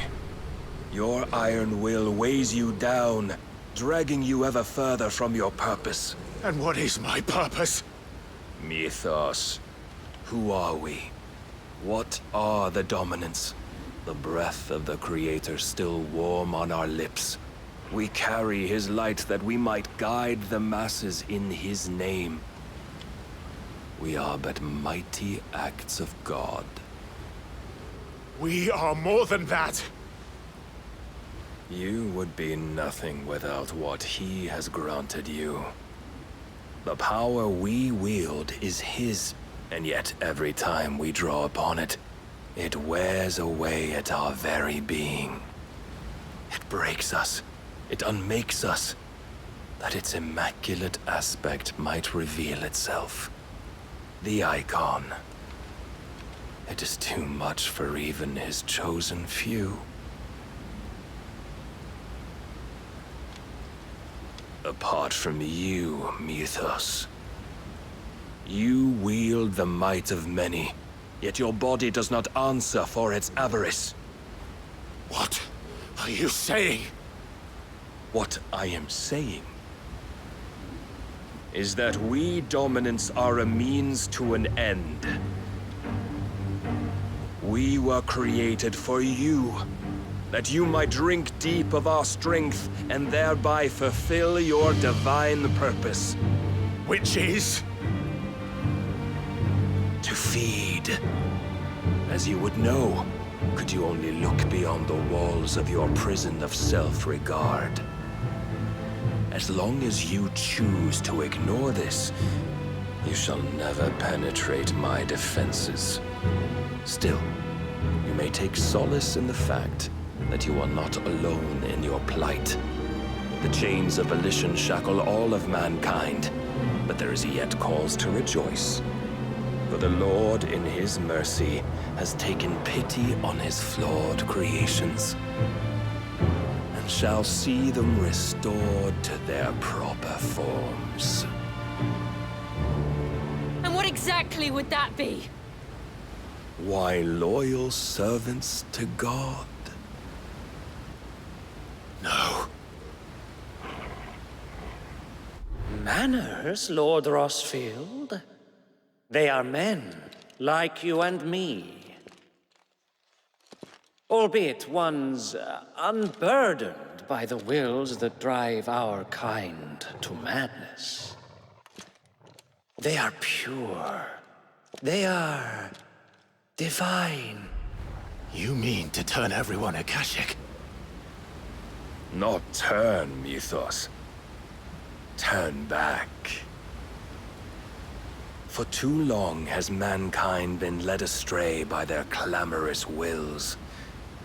It is time they return to a world of quiet equality, where they might once more know salvation. Salvation! And abandon everything we hold dear! We don't need your salvation. We'll save ourselves, and we'll do it on our own terms. Not yours. And not your gods! With every defiant expression of your will, the tighter the chains of consciousness become.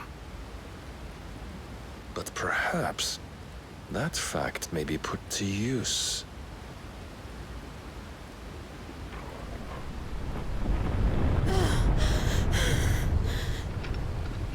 Clive! The faster it binds you to the remaining dominance, the stronger your hunger will become. Until it leads you back to the only answer there ever was. Mayhap not by the path my master intended, but back all the same.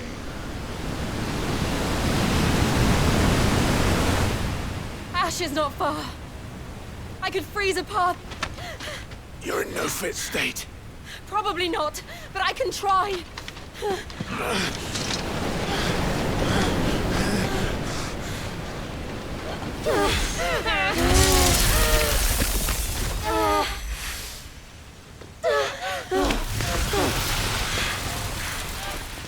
Don't look back!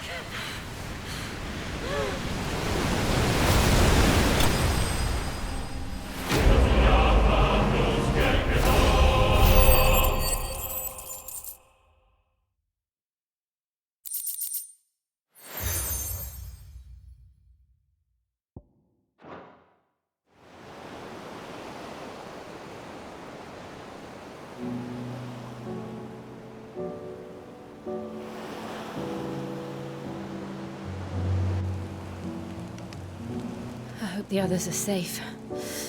The Enterprise was clear of the gap when we fell. They made it, Jill.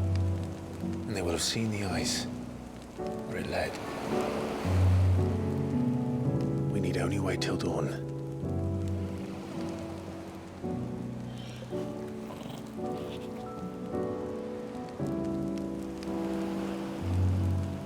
This is the second time Barnabas has bested me. I'm powerless against him. Then maybe there really is nothing else for it but to give yourself to his master.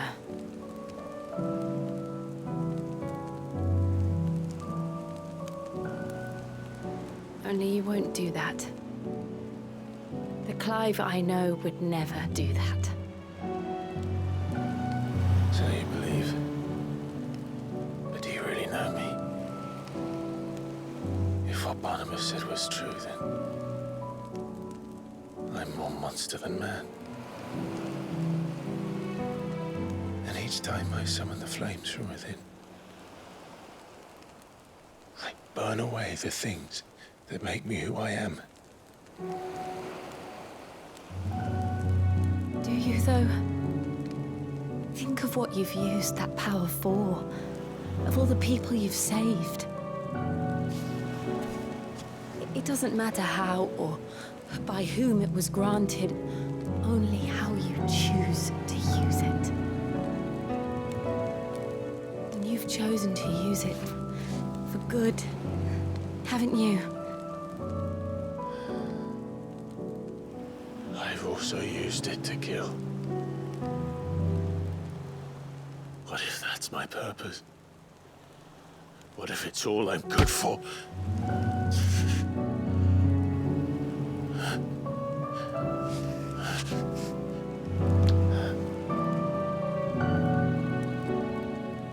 You're still that same boy I grew up with.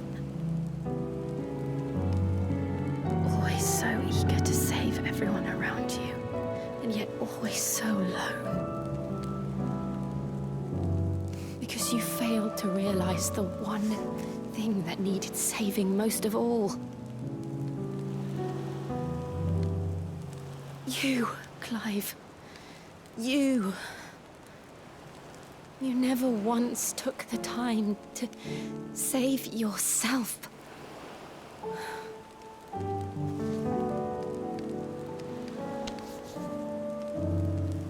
Myself? I think I might be beyond saving. No one is beyond saving, provided they want to be saved. You fight to survive. And you survive so that you may protect those you love. It's what you do. What you've always done.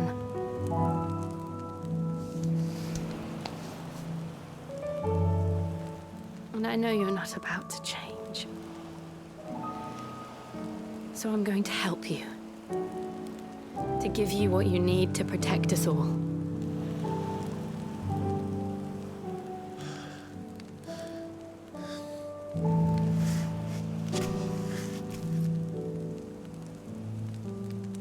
Jill. Are you sure?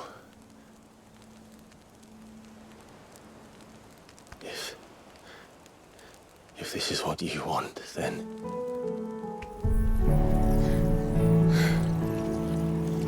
Don't worry, Clive. It is.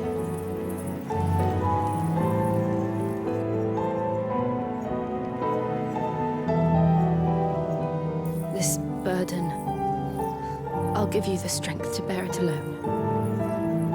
But I'm not alone. These burdens I carry, my sins, my pain, my sorrow, I see now that they are all a part of me.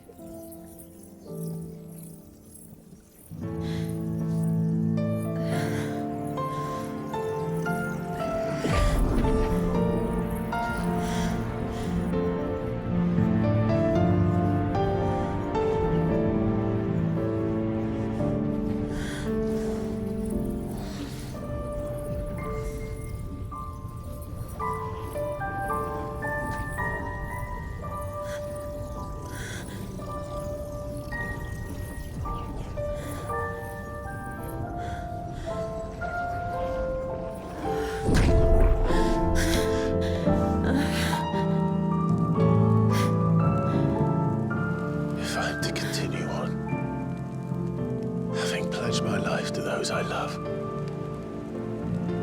then I will gladly bear your burdens too, until my last breath.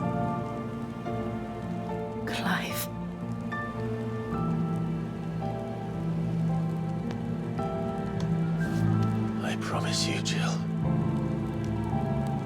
we will find a way to escape this fate. Find a way to save each other.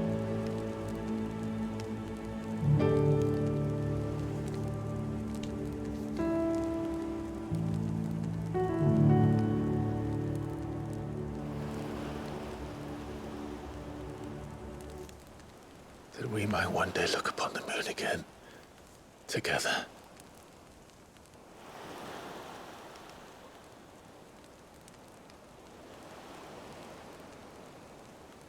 And I promise you, Clive,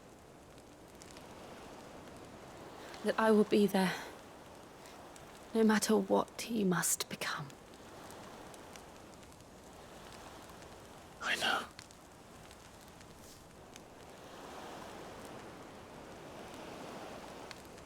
I never thought a smile could bring me so much joy.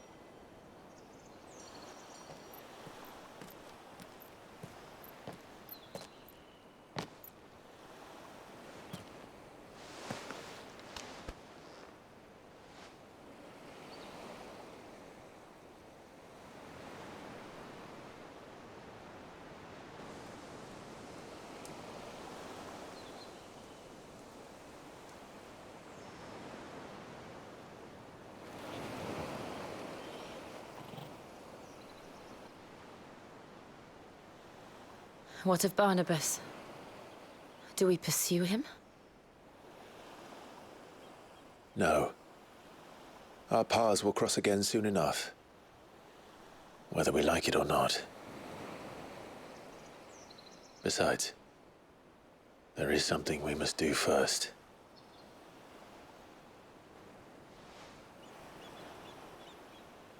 Of course. Drake's spine. The last Mother Crystal. The Einherja is at the bottom of the sea. Waloed won't dare move on Storm without her. But they know we're coming now. We'll need a plan. And a damn good one at that. Then let's go home and find one. Ash will have to wait.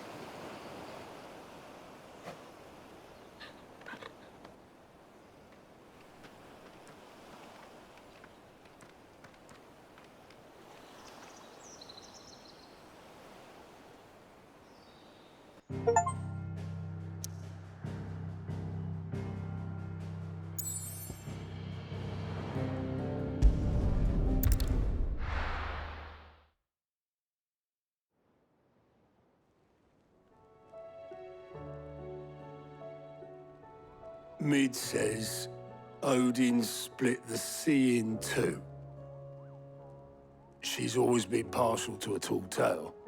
But there's tall, and then there's tall. I struggle to believe it myself. I see your uncle isn't with you.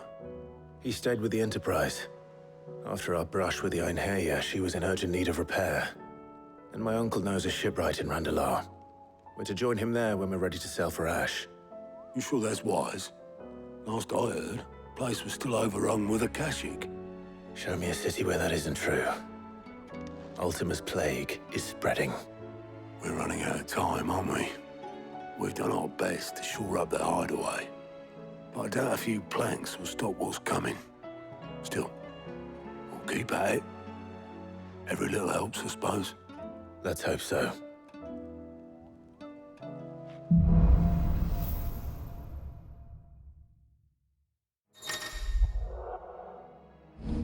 I should visit Joshua, assuming Talia will allow it.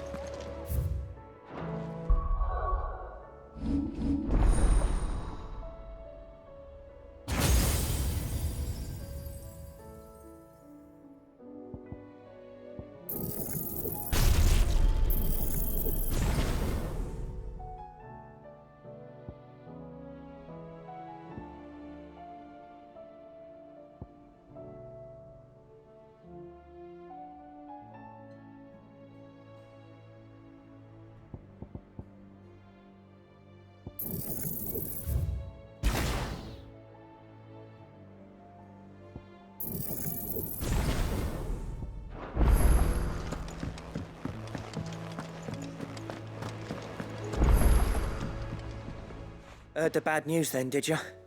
What bad news? About Dravost.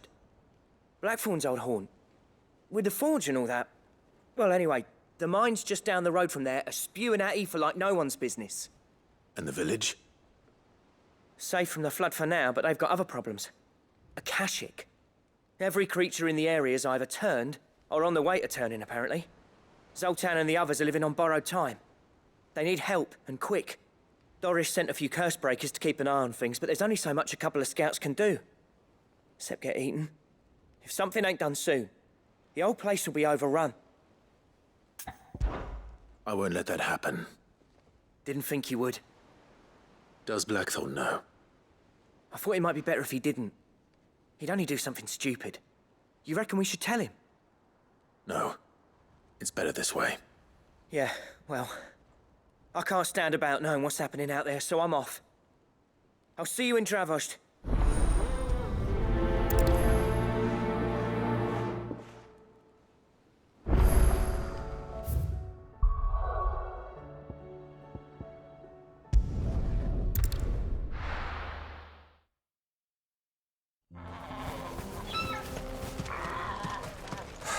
So Dravost is still standing.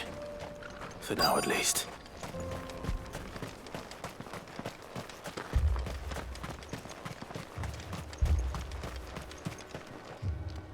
Clive!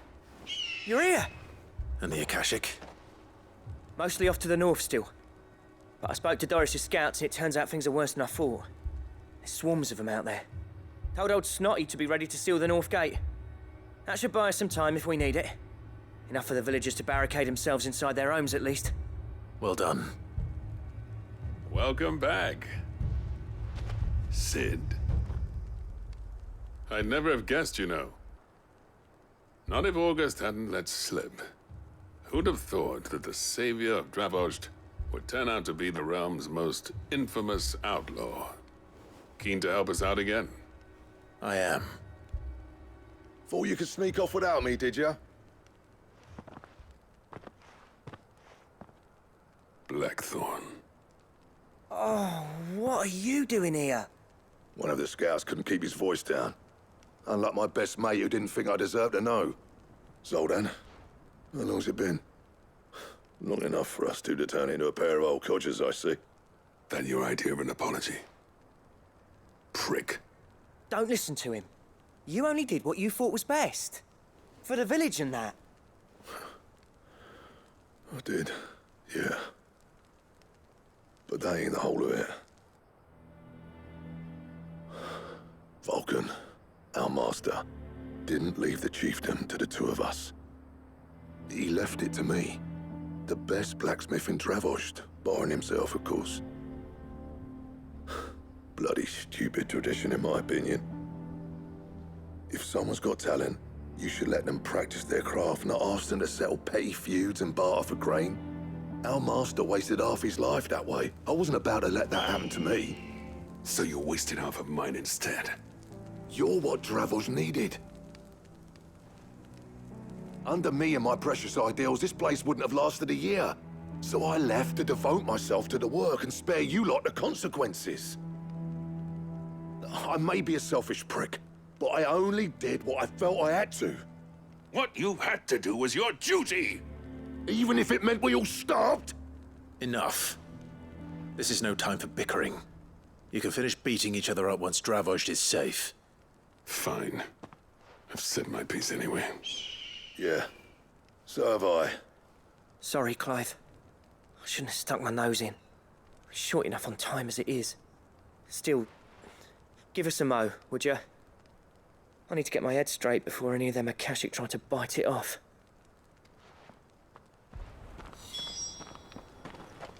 You, ready for the off, then?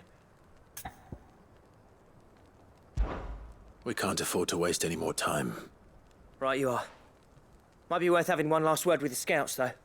Don't want any nasty surprises, do we?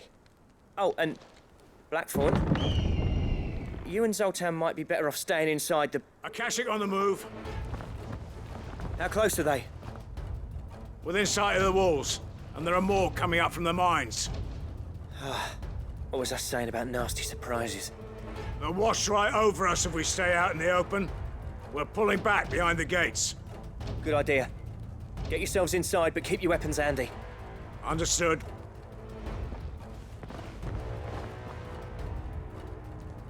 I'm prepared to fight if I have to. Well, let's hope you don't.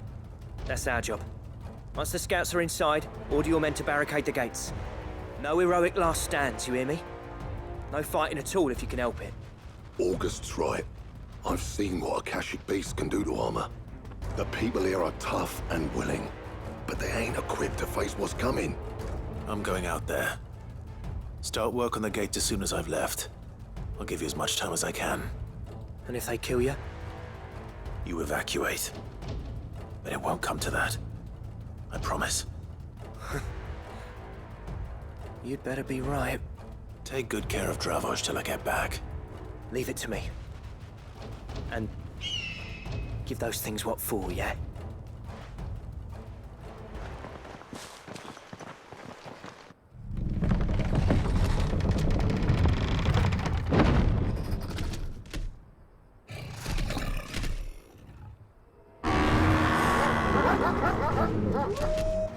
All right. Which one of you's first?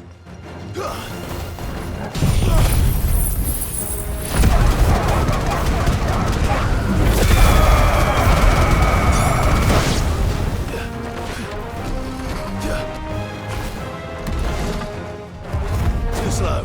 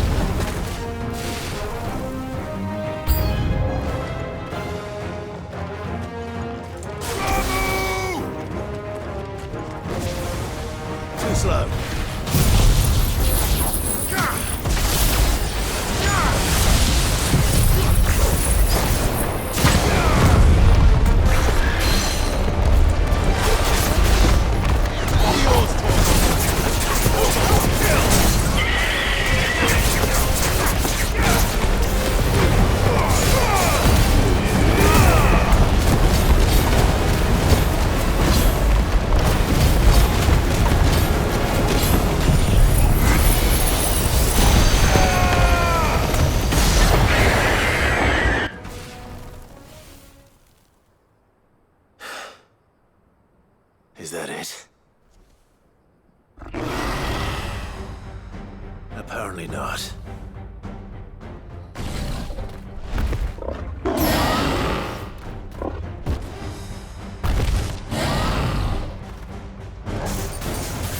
Not getting past me.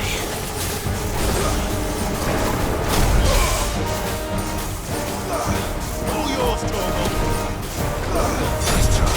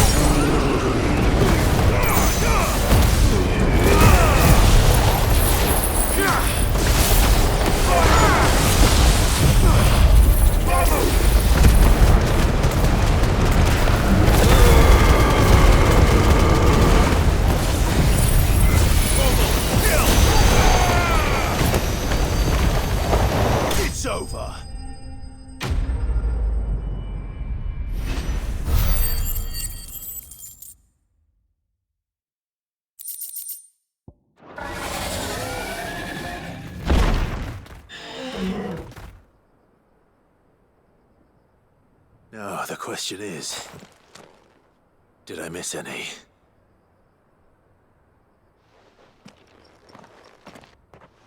Man alive! You're still in one piece! I slew as many as I could. As many as I could, he says. The old bleeding lot, more like it. Well, almost. Only almost. Yeah, one or two did try to sneak over the wall. We got the bastards, don't you worry. Good. Though you do know, more will come in time. In time, yeah.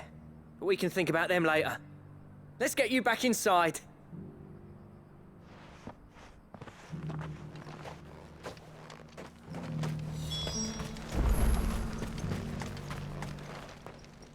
Cid! You're even more fearsome than your reputation. Enough to give those Akashic monsters nightmares. I almost felt sorry for the wretched things. But mostly, I felt grateful. Dravoged won't forget what you did today. I'm afraid I've only delayed the inevitable. There's no getting rid of that ether flood. Meaning that any living thing which stumbles into those mines will end up clawing at your walls again. And that's if the flood don't spread. If it does, well, I hate to say it, but the village's days are numbered. That may be, but we're staying just the same. With ether floods springing up all over, it's no less safe than anywhere, and more importantly, it's our home. We'll fortify the gates to the north, and I'll see that they're guarded day and night. All right. Then we'll give you a hand shoring up those defenses. As for you, Blackthorn, that's twice you've turned up when Dravos needed you. So, thanks. I shouldn't have stayed away so long. And I shouldn't have left without talking it over with you first. Too bloody right you shouldn't. Though I doubt I'd have listened. I always envied you. How you made everything look so easy when, for me, it was anything but. You leaving gave me the perfect excuse to hate you. And from that day on, I never once stopped to wonder what it would have been like if you'd stayed. But what you said earlier, it was true. You'd have been the death of this place. Finally, something we can agree on. I hope you see the sense of it eventually. You kept this place alive. Alive, perhaps. Wealthy even, but Dravoged isn't what it once was. Our work used to be the pride of Dhalmekia. Now, we churn out the same rubbish day after day because it's easy and turns a profit. It's not about the craft anymore. I wouldn't send my sons to war wearing the shit most of our smiths are making. I've kept working, honing my skills, trying to lead by example, but no one sees the point. The average castle apprentice has as much passion for the craft as our current lot. Come back to us, Blackthorn. Remind Dravoged what a true master blacksmith looks like. I'll even man those bellows of yours if it means we can work at the same forge again.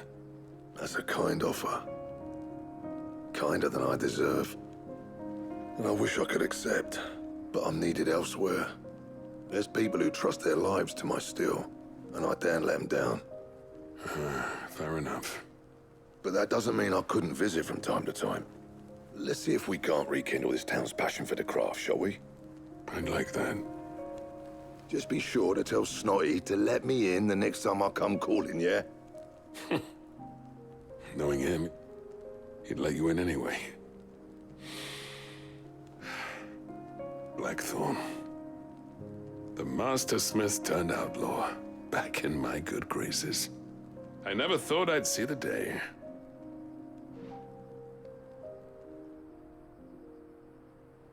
I'd say that went pretty well, wouldn't you? Even better than I'd hoped. Cid, I've got something for you.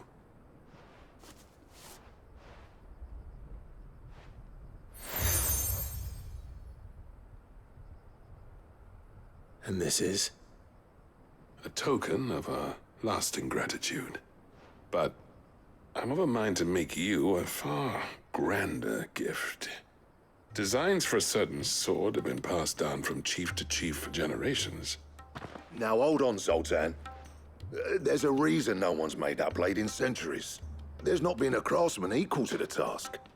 I'll admit your cinders make impressive steel, and I've learned to own an edge Odin will be proud of. But the engravings on that thing are enough to make a jeweler cry. And they're not just for show, either.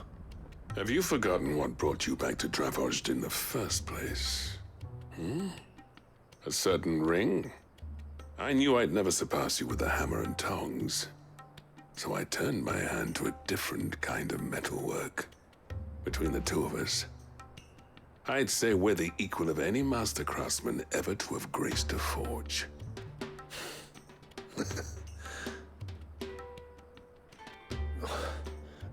You know what? I think you might be right. Clive, you wouldn't mind if Zoltan came back to the Hideaway, would you? He's more than welcome. As long as he can keep our secret. Right. Zoltan, get your tools. We've got a legend to forge.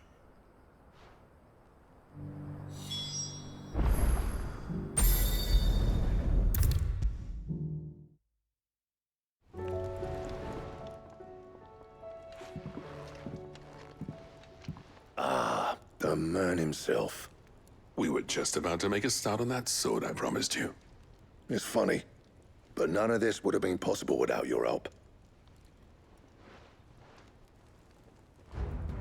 You remember Camille? We'll be using his leatherwork for the grip. The steel, meanwhile, will be tempered in a fire, burning the cinders you charmed out of old Zoltan here. And that whetstone from the Outer Isles, that'll be what gives the blade its edge. And the final flourish will be my talented colleagues' engraving. A team effort led by the greatest blacksmith alive. Now, save that talk till the thing's finished, yeah? Right. I'm ready if you are. To the bellows it is, then.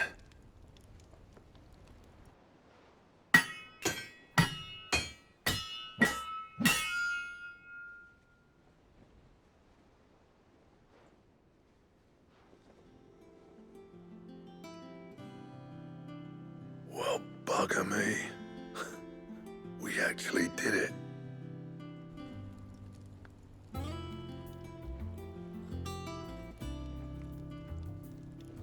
The sword to end all swords.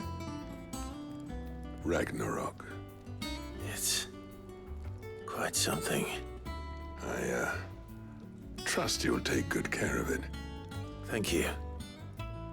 Both of you. So, does this make you pair the greatest craftsman alive, then? This? Nah. This was just following the footsteps of the greats of old. It'll take more than that to earn us our place in history. But we're up for the challenge. Here. A list of materials. Zoltan and I got talking on the long road back from Dravost. We reckon with those items there, we could craft something even better than the Ragnarok. Something worthy of a legendary outlaw like yourself. That's a weapon I'd like to see. You leave this list with me. I was hoping you'd say that.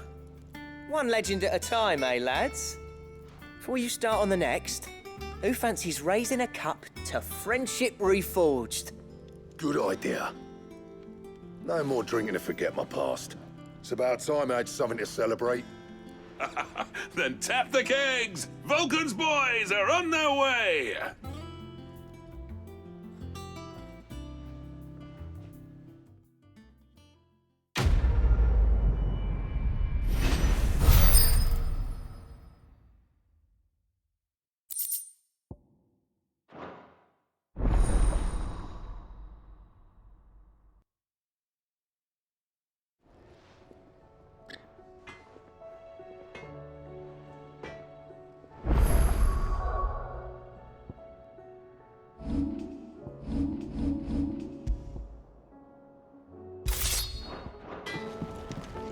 Trouble with your gear, or what do you want? And what do I owe the honor? I never thought me and Zoltan would ever speak again, let alone work together. And if it hadn't been for you, we wouldn't. You've been a good friend to me, Clive. The best. So, what'll it be?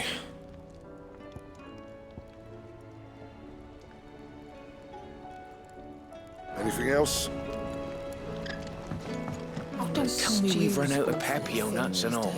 Aye, it's a dangerous world out there. I'll be thankful you got that much.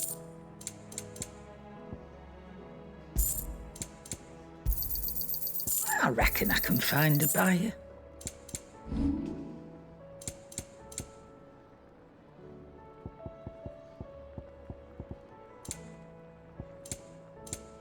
Come again. Or don't. I'm not much bothered either way.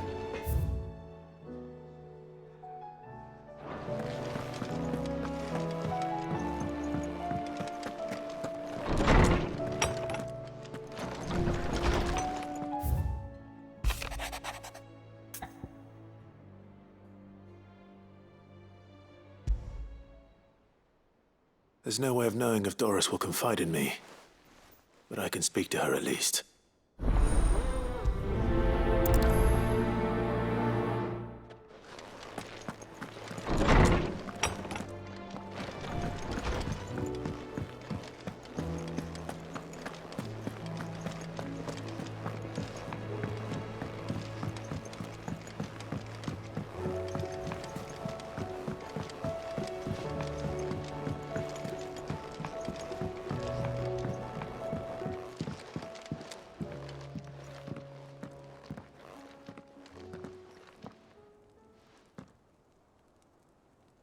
Where are you?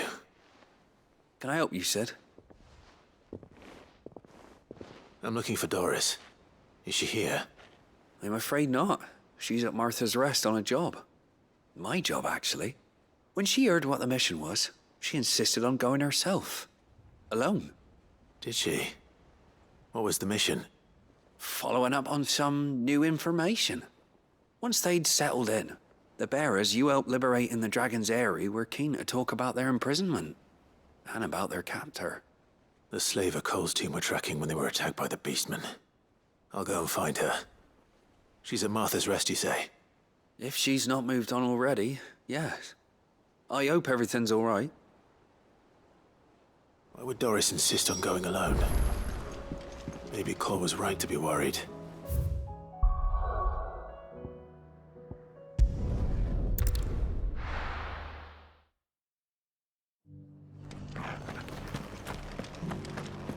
Doris should be somewhere nearby. Assuming she's still here.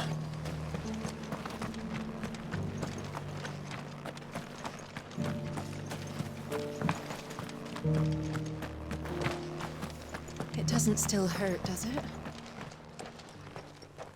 It's been a pleasure, Doris. Just like old times. I'll give your offer some thought, my lady. How goes the investigation? Sid, what brings you to Martha's Rest? You.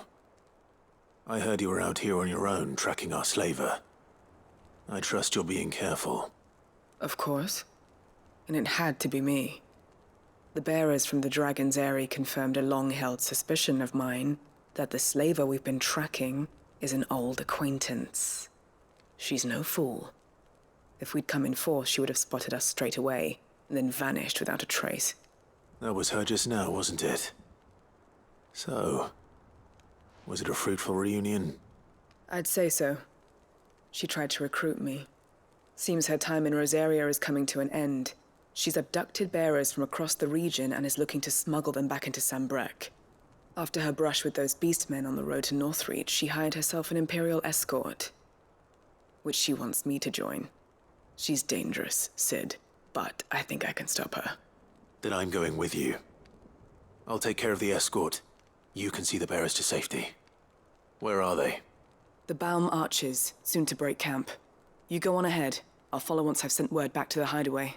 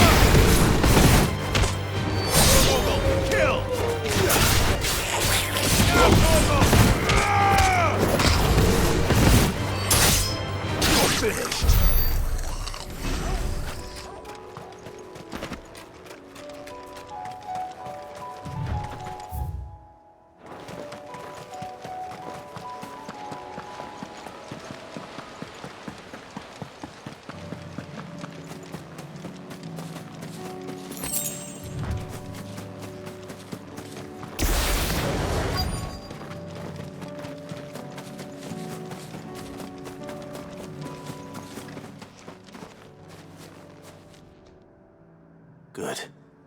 They haven't broken camp yet. How did Doris come to know a slaver, I wonder?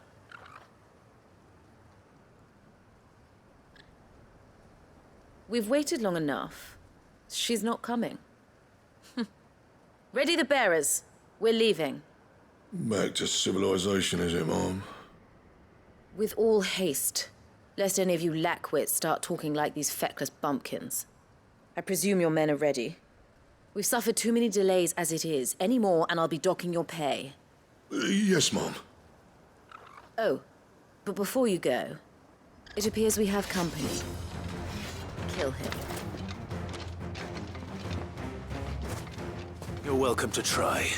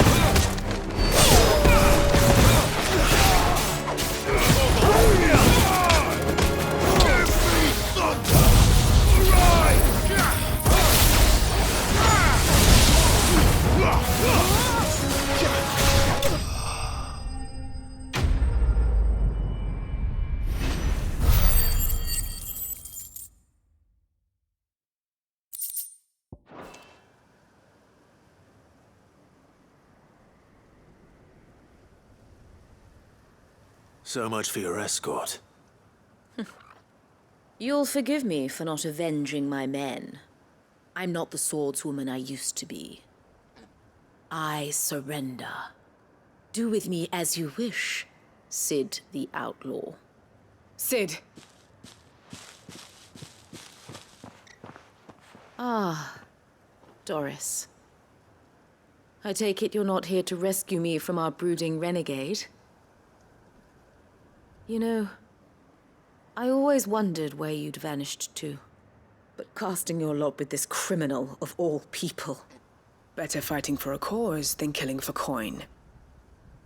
I'm sorry, Cid. I should have told you sooner. This woman, my former master, once trained bearer children to be weapons in service of the highest bidder. She raised me like a daughter, and I did terrible things to earn her favor. It wasn't all terrible, surely. We had our fun, too. You were always so eager to learn, and had such clever hands.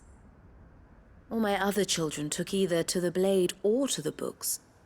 Always either or. But you proved yourself a master of both. That's why I kept you for my own. How about it, my little dagger? Care to swear that blade to me again? I never swore my blade to you, nor will I ever. I fight for a higher cause, to liberate the bearers of this world. Farewell, Master. Thank you for making me the weapon I am. You always were a righteous child. Perhaps that's the reason I loved you so.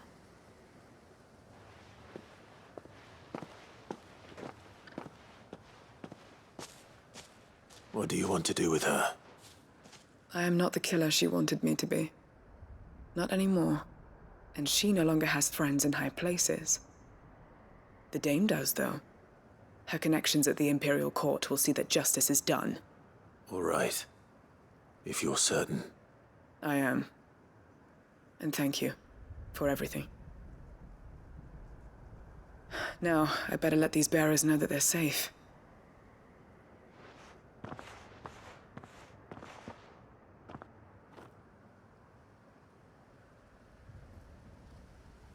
Then I should head back to the hideaway and put Cole's mind at ease.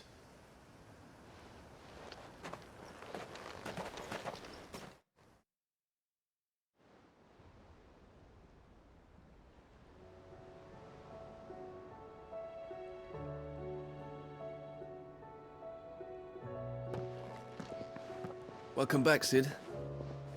Doris's message just arrived. I hear you saved more bearers from being smuggled across the border. With any luck, they'll be joining us in the hideaway shortly. Oh, and your letter. You don't need to worry about Doris anymore. I'd been hoping as much. She mentioned one or two things in her report. So the slaver we'd been chasing all these months was her former master. Wish I'd known.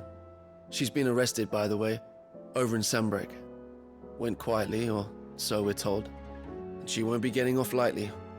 The Empire may have no love for bearers, but it's none too fond of black market traders either. Can't have been easy for Doris. I'm sure it wasn't. But don't worry. She'll be all right. I hope so. Suppose you should know, eh? You had quite the past yourself before you came here, or so I understand. Anyway, thanks again, Cid. The Cursebreakers would be lost without Doris. And you, of course. Keep up the good work, Cole.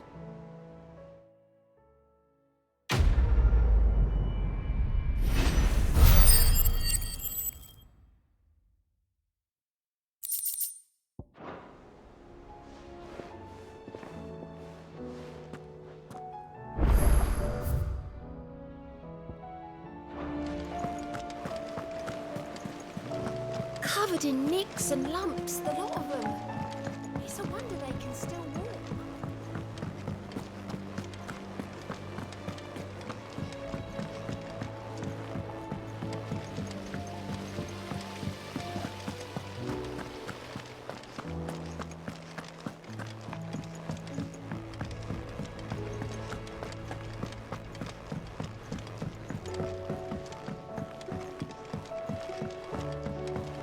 How was she? The Enterprise. Ah, Cid. Just the man I was hoping to see. Did you have a mo? Don't tell me. You need more bomb ash. Oh no, we still got plenty of that left. I'm working on bringing another one of the Chief's designs to life. This time, it's a new smelter. It's got a reverberatory hood over the top for additional thermal amplification and a system of reciprocal recirculatory regenerators that let's just say it gets very blimmin' hot. A heck of a lot hotter than anything Blackthorn's got in his forge, that's for certain. Only Mithril engines get hotter, and you can't chuck ore in one of them and get metal out the other end. Trouble is, we won't be able to make out of any old rubbish neither. We need the good stuff. And I hear you once helped Helena get her hands on exactly that. Any chance you could help me too? If it's for the good of the hideaway, I'd be happy to. Oh, it is. I promise you. So, what exactly is this good stuff you need me to find? We've got a couple of examples here. Spherical echoes, we call them. More fallen materials. So this smelter is similar to the Mithril engine in more ways than one. That's right. They're a bit like the thermal helms. Fallen ceramics deal with heat like nothing else, see? And what's more, they're directional, transferring heat from the inside to the outside. But these things, they're all outside. If we line the hood with them, they'll reflect the heat right back into the furnace. We've collected as many as we can, and I know where we can get the rest. Trouble is, they're all watched over by their bigger, uglier cousins. So you want me to visit some ruins, destroy some echoes, and bring back the spheres they're guarding? That's it in a nutshell, yeah. We're only 3 short, mind, and we know exactly where they are. There's one up Amber Way, in that ruin that they call Lost Plume, and another in the Silent South over in Dalmekia. Last one is in the ruins of Advent, which is in the Empire. All right then. Wish me luck. It'll do. I'll be keeping all my fingers and toes crossed.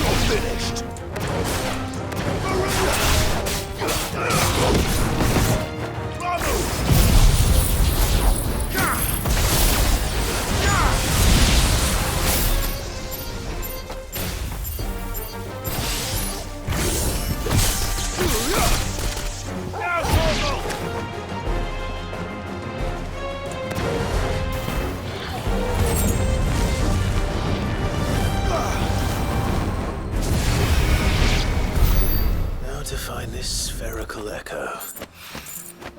This is it. Right then. Just two more to find.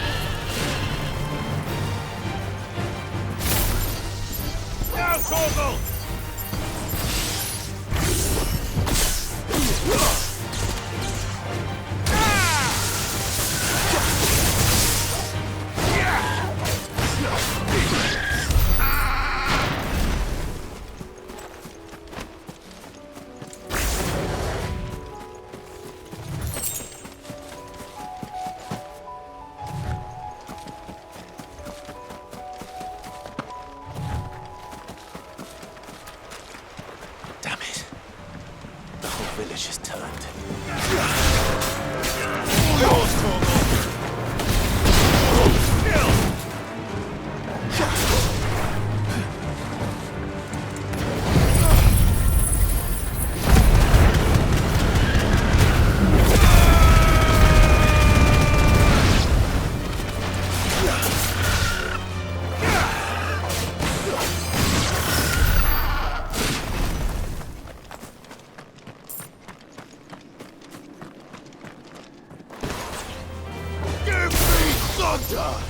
Now, Torgal!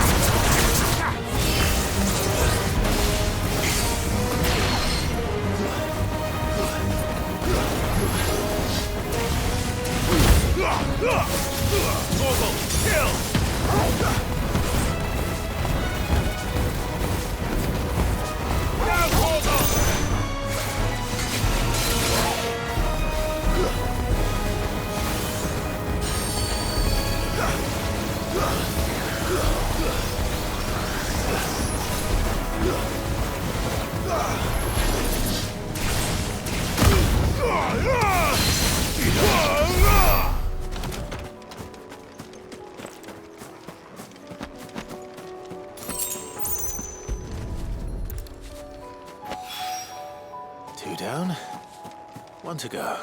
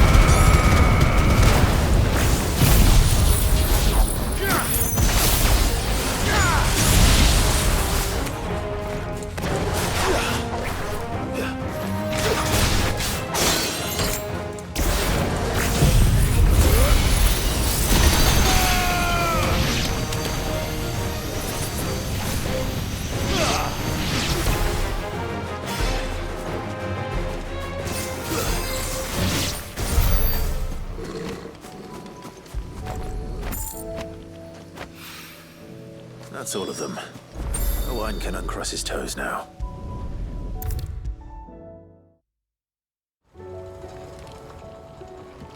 Ah, Sid!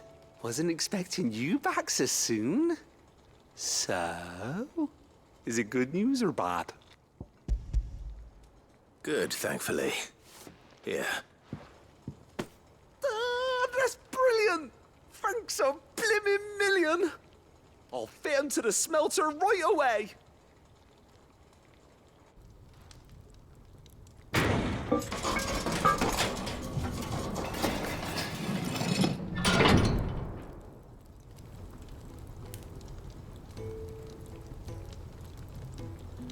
May I present to you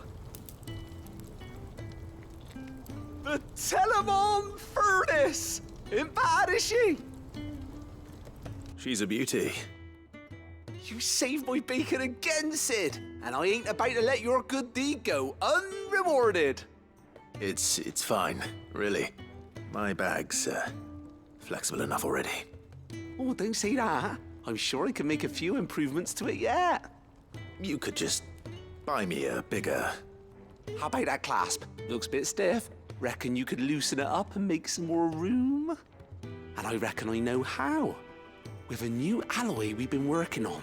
The Telemon Furnace was just what we needed to perfect it. It's a metal, see?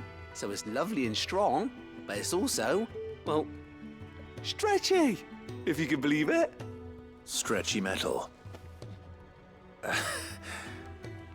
Well, if you insist. That is the spirit. You'll love it, I promise.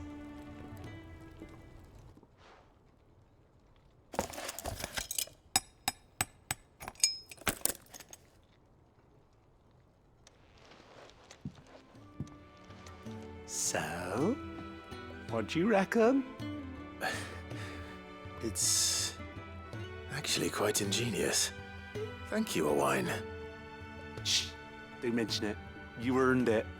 And I wanted to get some practice in using that metal anyway. Reckon we'll have all kinds of uses for it around the hideaway. Can't think of any right now, but that's our job, innit? Dreaming up new ways to make life easier around here. Maybe even out there, too. One day, the whole world's gonna know about the inventions you've helped us put together. That bag of yours will be the first of many. You mark my words. They'll hardly believe their eyes, I'm sure.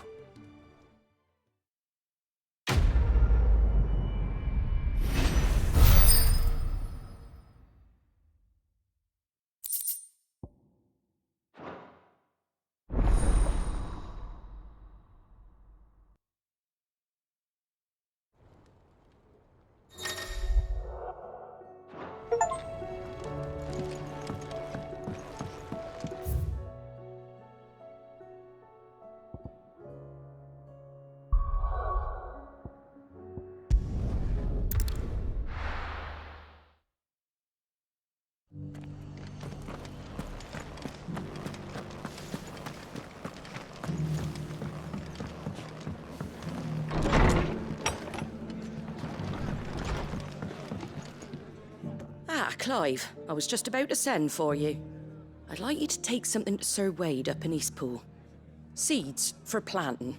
Thought it was about time they started growing their own food. I'll keep providing them with whatever they need in the meantime, of course. But if Eastpool's going to survive, it's got to be able to fend for itself. As have those poor bearers. They've lived their whole lives in servitude, but now they're their own masters. Small wonder they ain't got the foggiest how to provide for themselves. So it's up to us to teach them. And if you're wondering why you, well, the Wagoneers taking supplies up that way have been coming back with more and more reports of Akashic around the village of late. Sir Wade's putting a brave face on it, but I think even he's starting to worry. And if he's likely to share those concerns with anyone, it's you. All right. Thanks. Wouldn't ask if I didn't have to. There. That should be enough to keep him in Ghazal Greens for a few years at least. Ghazal Greens. Not the most mouth-watering crop, I'll admit. But they're hardy, they grow fast, and they fill a hole. Better that than something that'll wither away at first frost. And chocobos love 'em too, which is no small thing.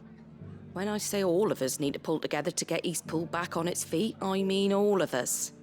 They ain't exactly succulent, but cook 'em right and they're just about bearable. I'll take your word for it. Anyway, Sir Wade'll know what to do with them. And if he don't, well, I'll go up there and show him myself. I'm sure you will.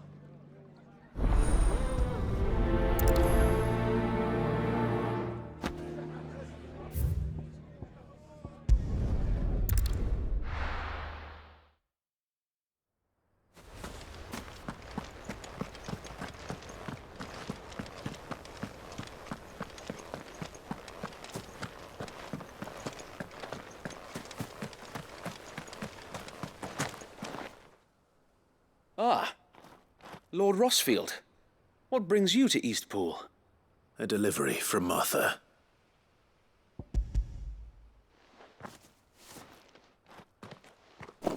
These are Ghazal green seeds. Martha's keen to cut the apron strings, then, is she? I jest, of course. You see, I had thought we might be able to revive the old wheat fields, but they'd long since gone to seed. Only without the seeds. Martha was hoping he might be able to show the bearers how to plant and tend these, so that they'll be able to fend for themselves. That's not a bad idea. These bearers had only recently escaped their bonds before we brought them here. They know little of freedom, of providing for themselves and their loved ones. Unless we teach them how to live like free men, I fear that all we have achieved in bringing them here is to exchange one master for another. Not that myself and the Guardians have been the best example to them so far, subsisting almost entirely on Martha's charity as we do. It's about time we all started to provide for ourselves, bearers and Guardians alike. Unfortunately, we've been a little too busy of late to focus on much besides bolstering our defenses. There have been alarming reports of... The Horde is closing in. They're coming, Sir Wade, all of them. Damn it all, I thought we'd have more time. Gather the men in the square. Send to the rest for reinforcements. Yes, Sir Wade. The Horde. Akashic, a veritable legion of them. They've been seen prowling around the northern reaches for a while now. We don't have the numbers to hold back a swarm that size. I had hoped to build a perimeter wall so that myself and the Guardians might be able to defend the village, but... Now you're out of time. Precisely. If reinforcements from the rest arrive before they do, we may just scrape through, but I fear that's rather an enormous if. What if you could call on reinforcements from Eastpool? You mean the bearers? We brought them here so they might live, not die fighting for their lives. So wait. You said you lack men to defend the village. Are the bearers not men? Do they not wish to see Eastpool saved? Though they may not be trained soldiers like your Guardians. What help they are able to offer could still prove the difference between victory and defeat. You're right, my lord. I will appeal to them.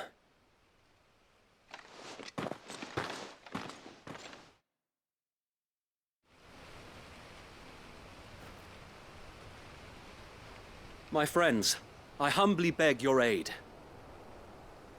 We Guardians are few and our enemies many.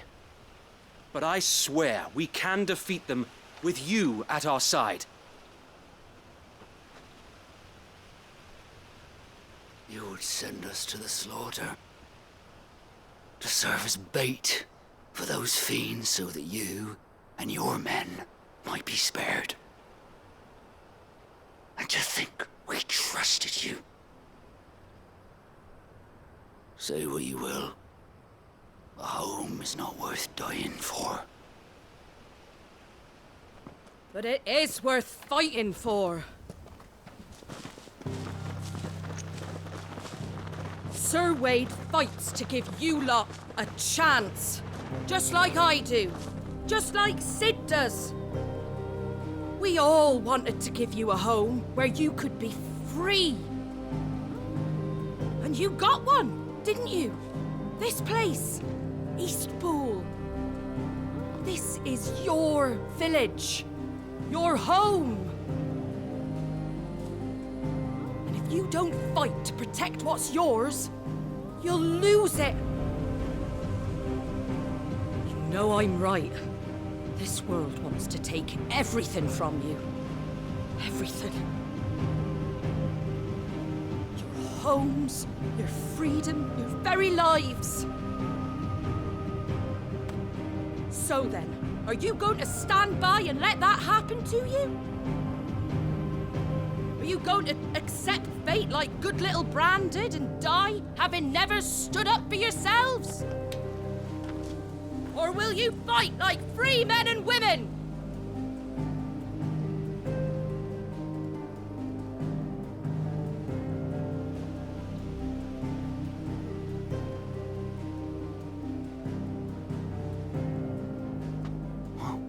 What are you doing? All right. Give me a sword. I never dreamt I'd have a home of my own. And now that I have, I don't want to lose it. I will protect what's mine, or die trying.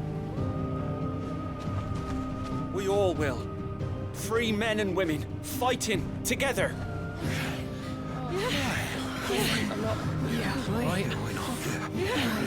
For Eastpool! For Eastpool!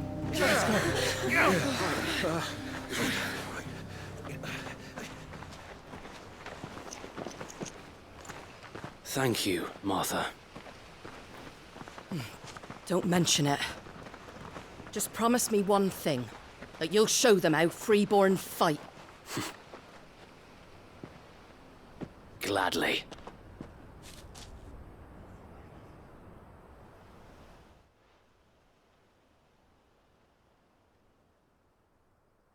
Well, if it was numbers you were lacking, you certainly won't be now. Thanks to you. Me? Oh, I just love the sound of my own voice. Lord Rossfield, my lady, we're ready. So what's the plan of action? We'll divide our forces into several small detachments, each made up of guardians, bearers, and guards from the rest. These will position themselves at strategic points around the village. Upon engaging with the Akashic, Each detachment will keep the creatures occupied as best they can, steadily retreating all the while. You're going to lure them into the village? I am. We will have neither the time nor the resources to treat the wounded, so injuries must be avoided at all costs. Instead, we will focus purely on defense at first. By coordinating our withdrawal through the use of messengers drawn from among the bearers, we will aim to have the swarm converge at a point of our choosing. With luck, that point will be the village square, the perfect place for our most able warriors to surround them and fall upon them, and for you and I to finish them off. A sound plan, but one that'll require a leader with a cool head and strong nerves to coordinate the retreat. I'd say you have both in abundance, Sir Wade, but you'll be needed. Please, leave the last of the fighting to me. Ha! And let you have all the glory. Sir Wade! They're here! Then you know what you must do. We work together, everyone playing their part, each shielding the other that no man might fall, that Eastpool might live on. For Rosaria! For Rosaria! We've no time to argue, my lord. I'll do as you ask. And I will do as you ask. Suppose we'd better do our bit too then, eh? Right you are, Martha.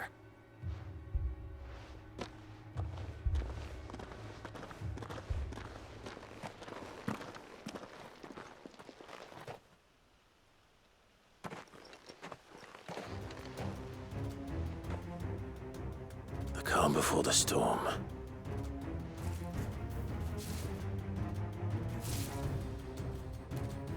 And here it comes.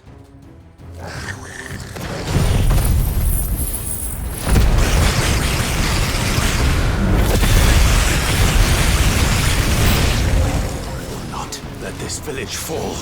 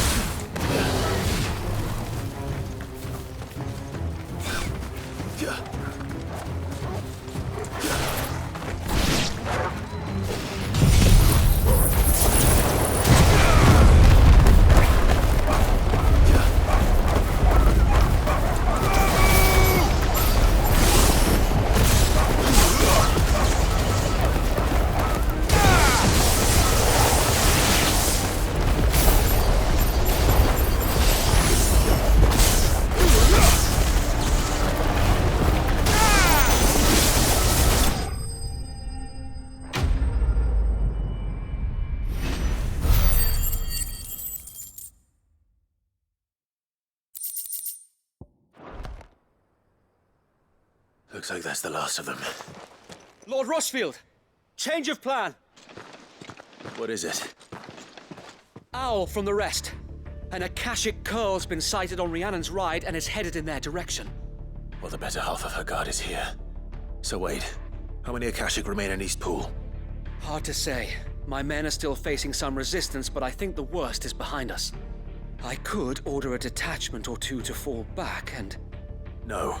Let them finish the job. You stay here too, Sir Wade. Your men need you. I'll go after the Curl. Join me only when Eastpool is won. If you're sure, my lord. May the Founder protect you.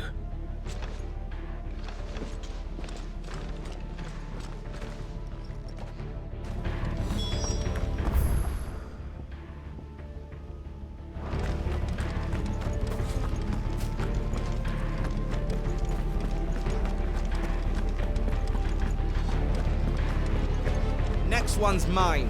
I might.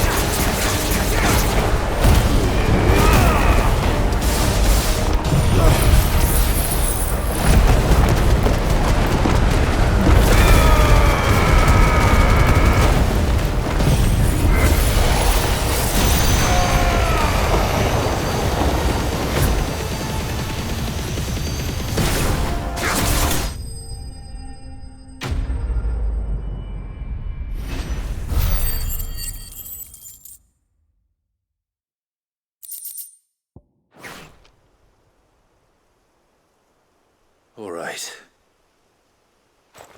Back to Eastpool.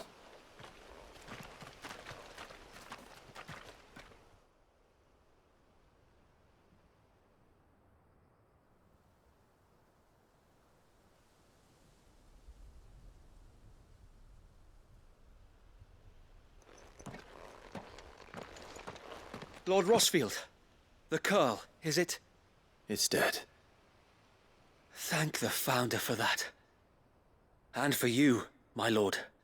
We were able to eradicate the rest of the Horde. I have guardians posted around the village to keep watch for further attacks, but all seems quiet for now. I hesitate to say it, but I think it might be over. I think it might.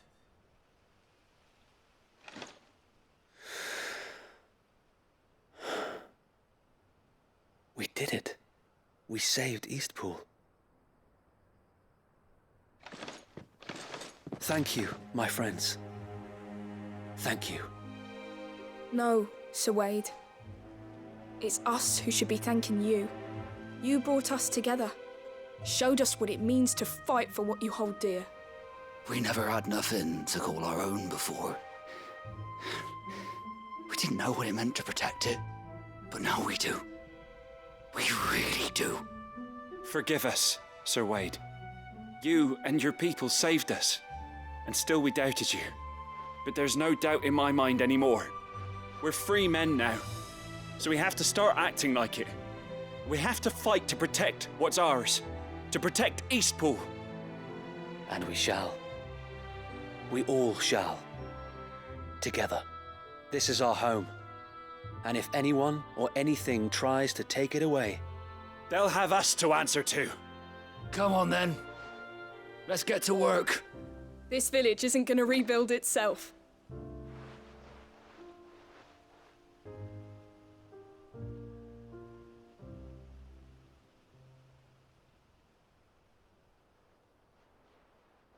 They're not slaves anymore. No. They're Rosarians. Your father took pity on the bearer's plight, and I believe if he was still with us today, this is what he would have wanted. I believe you might be right. I shall remain here, my lord, and do what I can to help rebuild the village. After all, this is my home now too. And I could hardly call myself an Eastpoolian if I didn't pull my weight. I think you'll find it's Eastpudlian, Sir Wade. But you should be proud all the same. I'll have to pull my weight too. Can't have the rest getting outclassed. Speaking of which, I ought to be getting back. Can we continue to count on your support, Martha? Of course, and I'll be counting on yours too. Us Rosarians have got to stick together, haven't we? Indeed we have. And Clive, come by the Golden Stables when you get the chance. I ain't paid you for delivering them seeds yet. All right. I will.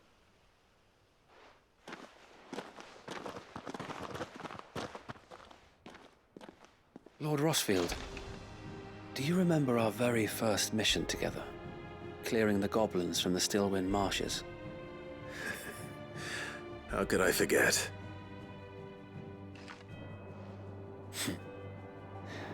There's one sight that I shall never forget.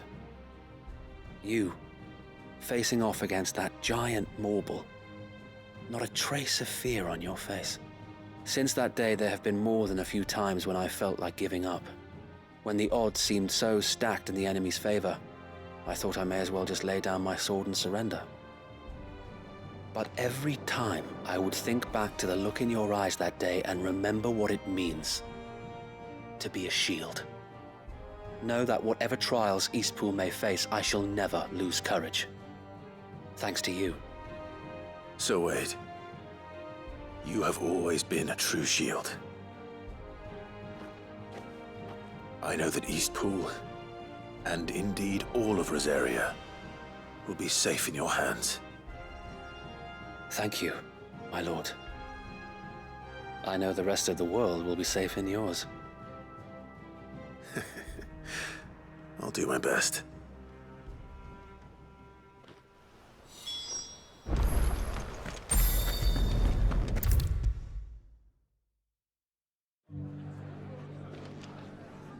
The hero returns. It's lucky you came by when you did, eh? Not only did my seeds get delivered, but you went and saved Eastpool and all. I just did what I could. And it's only right that you get rewarded for it. Take it before I change my mind. Thank you, Martha. So, Eastpool's finally back on its feet again. And a home to free bearers. Who'd have thought we'd see the day, eh? Well, it was your idea. I know that, but I never stopped to think what it would mean. Bearers in charge of themselves, thinking for themselves, working for themselves. Like your hideaway, but not even hidden away. Though I suppose the rest ain't much different nowadays. You know, bearers living free like that reminds me of when I first met Sid. Loath as I am to recall that particular day. I take it you didn't always see eye to eye. What happened? Well, if you really want to know, I started doing what I do long before I met Sid. In fact, that's how I met him. Or at least how he came to meet me. He showed up at the stables one day, asking questions about who'd been buying up bearers. Founder knows what he thought I was doing with them. Running a hunt, poking around in their innards. Something awful, anyway. Me, I thought he was a new constable. Thought the game was up. But somehow we both managed to work out what each other was about.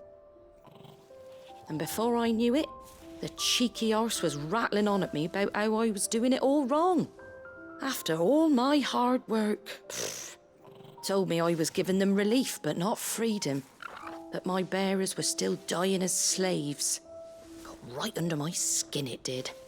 Told him if he didn't like it, he could bugger off and report me to the garrison. And do you know what he did? He smiled.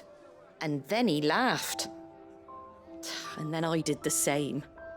We made a pact that day. That whenever one of us was in need, the other would always be there for him. And you were? Well, we both wanted the same thing. To make life better for bearers. Just like your dad. Do you know I was born right around the time Elwyn became Archduke? Growing up, I saw how he tried to change things. He certainly didn't lack for ambition, that one. Indeed. But the loftier one's ambitions, the harder they are to achieve. Which is why those of us who follow in their footsteps need to finish what people like Sid and my father started. Suppose you're right, aye. And if we don't manage it, there's always them who come after us. Good thing we've got a few half-decent sorts waiting in the wings, eh? It's almost enough to give you a little bit of hope. Just a little. Anyway, enough nattering. Better get back to work. Let's see about making everyone some dinner, shall we? The least the folks who saved Eastpool deserve is a hot meal. And you and me ain't gonna save the world on an empty stomach neither. That sounds like a wonderful idea.